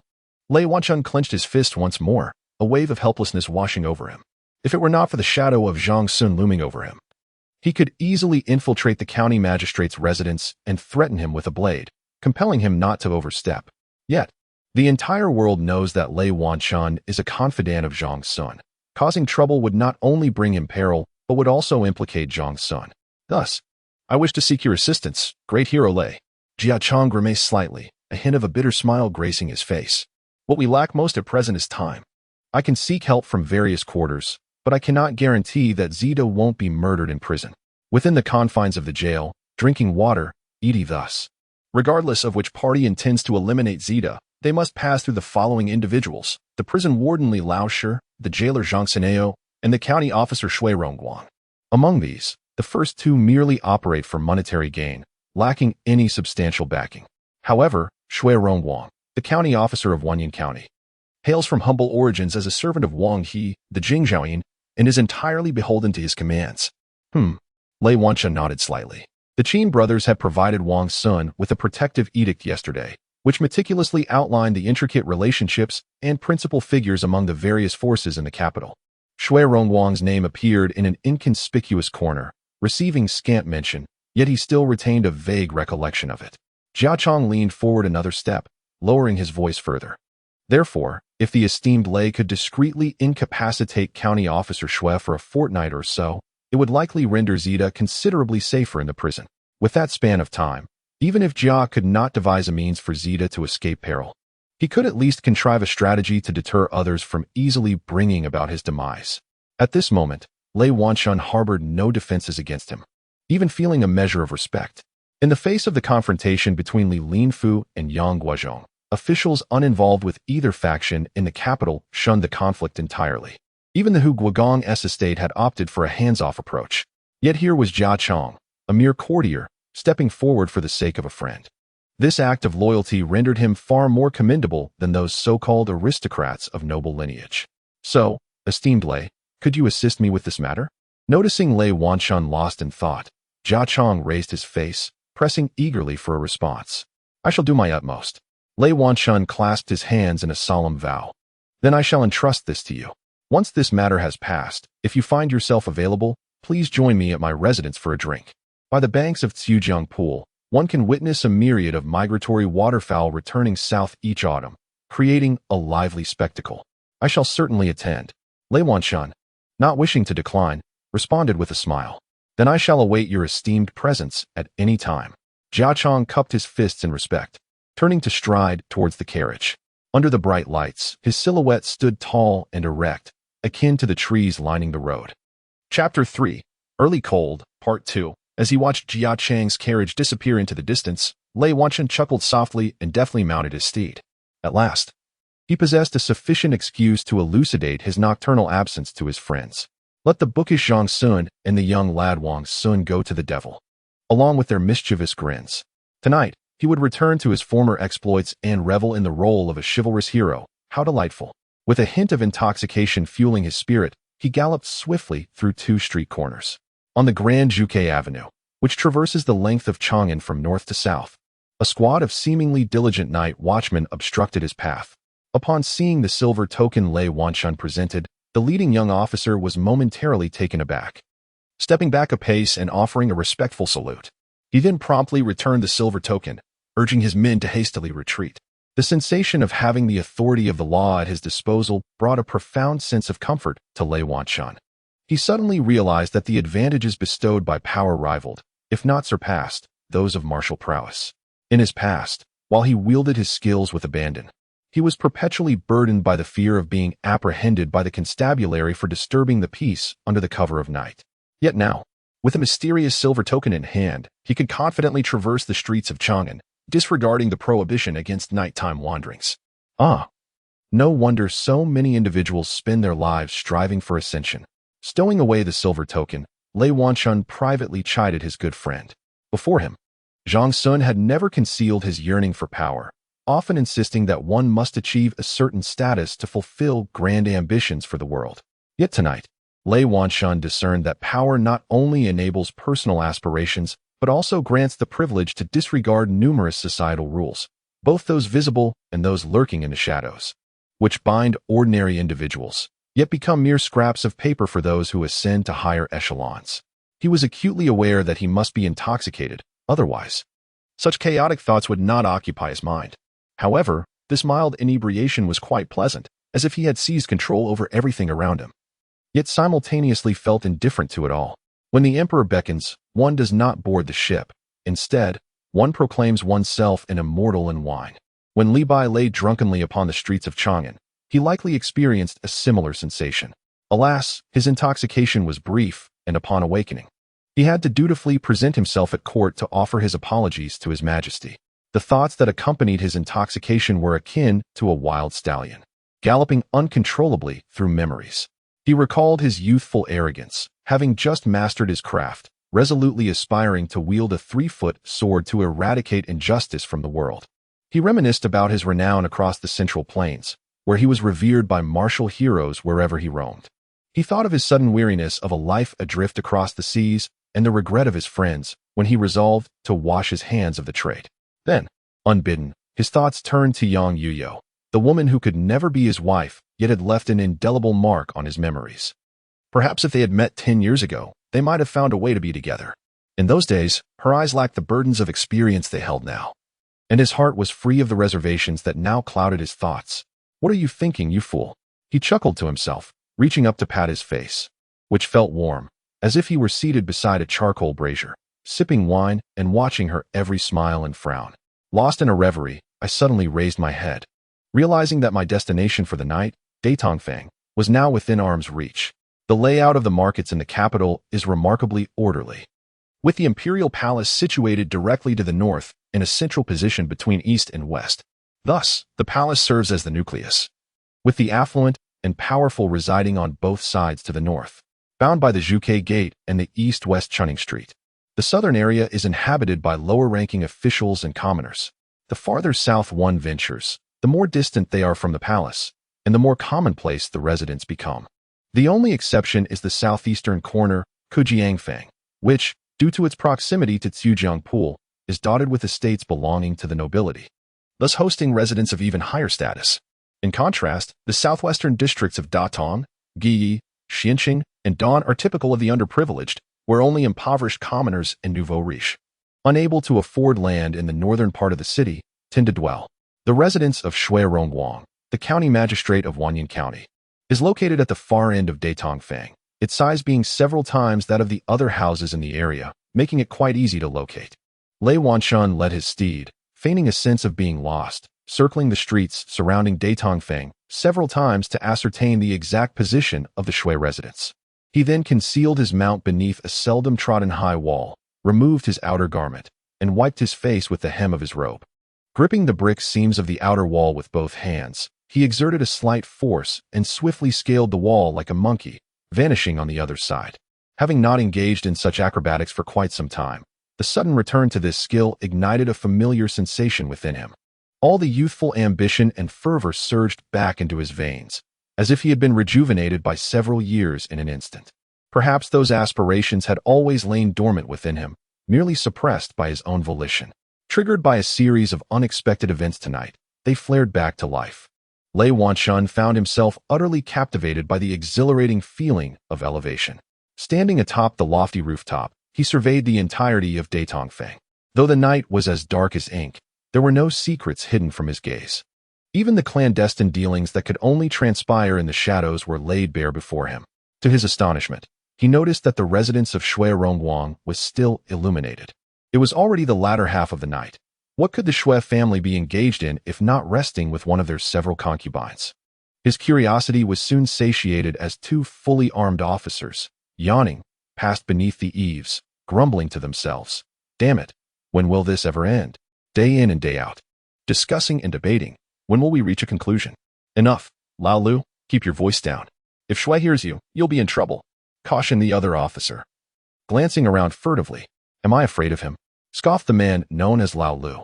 Does he think he's being discreet? If I get riled up, I could easily expose something. With all that's going on, just one little revelation could lead to his ruin. Another lackey, frightened, hastily covered Lao Lu's mouth with his hand, pleading for him not to drag him into his own demise. Have you forgotten how Gu Xiaozi met his end last month? His body was found soft in the stinking ditch, while his wife and children were burdened with a slew of lawsuits. Upon hearing the fate of his former colleague, the lackey surnamed Lu suddenly awoke to reality. He glanced around and whispered, I just wanted to vent a bit. Old Wang, you must not speak of this. Another lackey, surnamed Wang, shot him a sharp look and disdainfully remarked, but you must be cautious with your words from now on. Out of our long-standing friendship, I advise you to keep silent during these tumultuous times. It's best to play the mute. Indeed, indeed. The lackey Lu nodded fervently. With a bright lantern in hand, he yawned and ambled away. Once their figures vanished around the corner, Lei Wanshun cautiously raised himself from the roof tiles. The snow melt, not yet dried by the night breeze, soaked through his garments, leaving him feeling as though he were clutching a block of ice to his chest. Simultaneously, the shock of the cold water sharpened his mind, leading him to a startling realization. There were deeper secrets concealed within this estate. In an instant, Lei Wanshun discerned that he had stumbled into a far grander conspiracy. The county lieutenant of Wanyan, Shui Rongguang, had erected this grand mansion in the southwestern corner of Chang'an, not merely to indulge in the luxuries of a wealthy household, but for ulterior motives. In truth, this estate served as a covert stronghold for the Wanyan County office. Should any upheaval occur in Chang'an, the lackeys and sycophants gathered at the Shui residence could spring forth as a formidable force. Yet, the western side of the capital was precisely under the jurisdiction of Chang'an County.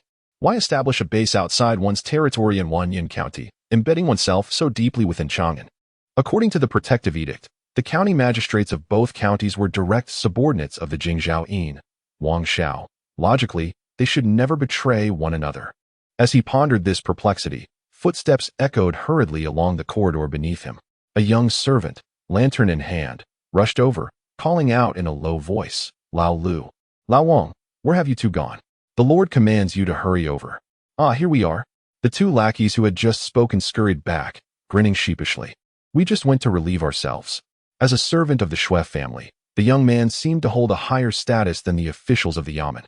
With a fierce glare, he barked, "Take your excuses to the Lord. You two are just dawdling. If you continue to waste time, beware of your skins." "Oh, we wouldn't dare." The two officials, suppressing their anger, bowed and gestured for the servant of the Shui family to lead the way. Such arrogance! Wang Xun cursed inwardly. Pressing himself against the roof ridge, stealthily trailing behind the trio in the corridor. At this late hour, no one was inclined to look up at the roof. Even if they did, in the obscurity of this moonless night, without a polished mirror to catch the light, they would hardly discern his presence. The secret lay right before him. He trembled with excitement, gradually lowering his body and holding his breath. Chapter 3. Early Cold, Part 3, Section 1. It was peculiar.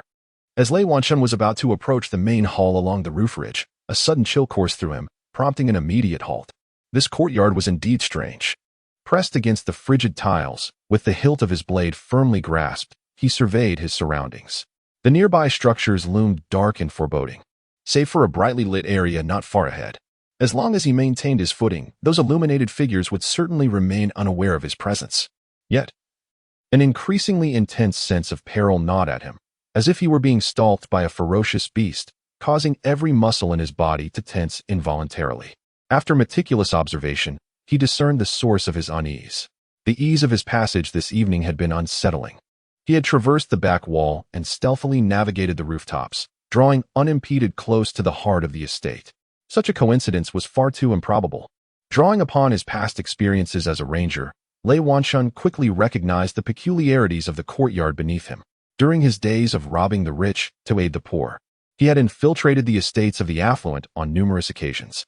Regardless of whether one was a wealthy magnate or a modest landowner with but 100 acres, the construction of their courtyards adhered to certain principles of feng shui.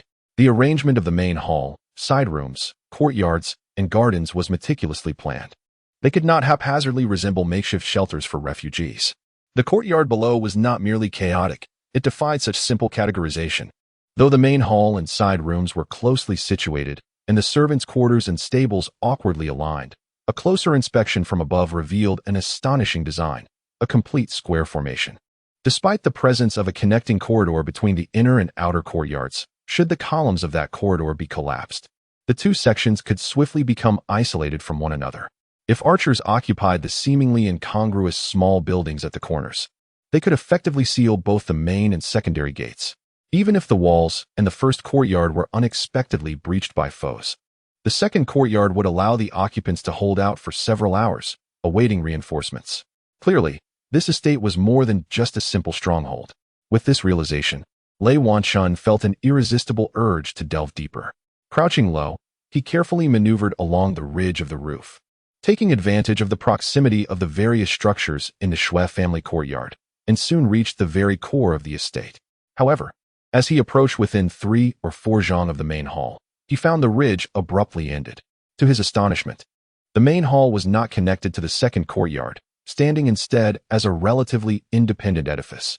Inside, more than 20 large tallow candles illuminated the space, casting a clear light on the garments of all present. The heavy smoke from the tallow candles necessitated that the windows at the front of the room be left open for ventilation. Wang Xun nestled himself in a position directly opposite the window, peering inside, only to be struck by a sudden jolt of surprise. The individual seated in the Master S position was no mere county constable of low repute. The attire clearly indicated he was a dignitary of the 5th rank. On either side of the main seat stood 2 rows of individuals, not merely the captains and constables from Chang'an and Wanyan counties, but also local heroes who had once crossed paths with Wang Xun several years ago, now respectfully positioned at the end of the line. The 2 attendants who had briefly stepped out for air were clearly being reprimanded, hunched over like 2 boiled river shrimp. The high-ranking official seated at the main position, in a fit of temper, reprimanded them sharply before striking the table forcefully, carelessly tossing a bamboo skewer onto the ground. Upon witnessing this, The two attendants immediately prostrated themselves, knocking their heads against the floor in fervent supplication. The official, however, remained indifferent, gesturing for them to be dragged out. From a distance, Wang Xun could not clearly discern the words exchanged within the room. But based on the fragments of conversation carried by the night breeze and the expressions and actions of those inside, he surmised that the official was enforcing discipline. The unfortunate Lu and Wang, due to their recent conduct, found themselves selected as examples for others. Despite their desperate pleas, they were forcibly dragged outside by several burly men. Just as they neared the threshold, the Wang attendant suddenly raised his voice, pleading for mercy, exclaiming that he had urgent matters to report. Wang Xun distinctly heard this plea and then observed as the muscular men dragged both Lu and Wang back inside. Lu continued to bow in desperation, while Wang raised his head and loudly articulated several statements. The content of his words eluded comprehension, yet Lu suddenly lunged at him in a fit of rage, only to be restrained by the imposing figures nearby. Wang then sidestepped, pointing at Lu with a countenance that radiated righteousness. At that moment, the fifth-rank official rose, directing a loud inquiry towards Lu. Unable to evade, Lu fell prostrate on the ground, pleading pitifully. The official appeared to exhale a sigh before gently waving his hand. Two burly men immediately seized Lu's arms, while another hurriedly fetched a basin, layering damp cloths over Lu's face piece by piece. Lu thrashed desperately, but ultimately succumbed, his legs extending as he lay still. The fifth-rank official turned to Wang with a smile, seemingly offering praise. Yet, his expression abruptly shifted as he commanded the men to restrain Wang. Clearly defiant, Wang S1 cannot help but laugh, while effortlessly extinguishing the lives of others, akin to crushing an ant beneath one's heel. In a mere moment, 2 lives were extinguished, while another 2 were left in a state of near demise. Much to the satisfaction of the fifth-rank official, he began to pace back and forth, loudly proclaiming his triumphs. Subsequently, he commanded that a box be brought forth. With a kick, he opened it, revealing an abundance of golden and white treasures that dazzled the eyes. Once the rewards were distributed, the previously dispirited morale of the troops surged with renewed vigor. He smiled and casually retrieved a piece of paper from his pocket, reading aloud to the assembled crowd. Eager ears strained to listen, their faces alight with excitement. Wang Xun could not discern the contents of the reading, but his intuition suggested it might be a recent operational plan. To uncover the secret, he cautiously shifted his position and began to maneuver along the roof's edge. A large locust tree stood nearby, and if he could climb its branches, he might overhear the conversation within. However, as he ventured forth, he soon realized the precariousness of his situation. An archer among them suddenly perked up, exclaiming loudly. Immediately, the official ceased his reading, and all present drew their weapons. Rushing into the courtyard, "Who goes there?" called a man clad in the garb of a constable. "I am Shuirong Wang, inviting my friends from the path to enter and converse." Unable to discern the situation on the roof, the constable shouted, "Disaster strikes." Wang Xun cursed inwardly. He had naively thought the darkness would provide ample cover for his movements, unaware that there was an attentive ear within the room. Now, approximately 50 to 60 armed individuals filled the courtyard, with countless others scattered throughout the rooms, oblivious to the brewing storm. Engaging them directly would be tantamount to courting death. He resolved to proceed cautiously, seeking an opportunity to extricate himself. With this thought, he swiftly adjusted his stance and, while remaining undetected, drew a 3-inch dart from his boot. Weighing it in his palm, he fixed his gaze intently on Shui County Lieutenant, unblinking. "Friends from the path, please reveal yourselves. I, Shui, have always valued camaraderie with heroes and shall not make things difficult for you. Come down for a drink. We can discuss matters amicably." Noting the silence from the rooftop, Shuirong Wang chuckled and continued his coaxing. Meanwhile, several of his subordinates had gathered copper mirrors, arranging them into a fan shape, preparing to direct the torchlight towards the center of the fan. In that fleeting moment, Wang Xun launched his dart. Without a second glance, he bolted away. A cry echoed through the courtyard as Shuirong Wang fell backward, a dark dart embedded in his neck, blood spurting from the wound. "Captain Shui." Several constables rushed to his side, calling out in alarm. The high-ranking official, clad in the attire of a fifth-rank noble, charged forward, seizing a broadsword and raising it high. "What are you all doing? Quickly pursue him. If you fail to capture him, we shall all perish." Upon hearing these words, the constables, helpers, and rogue heroes in the courtyard awakened from their stupor. Neglecting the fate of Shuirong Wang, He ascended the ladder to the rooftop, circumventing the walls with determined footsteps, fervently pursuing his goal. Only the archer, who had previously detected Lei Wanxuan's movements with his exceptional hearing, frowned, drew a wolf-tooth arrow, and knocked it onto the bowstring. "Shoot him! Shoot him!" The patrolling guards, rushing in from the outer courtyard, were immediately inspired, shouting as they bent their bows and readied their arrows. This situation was precisely what Lei Wanxun dreaded most. With the outer high wall looming before him, he disregarded the possibility of making such a leap, launching himself upward, his body soaring like a wild goose toward freedom. Several inadequately drawn arrows whizzed past his head, and it seemed he was on the brink of escape. Suddenly, Lei Wanxun swung his sword backward in a desperate motion, but his body abruptly halted, an arrowhead piercing through the front of his shoulder. With a muffled groan, he fell instantly into darkness. Chapter 3, Early Cold, Part 3, In a Deep Slumber. Lei Wanxun found himself enveloped in a luxurious bed adorned with a thin yet exquisitely warm silk quilt. As light gradually penetrated his consciousness, he turned his head to survey his surroundings, only to discover a woman clad in pure white, her arm cradling her forehead, peacefully asleep at the foot of the bed. Her ebony hair cascaded from her shoulders to her ankles, resembling a flowing waterfall. How did I end up here? A wave of astonishment washed over him as he attempted to rise, but a sudden, sharp pain shot through his shoulder, sapping him of all strength. "You're awake?"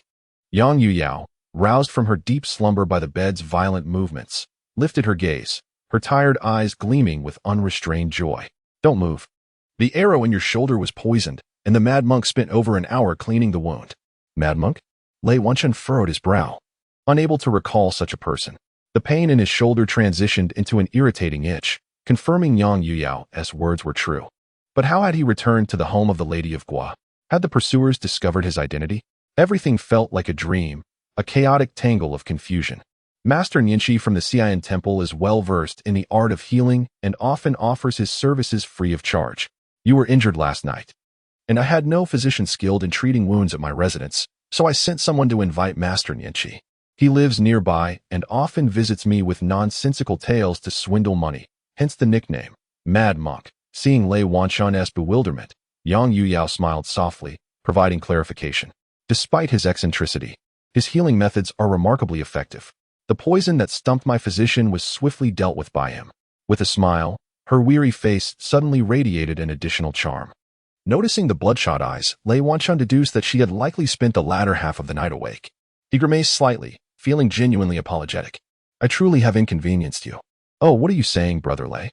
Yang Yuyao playfully shot him a glance, placing her hand gently over his lips.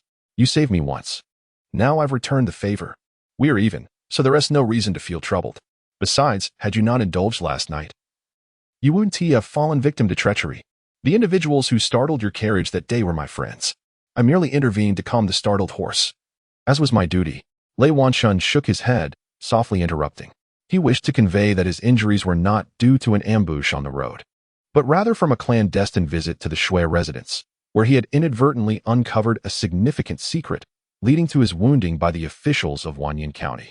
Yet he found himself at a loss for words, his tongue growing increasingly clumsy in his hesitation. Like a considerate wife, Yang Yuyao rose with a smile. "If you feel indebted, then perhaps you may find an opportunity to save me again in the future. After all, it's unlikely that you can leave the capital anytime soon. You must be hungry. Allow me to fetch a bowl of chicken soup." "Wait." Just as Yang Yuyao was about to step out the door, Lei Wanxun anxiously called out, "Let me finish my words. Last night, I inadvertently got myself into a significant predicament. It was not my intention to come here. I was merely disoriented at the time." "It's nothing." Yang Yuyao paused, turned with a smile, and reassured him, "I have encountered numerous troublesome matters. In the pitch darkness, who could possibly see you running to my home? Besides, there are likely very few in the capital who would dare to come here to apprehend someone." The more she spoke, the more uneasy Lei Wanxun felt. He recalled that after leaping from the high wall last night, he had sensed poison on the arrowhead. Thus, he struggled to mount his steed, clutching the silver metal tightly as he fled. At that moment, he was solely concerned about the formidable power of his pursuers, determined not to bring disaster upon Zhang Sun or allow the young lad Wang Xun to become embroiled in the chaos. However, he unexpectedly lost consciousness halfway through his escape. The subsequent events were a blur. Yet, since he had once resolved to avoid troubling Zhang Sun and Wang Xun, It seemed that only Lady Gua could withstand the might of those pursuing him, even if he had not intended to bring misfortune to her residence. He might have entertained such thoughts at the time. Otherwise, his steed, which shared a bond with its master, would not have galloped straight to Yang Yuyao's abode. Reflecting on this, his heart grew heavier with guilt. Struggling to prop himself up, he managed a bitter smile and said, "You should allow me to finish my tale. I am uncertain of the magnitude of the trouble I have stirred. I have an acquaintance, the very lad who startled your carriage the other day, named Yuan Zida. Recently, he seems to have offended some powerful figure and, in a muddled state, was imprisoned in the Universal County Jail. Furthermore, due to his responses not aligning with the wishes of the county magistrate, he was subjected to severe punishment. On my way back last night, I contemplated that the constable Shui Rongguang from Universal County might possess some insights, so I impulsively decided to pay him a visit. To my surprise, there was a gathering in his courtyard, seemingly conspiring over some nefarious dealings. Driven by curiosity, I could not resist eavesdropping from the rooftop. Yet, before I could discern their conversation, I was discovered. Then they shot at you with poison arrows. Yang Yuyao, having weathered her fair share of storms, had listened intently, slowly returning to kneel beside Lei Wanchun. It was no wonder that early this morning, the constables from Universal County had stirred up a frenzy in the entire city of Chang'an, yet refused to disclose what they were searching for. So, the root of the matter lies here. Have you discerned who was present in the courtyard? Lei Wanchun pondered and quietly recalled. Entirely oblivious to the fact that at that moment, Yang Yuyao seemed transformed, as if embodying another person. There were about 50 or 60 constables, along with numerous thugs and ruffians.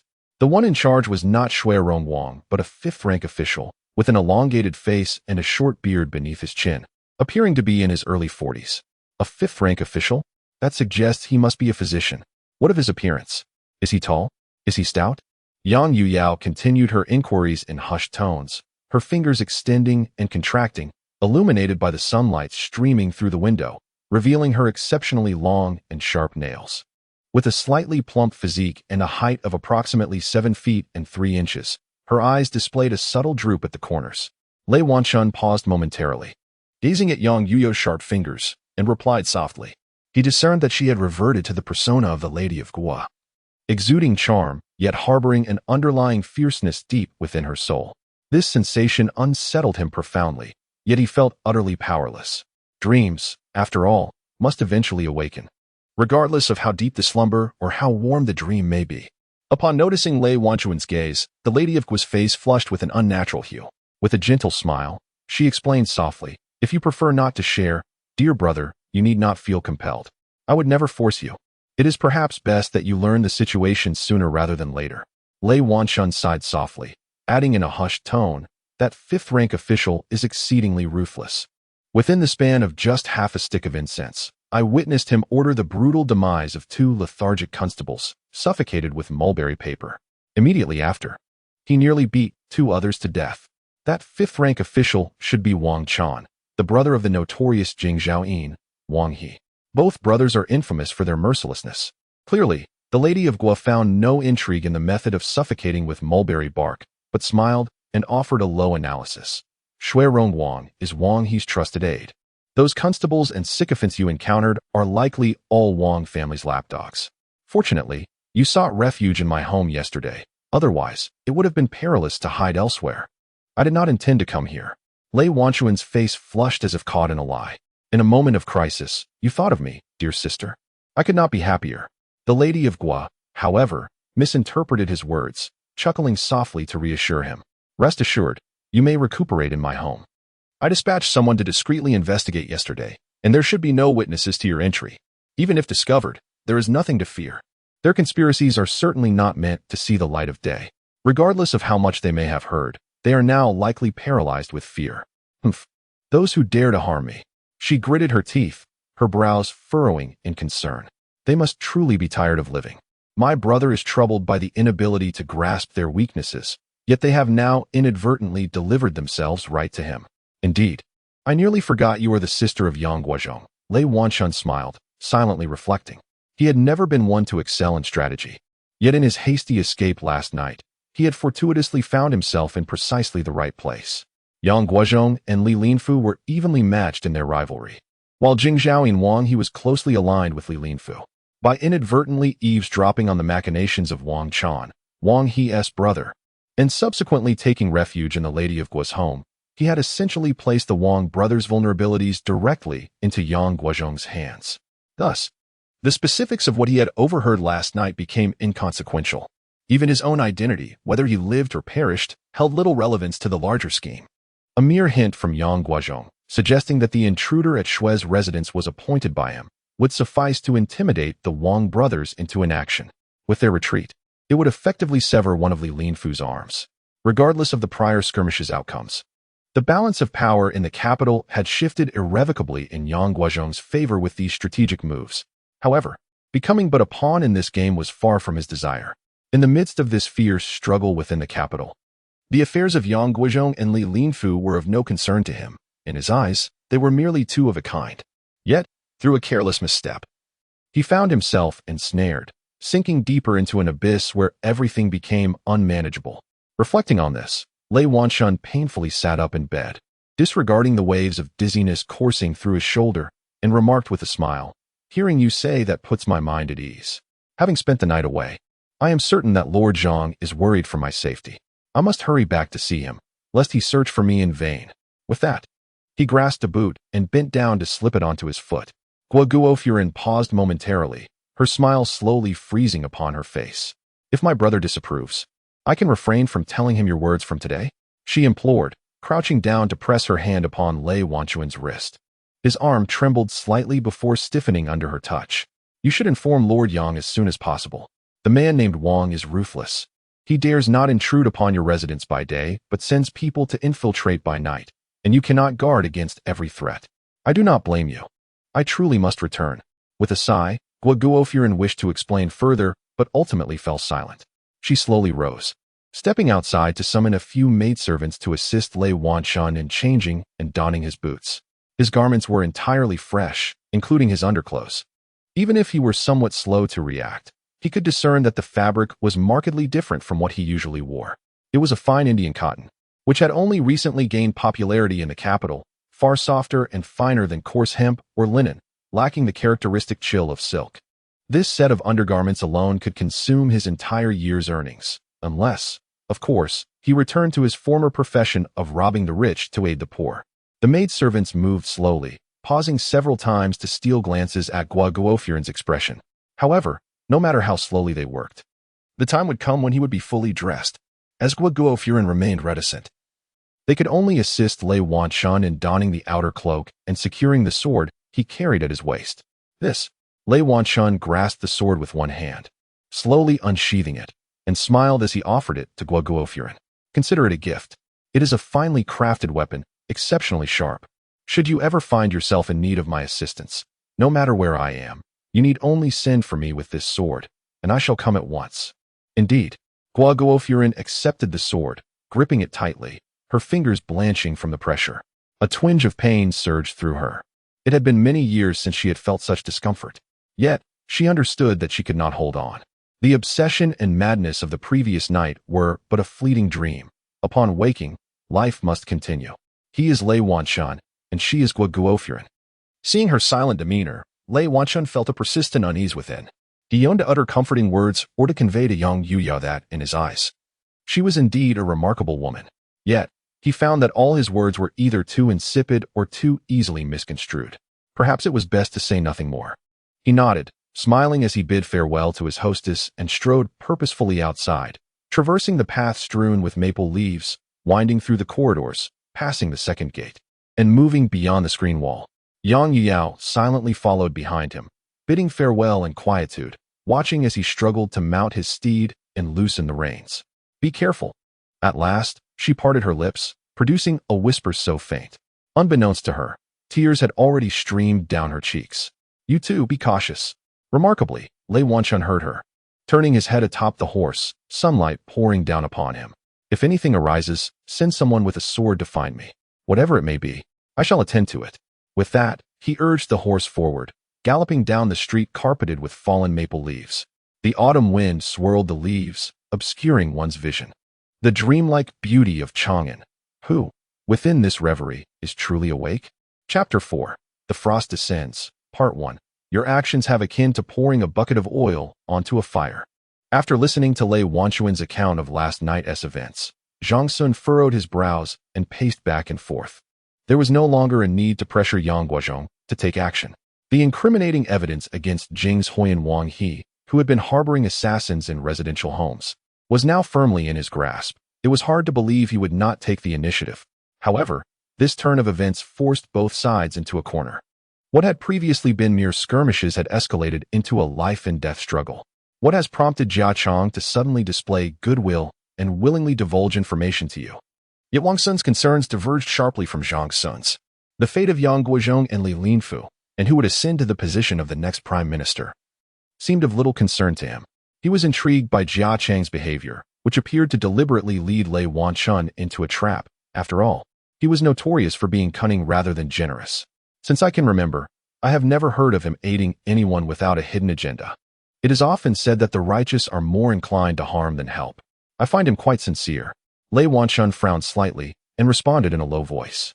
He dared not mention to Zhang or Wang his own predicament of being struck by a poisoned arrow. Thus he could only endure the discomfort and itchiness in his shoulder. The potency of the poison was particularly strong, causing his vision to darken intermittently. If he were truly sincere, there would be no treacherous individuals left in the world. Wang Xun shook his head, expressing strong disagreement with Lei Wanchuan's assessment. I believe he has discovered that the hideout is indeed Wang He's secret lair for assassins. Yet he is unwilling to expose it to avoid being embroiled in the conflict between the Yang and Lin factions. Hence, he has cleverly utilized Lei's hands. Your analysis is quite astute. Wang Xun halted his pacing and softly echoed, but there was no longer a need to scrutinize Jia Chang's motives. Wang He's incriminating evidence was firmly in Yang Guozhong's hands. Harboring assassins was a crime deserving of eradication in any era. What remained to be seen was how Yang Guozhong would respond. Why do you two incessantly discuss such irrelevant matters? The discomfort from his wound had rendered Lei Wanchun increasingly irritable. After being discovered, I seized the opportunity amidst the chaos to deal a blow to that fellow surnamed Shui. While it may not have claimed his life, it should keep him bedridden for at least half a month. Yang Guozhong can deal with Li Linfu as he pleases. What we urgently require is to extricate Yu Wenzi and depart from this treacherous land. Never have I seen him so enraged. Both Wang Xun and Wang Xun stood in stunned silence. Lei Wanchun quickly recognized his own outburst, forced a smile, and murmured, "What I mean to convey is that we have no control over how they fight, nor is it necessary for us to intervene. Our priority should be to rescue the young Yu. Did we not come here initially to free him from prison?" "Indeed." Wang Xun sighed deeply, responding with a hint of melancholy. "However, this is hardly a blessing for the nation. Their incessant strife consumes the resources of the state." He hesitated, reluctant to continue, as Wang Xun, lacking in experience, had grown up in the capital, witnessing only the grandeur of the Tang dynasty. He could hardly fathom the myriad crises lurking beneath the surface of such prosperity. As for Lei Wanchun, he likely did not care much about who ascended to the throne. Discussing matters of state with him was akin to playing music to a cow. It couldn't be that dire, just as Wang Xun had anticipated. Wang Xun indeed lacked any sense of crisis. He chuckled and retorted loudly, "Isn't it you who said that Li Linfu's abuse of power has led to national misfortune? While Li Linfu may have mismanaged the state, he nonetheless possesses the talents of a chancellor. If it were Yang Guozhong instead, he would surely fit the description given by He Lao, lacking both the capability and the magnanimity of a prime minister."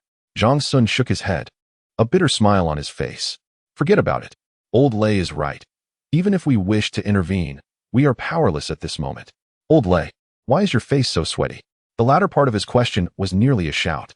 Wang Xun took a closer look and noticed that Lei Wanchuan's complexion was unusually pale, prompting him to step forward and touch his forehead. "Have you caught a chill?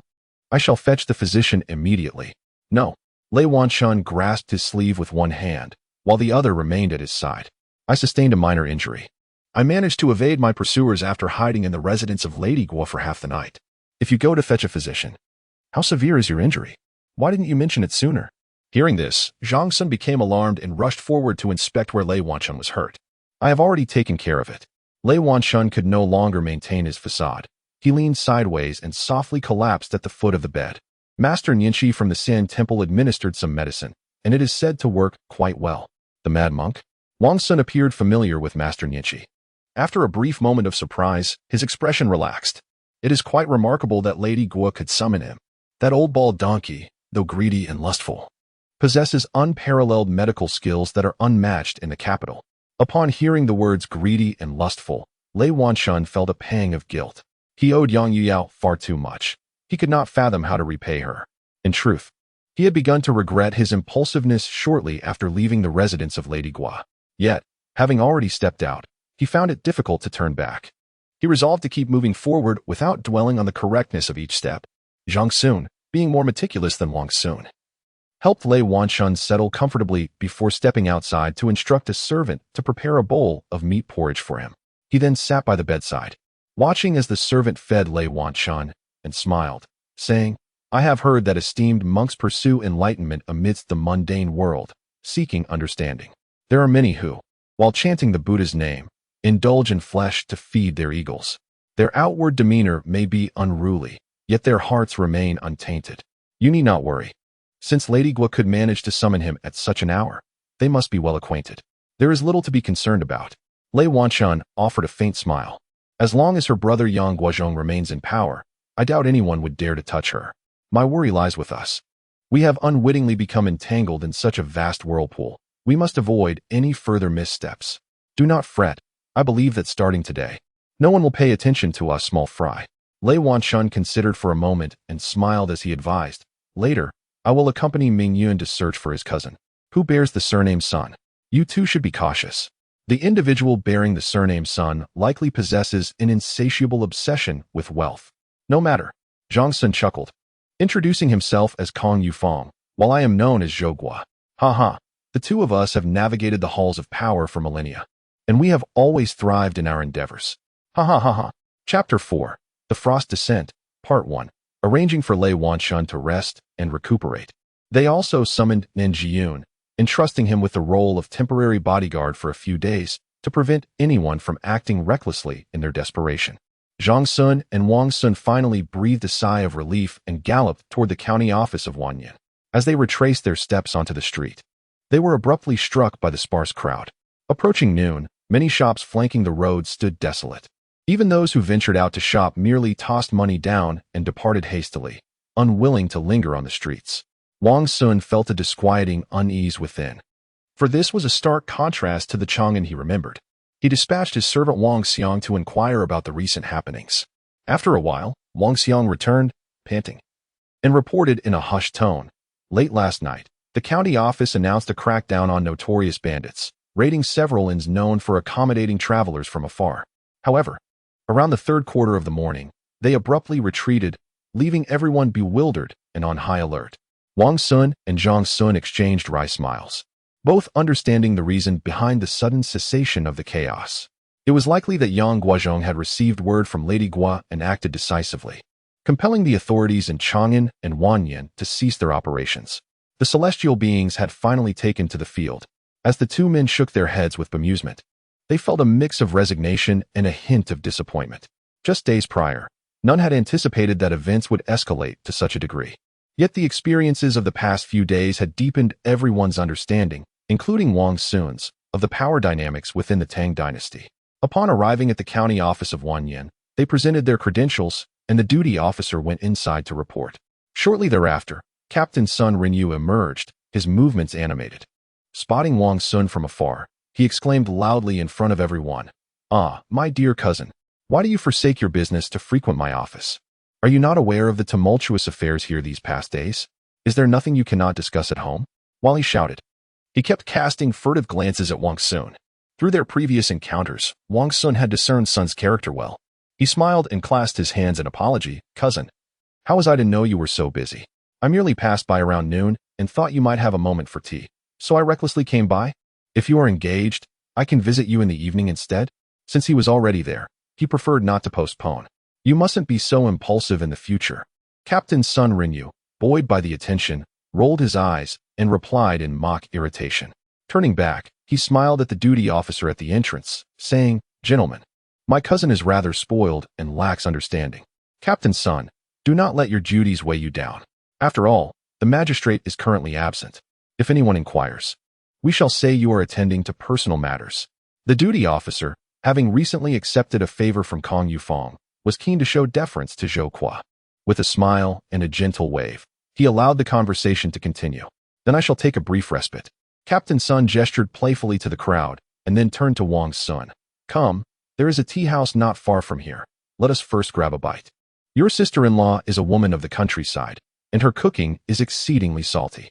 Wang Xun smiled knowingly, pulling Zhang Sun to follow Sun Renyu closely. Not far from the county office's entrance, they turned a corner and arrived at a tranquil little tea house. Given its proximity to the government office, it was evident that the patrons did not come merely for tea. Thus, the proprietor of the tea house was quite understanding of their sentiments.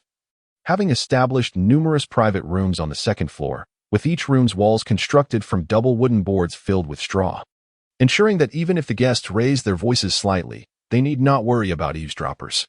It was apparent that Sun Renyu was no stranger to this establishment.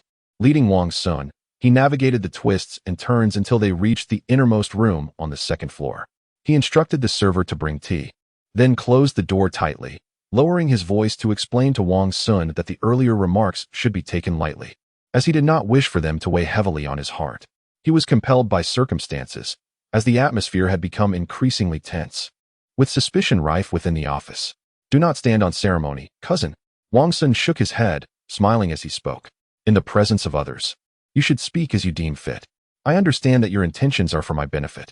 Indeed, as a noble, he possessed a greater understanding of affairs than those of us who merely ran errands. Sun Renyu chuckled and offered a slight bow as an apology for his earlier behavior. To be candid, even if you do not come personally, I would certainly visit you at your residence each night. The matter concerning your friend has escalated considerably. What is it? Is there a dilemma that even my cousin cannot resolve? Wang Xun inquired, settling comfortably as he casually twirled a small silver ingot between his fingers. It is not merely a matter of resolution. There are complexities involved that you may not be aware of. Sun Renyu's eyes gleamed upon noticing the glimmer of silver between Wang Xun's fingers. Let me put it this way. Until yesterday, everything was in order. Although the Lord inquired about the case, I utilized the funds you generously provided to ensure that the necessary individuals were adequately compensated. Although Brother Yuan endured an additional 40 lashes, he sustained no new injuries. However, this morning, the steward of the Yang family unexpectedly approached my lord with an official notice, commanding the immediate release of Brother Yuan. My lord hesitated briefly, but the steward, before all the brothers present, issued a stern ultimatum, compelling my lord to consider his actions carefully. Can you imagine? It is akin to having someone squat on your neck. My lord, at the very least, holds the position of the esteemed magistrate of the second largest county in the land. How dare a mere steward from the Yang family issue orders to the office of Wanyan County? Is your lord troubled by the fate of Yuan Zita? Wang Xun exclaimed in surprise, concern etched on his face. He had previously only contemplated how pressing Yang Guozhong would be able to alleviate some of the pressure on Yuan Ji, never anticipating that Yang Guozhong would resort to such tactics, openly demanding Yuan from the Wanyan County office while secretly orchestrating a scheme to pressure them into severe punishment. Not yet, Sun Renyu replied, casting a glance at the silver ingot beneath Wang Xun's fingers, swallowing nervously. My lord initially intended to confront your friend immediately, but last night, the county's chief constable, Shuirong Wang, fell ill and was unable to report for duty today. Concerned for the well-being of that individual, my family has set aside their intentions to punish your friend upon receiving a report from his family. They hurriedly made their way to the Shui household. Do you know what ailment has befallen the head of the Shui family? What is the severity of his condition? Wang Xun released his grip, pushing a silver ingot forward. I am unaware. Sun Renyu, upon catching sight of the silver, instantly forgot everything else, his hands darting forward to secure the coin. I truly do not know. The messenger only arrived around noon, shrouded in mystery, and I fear this illness may be grave. What is the rush? No one can snatch it from you. Regarding such individuals, Wang Xun had learned how to handle them. However, let me forewarn you. Should Yuan Zita suffer any misfortune while in your care, I shall reclaim my money from you with tenfold interest. You may test my resolve if you wish. I would not dare. Young lord, are you not seeking my life? Sun Renyu's lips curled into a grimace, his voice tinged with a sob.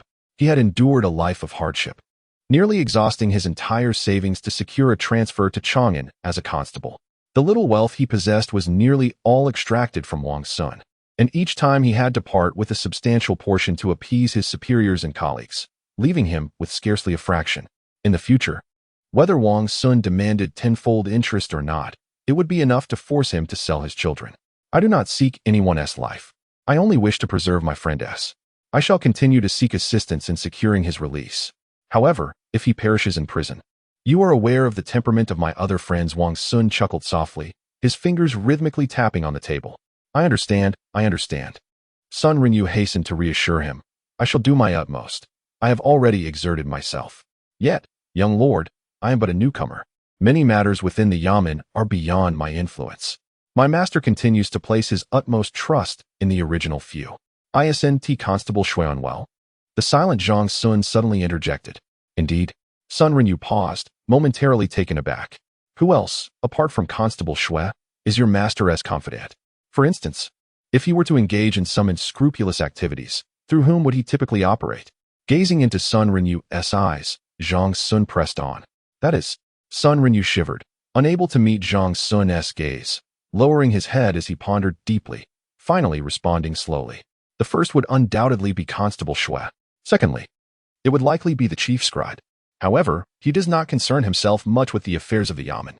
Then there is Oldly, the jailer. Yet he tends to favor those who provide him sustenance. Beyond that, it is difficult to say. In any case, all of us engaged in this line of work do so to provide for our families. For trivial matters, should the county magistrate issue a request, everyone is willing to comply. Yet, if the magistrate oversteps his bounds, no one wishes to jeopardize their livelihood for mere praise. You are aware that one could lose their means of sustenance?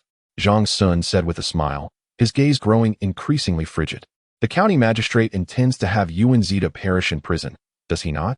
I know nothing. Sun Rinyu instinctively sidestepped, defensively retorting. Yet he was ensnared by Zhang Sun's piercing gaze, feeling utterly trapped. Gritting his teeth, he murmured, I truly do not know much. I am new here, and they conceal matters from me. Within this government office, nearly everyone is affiliated with my master and Captain Xue. If I meddle too much, I fear I shall end up in peril myself. Have you not considered whether your master can manage this situation?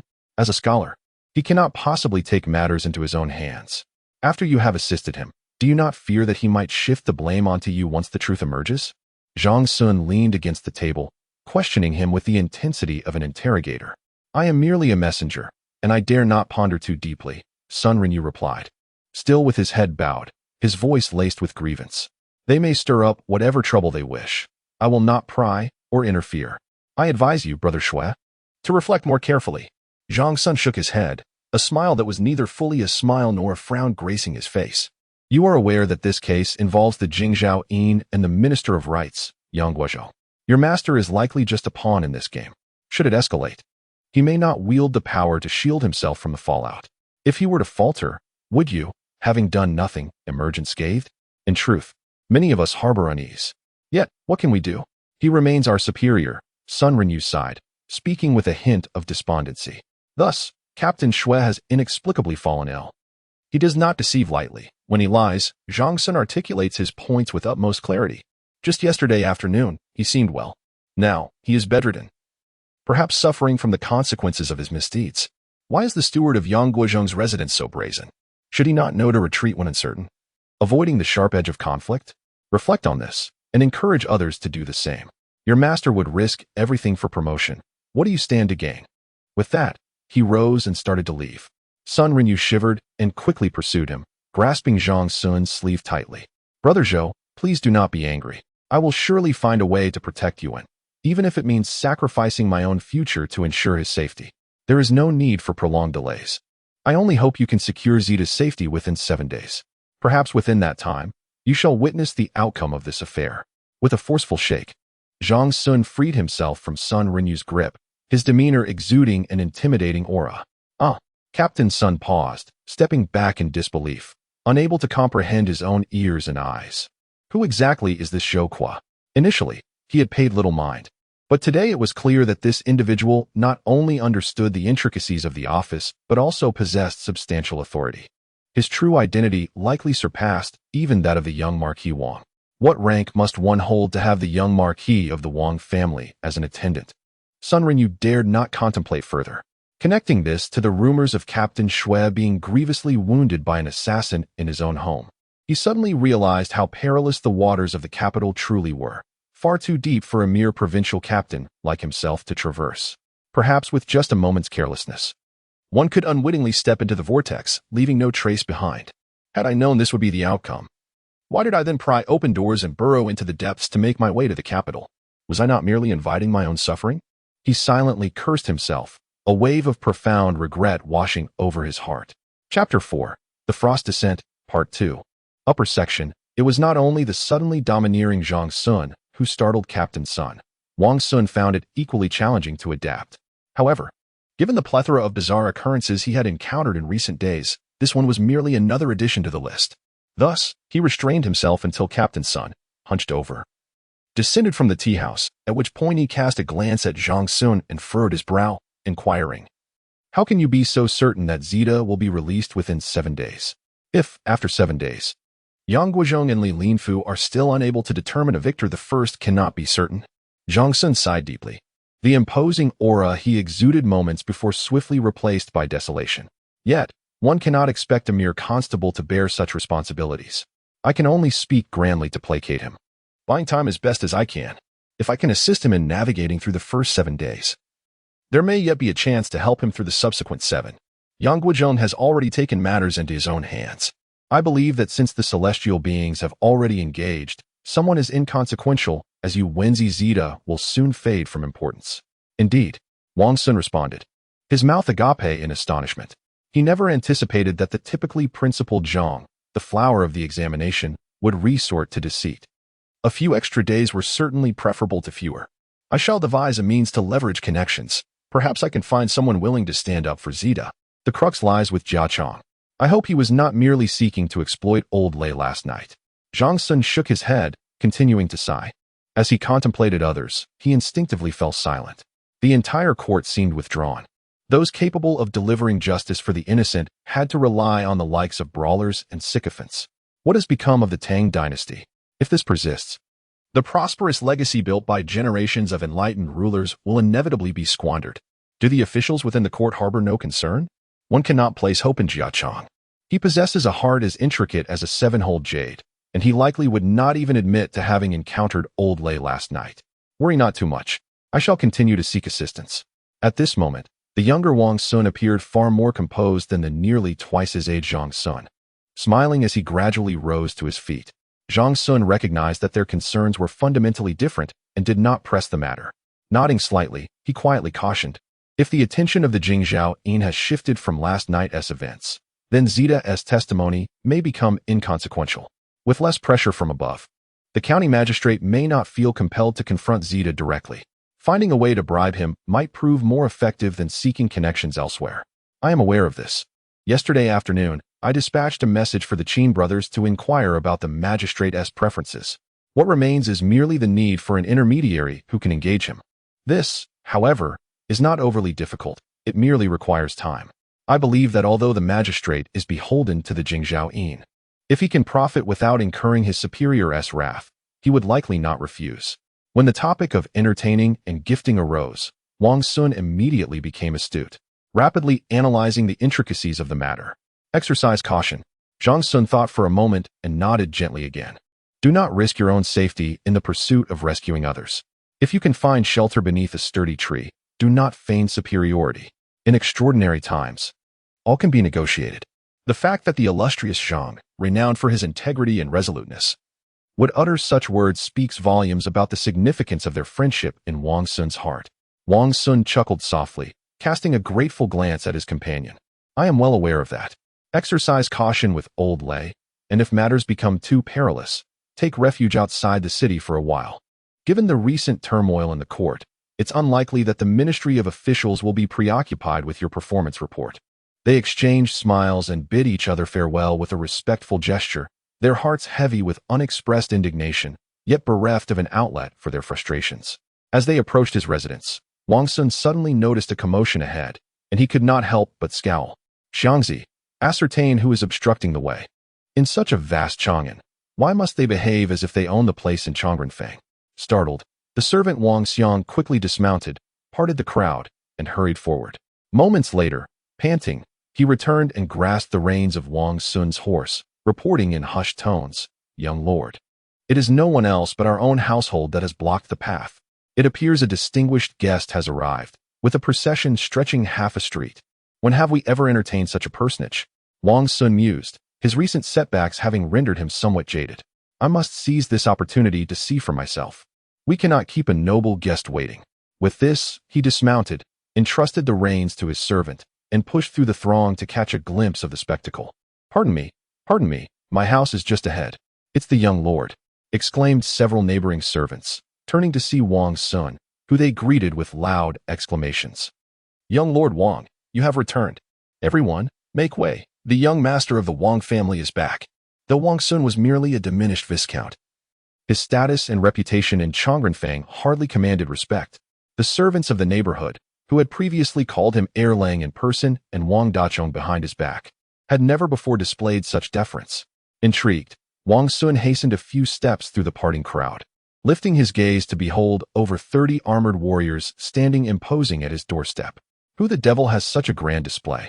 He thought, astonished at the sight of such elite guards.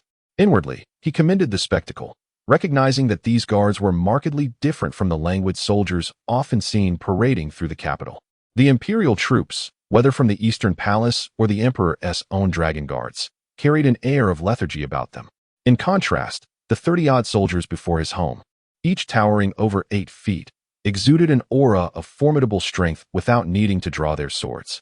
As he marveled, Wang Ji, who had been scanning the entrance, spotted him and rushed forward. "Young lord, you have returned. Madame Yin has urged your return several times. If you do not come back soon, everyone will be searching the streets for you. Who else could possibly entertain the guest but myself?"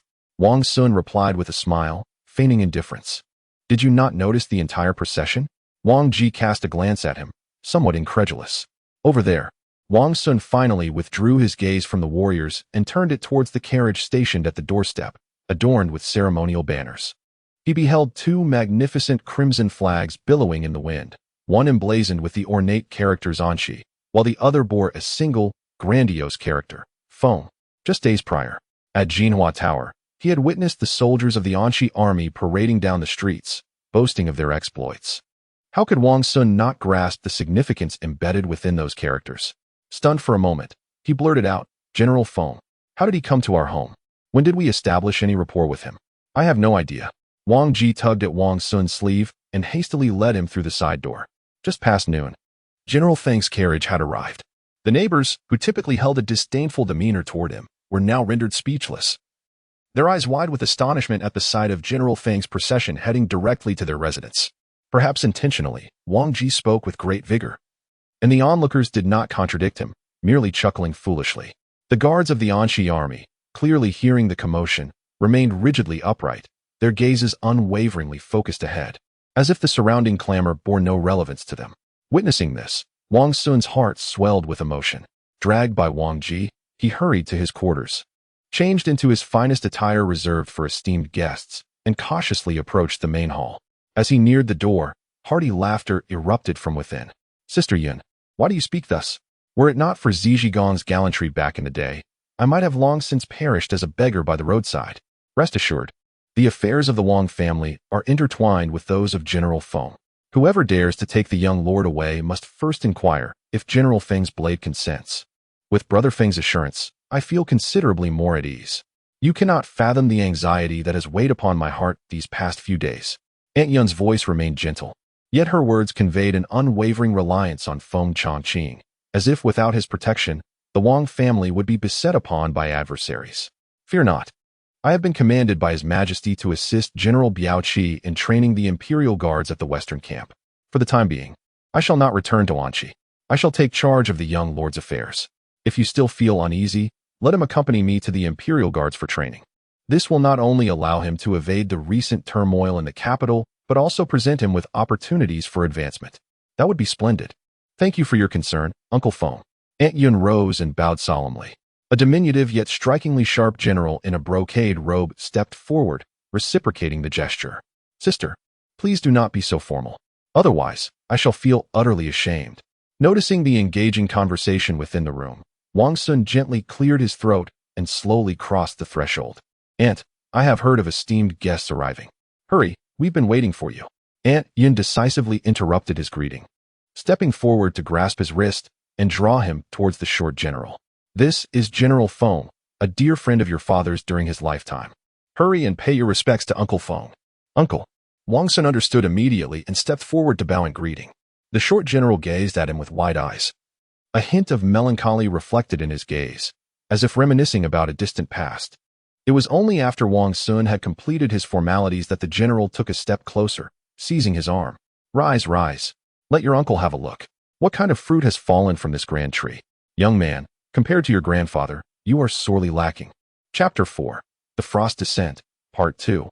Although the words carried a semblance of concern from the elder to the younger, the remark, not as good as a father, was rather harsh. Wang Xun was taken aback, pondering whether to retort, when the diminutive General Feng continued his admonishment. What, boy? Are you not convinced? Your grandfather, though he never held an official post, had many acquaintances in Chang'an. One might say that not even the chief of Jingzhou dared to come and act recklessly. Look at what you have done. Uncle Four's reprimand was indeed severe. After all, Wang Xun was merely 17, a mere youth. Aunt Yun, unable to bear the scolding any longer, stood up to defend Wang Xun. Child sister-in-law, it is not my intention to meddle. It is precisely because you have always regarded him as a child that he remains immature. General Feng Changqing glanced at Aunt Yun, retorting solemnly, a man, regardless of age, carries the weight of responsibility upon his shoulders. Outsiders do not concern themselves with whether he is still a child. If he falters, it is the entire Wang family that suffers. Seeing the seriousness in Feng Changqing's words, Aunt Yun could only nod in agreement, sighing and falling silent. Wang Xun felt his face flush with embarrassment, yet could not deny the truth in the man's assertions. He bowed slightly and quietly expressed, Uncle Four's teachings are most apartment. I, your nephew, have brought shame upon the Wang family. Shame? That is an overstatement. Feng Changqing shook his head, softening his tone. At least, when trouble arose, you did not abandon your aunt, but faced it head-on. By that alone, you can still be regarded as a man. Your aunt has just informed me about the recent events, and coincidentally, I have been tasked with organizing the Feilong Imperial Guard. Starting tomorrow, you shall accompany me to the military camp for a few days. Wang Xun, accustomed to a leisurely existence, despised being constrained. Instinctively, he wanted to refuse Feng Changqing as proposition. However, the words of Zhang Xun, who had advised him before parting earlier that day, echoed in his ears. After a moment's hesitation, he responded softly, as Uncle Four wishes. I apologize for causing you trouble. It is hardly a trouble. The court has just appointed me as the deputy military commissioner, and there happen to be a few vacancies. If you accompany me, you shall start as a 6th-rank military officer. Once we reach the border, you can accumulate some merits, and I shall assist you in rising to prominence. Feng Changqing patted Wang Xun on the shoulder heartily, smiling as he made his promise. To be granted the position of 6th-rank military officer upon enlistment was beyond Wang Xun's expectations. Considering he could not afford to owe too many favors, he pondered for a moment before politely suggesting, would this not impose too great a burden on Uncle Four? I possess some martial skills and could begin as a cavalryman. Indeed, you have just become the deputy military commissioner and are immediately promoting your personal connections. Such actions may draw the ire of those envious of you. Sooner has honed his martial skills well, so let him serve as your personal guard. Aunt Yun once again rose, empathetic to both parties' circumstances. Given Wang Xun's age and reputation, being appointed directly as a 6th-rank military officer would undoubtedly provoke discontent among many. Furthermore, his lack of experience would hinder his ability to navigate various relationships. Thus, it would be wiser for him to remain by Feng Changqing's side, serving as a personal guard. There exists a multitude of opportunities for future promotions, and one need not plunge into the fray personally, thus evading numerous unforeseen risks. Feng Changqing commenced his ascent from the ranks of Gao Xianji's personal guards, gradually rising to the esteemed position of deputy military governor. At this juncture, how could he be oblivious to the little schemes brewing in Aunt Yun's mind? However, casting a glance at Wang Xun, he smiled and declined, saying, Sister-in-law, you are unaware that while it may be easy to become an officer, being a mere soldier would place me in a predicament. How can this be? The gazes of Wang Xun and Aunt Yun were suddenly captivated, their expressions filled with confusion as they focused intently on Feng Changqing. Observing their hesitance to speak, Feng Changqing continued to smile and shake his head. In the Anxi army, We demand our soldiers to bravely face the mountain of blades and not retreat from the sea of flames.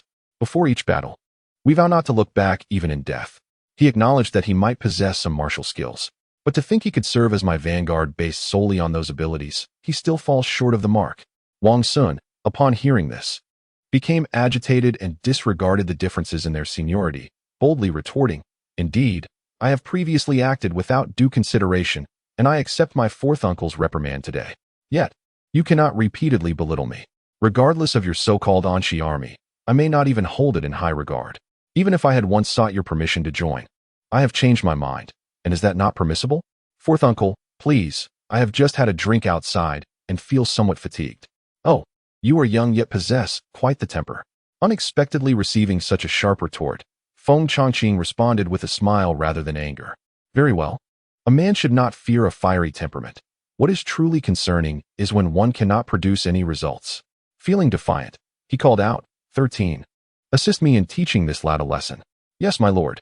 A raspy voice suddenly emerged from the corner, followed by a diminutive figure, looking as though he had never known a full meal, leaping forth. Caught off guard, Wang Xun instinctively took several steps back.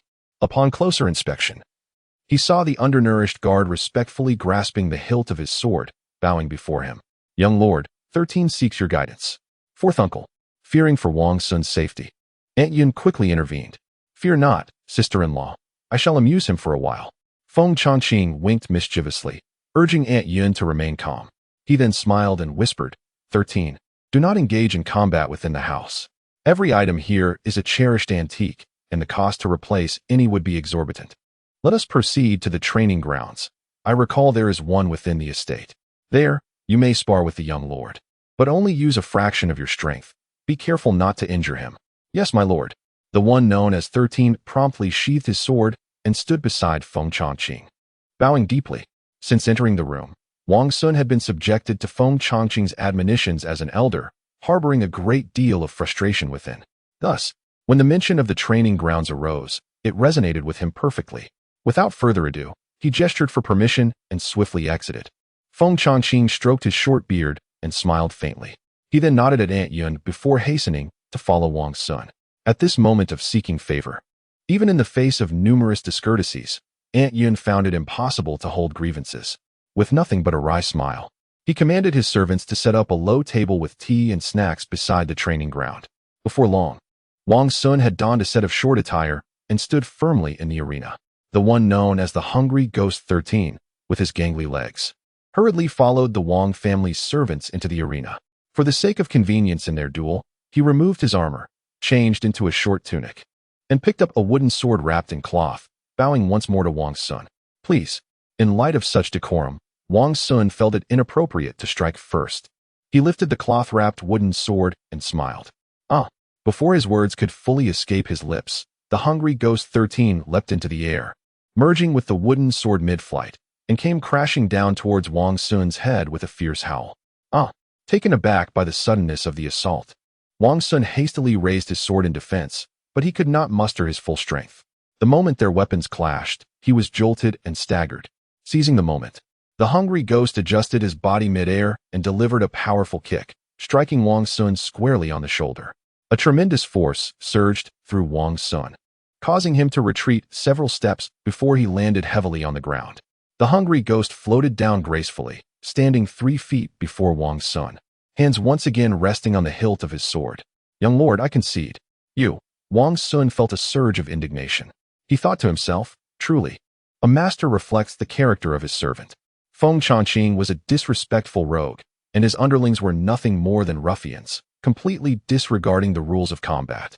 As if hearing Wang Xun's unspoken thoughts, Feng Changqing laughed heartily. In battle, who concerns themselves with such rules? One strike determines life and death. It is that simple. Unconvinced, are you? 13. Let us have another match. This time, you may use 5/10 of your strength. "Yes, my lord."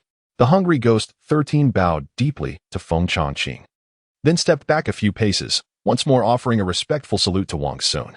This time, Wang Xun was not so easily deceived. He sprang up from the ground and swung his sword down. The Hungry Ghost 13 deftly sidestepped, then swept his weapon low across the ground. Crack! The tip of the sword struck Wang Xun's ankle, causing him to stumble forward and fall once again. How about that? Feng Changqing, unyielding and unsympathetic, paid no heed to Wang Xun's face, now swollen like an eggplant, and inquired with a grin. He's cheating. Wang Xun bellowed in fury, feeling that the grievances he had suffered throughout his life paled in comparison to this moment. Let us proceed once more. 13. The match is best of 5. If you lose, you shall be punished with cleaning the horse stalls. Feng Changqing, the disrespectful one, chuckled, reaching for a teacup from the low table to pour himself a drink. Yes, my lord. The hungry ghost 13 responded loudly. 13 will surely win. 13 shall not clean the horse stalls. May you meet your demise, you scrawny wretch.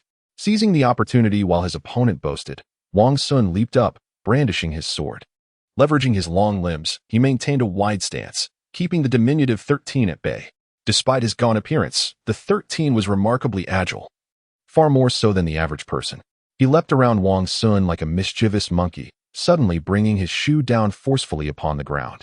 A thick cloud of smoke, mingled with sand, erupted, rushing straight towards Wang Xun's face. In an instant, everything before Wang Xun became obscured, as tears streamed down his cheeks.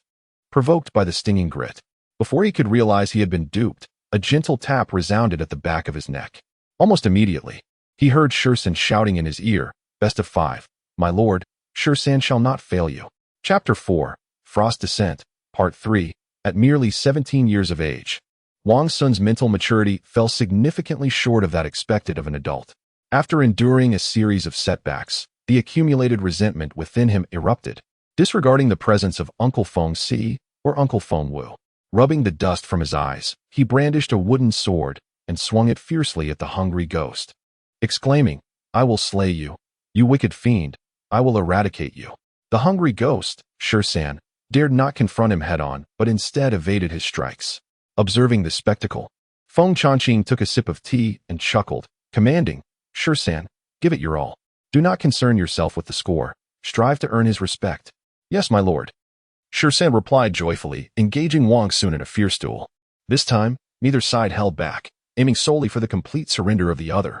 Wang Xun soon found himself struck multiple times on his legs and shoulders, yet the wooden sword was wrapped in cloth, sparing him from serious injury. Each time he fell, he swiftly rose again, calling for more combat. Shursan, too, unleashed his ferocity, attacking without mercy, each strike laced with cunning malice.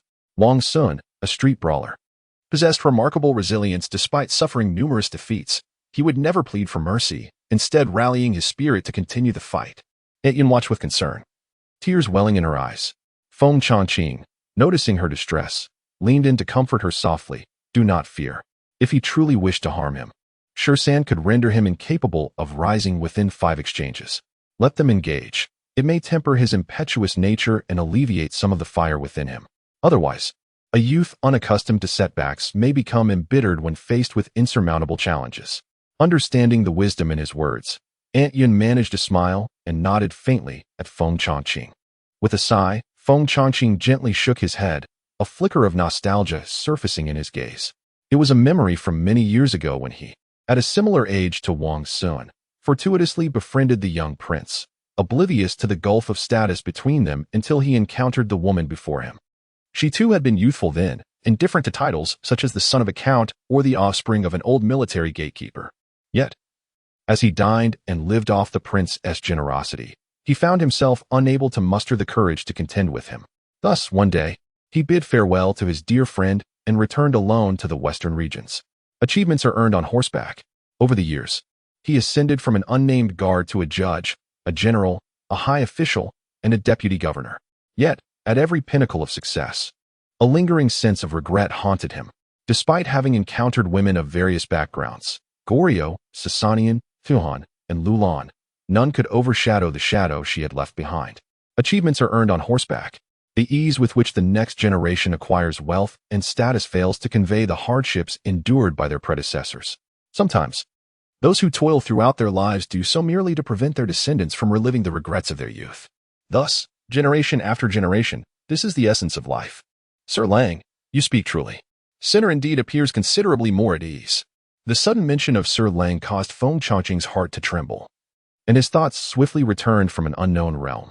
Turning his gaze towards the arena, he beheld Wang Xun, his attire a patchwork of black and white, indicating he had endured numerous strikes. Yet, the indignation in his eyes had vanished, replaced by an indelible youthfulness and audacity. The outcome is imminent. Feng Changqing smiled softly, murmuring to himself. He dared not meet Aunt Yun's gaze, instead fixating intently on the movements of the two combatants within the arena. Are you unaware of fatigue? Wang Xun gasped for breath while deftly countering the strikes of the grim Reaper 13. After such an extended bout, he had gradually become familiar with his opponent's techniques. Though he still occasionally bore a few hits, he was now able to retaliate with a strike or two. It has become second nature. The Grim Reaper retreated gracefully, causing Wang Xun's counterattack to miss, only to launch another strike. 1,000 strikes, 1,000 cuts each day since the age of 8, and now at 13. He had never faltered. Are you a woodcutter? Wang Xun forcefully deflected the blade of the Grim Reaper 13, then retaliated with a strike of his own. 1,000 cuts. Are you not concerned about your arm becoming swollen? I have grown accustomed to the swelling. Young lord. 13 responded with a rather awkward tone, not wishing to conceal the truth from the young lord. 13 was originally a woodcutter, and later, thanks to the patronage of a minister from the lower path, he became a servant. Upon hearing the mention of the minister from the lower path, Wang Xun discerned that his opponent was not from the Central Plains. Reluctant to display any weakness, he spat on the ground and continued to taunt the Grim Reaper. Then why did you follow Uncle Feng? It was your general. The minister from the lower path entrusted me to the general. The Grim Reaper, unaware of Wang Xun's intent, continued to strike while responding loudly. You are not an object. How can you be passed around at will? Wang Xun, with ulterior motives, suddenly posed a rather rude question. To his surprise, such an obvious attempt at sowing discord had no effect on the Grim Reaper. After a moment's contemplation, the latter confidently replied, the minister from the lower path is 13's master. Everything belonging to 13 is the master's.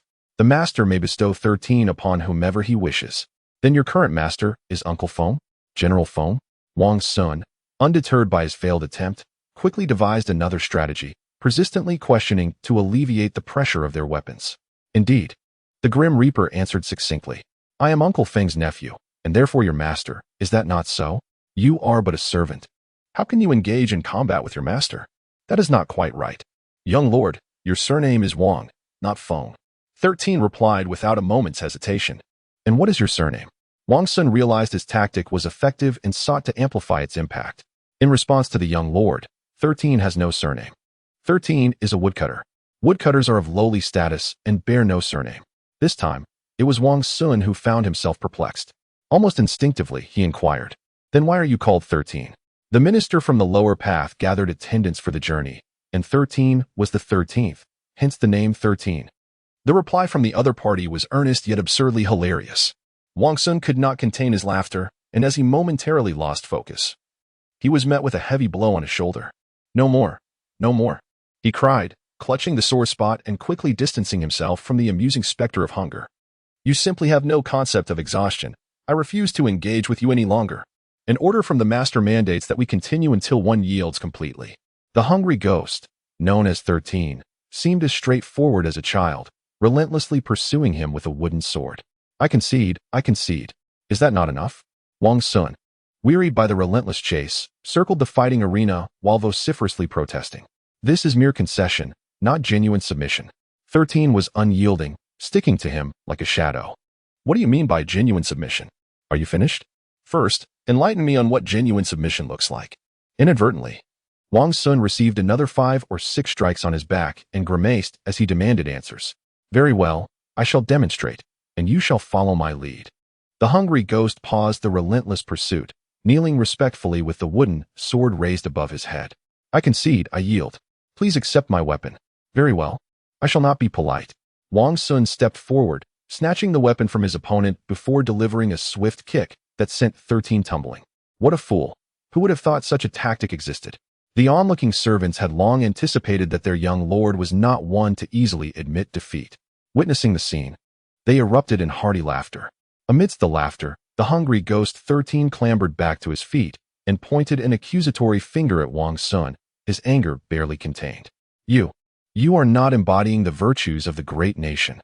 The citizens of the Tang dynasty ought not to resort to deceit. This left Wang Xun momentarily speechless, standing there in an awkward silence. What should the people of the great nation be like? He pondered, having no clear concept of it.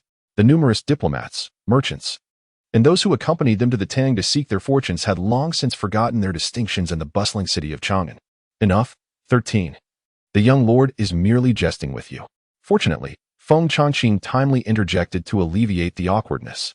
You may withdraw now and collect 2 copper coins from the quartermaster. Thank you for your grace. Upon hearing Feng Changqing's words, the hungry ghost turned, bowed deeply, and could not hide his grievance. 13 feels embarrassed to accept your reward. Today, I was unintentionally outwitted. You performed admirably. You have already lost. Feng Changqing waved his hand, smiling in commendation. He is still quite young. According to our customs in the Tang dynasty, those older ought not to argue with the younger generation. Indeed, 13 is older and should not engage in such disputes. The hungry ghost bowed again, loudly reiterating. How so? Feng Changqing cast a glance at Wang Xun, inquiring with a grin, if today were a battlefield, how many times do you reckon you would have perished? Thank you for your guidance, fourth uncle. Wang Xun wiped the sweat from his brow, expressing his gratitude earnestly. After such a fierce battle, the pent-up frustration within him had dissipated, and his heart felt considerably lighter. Nonetheless, I am still willing to start from the bottom. Since fourth uncle is tasked with training the flying dragon guards, I too can join them in their training. This response indeed took Feng Changqing somewhat by surprise. Gazing at the youthful yet resolute countenance of the other, he could not help but nod gently. Prince Ji, it seems I owe you a debt in this lifetime. Having received so many favors from you in the past, it is now my turn to assist in nurturing a promising son. Chapter 4. The Frost Descent, Part 3. In such a tumultuous moment, the prospect of having a formidable ally like Feng Changqing brought great joy to Aunt Yun's heart. The ability to take shelter beneath a grand tree, allowing Aunt Yun and Ziliuo to no longer live in constant fear, also pleased Wang Xun immensely. Naturally, Feng Changqing felt a sense of satisfaction in caring for a friend's son, reciprocating the kindness of years past. Thus, the family banquet that evening was exceedingly joyous, continuing until the sound of the curfew bell echoed from outside the courtyard, prompting both hosts and guests to part ways in high spirits. The only imperfection in this delightful evening was the unresolved matter concerning Yuanji. During the gathering, Wang Xun attempted to subtly solicit Feng Changqing's assistance, only to be met with vague and evasive language in response.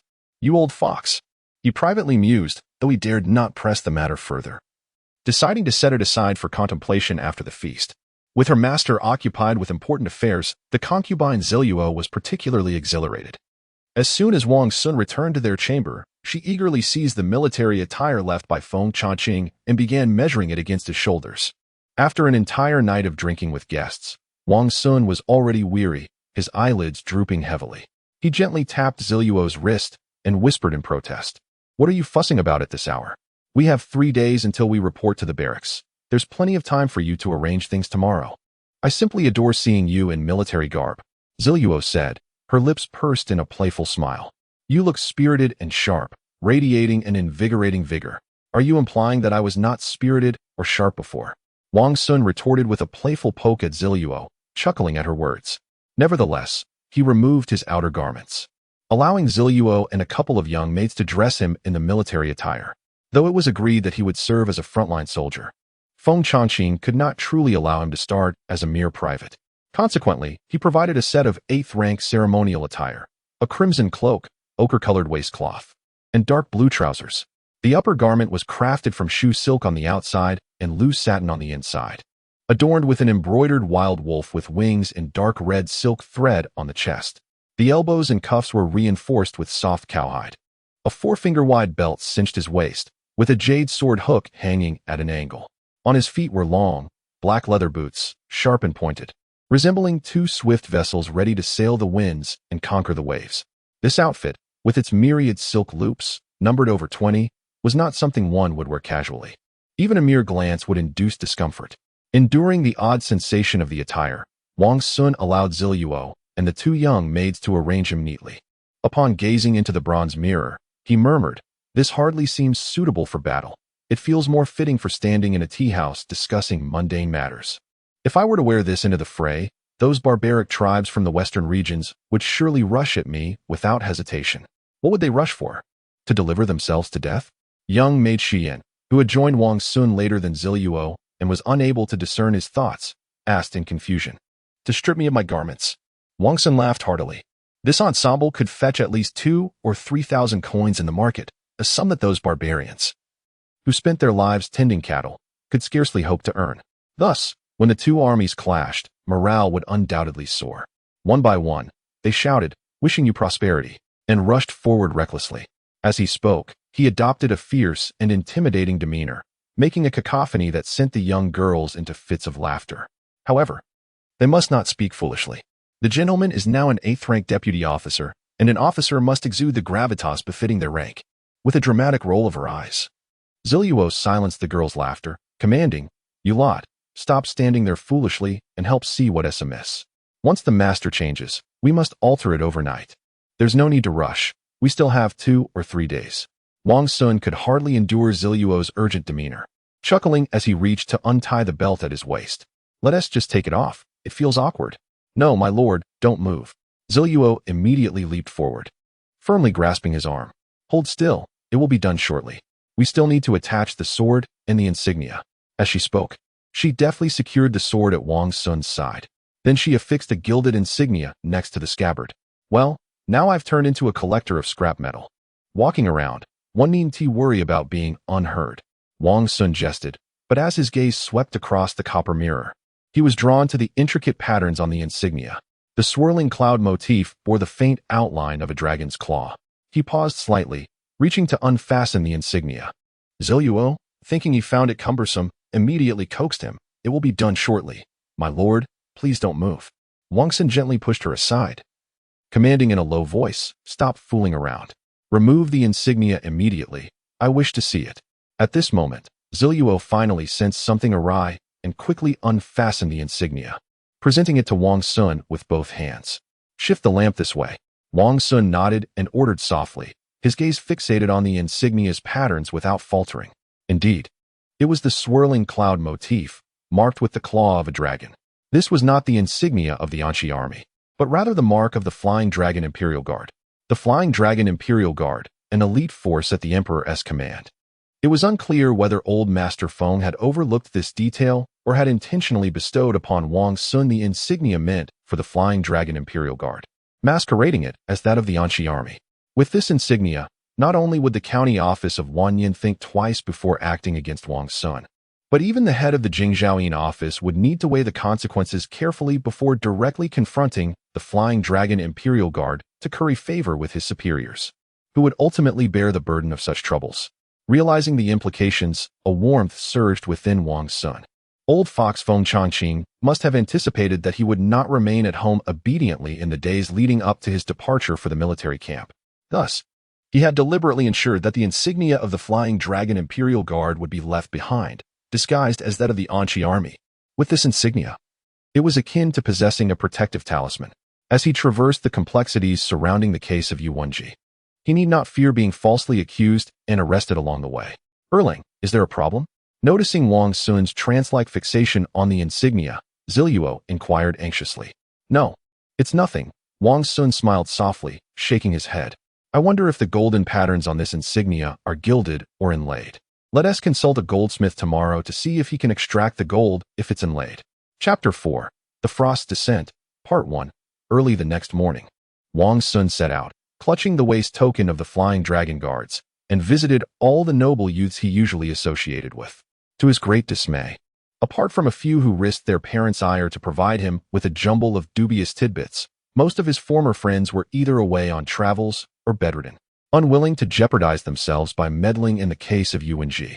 As noon approached, he realized that his efforts might have been in vain. Cursing under his breath, he rode with a heavy heart towards the lodge where Zhang Sun resided. As he passed through Longshengfeng, he encountered a throng of officials blocking the street completely. With no other choice, he dismounted, swearing softly as he led his horse through the back streets of Longshengfeng. After a few steps, he noticed several disheveled women running towards him from the direction of Banzhangfeng, weeping and wailing. What is happening? Such chaos. Wang Xun furrowed his brow, grabbing a bystander who resembled a tavern attendant and inquiring in a low voice. The attendant stumbled at the sudden pull, his eyes widening in surprise, ready to protest.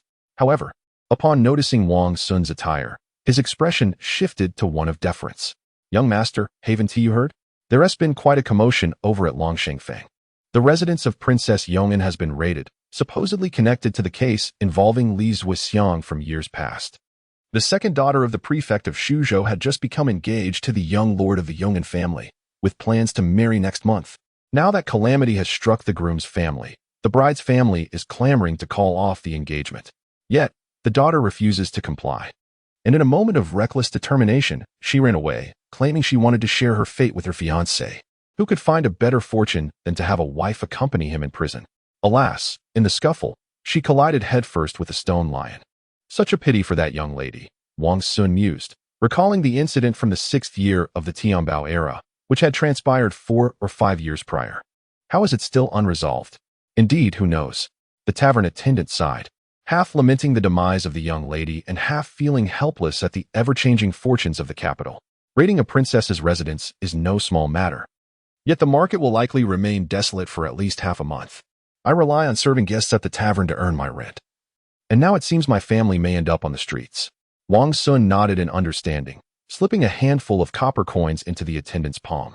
The attendant, startled by this unexpected generosity, quickly bowed in gratitude. No, young master, this is too much for just a few words. It is a token from my lord. Take it, Wang Xun replied, feeling emboldened by his family's newfound military status. Thank you, my lord. The attendant expressed his gratitude profusely, bowing repeatedly. Realizing he had encountered a benefactor, Wang Xun shot a glance at Wang Xiang, took the reins, and silently walked away from the gathering crowd. In moments of sorrow, one often feels the pain of others. The esteemed minister Li Shizhi, known for his amiable nature, spent years in office indulging in wine and revelry, never daring to confront Li Linfu. Yet, even in such a state, he was ultimately forced to take poison by Li Linfu 4 years ago. Following his demise, his family suffered greatly. His only son was brutally killed by Li Linfu's henchmen while en route to mourn his father.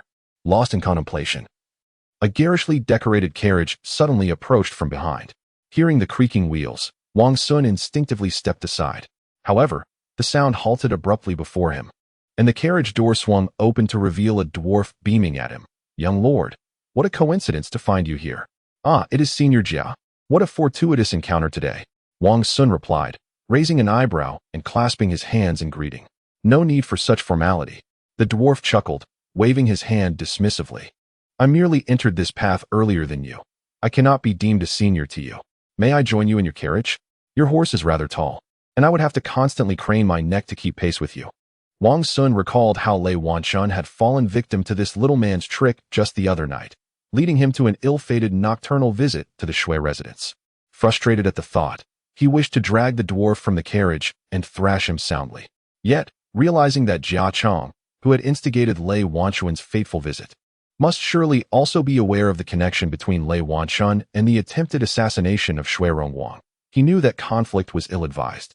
He nodded slightly and replied softly, Very well, I am rather weary from riding. I could use a moment's respite in your carriage. With that, he tossed the reins behind him and gracefully leapt into Jia Chang's vehicle. One could not deny that, despite his somewhat unsightly appearance, Jia Chang truly knew how to indulge in life's pleasures. The two-wheeled carriage had been expanded significantly by him, featuring a large couch and ample space. In front of the couch, a low table, a bookshelf, and a wash-basin stand had been installed. 2 young Korean maidens, around 13 or 14 years of age, knelt before the low table, peeling grapes and arranging them meticulously on a silver platter. Once the carriage door was closed, the interior and exterior became 2 entirely different realms. Outside, the world was filled with sorrowful wails, intermittent and haunting. Inside, however, it was an opulent haven of indulgence and allure. Jia Chong playfully nudged one of the young maidens and whispered, Go, massage young lord's feet over there. If you serve him well, I shall gift you to him for the night. The maiden paused, a flicker of joy lighting her eyes. She quickly scuttled over to Wang Xun and reached for his boots. Senior's generosity is appreciated, but my humble abode is already brimming with people, and I truly cannot accept such a lavish gift. Wang Xun hastily clasped his hands in refusal upon seeing her eagerness. Having recently taken in by Xingji, and with another named Ziluo at home, the addition of a young Korean maiden would create quite the commotion within the Wang household. Although the first 2 were gentle souls who might not harbor jealousy, the potential for calamity loomed. What if the young maiden were to accidentally drown in the pond while he was away? Even with good intentions, it was best to politely decline. After all, that was a life, not to be treated like an insect, right? Jia Chang glanced at him and chuckled.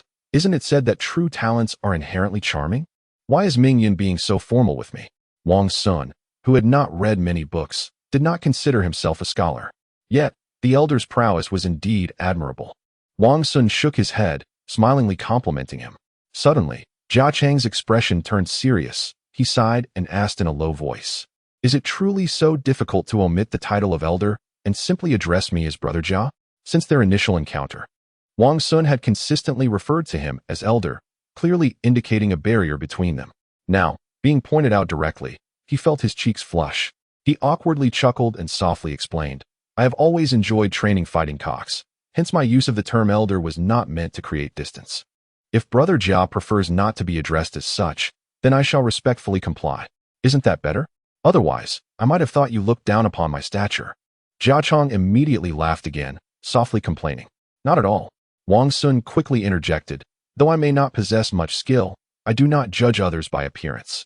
"I was being overly sensitive," Jia Chang admitted with a smile. The two could only understand a few simple phrases in Tang language, rendering them almost mute. The carriage compartment was stuffed with cotton, making it nearly impossible to hear conversations from outside. After explaining, he quickly added, "I heard about the incident at the Shui residence late the other night." Yang Guozhong stepped forward to take charge.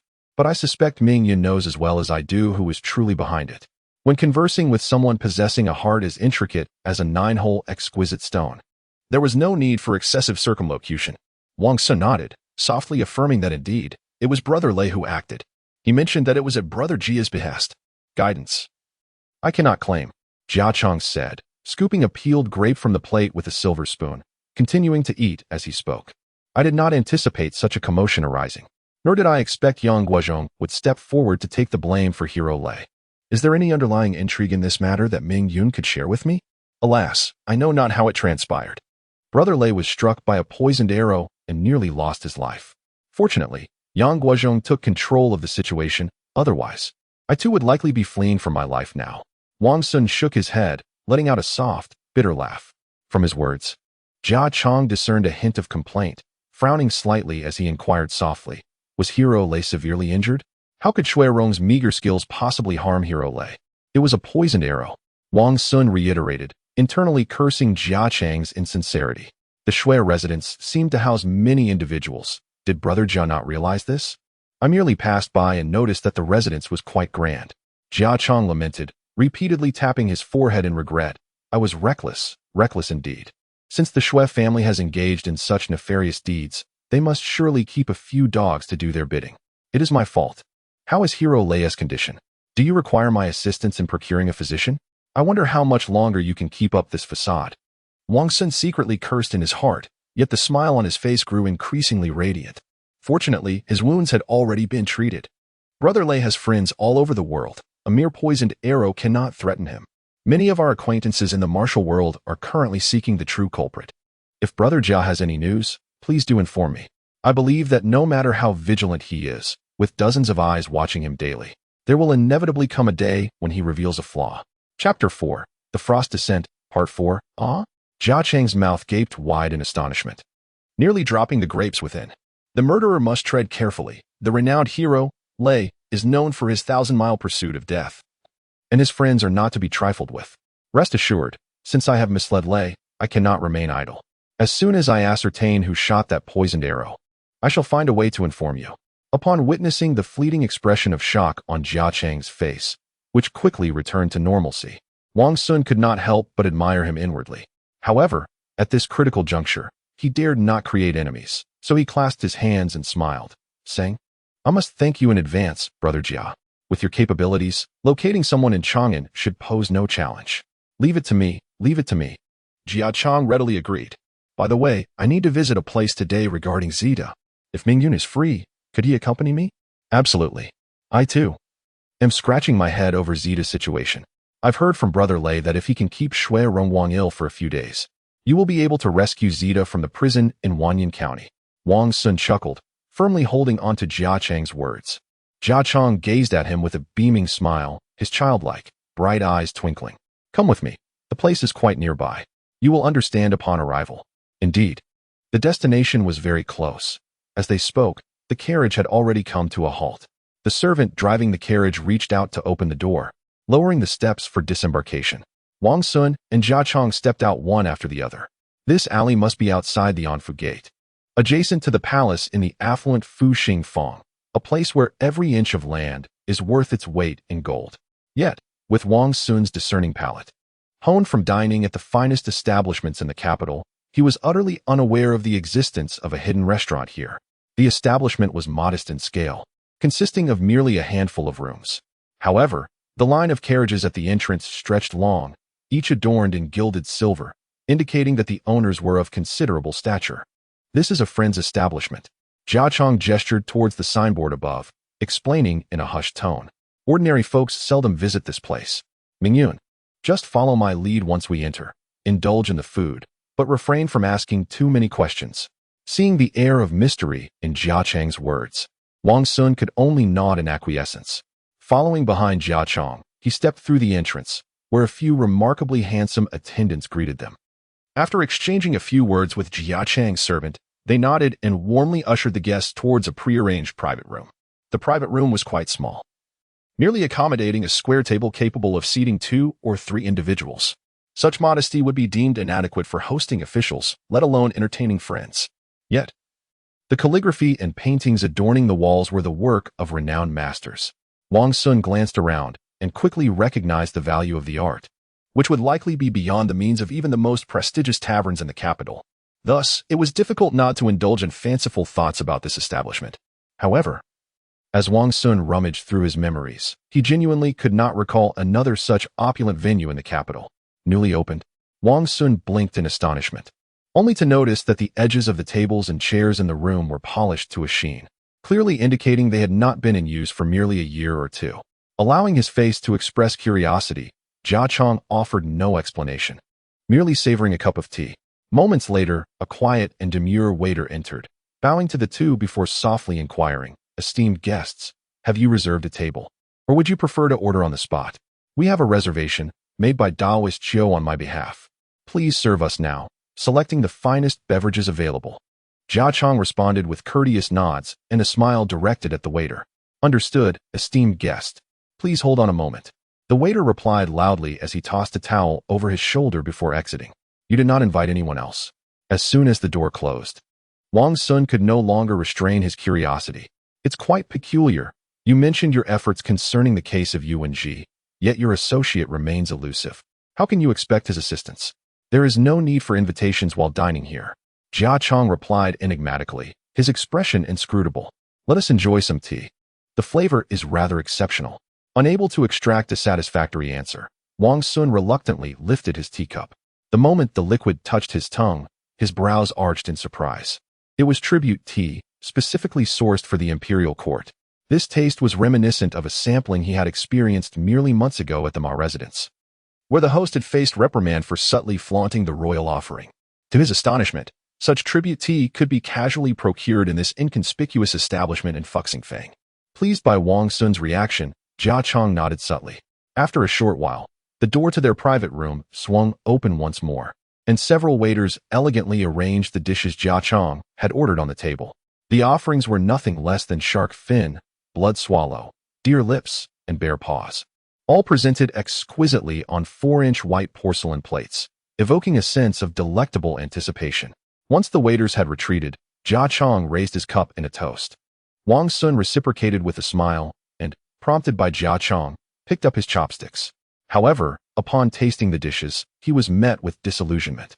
Having a palate accustomed to the finest delicacies, he recognized that the ingredients were of the highest quality. The deer lips alone contained no fewer than 20 rare seasonings.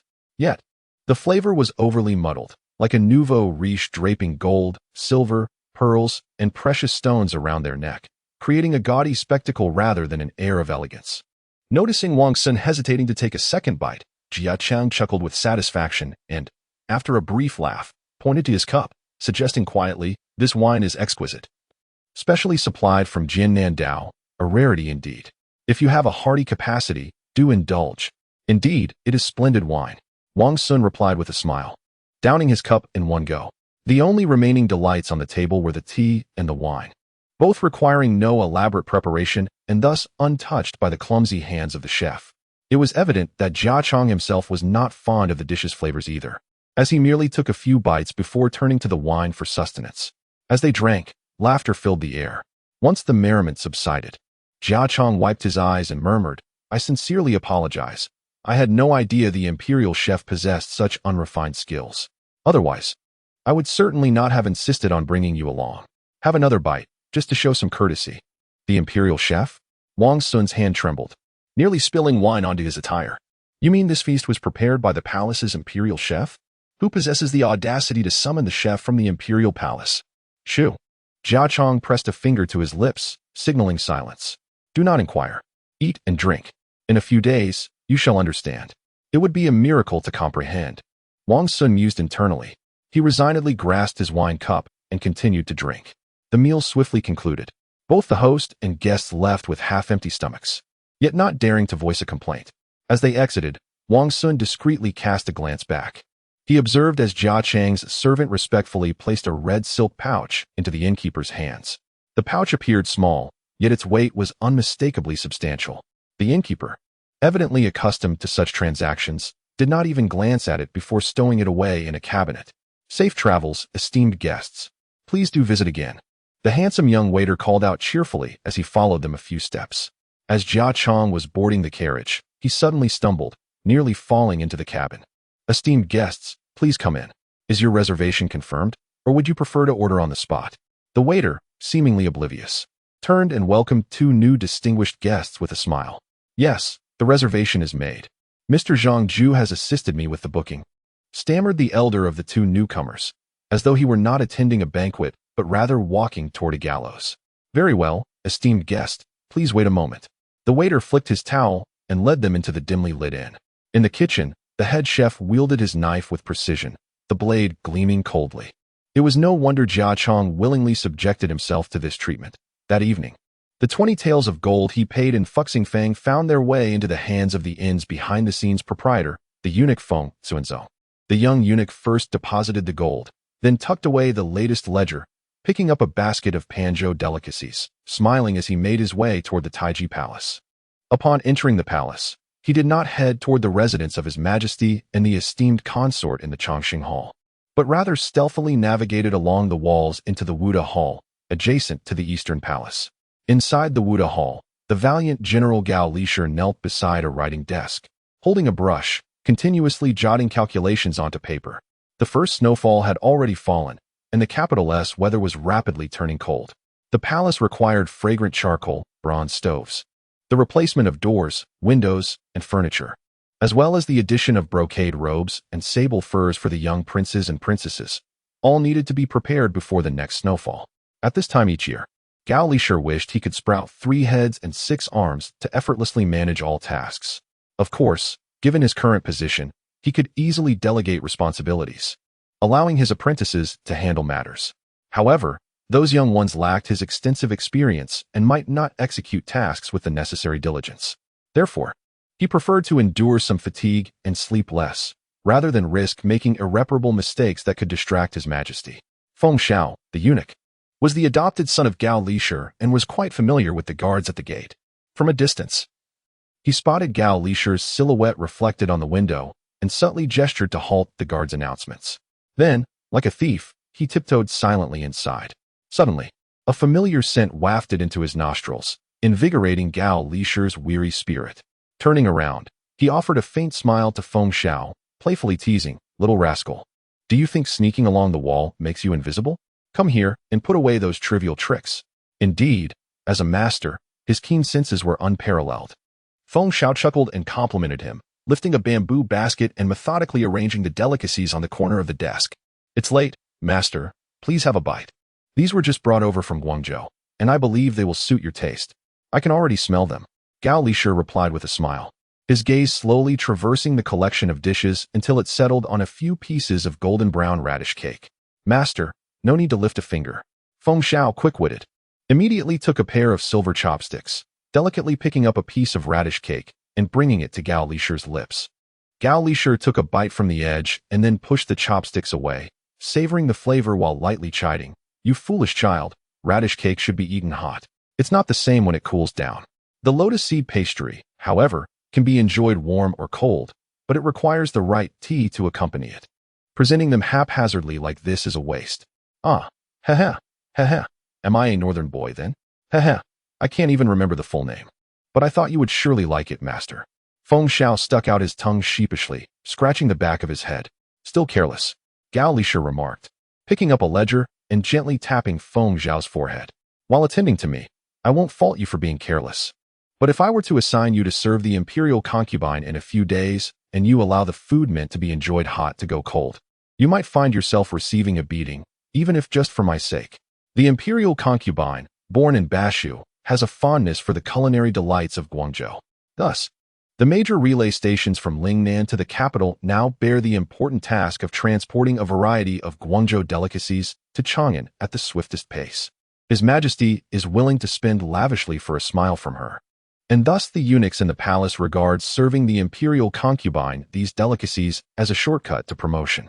There was once a servant named Li Jingzhong from the imperial kitchen, who was praised by the imperial concubine for his diligence when he hurriedly delivered soup to the Changqing palace, which led to his promotion to a 6th-rank stable steward by the emperor himself shortly thereafter. Not long after, he was promoted again, rising to become the head eunuch of the Eastern Palace, holding the rank of 4th-grade gate general. However, Feng Xiao was reluctant to accept Gao Lisher's arrangement, shrinking his neck and murmuring softly, "I'd rather serve you for a lifetime than join the commotion at the Changqing Palace. The rules there are stringent, and if I were to carelessly glimpse something I shouldn't, not only would I face a beating, but I might very well lose my life." Nonsense. The esteemed imperial concubine has always been exceedingly compassionate. How could she ever resort to indiscriminately punishing her servants? Gao Lisher immediately glared, admonishing in a hushed tone, "Your audacity grows bolder by the day. Slap yourself 10 times to remind you of your place. Please, my lord, do not be angry. I acknowledge my mistakes." Feng. The young eunuch was startled and quickly set down his chopsticks, clasping Gao Lisher's thigh in desperation. "Get up. What are you feigning pity for? I have no sympathy for you." Gao Lisher kicked him away in irritation but refrained from mentioning the self-inflicted punishment again.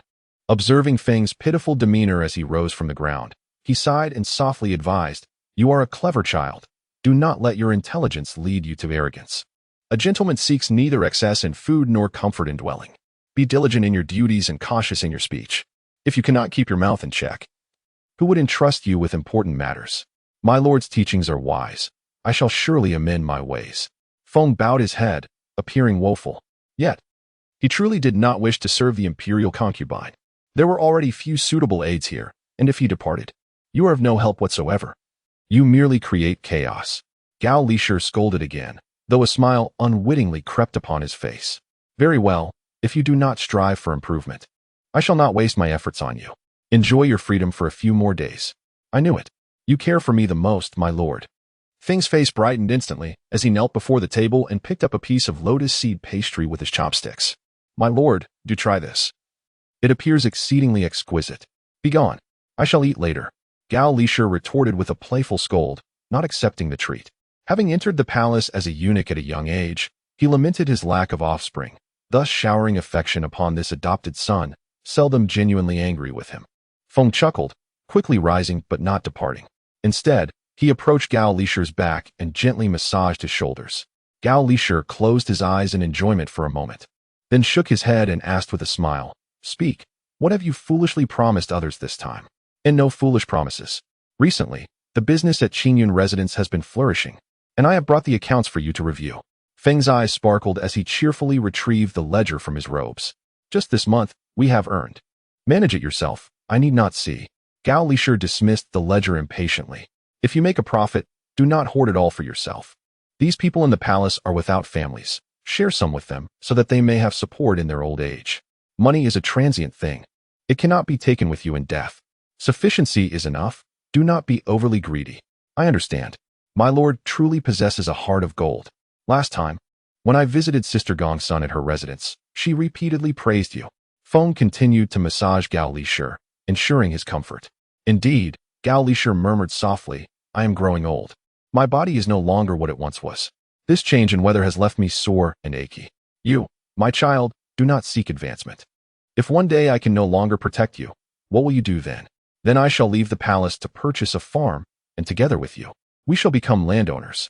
Regarding the future, the ever-ambitious eunuch Feng harbored his own grand designs. We shall engage in poultry farming, raise ducks, tend to cattle and sheep, and excavate a couple of ponds to cultivate a bounty of lotus roots. In summer, we can admire the blooming lotus flowers, and in autumn, gather the lotus seeds. How delightful that would be! The pastoral scene painted by eunuch Feng stirred a flutter in Gao Lisher's heart as he closed his eyes and let his imagination wander. But could such visions materialize? Given his current station, he could either remain here until the end of his days or be unceremoniously cast aside. To yearn for a return to pastoral life seemed nothing more than a dream. The young lad had already set the wheels in motion. The last time he encountered Jia Chong, he mentioned a vast estate of 300 acres by the Uyghur River, which once belonged to. Too large. We cannot afford it. Before eunuch Feng could finish, Gao Lisher promptly interrupted. Such a grand estate would have had an original owner of considerable stature, perhaps a founding duke. The previous owner was already in dire straits. We must not take advantage of their misfortune. Oh, eunuch Feng was momentarily taken aback. His response tinged with a hint of disappointment. Then let the young lad ask Jia Chong to search for something smaller. He has extensive connections and should be able to find something more suitable. How well do you associate with him? Gao Lisher inquired, a smile on his face, albeit distractedly. Fairly well. Eunuch Feng replied quickly while giving his adoptive father a shoulder massage. Have you committed to anything with him? Gao Lisher's tone suddenly turned grave as he pressed further. And no, just that I've been in contact with him more lately. Eunuch Feng hastily denied. Yet his tone betrayed a hint of guilt. Try to avoid stirring up trouble with him. That man is too clever, Gao Lisher admonished, casting a stern glance back at him. Understood. Eunuch Feng felt his plans once again thwarted, pouting in resignation. Did you accept any money from him? Gao Lisher suddenly realized, raising his eyebrows in inquiry. No, the young lad truly did not accept any money. It's just a matter of owing him a favor. However, it's not a significant issue. You need not concern yourself with it at all. You little rascal. Gao Lisher raised his hand, poised to deliver a reprimand. Come clean. What favor do you owe him, and what have you promised? Eunuch Feng immediately crossed his arms, adopting an exaggeratedly pitiful demeanor. Father, I swear I don't owe him anything substantial. He offered his assistance of his own accord. The last time I left the palace, I happened to see that scoundrel Li Bai and couldn't he help but mutter a few choice words. Jia Chong happened to overhear and sent someone to give Li Bai a thrashing. You little rascal. Gao Lisher delivered a swift reprimand. Our family does not need you to seek vengeance on our behalf. That arrogant poet has already made many enemies in the capital, and there are plenty who would love to trip him up. Your actions only make our family appear petty and intolerant of talent. You just keep bringing trouble upon us. Eunuch Feng endured several slaps without flinching, crossing his arms defensively. He choked out, It's not that I'm angry. But look at how even His Royal Highness addresses you with utmost respect, calling you general. And that Li Bai, just a bookish fool who scribbles a few nonsensical poems. How dare he expect you to attend to him? Mentioning the incident where Li Bai, taking advantage of the emperor's favor, had the audacity to ask him to remove his boots made Gao Lisher's face twitch involuntarily, due to his physical shortcomings. His pride was far stronger than that of the average person. Having been unjustly humiliated by Li Bai, it is only natural for Gao Lisher to harbor a deep-seated resentment. Yet, despite this animosity, he is unwilling to resort to clandestine vengeance to alleviate his bitterness. He believes that as long as Li Bai leads a life of mediocrity apart from his poetry, posterity will discern who is the arrogant braggart and who possesses the magnanimity of a statesman willing to endure for the sake of the nation. However, the clandestine actions of the eunuch Feng Shao have utterly thwarted his original intentions. Henceforth, regardless of how many enemies Li Bai makes, outsiders will deem the chief steward of the inner court as the primary cause of Li Bai's tumultuous career. In truth, he has never uttered a word of slander to His Majesty. After all, the children acted out of filial piety. Sighing, Gao Lisher helplessly withdrew his hand. Then, when Jia Chong seized the opportunity to request assistance, you readily acquiesced. No. Feng Shao wept bitterly, his tears resembling rain on pear blossoms. The child had intended to invite the man who assaulted Li Bai to a meal. However, upon hearing from Jia Chong that he had unwittingly offended someone, he was apprehended by the county office of Wanyan. Oh, Gao Lisher nodded, heaving a long sigh. What is his name? On what charges was he detained by the county office of Wanyan? His name is Yuan Ji. The charges seem to include horse-related assault, inciting a riot, and obstructing the imperial procession, a whole litany of accusations, all of which are unjustly pinned on him. Feng Xiao wiped his eyes, choking back his sobs. He is the younger brother of Yuan De, the assistant minister of the Ministry of Revenue, correct? Gao Lisher furrowed his brow and inquired softly. So he must be under the patronage of Yang Guozhong? Why has his brother Yuan De not intervened to aid him? Indeed, Feng Xiao immediately displayed an expression of indignation, stating that on the very day he encountered trouble, his brother Yuan De had cast him out of the family home, taking all their shared wealth, exploiting the fact that he was a bastard child. Even Zhu Qi, who had previously been on good terms with him, withdrew upon sensing the danger. This scoundrel, Gao Lisher spat disdainfully, then fell into a prolonged silence. Rescuing someone from the county office of Wanyan would be a trivial task for him. However, the conflict between Yang Guozhong and Li Linfu is fraught with peril. In all honesty, neither party is virtuous. Li Linfu is honey-tongued yet treacherous, envious of the capable, while Yang Guozhong lacks even the competence to serve as a prime minister. If he were to govern, he would likely perform even worse than Li Linfu. Father, have I caused you trouble? Noticing Gao Lisher's hesitance to express his stance, Feng Xiao cautiously raised his face to inquire. If this matter is burdensome for you, there is no need to involve yourself. After all, I have not made any irrevocable commitments to Jia Chang. He had once avenged me, although we did not instigate him. Gao Lisher sighed, gently shook his head, and concluded that based solely on this, they could not stand idly by while he was wronged.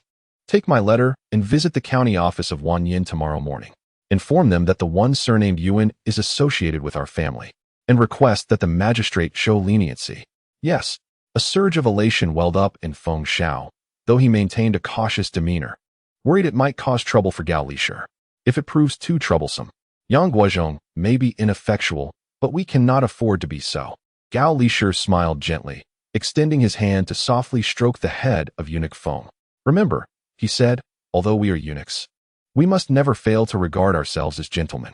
Chapter 4, Frost Descent, Part 5. The unassuming tavern outside the Anfu Gate is owned by several eunuchs of considerable influence within the palace.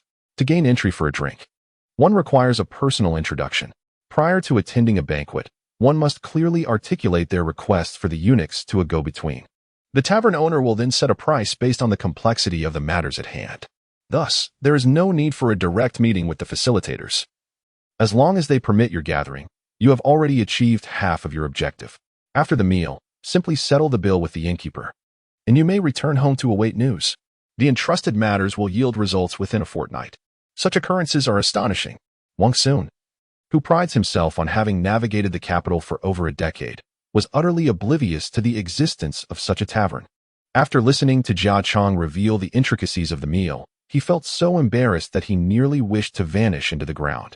Consequently, he neglected to question the veracity of these revelations, bidding farewell to his interlocutor with his head hung low as he made his way home to await tidings.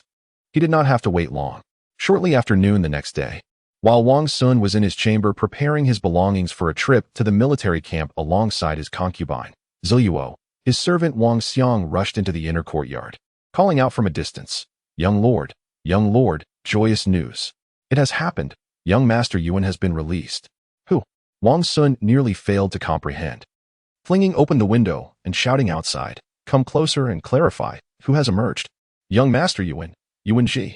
Wang Xiang, glancing at the two maidservants seated in the floral corridor sewing, exhaled softly, "I did not mean to disturb you, young lord. Young Master Yuan has been freed from the prison. He has endured tremendous suffering. Just moments ago, he was at the door and nearly mistaken for a beggar by Wang Fu and the others. Enough of this chatter. Where is he now?" A surge of elation coursed through Wang Xun as he pressed his hand firmly, leaping directly from the window. "Quickly, take me to him." Wang Fu and the others were concerned he might bring misfortune upon himself, so they first led him to the western courtyard for a bath and a change of clothes. Aunt Yun had ordered the preparation of meat porridge and red date soup, with plans for him to dine in the reception hall shortly. "I shall meet him in the reception hall. Find several of my unworn garments and take them to Zita." Wang Sun continued, "Also, inform Wang Ji to ride swiftly to convey the good news to the Qin brothers, Xiao Zhang and Ma Fong." After a moment of contemplation, he deemed Aunt Yun's arrangements entirely reasonable, giving Wang Xiang a slight push as he strode towards the reception hall.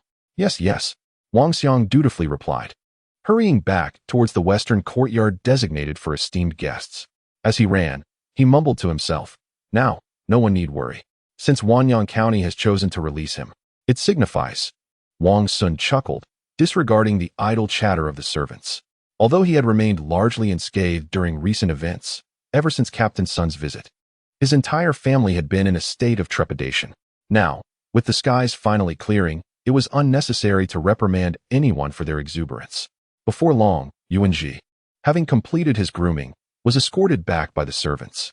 As soon as he entered the living room, he spotted Wang Xun and immediately fell to his knees with a thud, tears streaming down his face as he exclaimed, second brother, I thought I would never see you again in this lifetime.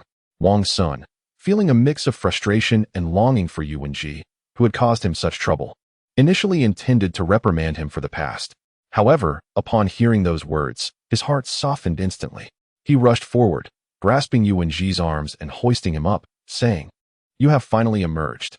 From now on, you must change your ways and stop worrying everyone. I know I was wrong. I realize my mistakes. Yuanji replied, holding Wang Xun's hand as tears and snot flowed freely. I was just momentarily foolish, trying to cling to the Yang family for support. I promise I will never act so foolishly again. Second brother, please do not be angry with me. After so many years of brotherhood, how could I truly be upset with you? Wang Xun sighed softly, his voice tinged with melancholy. The events of recent times had granted him a newfound understanding of himself and the world around him. In some respects, it was not entirely a misfortune, at least. He no longer felt as lost as before. Thanks to you, second brother. In prison, I endured it all, believing you would not blame me. I knew you would surely find a way to rescue me. Rest assured, no matter what it costs, I will repay you in full. Yuanji said, wiping his nose with one hand and speaking haltingly. Who cares about your money? Wang Xun exclaimed, releasing the other hand Yuanji was holding. Save those filthy coins for your own coffin. Next time you find yourself in trouble, do not come to bother me. Second brother. Yuanji was momentarily taken aback, staring at Wang Xun with tear-filled eyes. Realizing his folly, he raised his hand and slapped himself hard across the face, lamenting, look at my pitiful state, only thinking about money. Second brother, I won't mention money again. I will forever remember your kindness. Just don't lead me into traps again. Wang Xun shot him a glance, torn between laughter and exasperation. Yuanji was incorrigible, and Wang Xun knew he could not hold him to the same standards. Come, sit down. Take a moment to catch your breath. Aunt Yun has prepared meat porridge and red date soup. It will be served shortly. Thank you, Aunt Yun, thank you. Second brother. Yuanji chuckled awkwardly, dragging himself to the table. I'm starving. In there, I was eating nothing but stale cornmeal. It was hardly sufficient. Even the food I give to dogs is better than that. He was much shorter than Wang Xun, and time in prison had taken a toll on his physique. Dressed in Wang Xun's clothes, he resembled a clown meant to amuse in the theater. Wang Xun adjusted his collar and smiled, saying, I don't have clothes small enough for you, so you'll have to make do with these for now. I've sent someone to Jingxiuxuan to buy you new clothes. They should arrive shortly. Thank you, second brother. Yuanji grinned foolishly. Actually, this outfit is quite nice. It's soft cotton. I'll take it back and have someone tailor it for me, and it will fit perfectly. Wang Xun shook his head, glancing at Yuanji's face, and quietly asked, have you returned home? Did your brother let you in? Don't mention that scoundrel. Yuan's frustration manifested in a dramatic flourish of his sleeve, though it was not born of true anger.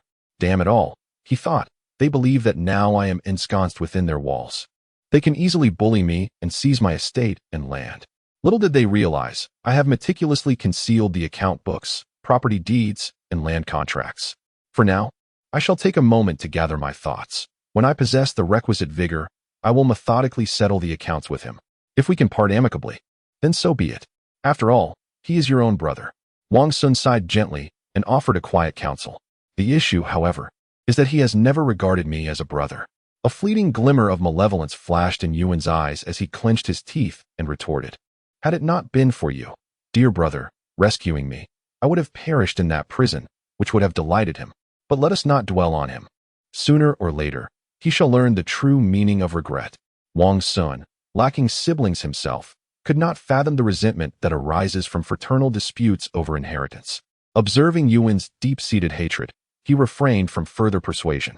With a faint smile, he remarked, "Your two concubines have been hidden away by Ma Fong and Ping Kong. You, my friend, are indeed fortunate. They would rather wander the streets than betray you." "Really?" Yuan exclaimed, his spirits lifted, astonished that anyone would remain loyal to him. "I had not yet had the chance to visit Ping Kong. Upon leaving the Yuan residence, I rushed straight here. Ma Fong, that clever lad, certainly knows how to choose a location. For your sake, he nearly incurred his father's wrath." Wang Xun chuckled softly. Yuan's expression shifted once more, tinged with both sorrow and satisfaction. "He has endured hardship for me. I shall never forget him. Brother, during my time in prison, I have come to understand many things. At critical moments, besides possessing power and influence, one must also have a cadre of steadfast brothers. Otherwise." Wang Xun merely smiled, choosing not to engage further. Having just emerged from the clutches of the prison and faced with the betrayal of his own brother, Yuan's current mindset rendered his words devoid of reason. It was better to let him vent. Once he had released his pent-up emotions, he would surely forget. The two brothers exchanged casual banter until a servant entered with freshly prepared meat porridge. The moment Yuan caught a whiff of the savory aroma, his eyes glazed over. Without the need for chopsticks or a spoon, he lifted the bowl and gulped it down in one go. The servants stifled their laughter as they refilled his bowl. Yuan, undeterred, continued to drink voraciously until every last drop was consumed. Before the servants could attend to him, he reached out to snatch a spoon. Observing this, Wang Xun quickly grasped his arm, cautioning, "Do take care. You've been famished. Do not rush your meal. Sip some red date soup to dispel any ill fortune first." "Oh." Yuan turned back, clutching an empty bowl tightly. After a moment's realization, he understood that the other was not denying him sustenance. Sniffling, he hoarsely replied, "Brother, I trust your judgment. You would never lead me astray." With that, he seized the small bowl brimming with red date soup and drank it down eagerly. "You are indeed ravenous." Wang Xun chuckled softly, shaking his head. "Wu Yong and Guazhen may arrive shortly, though I cannot say for certain if Ma Fong will join us. For your sake, Brother Lei sustained injuries and is currently resting at the inn, so it is likely that Zhang Sun will not come. Later, I will take you to express our gratitude to them.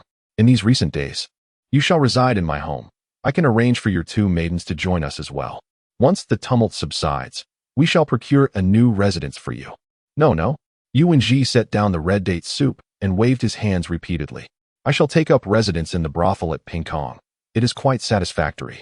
Wang Xun was visibly distressed.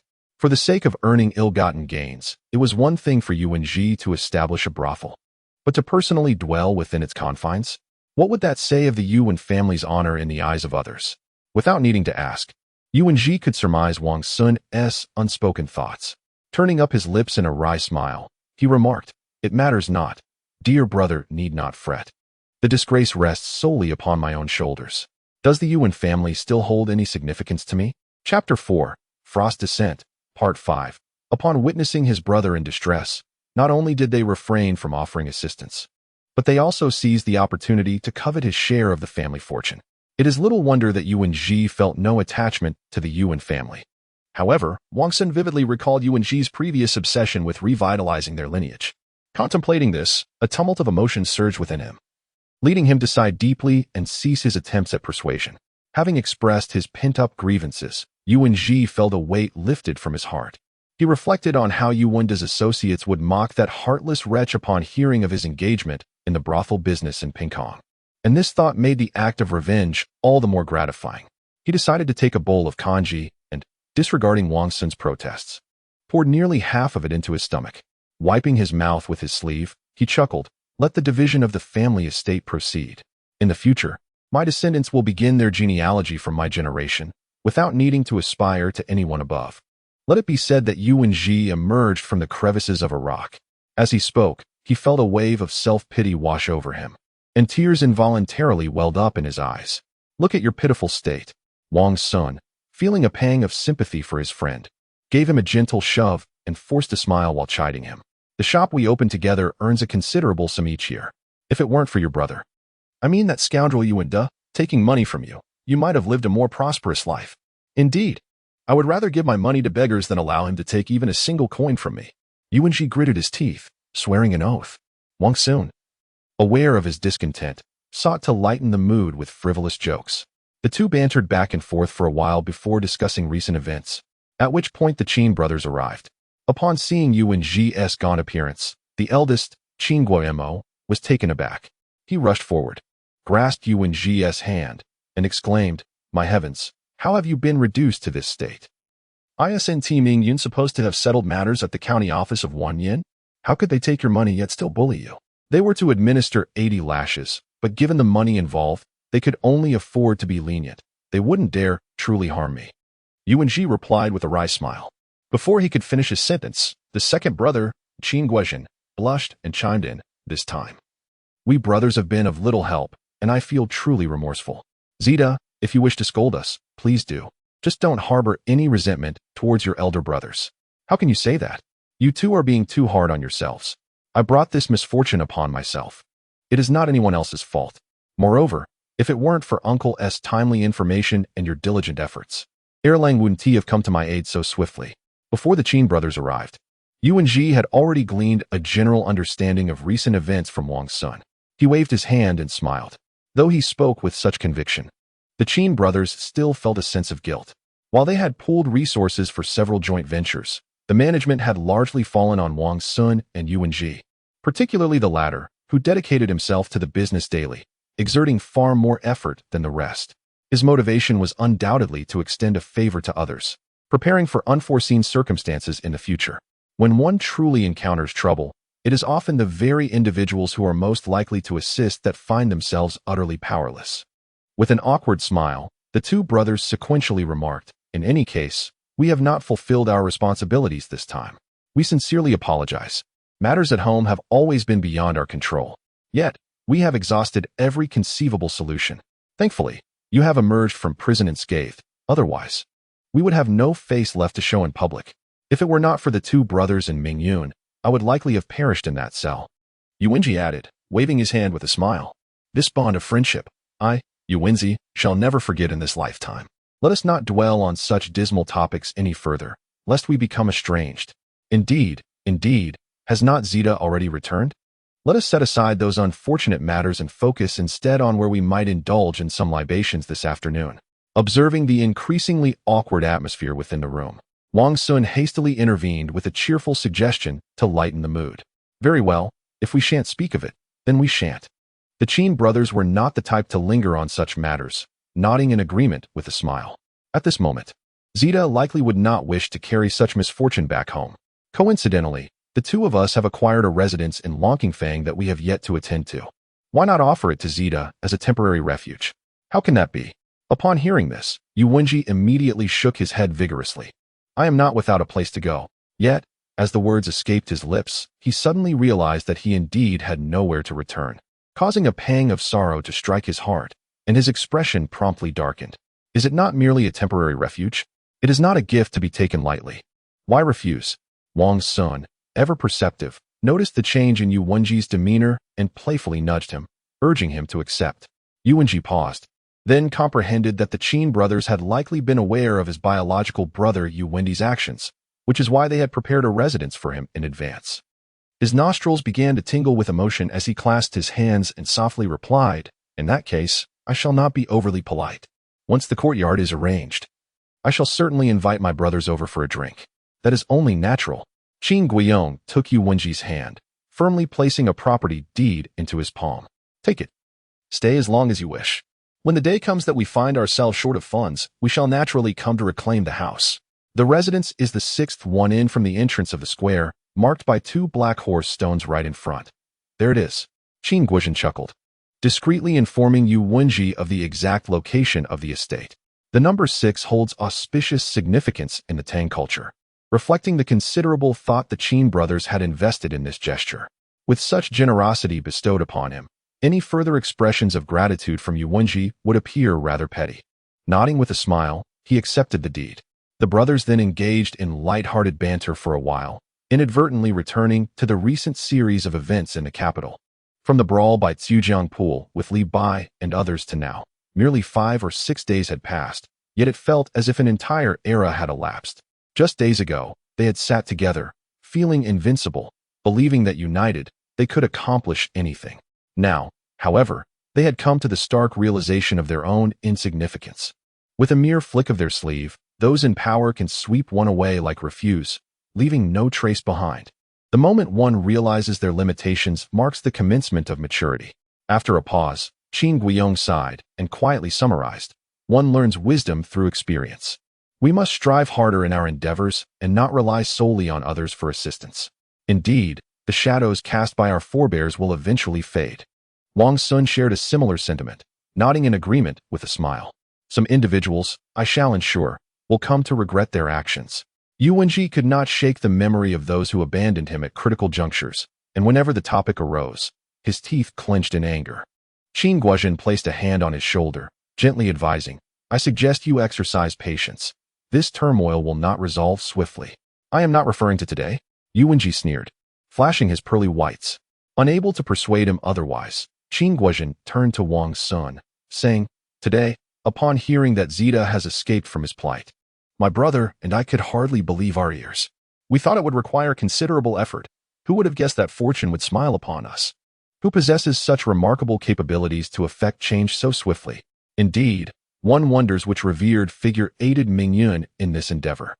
Qin Guiyong was equally intrigued by the person capable of extricating Yuanji from the clutches of the governor Wang Qiao, and with a smile, he inquired further, "Oh, it was not I who sought assistance. It was Zita himself who..." Wang Xun began, shaking his head and chuckling. Before he could utter Jia Chang's name, the sharp voice of Ma Fong pierced through the air from outside. "Where is he? Where is he? You Wenzita, hurry out so I can see you. You scoundrel. You have caused me immense trouble. Little rascal, are you itching for trouble?" Yuanji flung open the door and laughed heartily as he stepped out. "This is how you speak to your elder brother? You must be tired of living." Before he finished speaking, the two were already engaged in a playful scuffle. After a while, they re-entered the room, tugging at each other, their faces still somewhat pale, yet their spirits visibly lifted. "You managed to get released? Or did you sneak out again? Watch your back." Wang Xun, who held no ill will towards the untroubled Ma Fong, approached and affectionately ruffled his hair, jesting. "This time, I exited quite grandly through the front door." Ma Fong brushed off Wang Xun's arm, striding confidently, "My grandfather has secured me a respectable position. I need no longer be watched like a thief." "A respectable position? What can you possibly do?"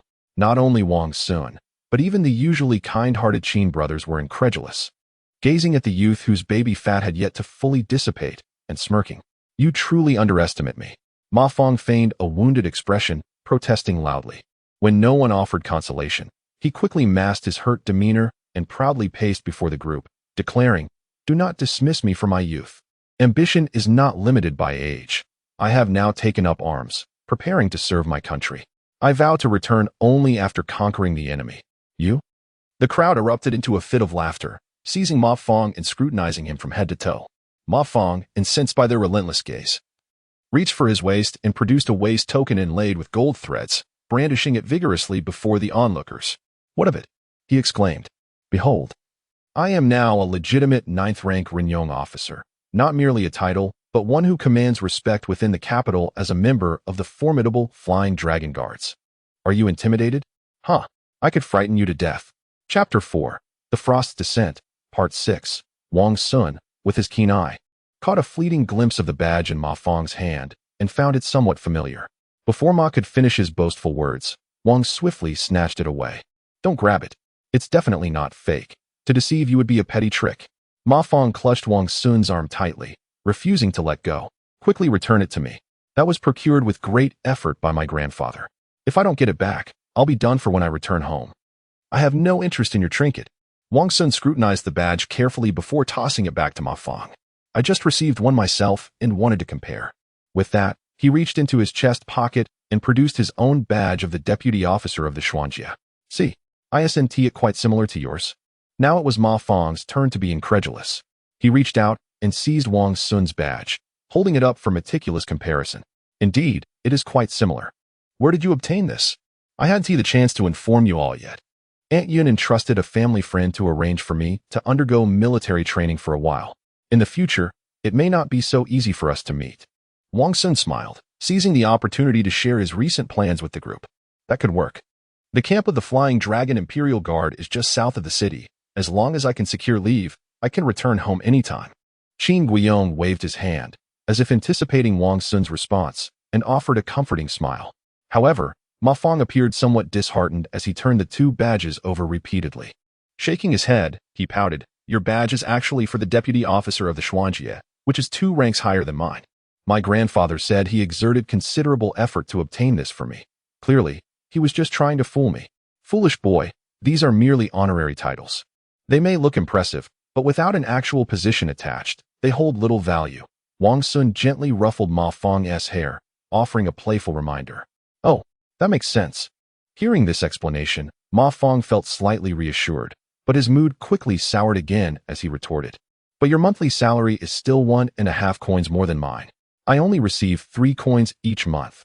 Does your family truly need that 1.5 coins? Seeing his disgruntled expression, the usually composed Qin Guiyong could not help but intervene, giving his cheek a firm pinch. 1,500 coins. Isn't that enough for a meal? This isn't about the meal." Ma Fong rubbed his reddened cheek, grumbling with reluctance. "It signifies how much value I am given. Aunt Yun merely made a casual request, and Ming Yun is only an 8th grade Xuanjie. Yet my grandfather claimed he exerted tremendous effort. How can you be sure it was just a casual request?" Wang Xun chuckled softly, offering an explanation. "Recently, there has been a palpable tension in the capital. Countless individuals are seeking refuge within the Imperial Guard. Aunt Yun was merely fortunate to connect with a family acquaintance. Otherwise, I doubt I would even reach the gates of the Flying Dragon Imperial Guard. If you're unhappy with my higher rank, we could always swap. After all, they are honorary titles, and who knows how long it might take to actually fill a proper position. No need for that." Ma Fong shook his head, responding with a sulky demeanor. "Regardless, do not expect that I will salute you daily from now on. Otherwise, I would rather remain at home." It turns out this is what he is most dissatisfied with. Upon hearing these words, the crowd suddenly understood, bursting into laughter as they teased. "Oh, have you grown wings? Now that you have, you no longer have regard for Ming Yun. Who could forget the time when someone, with tear-streaked cheeks, followed behind Ming Yun's horse, calling him second brother? How about a test of strength? If you win, let him call you elder brother. Then, every time we meet, you can receive his salutation. How does that sound?" "I can't be bothered with you all." Ma Fong, unable to withstand the group's onslaught, rolled his eyes and tossed Wang Xun's waist tag back. "Be content. I wish to blend into the military camp, saluting Ming Yun daily, yet no one desires me." Yuan Ji gave Ma Fong a gentle push, chuckling as he reflected. As soon as he finished speaking, the laughter of the crowd abruptly faded, to compel Yang Guozhong to intervene and offer assistance. Wang Xun had previously sent a portion of the accounts left by Yuan Ji to Zhu Ji Nanhua Hang, which was funded by Yang Guozhong. Now that Yuan Ji had been rescued by others, although he had temporarily escaped the clutches of imprisonment, he had irrevocably offended the Yang family. If the Yang family were to seek retribution come autumn, Yuan Ji might find himself escaping the tiger's den only to fall into the wolf's lair. The Qin brothers were more informed than others, their thoughts quick to turn. After a brief contemplation, they devised a clever plan. The second brother, Qin Guozhen, nodded at his elder sibling before cheerfully proclaiming, "If it weren't for Ma Fong flaunting his waist tag, I might not have recalled it. There happens to be a place where Zita can temporarily evade the storm." "Where?" The other 3 immediately surrounded him, in unison pressing for answers. "Of course, it is the Feilong Imperial Guard. Ever since His Majesty witnessed the impressive military presence of the Anxi elite, he has been quite displeased with the lethargy of the Feilong Guards. He has issued orders for their retraining. General Gao Lisher is at the helm, though the true responsibility lies with General Feng Changqing, who has just returned from Anxi. How will Zita gain entry? Can you assist in finding a way?" Ma Fong, unable to contain his impatience, interrupted before Qin Guozhen could finish. Qin Guozhen gestured for calm, indicating that it was said General Feng was deeply disappointed with the current state of the Feilong Guards and had decided to issue a recruitment notice. Any good family youth in the capital, willing to serve the country, could apply for enlistment. At that time, General Gao would personally sift through the candidates, selecting the best and granting them positions. Zita's skills are already commendable. With a few days of sharpening his skills, I doubt he would fare worse than a group of ordinary men who have never trained in martial arts. That is indeed a splendid idea, especially with the illustrious banner of General Gao Lisher. Given his past contributions, his standing in the Emperor's eyes is unparalleled, although he seldom meddles in state affairs. Neither Li Linfu, who has held the Prime Minister's power for years, nor Yang Guozhong, who seeks to replace him, would dare provoke him lightly. As long as Yuan Ji performs well during the selection and catches Gao Lishi's eye, Yang Guozhong's men will have to weigh their options carefully before causing him trouble. At that moment, Wang Xun and Ma Feng engaged in a spirited dialogue, fervently encouraging Yuan Ji to seize the opportunity. Understanding that both individuals were unabashedly self-serving, Yuan Ji cracked a smile and replied, "If I could find refuge under the command of the esteemed general, that would indeed be splendid. However, our enterprises. Rest assured, even without you, the sun will rise in the east each day." Wang Xun clapped him on the back, interrupting his hesitation. "The shopkeepers are all pragmatic. Even if we do not monitor them daily, I believe they will manage just fine. At worst, I shall shamelessly ask Aunt Yun for assistance in overseeing things, as she has previously managed our affairs far more deftly than I ever could. The two of us can certainly venture out more often. Zita, you need not worry about the recruitment." Qin Guozhen agreed with Yuan Ji's suggestion to seek refuge in the military camp, then pondered for a moment before smiling and adding, "Indeed, our enterprises have relied on Ming Yun and Zita's oversight, while we merely divided the profits at year-end. This time, the two of you can enjoy a few months of ease while my brother and I bear the burden. The Feilong Imperial Guard will not be deployed, so once the storm passes, Zita can devise a plan for retirement. Very well, I shall be indebted to you both." With his worries alleviated, Yuan Ji promptly made his decision. Once he resolved to proceed, the group began brainstorming ways to navigate the situation. Qin Guozhen, with his keen intellect, swiftly proposed a suitable plan. The recruitment exam would primarily assess strength, weapon handling, horsemanship, and archery. With thousands competing, Zita might consider concentrating on the skill in which he excels. In terms of physical strength, you need not compete with others. Weapon handling is quite challenging to excel in. As for horsemanship, those of us who ride fine steeds daily will certainly not be outshone by those who cannot even afford a horse. Wang Xun nodded, adding softly, "But if you wish to stand out, I suggest you focus on archery. Firstly, of all of us, you have always been the most accurate archer. Secondly, archery has a target, which eliminates the possibility of cheating. Once the arrows are shot, the score will be evident on the target. It is said that General Gao Lishi is also a master archer." Ma Feng's astuteness quickly pinpointed the crux of the matter. During the archery competition, he would undoubtedly be present to observe. Zita simply needed to seize this opportunity. Even if he faltered in other areas, he could still succeed. Amidst the lively discussion, Zhang Sun and Lei Wanchun arrived. Upon seeing them, Wang Xun was taken aback and hurried forward to offer his support.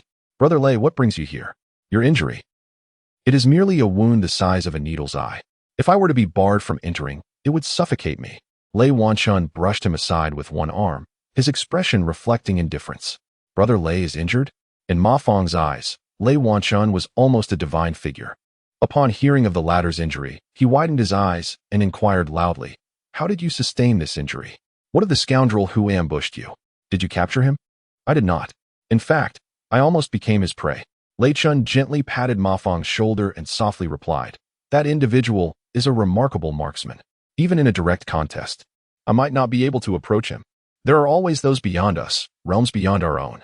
In the realm of martial arts, no one has ever dared to proclaim themselves the best in the world." Chapter 4, Frost's Descent, Part 6. It was my younger brother who caused the trouble and dragged Brother Lei into this predicament. From Wang Xun, Yuan Ji had already learned the reason behind Lei Wanchun's injury. He hurried forward, bowing deeply in gratitude. "Rest assured, brother. My comrades and I will surely settle this score for you. Indeed, we cannot let that treacherous assailant go unpunished."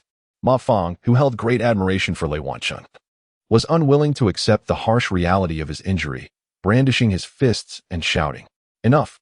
Lei Wanchun extended his uninjured arm, firmly supporting Yuan Ji to his feet. "As long as you can return safely from prison, that is all that matters. As for revenge, let us speak no more of it. I was eavesdropping on others' secrets in the dead of night, and, unfortunately, was discovered. It would be strange if they did not shoot an arrow at me. As for you, be exceedingly careful in your future endeavors. Though I often reprimand you, I do not wish for you to suffer an unjust fate in prison. Your lessons are well taken." "Brother," Yuan Ji nodded, responding in a low voice. Qin Guiyong and Qin Guozhen were left utterly perplexed. After a while, when the crowd finally settled down, they approached and whispered, "What exactly is going on? When was Brother Lei injured? What does this have to do with the case of Zita? Can someone enlighten us? We are both at a loss." "Indeed, Brother Lei, Did you perhaps frighten the magistrate of Wanyan County with a knife? Ma Fong, with his distinct perspective, inquired admiringly. Let Mingyun explain it to you. I shall step out for a moment to have some tea. Lei Wanshun chuckled, lifting his leg to stride toward the door. The crowd then realized that he and Wang Xun had been blocked in the courtyard. They quickly moved aside, allowing the two to enter. Wang Xun commanded the servant to bring in the tea set, filling each person's cup to the brim. After organizing his thoughts, he recounted how Lei Wanshun had encountered Jia Chong on his way back from a banquet. How Jia Chong had implored Lei Wanshun to find a way to delay the county's constable, Shui Rongwang, to buy time for Yuwenji's case. He detailed how Lei Wanshun had secretly ventured to the Shui residence and discovered a conspiracy within, and how he subsequently sustained an arrow wound upon being discovered, only to be fortuitously rescued by Madame Gua, which led to the intervention of Yang Guozhong. He narrated the entire sequence of events meticulously, omitting the details of whether Lei Wanshun had met Jia Chong in the early or late hours, as well as the nature of the relationship between Jia Chong and Madame Gua, employing a subtle and artful narrative style. The entire affair was rather straightforward, yet the underlying forces at play were exceedingly intricate. After listening to Wang Xun's account, everyone, including the young Ma Fong, fell into deep contemplation. After a considerable pause, Qin Guozhen was the first to emerge from his thoughts, letting out a sigh and saying, "This situation seems to be growing increasingly murky. We initially sought only to extricate Zida from danger, yet we find ourselves entangled in such depths." Fortunately, the Jingzhaoyin remains unaware of the identity of the one who infiltrated the Shui residence. Yang Guozhong, eager to seize the advantage, has taken it upon himself to handle the matter. Otherwise, it would be exceedingly difficult for us to cope. It is all my fault for causing trouble for everyone. Upon hearing this, Yuwenji, sensitive to the atmosphere, stood up and bowed deeply to the crowd. He is not blaming you. Qin Guiyong supported him, acknowledging that the tempest was too fierce. Without your involvement, it would have been difficult for everyone to evade it. If blame were to be assigned, it would be for our prior overestimation of our own capabilities, lacking any restraint, thus leading to today's calamity. However, discussing this is of little use now. Your safe escape is already a blessing from the heavens. Indeed, had it not been for fortunate circumstances, it is likely that we would have been unable to rescue you at all. Wang Xun nodded in agreement and interjected softly. After calming Yuwenji, Qin Guozhen hesitated before continuing. I cannot shake the feeling that Jia Chong incited Brother Lei to confront Shui Rongwang, not merely to buy time for Zida. He likely had already sensed the arrangements within the Shui residence. It seems he chose to have Brother Lei take the risk to avoid embroiling himself further. What a cunning scoundrel. This is truly reckless behavior. Upon hearing this, Ma Fong immediately leaped up, vehemently cursing. He lives not far from my home. Let us go confront him and demand an apology for Brother Lei. It seems everyone has wronged him. Wang Xun hurriedly stepped in to defend Jia Chong. In truth, Zida's safe escape was largely thanks to Jia Chong. I had previously thought he was too cunning to be a good person. However, through this incident, I have come to recognize many of his virtues. Ma Fong was incredulous, eyes wide with disbelief. Zida was freed with his assistance? The brothers Qin Guiyong and Qin Guozhen subsequently inquired. Yes. Wang Xun nodded gently. I was interrupted earlier by Ma Fong before I could finish my thought. Zida's safe escape was indeed due to Jia Chong. Yesterday, he took me to an inconspicuous tavern outside Anfu Gate, and under the pretext of dining, he delivered a substantial sum of money inside.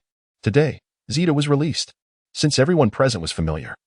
Wang Xun felt no need to conceal anything and recounted in detail the bizarre experience of being dragged by Jia Chong to drink. Clearly, such a strange occurrence overwhelmed the others present. After hearing his words, they exchanged incredulous glances, unable to ascertain whether they were dreaming. It was astonishingly straightforward. With a clear price, Wang Xun was the most affected, his left fist gesturing animatedly before his chest, fingers clenching and unclenching. The teachings of the sages had never covered such matters. A lifetime of scholarship had filled him with knowledge, yet, at a critical moment, it paled in comparison to a mere pouch of gold and silver. How can such occurrences be bearable for scholars across the world? I find it rather agreeable. At least they take the money and deliver on their promises. This is far more honorable than those who take the money and provide nothing in return. Ma Fong's perspective would always diverge from Wang Xun's. Unable to comprehend the other's anger, he chuckled and spoke in a conciliatory tone. Little one, do not aggravate Lord Zhang. Lei Wanshun, noticing Wang Xun on the verge of a breakdown, swiftly pulled Ma Fong aside with one hand, smilingly commanding him. Ah! Ma Fong wore an innocent expression. Seeing Lei Wanchuan's authority, he stepped back a few paces and fell silent. Lei Wanchun shook his head with a wry smile, reaching into his pocket to produce a weathered, yellowed tome, a knife manual that was unlike any he had encountered before. I acquired it from a friend in the kingdom of Bohai. It is said to have been created by a certain general from the previous dynasty. Last time, I entrusted you with a knife. This time, I shall provide you with the complete set. Take it home and study it at your leisure. Feel free to come and ask me if you have any questions. Thank you, Brother Lei, Ma Fong exclaimed, immediately captivated by the manual. He took it eagerly, retreating to a sunlit spot to ponder its contents. Having settled Ma Fong, Lei Wanchun turned his attention to Wang Xun. My lord, one must consider this matter from both perspectives. Do not attempt to console me.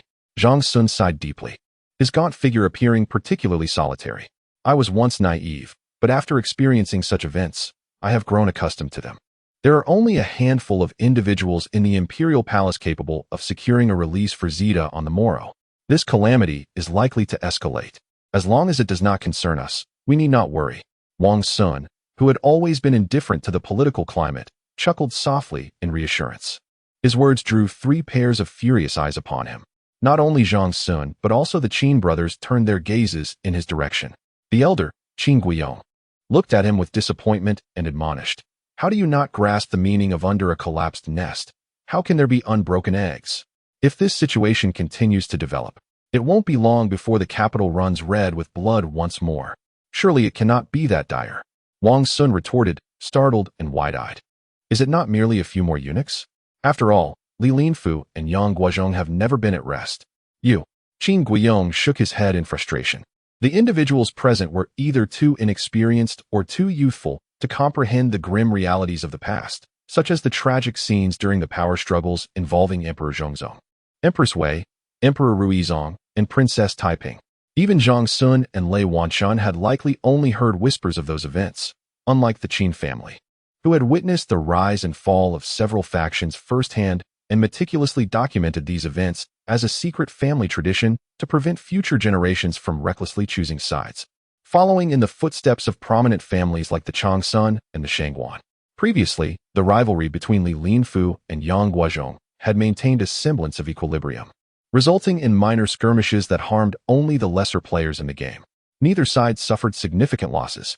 Wang Xun, possessing a keen intellect, elucidated the crucial elements to the bewildered Wang Xun, Lei Wanchun, and Yu Wenji. As for that individual in the palace, I cannot ascertain his identity. But given the speed with which he intervened to save Zita, it is highly likely that it is Gao Lishur himself.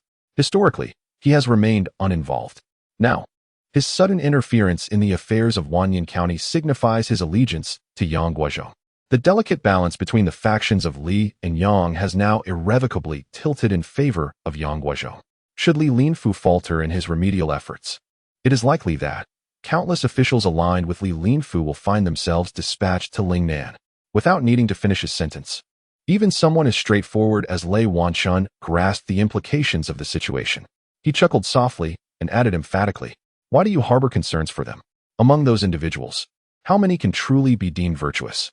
Though such sentiments are expressed, this matter is far from a blessing for the state." Wang Xun cast a sharp glance at him, summarily concluding with a hint of irritation. Yet, despite the tension in the room, Lei Wanchuan's irresponsible remarks dissipated the heavy atmosphere entirely. The others either nodded or shook their heads, chuckling softly. They soon diverted the conversation to topics unrelated to the current turmoil, concerned for the future of their family. The Qin brothers were eager to return home and communicate with their elders, having little desire to linger longer. After exchanging a few words, they prepared to take their leave. Observing the Qin brothers' intent to depart, Wang Xun too lost interest in idly conversing with the others, using Lei Wanchuan's need for rest as an excuse to rise and bid farewell. Wang Xun had initially planned to host a banquet at home to lift Yuanji's spirits, but noticing the unmistakable heaviness in the gazes of the Qin brothers and Wang Xun, he offered a faint smile and rose to see them off. As they stepped out of the reception room and had yet to reach the front courtyard, the servant Wang Xiang came bounding over with a grin. From a distance, he waved energetically, exclaiming, "Young master, esteemed gentlemen, hurry to the front door and take a look. Lord Yuan has come to visit." Seeing the esteemed guest arriving while the servants behaved so frivolously, Wang Xun felt a surge of displeasure. His expression darkened as he reproached in a low voice. "Which Lord Yuan? Have you lost all decorum in your excitement? Is this how I have trained you?" Yes, it's the elder brother of young Master Yuan." The servant Wang Xiang stammered, taken aback, lowering his head in response. "Tell him to leave. I have no time for him." Wang Xun's frustration flared, his eyes widening as he issued the command with fervor. He. Wang Xiang's face contorted in distress. What is it? Did you not hear my words?" Wang Xun stepped forward, giving him a light kick, his anger palpable. With only a slight force, Wang Xiang stumbled. On the verge of tears, he came bare-chested, with a few wooden rods on his back, claiming he has come to apologize. Apologize? For what offense does he seek to atone to me? Wang Xun stood dumbfounded, mouth agape. How could a mere commoner request forgiveness from someone of Yuan's standing? Was this not a farcical jest? In the midst of his astonishment, Zhang Sun interjected, "Perhaps it is directed towards Zida and the individual who aided in his release." His previous nefarious dealings relied on the absence of support for Zida. Now, upon discovering that Zida was backed by a formidable ally, how could he not be terrified? Upon hearing this, the others exchanged amused yet exasperated glances. A few disreputable figures had become entangled in the power struggle involving Yang Guozhong, Li Linfu, and Gao Lishir, leaving them uncertain of their own fates amidst the ensuing turmoil. Yet, they understood that others could hardly discern the intricacies of the situation. It was akin to stepping into the Yellow River in a dream, where no cleansing could restore purity. "I shall take my leave. Let us return him home swiftly, lest he brings trouble to second brother. After all, he is my own flesh and blood brother." Despite any previous animosity, Yuanji could not bear to see him continue to suffer humiliation. With a sigh, he softly suggested, "Go on." Wang Xun stepped aside with a sigh. The events unfolding outside always exceeded his imagination, one wave after another, expanding his horizons while simultaneously challenging the limits of his understanding of human nature. The others quietly distanced themselves from Yuanji, turning toward another side door to avoid witnessing the awkwardness between them.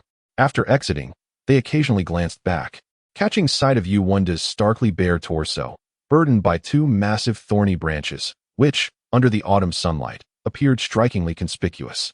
It is already the season touched by frost, fortunate for him that he possesses a layer of ample flesh.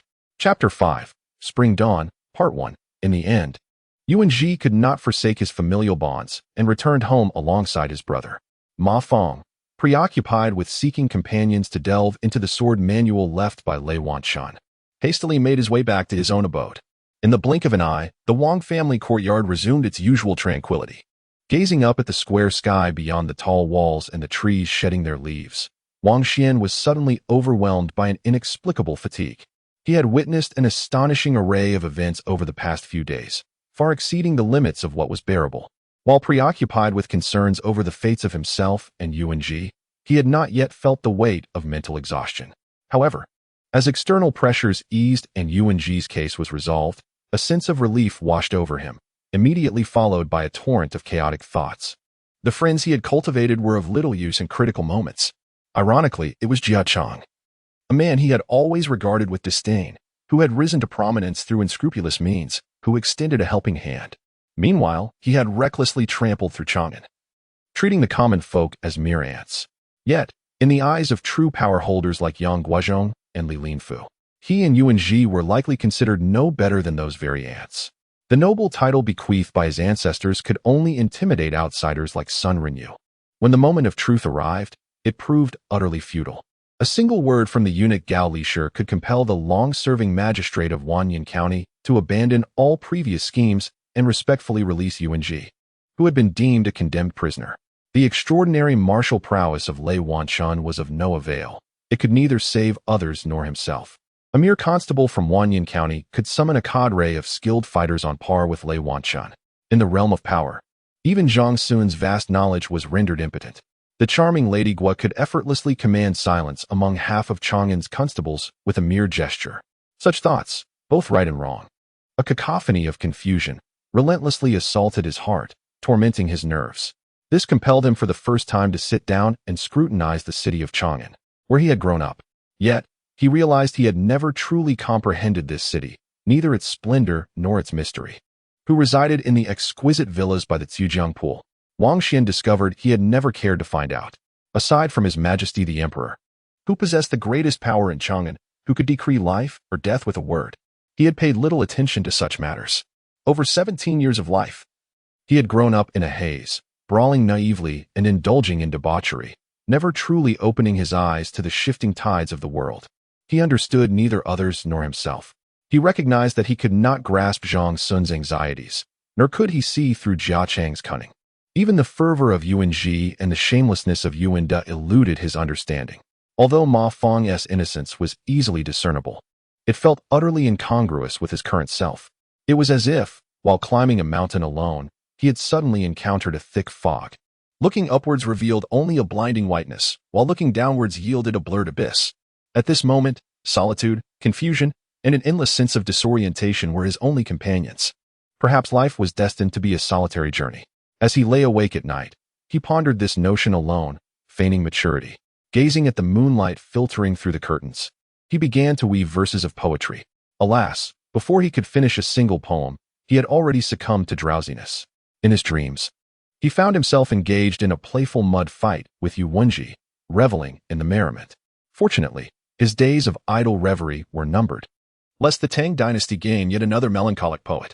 In the blink of an eye, the day of his departure arrived. Early in the morning, Wang Xun was summoned by Anxi, whose sin his personal maid to rouse him from slumber, urging him to bathe and change his attire. With an empty stomach, he proceeded to the ancestral hall to pay homage to the few illustrious ancestors of the Wang family, beseeching their celestial spirits to bless him with a smooth career, for he would never have the chance to gallivant upon the battlefield.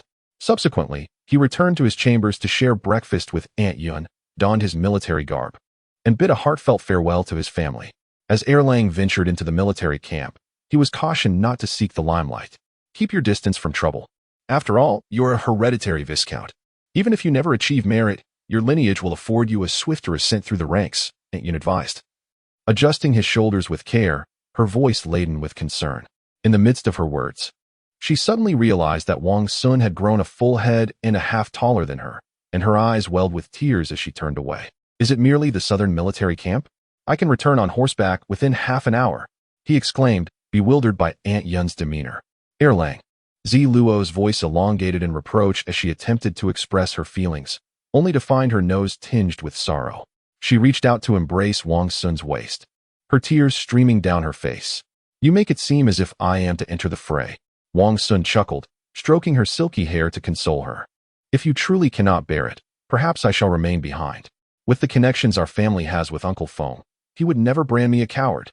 Wiping her face, Zi Luo shook her head vigorously, her eyes brimming with tears as she gazed at Wang Xun, as if fearing he might vanish at any moment.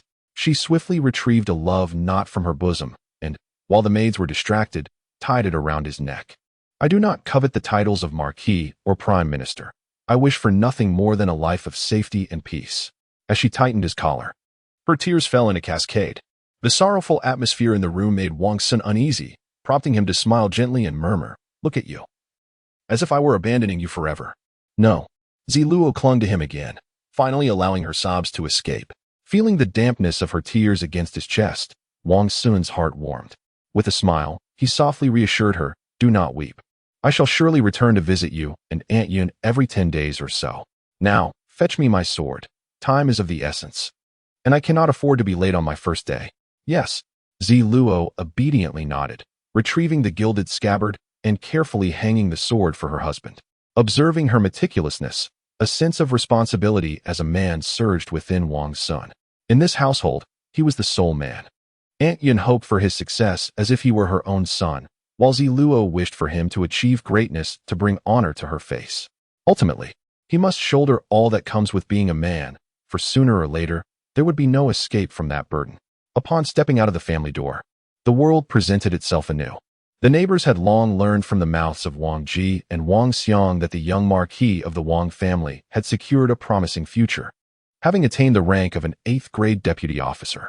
Their glances were tinged with envy. However, there were also many who scoffed at this development, particularly upon seeing Wang Xun's resplendent attire and the bundle strapped to another saddle, which only reinforced their preconceived notions. They believed that the lad from the Wang family would surely struggle to endure the rigors of military life. The Flying Dragon Imperial Guard had recently been ordered by His Majesty to undergo stringent training, and it was thought that he would likely flee in tears within 3 days. Wang Xun had long grown accustomed to the scrutinizing eyes of the neighborhood. From a young age, he had never been a paragon of virtue for others. For the foreseeable future, it was unlikely he would become one. Do not emulate the second son of the Wang family, devoid of manners. Study diligently, or you shall grow up to be like him, surely causing your grandfather distress. Such remarks were not worth pondering. They were plentiful in his memories. Yet this time, Wang Xun wished to leave a favorable impression on his neighbors. He endeavored to sit firmly upon his horse, straightening his back with resolve, silently repeating to himself, I am the great-grandson of Marquis Wang Chong, the grandson of Wang Zheng, and the sole son of Wang Ji. I am the only man of my generation in the Wang family. Many years later, Wang Xun would recall his youthful naivete and stubbornness with a smile, reminiscent of savoring fine wine. Chapter 5, Spring Dawn, Part 1. The training grounds of the Flying Dragon Imperial Guard are located at Bema Fortress, 10 miles south of the city. Rather than a mere military camp, it resembles a small city. Since the 11th year of the Kaiyuan era, His Majesty the Emperor has gradually replaced the hereditary military system with a conscription system based on the advice of the then-Chancellor Zhang Shua. This place has become the site for the recruitment and training of new guards. In the Tang dynasty, the martial spirit among the populace was strong, and young men often took pride in serving the nation in war. Consequently, the standards for joining the Imperial Guard have been raised repeatedly. Aside from the requirement of physical fitness, candidates must also come from affluent families, have numerous brothers, possess exceptional talent and bravery, and hail from reputable backgrounds. Thus, those who are able to join the Imperial Guard are seldom financially constrained, often taking leave to venture into the surrounding areas to purchase wine and meat. The locals, seizing the opportunity, have formed makeshift markets to sell daily necessities and various snacks, earning the coins of the soldiers. Soon, the first batch of merchants catering to the guards found themselves prosperous. Consequently, the reputation of the Imperial Guard as wealthy but naive spread swiftly, attracting an increasing number of merchants to the vicinity of Bema Fortress. Over time, tea houses, taverns, and brothels sprang up around the military camp, creating a lively atmosphere that rivaled even the bustling streets of Pinkangley. However, today, the ambience at Bema Fortress appears rather bleak. The sun has risen high in the sky, yet the shops near the military camp remain tightly shut. The stall that usually sells tripe soup is devoid of life, its large pot, which 3 people would struggle to carry, now filled with white ash. Occasionally, a gust of wind stirs the light, weightless ashes into the air, rendering the surrounding scenery increasingly desolate. More than 2 months ago, Wang Xun had been brought to Bema Fortress by Yu Wenji and others to indulge in a feast, and the most vivid memory he retained was of the enormous iron pot near the camp. Upon witnessing the current desolation, he could not help but pause, halting his steed and gazing around. After surveying the area, he felt a growing astonishment. The once bustling scene, with its open gates and constant flow of people, had vanished without a trace. In its place stood a heavily fortified military stronghold, with sentries stationed everywhere. At the main entrance, several young officials from the capital, who had arrived early to report for duty, were ordered to dismount and form a line. Their belongings were carelessly tossed aside, and a servant who volunteered to retrieve them was met with a harsh reprimand from the officers. "Damn it, do you think you are here for leisure? Why are you burdened with so many items?" barked a man with a large scar across his face, wielding a whip as he scolded them. "Look at you, so disgraceful. Do you still dare to claim you are here to serve the emperor? In times of crisis, will it be His Majesty protecting you, or you protecting him? Put your hands down, stand up straight. Have tea at breakfast? Then go home and eat before returning." Wang Xun's heart sank as his idealistic vision of the Flying Dragon Imperial Guard was shattered. Among those being scolded, he recognized several familiar faces, those notorious rascals from the capital who would seldom yield even an inch to the officials' carriages. Now, being unceremoniously thrust at the gates of the military camp by my parents, I found myself being reprimanded like a grandchild by a mere 7th-rank sub-officer. The scene was utterly comical. At that moment, a battalion of the Flying Dragon Guards rushed past me, their helmets askew and armor disheveled, beads of sweat glistening on their brows. Upon seeing the new recruit being scolded at the entrance, their faces lit up with unmistakable expressions of schadenfreude. Another poor soul arriving to bear the brunt of reprimands, Such occurrences are indeed rare this year. Is this not a form of self-deprecation? Huh. Why would one choose to be treated like a beast of burden when life could be so much better? Hey, you lot, hurry up and follow. Another officer clad in the attire of a junior officer galloped past, brandishing a white wax staff, which he brought down sharply upon the backs of several laggards at the edge of the group with a resounding crack. Don't block the way. Either report to the camp entrance or hurry back home. The officer turned around, bellowing at Wang Xun and his servant, before urging his steed forward at a breakneck pace. Virtue. What is there to boast about, having merely slain a few foreign foes? One of the struck flying dragon guards spat disdainfully at the officer's retreating figure, muttering under his breath, "Indeed, if only we had the same opportunity. Otherwise, how could these rustic fellows from Anxi steal the limelight?" Another guard chimed in, panting heavily as he extended his tongue. Wang Xun urged his steed away, striving to distance himself from this raucous band of soldiers returning from morning drills. It was evident that the soldiers were thoroughly vexed by the Anxi officers brought in by Feng Changqing. Contemplating his impending induction into their ranks, he found himself wavering. The flying dragon guards indeed offered a refuge from calamity. However, surrendering oneself to the rigors of military life, merely to preempt an unseen misfortune, seemed a steep price to pay.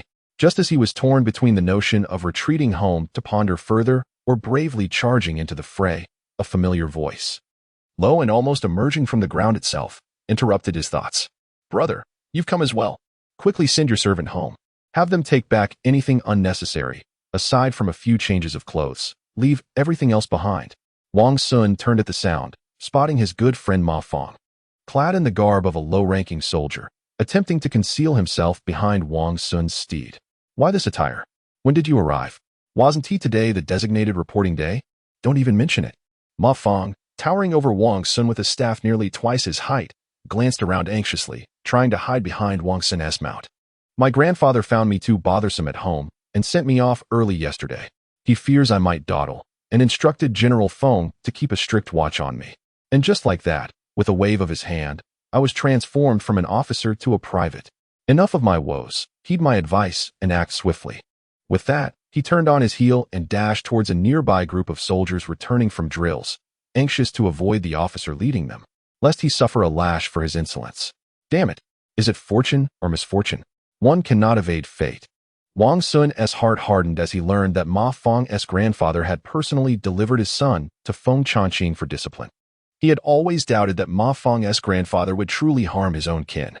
The conflicts between Ma Fong and his father often resemble a peculiar form of affection. One party, hardened by disappointment, adopts the role of a strict patriarch, while the other stubbornly opposes his father's wishes, asserting his independence to demonstrate maturity. For Wang Xun, a child orphaned at a young age, yearning for a father figure like old Master Ma is an indulgence. It feels as though someone were watching him from behind. Prompting a smile as he turned to the young attendants, Wang Ji and Wang Xiang, who accompanied him to the military camp. "Leave the package containing my change of clothes here. Take everything else back. Tell Aunt Yin not to worry about me, young master." Wang Ji protested loudly. "This package took Ziluo 3 days to prepare. Have you not seen the situation over there?" Wang Xun replied, gesturing with his riding whip toward the camp entrance, exasperated. The new recruits had already begun entering the camp, leaving their belongings discarded outside the gates. The family servants, bereft of their master's instructions, stood helplessly beside the piles of luggage, unsure of what to do. Return and explain to Aunt Yun that this is a requirement of the camp. General Feng enforces strict military discipline. We cannot trouble him. Observing the forlorn expressions of Wang Ji and Wang Xiang, Wang Xun softened his tone. "After all, we're not far from home. Once the camp's regulations ease in a few days, I'll send a message through someone, and you can quietly bring me my things. Wouldn't that be ideal? Why must you accompany me now? Not only can your belongings not enter the camp, but I would also be burdened with unnecessary punishment." After a moment of contemplation, Wang Ji and Wang Xiang understood that the Flying Dragon Forbidden Army camp was unlike any other. They nodded reluctantly, selected a bag of Wang Xun's clothes, and reloaded the rest onto the horse before departing with heavy hearts. As he watched them disappear into the autumn breeze, Wang Xun took a deep breath, leading his steed and a small, tattered bag toward the military camp. The actions he had taken earlier had not gone unnoticed by the officers on duty, who now regarded him with a measure of admiration for dismissing his attendants and relinquishing excess baggage. The scarred-faced officer responsible for inducting new recruits rarely smiled. But he did so now, inquiring with an unexpectedly gentle tone, "What brings you here? State your name, age, home address, and your recommender. Present any other documentation for entry promptly. I am Wang Xun, courtesy name Mingyun, 17 years old, from Chang'an. My recommender is General Feng Changqing. Here is my waist token." Wang Xun stood straight, legs together, respectfully stating his name before handing over his waist token. "What?" Upon hearing the name Feng Changqing, the surrounding officers were taken aback. The leading scarred officer stood at attention, accepting the waist token from Wang Xun, scrutinizing it multiple times before nodding with a smile. "Indeed, this is a waist token issued by General Feng. If you have caught the attention of General Feng, you must possess considerable merit. Work diligently, and do not bring shame upon our esteemed general."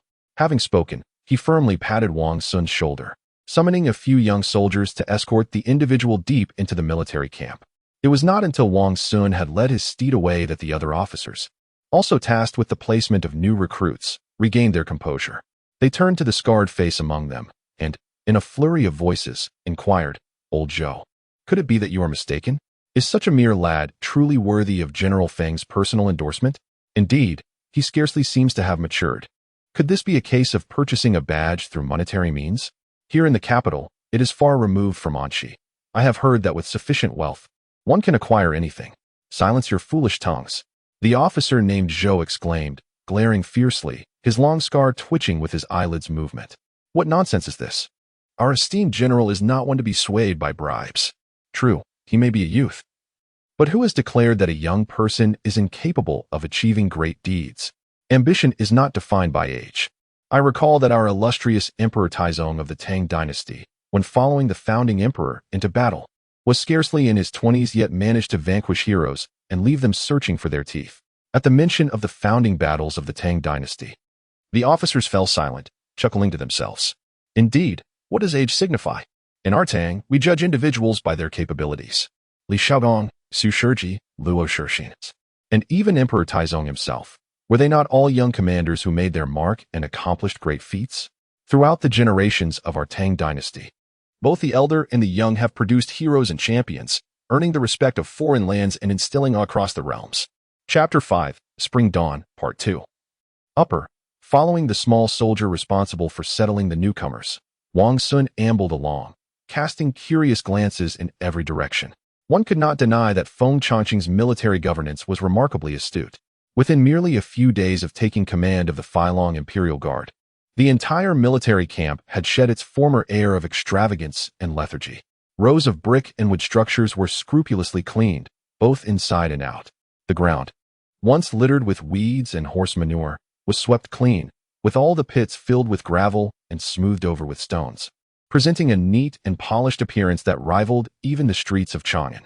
A few months prior, Wang Xun had observed clothes hanging everywhere in this very spot, but now they had been collected, replaced by an array of flags.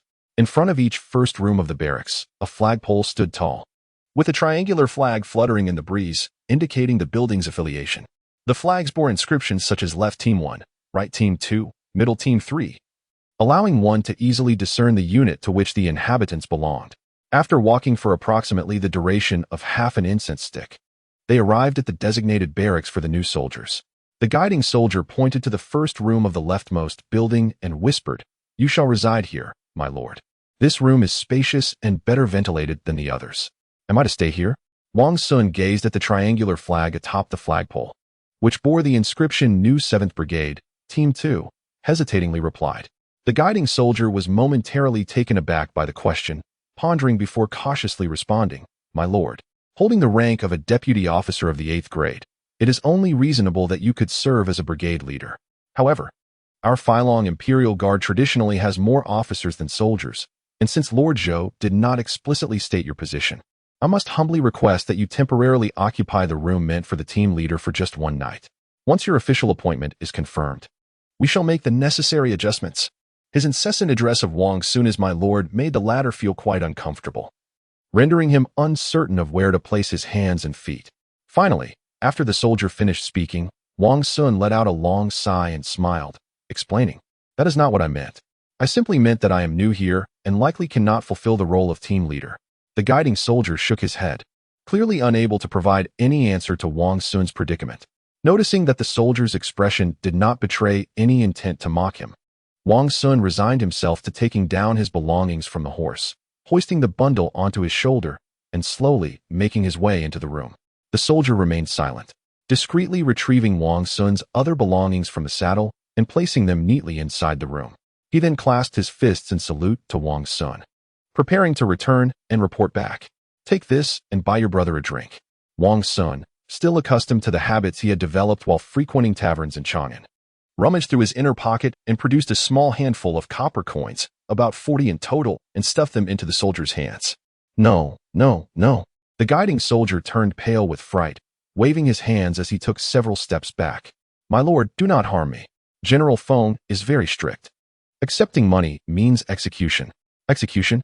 Wang Xun was momentarily stunned, contemplating the soldier's words before suddenly realizing he was referring to military regulations. Is it just for these few copper coins? If one were to adhere to such regulations, it is likely that not a single official in the entire capital would be able to keep their head upon their shoulders. The young soldier, understanding that Wang Xun bore no ill intent, glanced around swiftly and returned the coins, saying, "I must take my leave now. Sir, please be cautious. The rules of our Anxi army are not to be taken lightly." "You are part of the Anxi army?" A fog of confusion enveloped Wang Xun, and having finally encountered someone with whom he could converse, he was reluctant to let the opportunity slip away. He stepped forward and grasped the leather strap on the soldier's armor, quietly pressing for more information. "Ah, yes." The soldier's succinct reply revealed that Wang Xun's judgment in choosing companions left much to be desired. "Then, you must be an officer assisting General Feng in training the Flying Dragon Imperial Guards. Why are you still dressed in this manner?" I have just been promoted to a non-commissioned position. Currently, I am merely helping Lord Zhou with the new recruits and have not been assigned any actual duties," the young soldier explained, glancing at the insignia sewn onto his left shoulder, which indicated his rank. Seeing the soldier's evident nervousness, Wang Xun felt he had been too presumptuous. He quickly clasped his hands in a gesture of respect and murmured, "I am unfamiliar with these matters. Please forgive my intrusion." "Dear brother, and no trouble at all," the soldier replied with a faint smile, revealing a few pearly whites. "May I inquire about your esteemed surname?" Wang Xun pondered for a moment and continued to build rapport. "I am of no notable lineage, simply Su. You may call me Su Xinqing," the soldier stated, resolutely refraining from divulging any information that Wang Xun had not specifically requested. "Cautious in words and actions. How aptly your name suits you," Wang Xun mused inwardly, donning an innocent smile as he pressed on. "Brother Su, you must have accompanied General Feng back to the court to present the captives, correct? I witnessed your grand display as you paraded through the streets, and I was filled with envy. I never imagined I would have the chance to converse with heroes today. And no, I am not worthy of such praise." Su Xinqing's modesty made his hair stand on end as he waved his hands in denial, retreating slightly. "I must be on my way. Lord Zhou is awaiting my return to submit the orders." With that, he disregarded any further words from Wang Xun and hastily departed. Did he truly flee in fright? Wang Xun lamented, scratching his head in frustration. Without Su Xinqing, he was at a loss as to whom he could turn to with the myriad questions swirling in his mind. After scanning the surroundings for a brief moment, he noticed a figure moving within the barracks designated for the new recruits across the way, and his spirits lifted as he approached with a smile. "Do not come any closer." A head suddenly emerged from the window, barking at Wang Xun. "If you seek a beating, then go climb that flagpole. Do not come here to trouble us." "Trouble you?" Wang Xun paused, momentarily taken aback by the unexpected reprimand. "Are you new? Just look at the stone tablet at the entrance. It's right in the middle of the path." "Yes, that's the one." The unfamiliar face at the window quickly discerned Wang Xun's confusion and pointed toward the straight avenue connecting the various buildings, offering a friendly reminder. Wang Xun followed the direction of the other person's finger and indeed discovered a colossal stone tablet. It was evident that the inscription had been carved just a few days prior, for the ink upon the characters appeared thick and fresh. Wang Xun hurriedly approached the monument, his eyes widening as he scrutinized the text. The tablet bore succinct phrases that read, "To hear the drum and not advance. To hear the call of gold and not cease. To raise the flag and not lift it. To press down the flag and not bow. This is termed defiance in the army. Those who transgress shall be executed. To call a name and receive no response. To mark a time and not arrive, to violate a deadline and alter military regulations, this is termed sluggishness in the army. Those who transgress shall be executed. At night. To relay signals carelessly, to delay and not report, to mismanage the watch, to sound unclear calls. This is termed negligence in the army. Those who transgress shall be executed. To voice grievances, to anger the commanding officer, to disregard restrictions, leading to difficulty in control. This is termed conspiracy in the army. Those who transgress shall be executed. To laugh boisterously, to scorn prohibitions, to charge through the military gates. This is termed recklessness in the army. Those who transgress shall be executed. There were a total of 17 regulations, with 54 penalties. Wang Xun felt a cold sweat trickling down his neck as he read. Fortunately, beneath the bloody military rules, there was a note in smaller script. For new recruits in training, considering their ignorance, first-time offenders shall receive 50 strikes with the military staff. Subsequent offenses shall double the punishment. Those who offend thrice without correction shall face execution without mercy. Heaven above, Wang Xun internally wailed, finally comprehending why the individuals in the nearby quarters had been reluctant to engage him in conversation. Should an officer on patrol catch him laughing or disregarding prohibitions, there would be no escape from those 50 unjust lashes. Regretting his lack of foresight in choosing to spend his days in the military, he suddenly noticed a few figures approaching briskly. Leading the way was the officer with a prominent scar on his face. Upon spotting Wang Xun, he waved from a distance. Deputy Wang, please wait a moment. I have a few words to share with you. Startled yet instinctively standing at attention, Wang Xun saluted. Your Excellency, please speak. I am all ears. The scarred officer, upon seeing his demeanor, chuckled with satisfaction. Ha ha ha, you're quite frightened, aren't you? I suspected that Su Xinxing might have intimidated you, so I hurried over. Do not be afraid. Though these military regulations are strict, General Feng is a benevolent superior. As long as you do not intentionally breach the rules, no one will seek to trouble you. Hearing these reassurances, Wang Xun felt a measure of relief wash over him. He clasped his hands and smiled. Thank you, Your Excellency. May I inquire what instructions you have for me? Well, follow me, and we shall converse as we walk. The scarred officer grinned and began to lead Wang Xun towards his quarters, introducing himself. I am Zhou, the deputy of the new recruits camp. You may call me Old Zhou, or like the others, Zhou Laohu. Not at all. I have the honor of meeting you, Your Excellency Zhou. Having just dealt with the taciturn Su Xinxing, Wang Xun found Zhou's enthusiasm somewhat overwhelming, responding with great politeness and a slight bow. Zhou shook his head, choosing not to dwell on formalities. The new recruits camp is in need of officers, and since you hold the rank of 8th class orderly, you are perfectly suited to lead a team. Though Su Xinxing may not be loquacious, his arrangement for your accommodations is indeed appropriate. You will be in charge of the 2nd unit of the 7th Brigade in this camp. Absolutely not. Before Captain Zhou could finish his words, Wang Xun hastily interrupted, expressing that as a newcomer, he was completely in the dark. My lord, please do not assign this team to me. Otherwise, I would surely make a fool of myself. Prior to my arrival, I had already communicated with General Feng, expressing my willingness to start as a mere soldier. I implore you, Lord Zhou, to retract your orders. Do you truly wish to be merely a soldier? Captain Zhou paused, his scarred face twitching as his eyes narrowed. Yes, I am willing to start as a humble soldier. Wang Xun, intimidated by Zhou's fierce demeanor, felt a chill run down his spine but steeled himself, maintaining unwavering eye contact. After scrutinizing Wang Xun for a considerable time, Captain Zhou could discern no signs of deceit. He smiled faintly, withdrawing his piercing gaze. You may aspire to be a soldier, yet I cannot indulge your whims. It matters not that you are in the dark. I shall assign you 2 deputies. Consult with them on all matters, and you shall be safeguarded from trouble. Deputy Zhao, Deputy Li, from this day forth, you shall serve as the vice-captains of the new 2nd team of the 7th Brigade. Within 2 months, I expect to see a remarkable transformation in both the new recruits and the seasoned veterans reassigned for training. Understood. The 2 officers, who had been following Captain Zhou, stepped forward and saluted. Wang Xun wished to decline again, but Captain Zhou silenced him with a steely glare. Enough of your hesitations. If you have uncertainties, consult your deputies. You have been personally chosen by General Feng, so do not bring disgrace upon him. Otherwise, your comrades will not spare you. I merely sought refuge in the barracks for a few days, with no intention of seeking promotion. Wang Xun thought wryly. Yet he had no choice but to mimic the respectful stance of the 2 deputies, responding, I shall dutifully adhere to your commands, Captain. That is more like it. Captain Zhou's demeanor shifted with the rapidity of a turning page. Moments ago, he had been thunderous, but now the storm had passed. If you have any further requests, feel free to voice them directly. I, Zhou Laohu, shall never impose hardships upon my comrades. Chapter 5, Spring Dawn, Part 2. In the subsequent days, Wang Xun found himself immersed in an incessant flurry of activity. He busied himself with the procurement of supplies, equipment, uniforms, and armor, while also overseeing the accommodation of newly arrived recruits and the reorganization of veteran soldiers from the former Imperial Guard.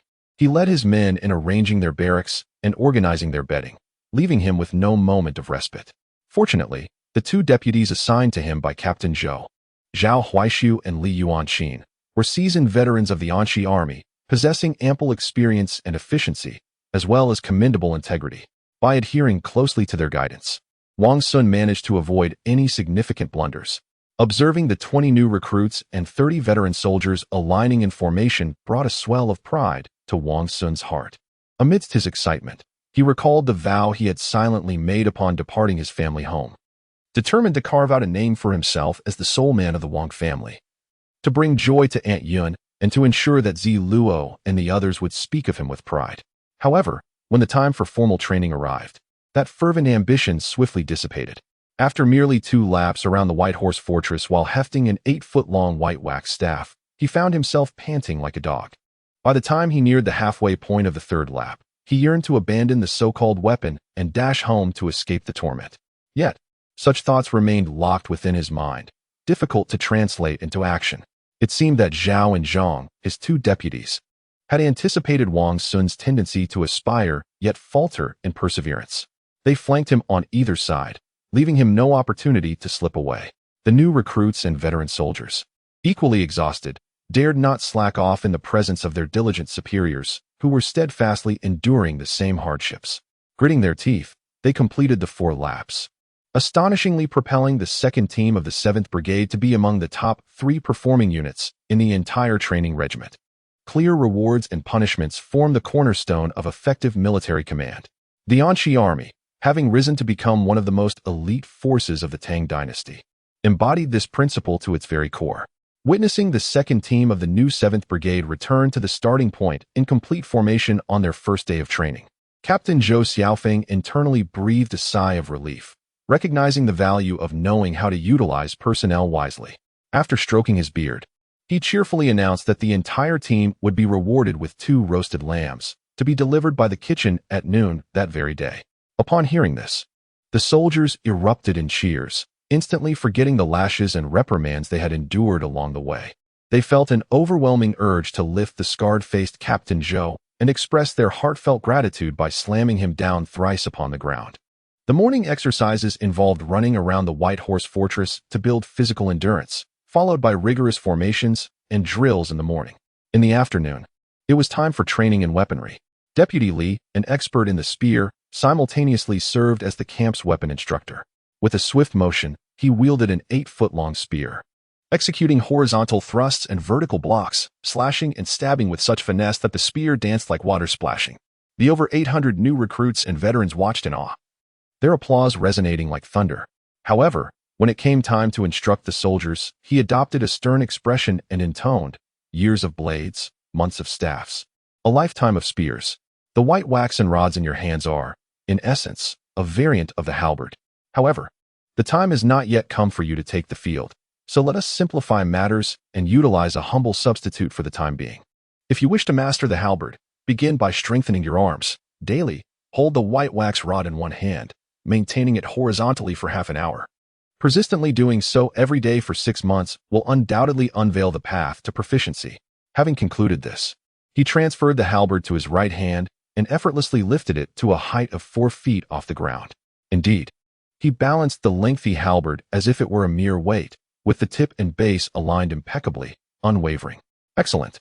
Among the seasoned veterans of the Imperial Guard, many possessed discerning eyes and cheered loudly in approval.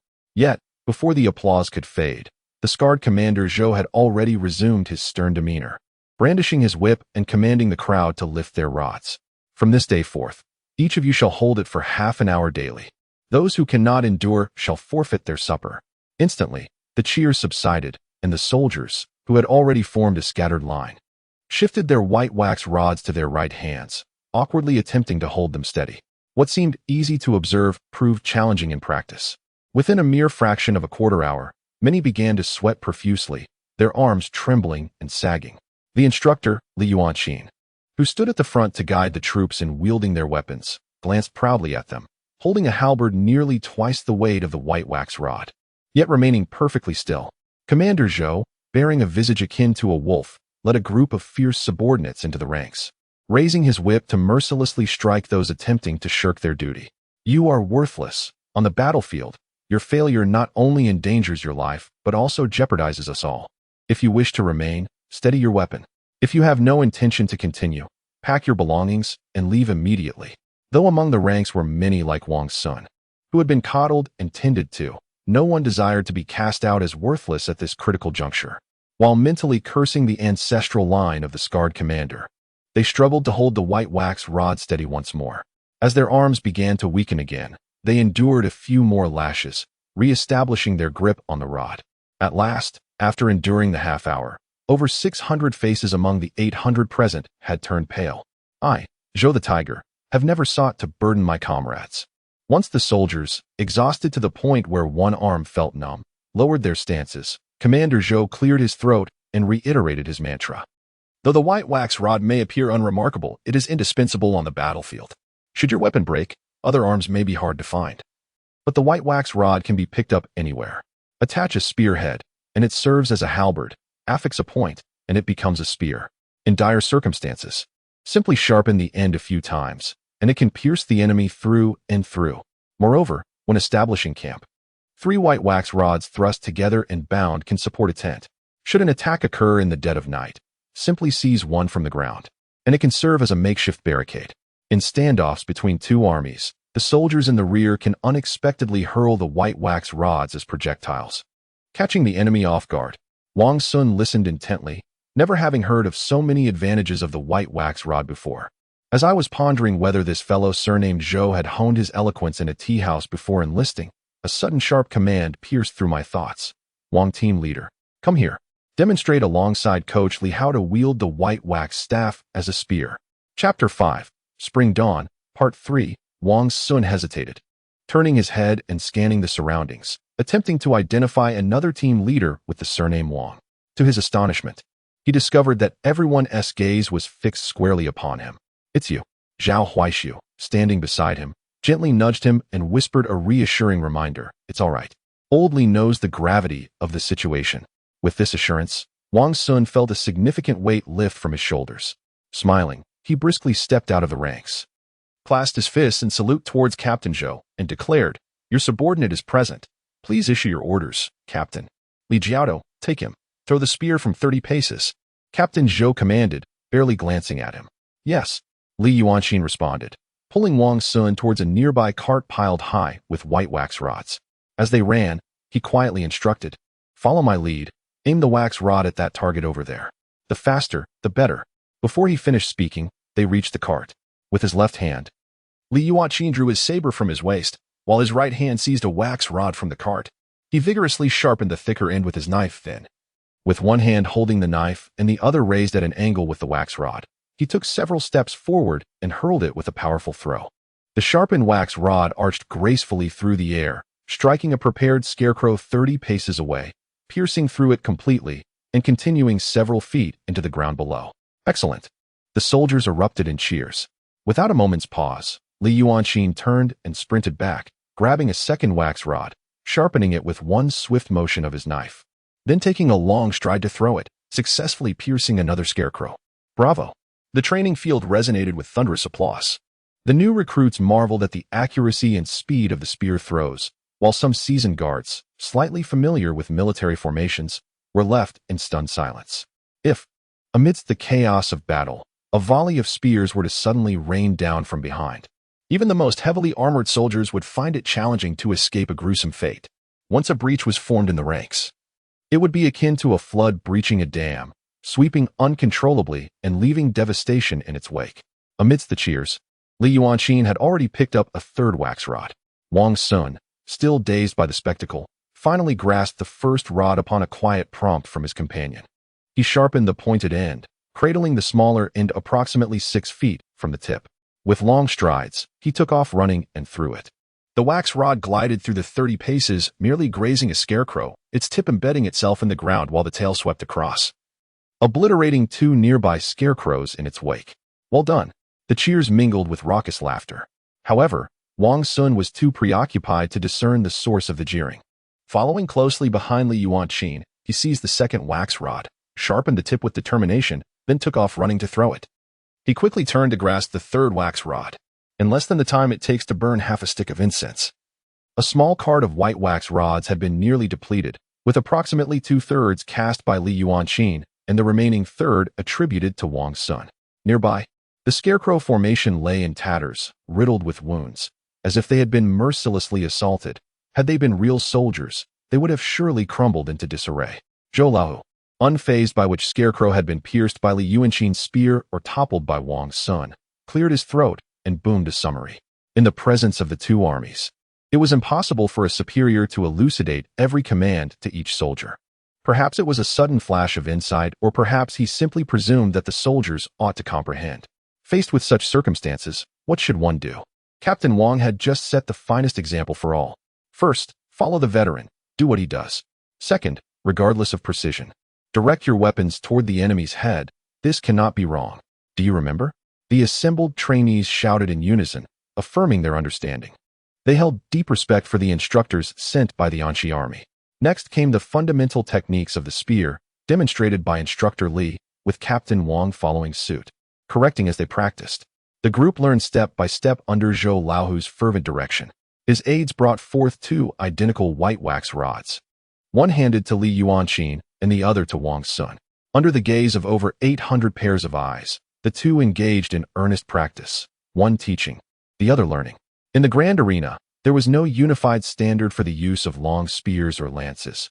Daily training varied significantly, relying on the verbal and physical instruction of the spear masters hired by the army as commanders. Various styles of spears and routines flourished. Yet the most practical and esteemed were the early techniques from the Weiqi family and the later methods from the Shui family. The Weiqi spear techniques, originating from the Duke of Yi, Weiqi Jingda, emphasized the practitioner's strength, vision, and bodily coordination, advocating bold and decisive actions. Conversely, the Shui techniques, derived from the more contemporary Shui Ringwei, focused on cultivating the practitioner's spirit and energy, emphasizing the unity of mind and intent, as well as the coordination of breath and strength, allowing one to strike true amidst the chaos of battle, undistracted by external clamor. Regardless of whether it was the Weiqi or Shui methods, the fundamental movements remained remarkably similar, comprising 8 basic actions: thrust, stab, sweep, block, horizontal strike, press, deliver, and rotate. Each began with the simplest initial stance, gradually evolving into a myriad of distinct motions. Mastery required the ability to integrate and synthesize these movements harmoniously. During the lifetime of Wang Xun's father, plans were already in place for his son to pursue a distinguished career. Thus he sought out masters renowned for their spear skills. Although these mentors maintained low standards and flexible expectations for their pupils, after 4 to 5 years, Wang Xun had indeed built a solid foundation in martial arts. Now, as he publicly demonstrated the fundamental techniques of the spear on the grand training grounds, it became evident to Li Yuanqing that Wang Xun had already mastered the basics. To spark the interest of the other trainees, Li Yuanqing deliberately showcased a series of flamboyant moves, slowing down his demonstrations for all to observe. Wang Xun meticulously followed suit, mirroring every action without missing a beat. Both individuals towered over 8 feet, with long arms and straight legs, exuding an air of elegance and grace, further accentuated by their flamboyant, yet impractical techniques. The arena erupted with applause, reaching a crescendo that could have overturned the very sky above, had it not been for the timely intervention of Captain Zhou. Despite his generally composed demeanor, Wang Xun found himself somewhat elated after making a notable impression in front of the crowd. In his moment of joy, he indulged in fantasies of achieving renown on the battlefield like the esteemed heroes of Uyghur, such as Wei Qigong and Shui Ringwei, aspiring to serve his country and secure a noble legacy. For a fleeting moment, he completely dismissed the humiliation he had felt earlier when he was ridiculed for throwing the wax staff. as well as the doubts that had briefly crossed his mind. Yet, fate seemed to dictate that those with lofty aspirations must occasionally endure unforeseen trials. After the afternoon's weapon training concluded, he was strolling back to the barracks with a few newly acquainted friends, engaged in light banter, when he was suddenly jostled by a shoulder. Startled, Wang Xun stumbled a few steps, barely managing to regain his balance through instincts honed during his martial training. Turning to see the clumsy intruder, he was met with an accusatory voice. "You must be the one from that so-called Chang'an, the so-called Duke's residence." "I am Wang Xun, indeed residing in Chang'an. May I inquire as to the reason for your interest?" He replied courteously, despite the simmering anger within him, mindful of military decorum. "Oh, so you've climbed the ranks thanks to your ancestors' remnants," sneered a bronze-skinned, burly man, disdain evident in his tone. "I've served 5 years in the Imperial Guard, earning 7 merit badges just for extinguishing fires. Yet here I am, relegated to the status of a mere squad leader, while you, a mere newcomer, are already a team leader. Tell me, is there any justice in this? What does that have to do with me?" Wang Xun felt increasingly irritated as he turned to walk away. Many had benefited from ancestral favor and achieved early success. He wondered why this man had not confronted those of greater stature. This was clearly a case of bullying someone new and inexperienced, lacking allies. To his dismay, the burly man was relentless, pursuing him a few steps before reaching out to grab his shoulder. Angered, Wang Xun deftly evaded the grasp and stepped back with a smile, raising his hands in a gesture of peace. "My friend, this is a military camp. If you seek punishment, I suggest you consult the law. Do not involve me in your folly." The man, eyes wide as saucers, hesitated, his fist raised but unwilling to advance further. After a pause, he gritted his teeth and shouted, "My name is Chi Hong, leader of the 2nd Squad in the new 7th Brigade. If you're dissatisfied with a newcomer like me as your team leader, let us settle it with a duel." At that moment, many were making their way back to the barracks following the afternoon's drills. Upon hearing the robust man with the surname Chi bellowing, a crowd gathered, laughter on their lips, uncertain of the unfolding events. Had this been on the streets of Chang'an, Wang Xun would have already engaged in a fray.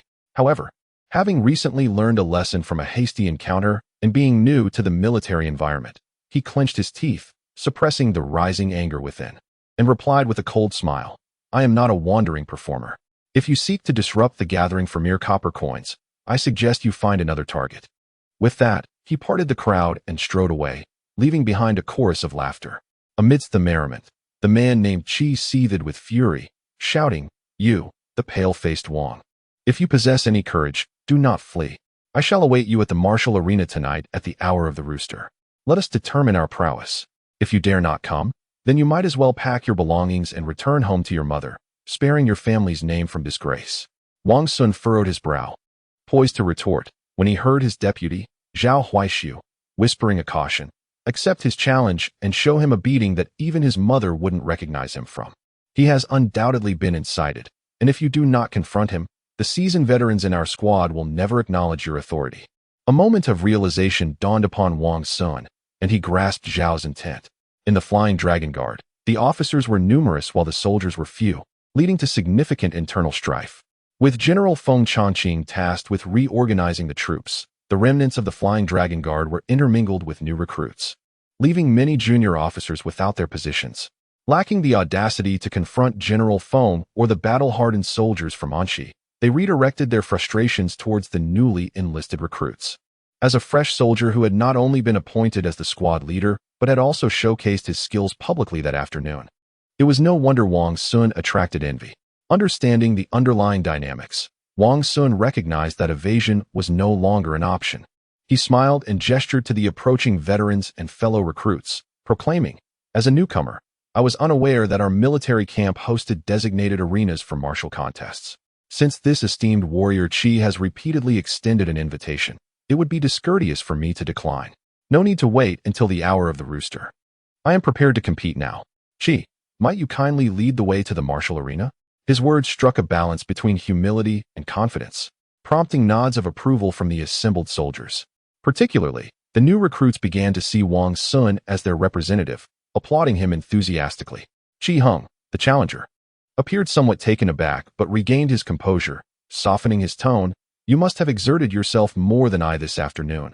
I shall not take advantage of you. Rest for now. and we shall settle our differences at the hour of the rooster. No need. The sooner we conclude, the sooner we can return for our meals. Wang Xun replied with a confident smile, although he was uncertain of his opponent's abilities. He had not faced defeat in combat against his peers in Chang'an over the past 2 years. Thus, even without complete knowledge of his adversary, he felt assured that he would not falter disgracefully. Hearing Wang Xun's prompt agreement, the new recruits erupted in enthusiastic cheers. The instigator, Qi Heng, upon witnessing this, ceased his insistence, smiled faintly, and murmured, "Follow me. I shall not strike you down with lethal force." Wang Xun shook his head, perplexed by the source of his opponent's unfounded confidence, and strode forward, closely trailing Qi Heng. Before they could exit the crowd, instructor Li Yuanqing hurriedly arrived, raising his voice to add, "Since this is a contest, how can there be no stakes? I, bearing the surname Qi, wager 5 copper coins on your defeat, my friend. Do you dare to bet?" At the mention of money, Qi Heng's bravado immediately diminished. It was evident he was accustomed to impoverished days, possessing no wealth to spare. "5 it is. I shall cover for old Qi." A round-faced, rotund officer from the Imperial Guard emerged from the throng, smiling as he spoke. "I too wager 5 coins on Wang's victory." Zhao Huaishu chimed in, grinning broadly. "I bet 1 coin on Wang's triumph." "I wager 500 coins on Wang's victory." The recruits from the 7th Brigade, 2nd Team, inspired by their 2 leaders, found their courage and eagerly joined in. The veteran soldiers surrounding Qi Heng, unable to withdraw from the escalating stakes, were compelled to produce their own coins, backing Qi Heng's success. The stakes soared, transforming a simple contest into a high-stakes gamble involving hundreds of coins, binding both combatants to the challenge. Among those willing to bet on Qi Heng's victory, there were certainly instigators at play. Seizing the opportunity amidst the commotion, Zhao Huaishu leaned close to Wang Xun's ear and whispered, "Fight without reservation. Our Anxi army's code prohibits clandestine duels, but encourages honorable contests. That Qi fellow cannot match your skill." Instructor Li Yuanqing, having recently instructed Wang Xun in spear techniques and possessing a fair grasp of his fundamentals, also leaned in to offer quiet encouragement.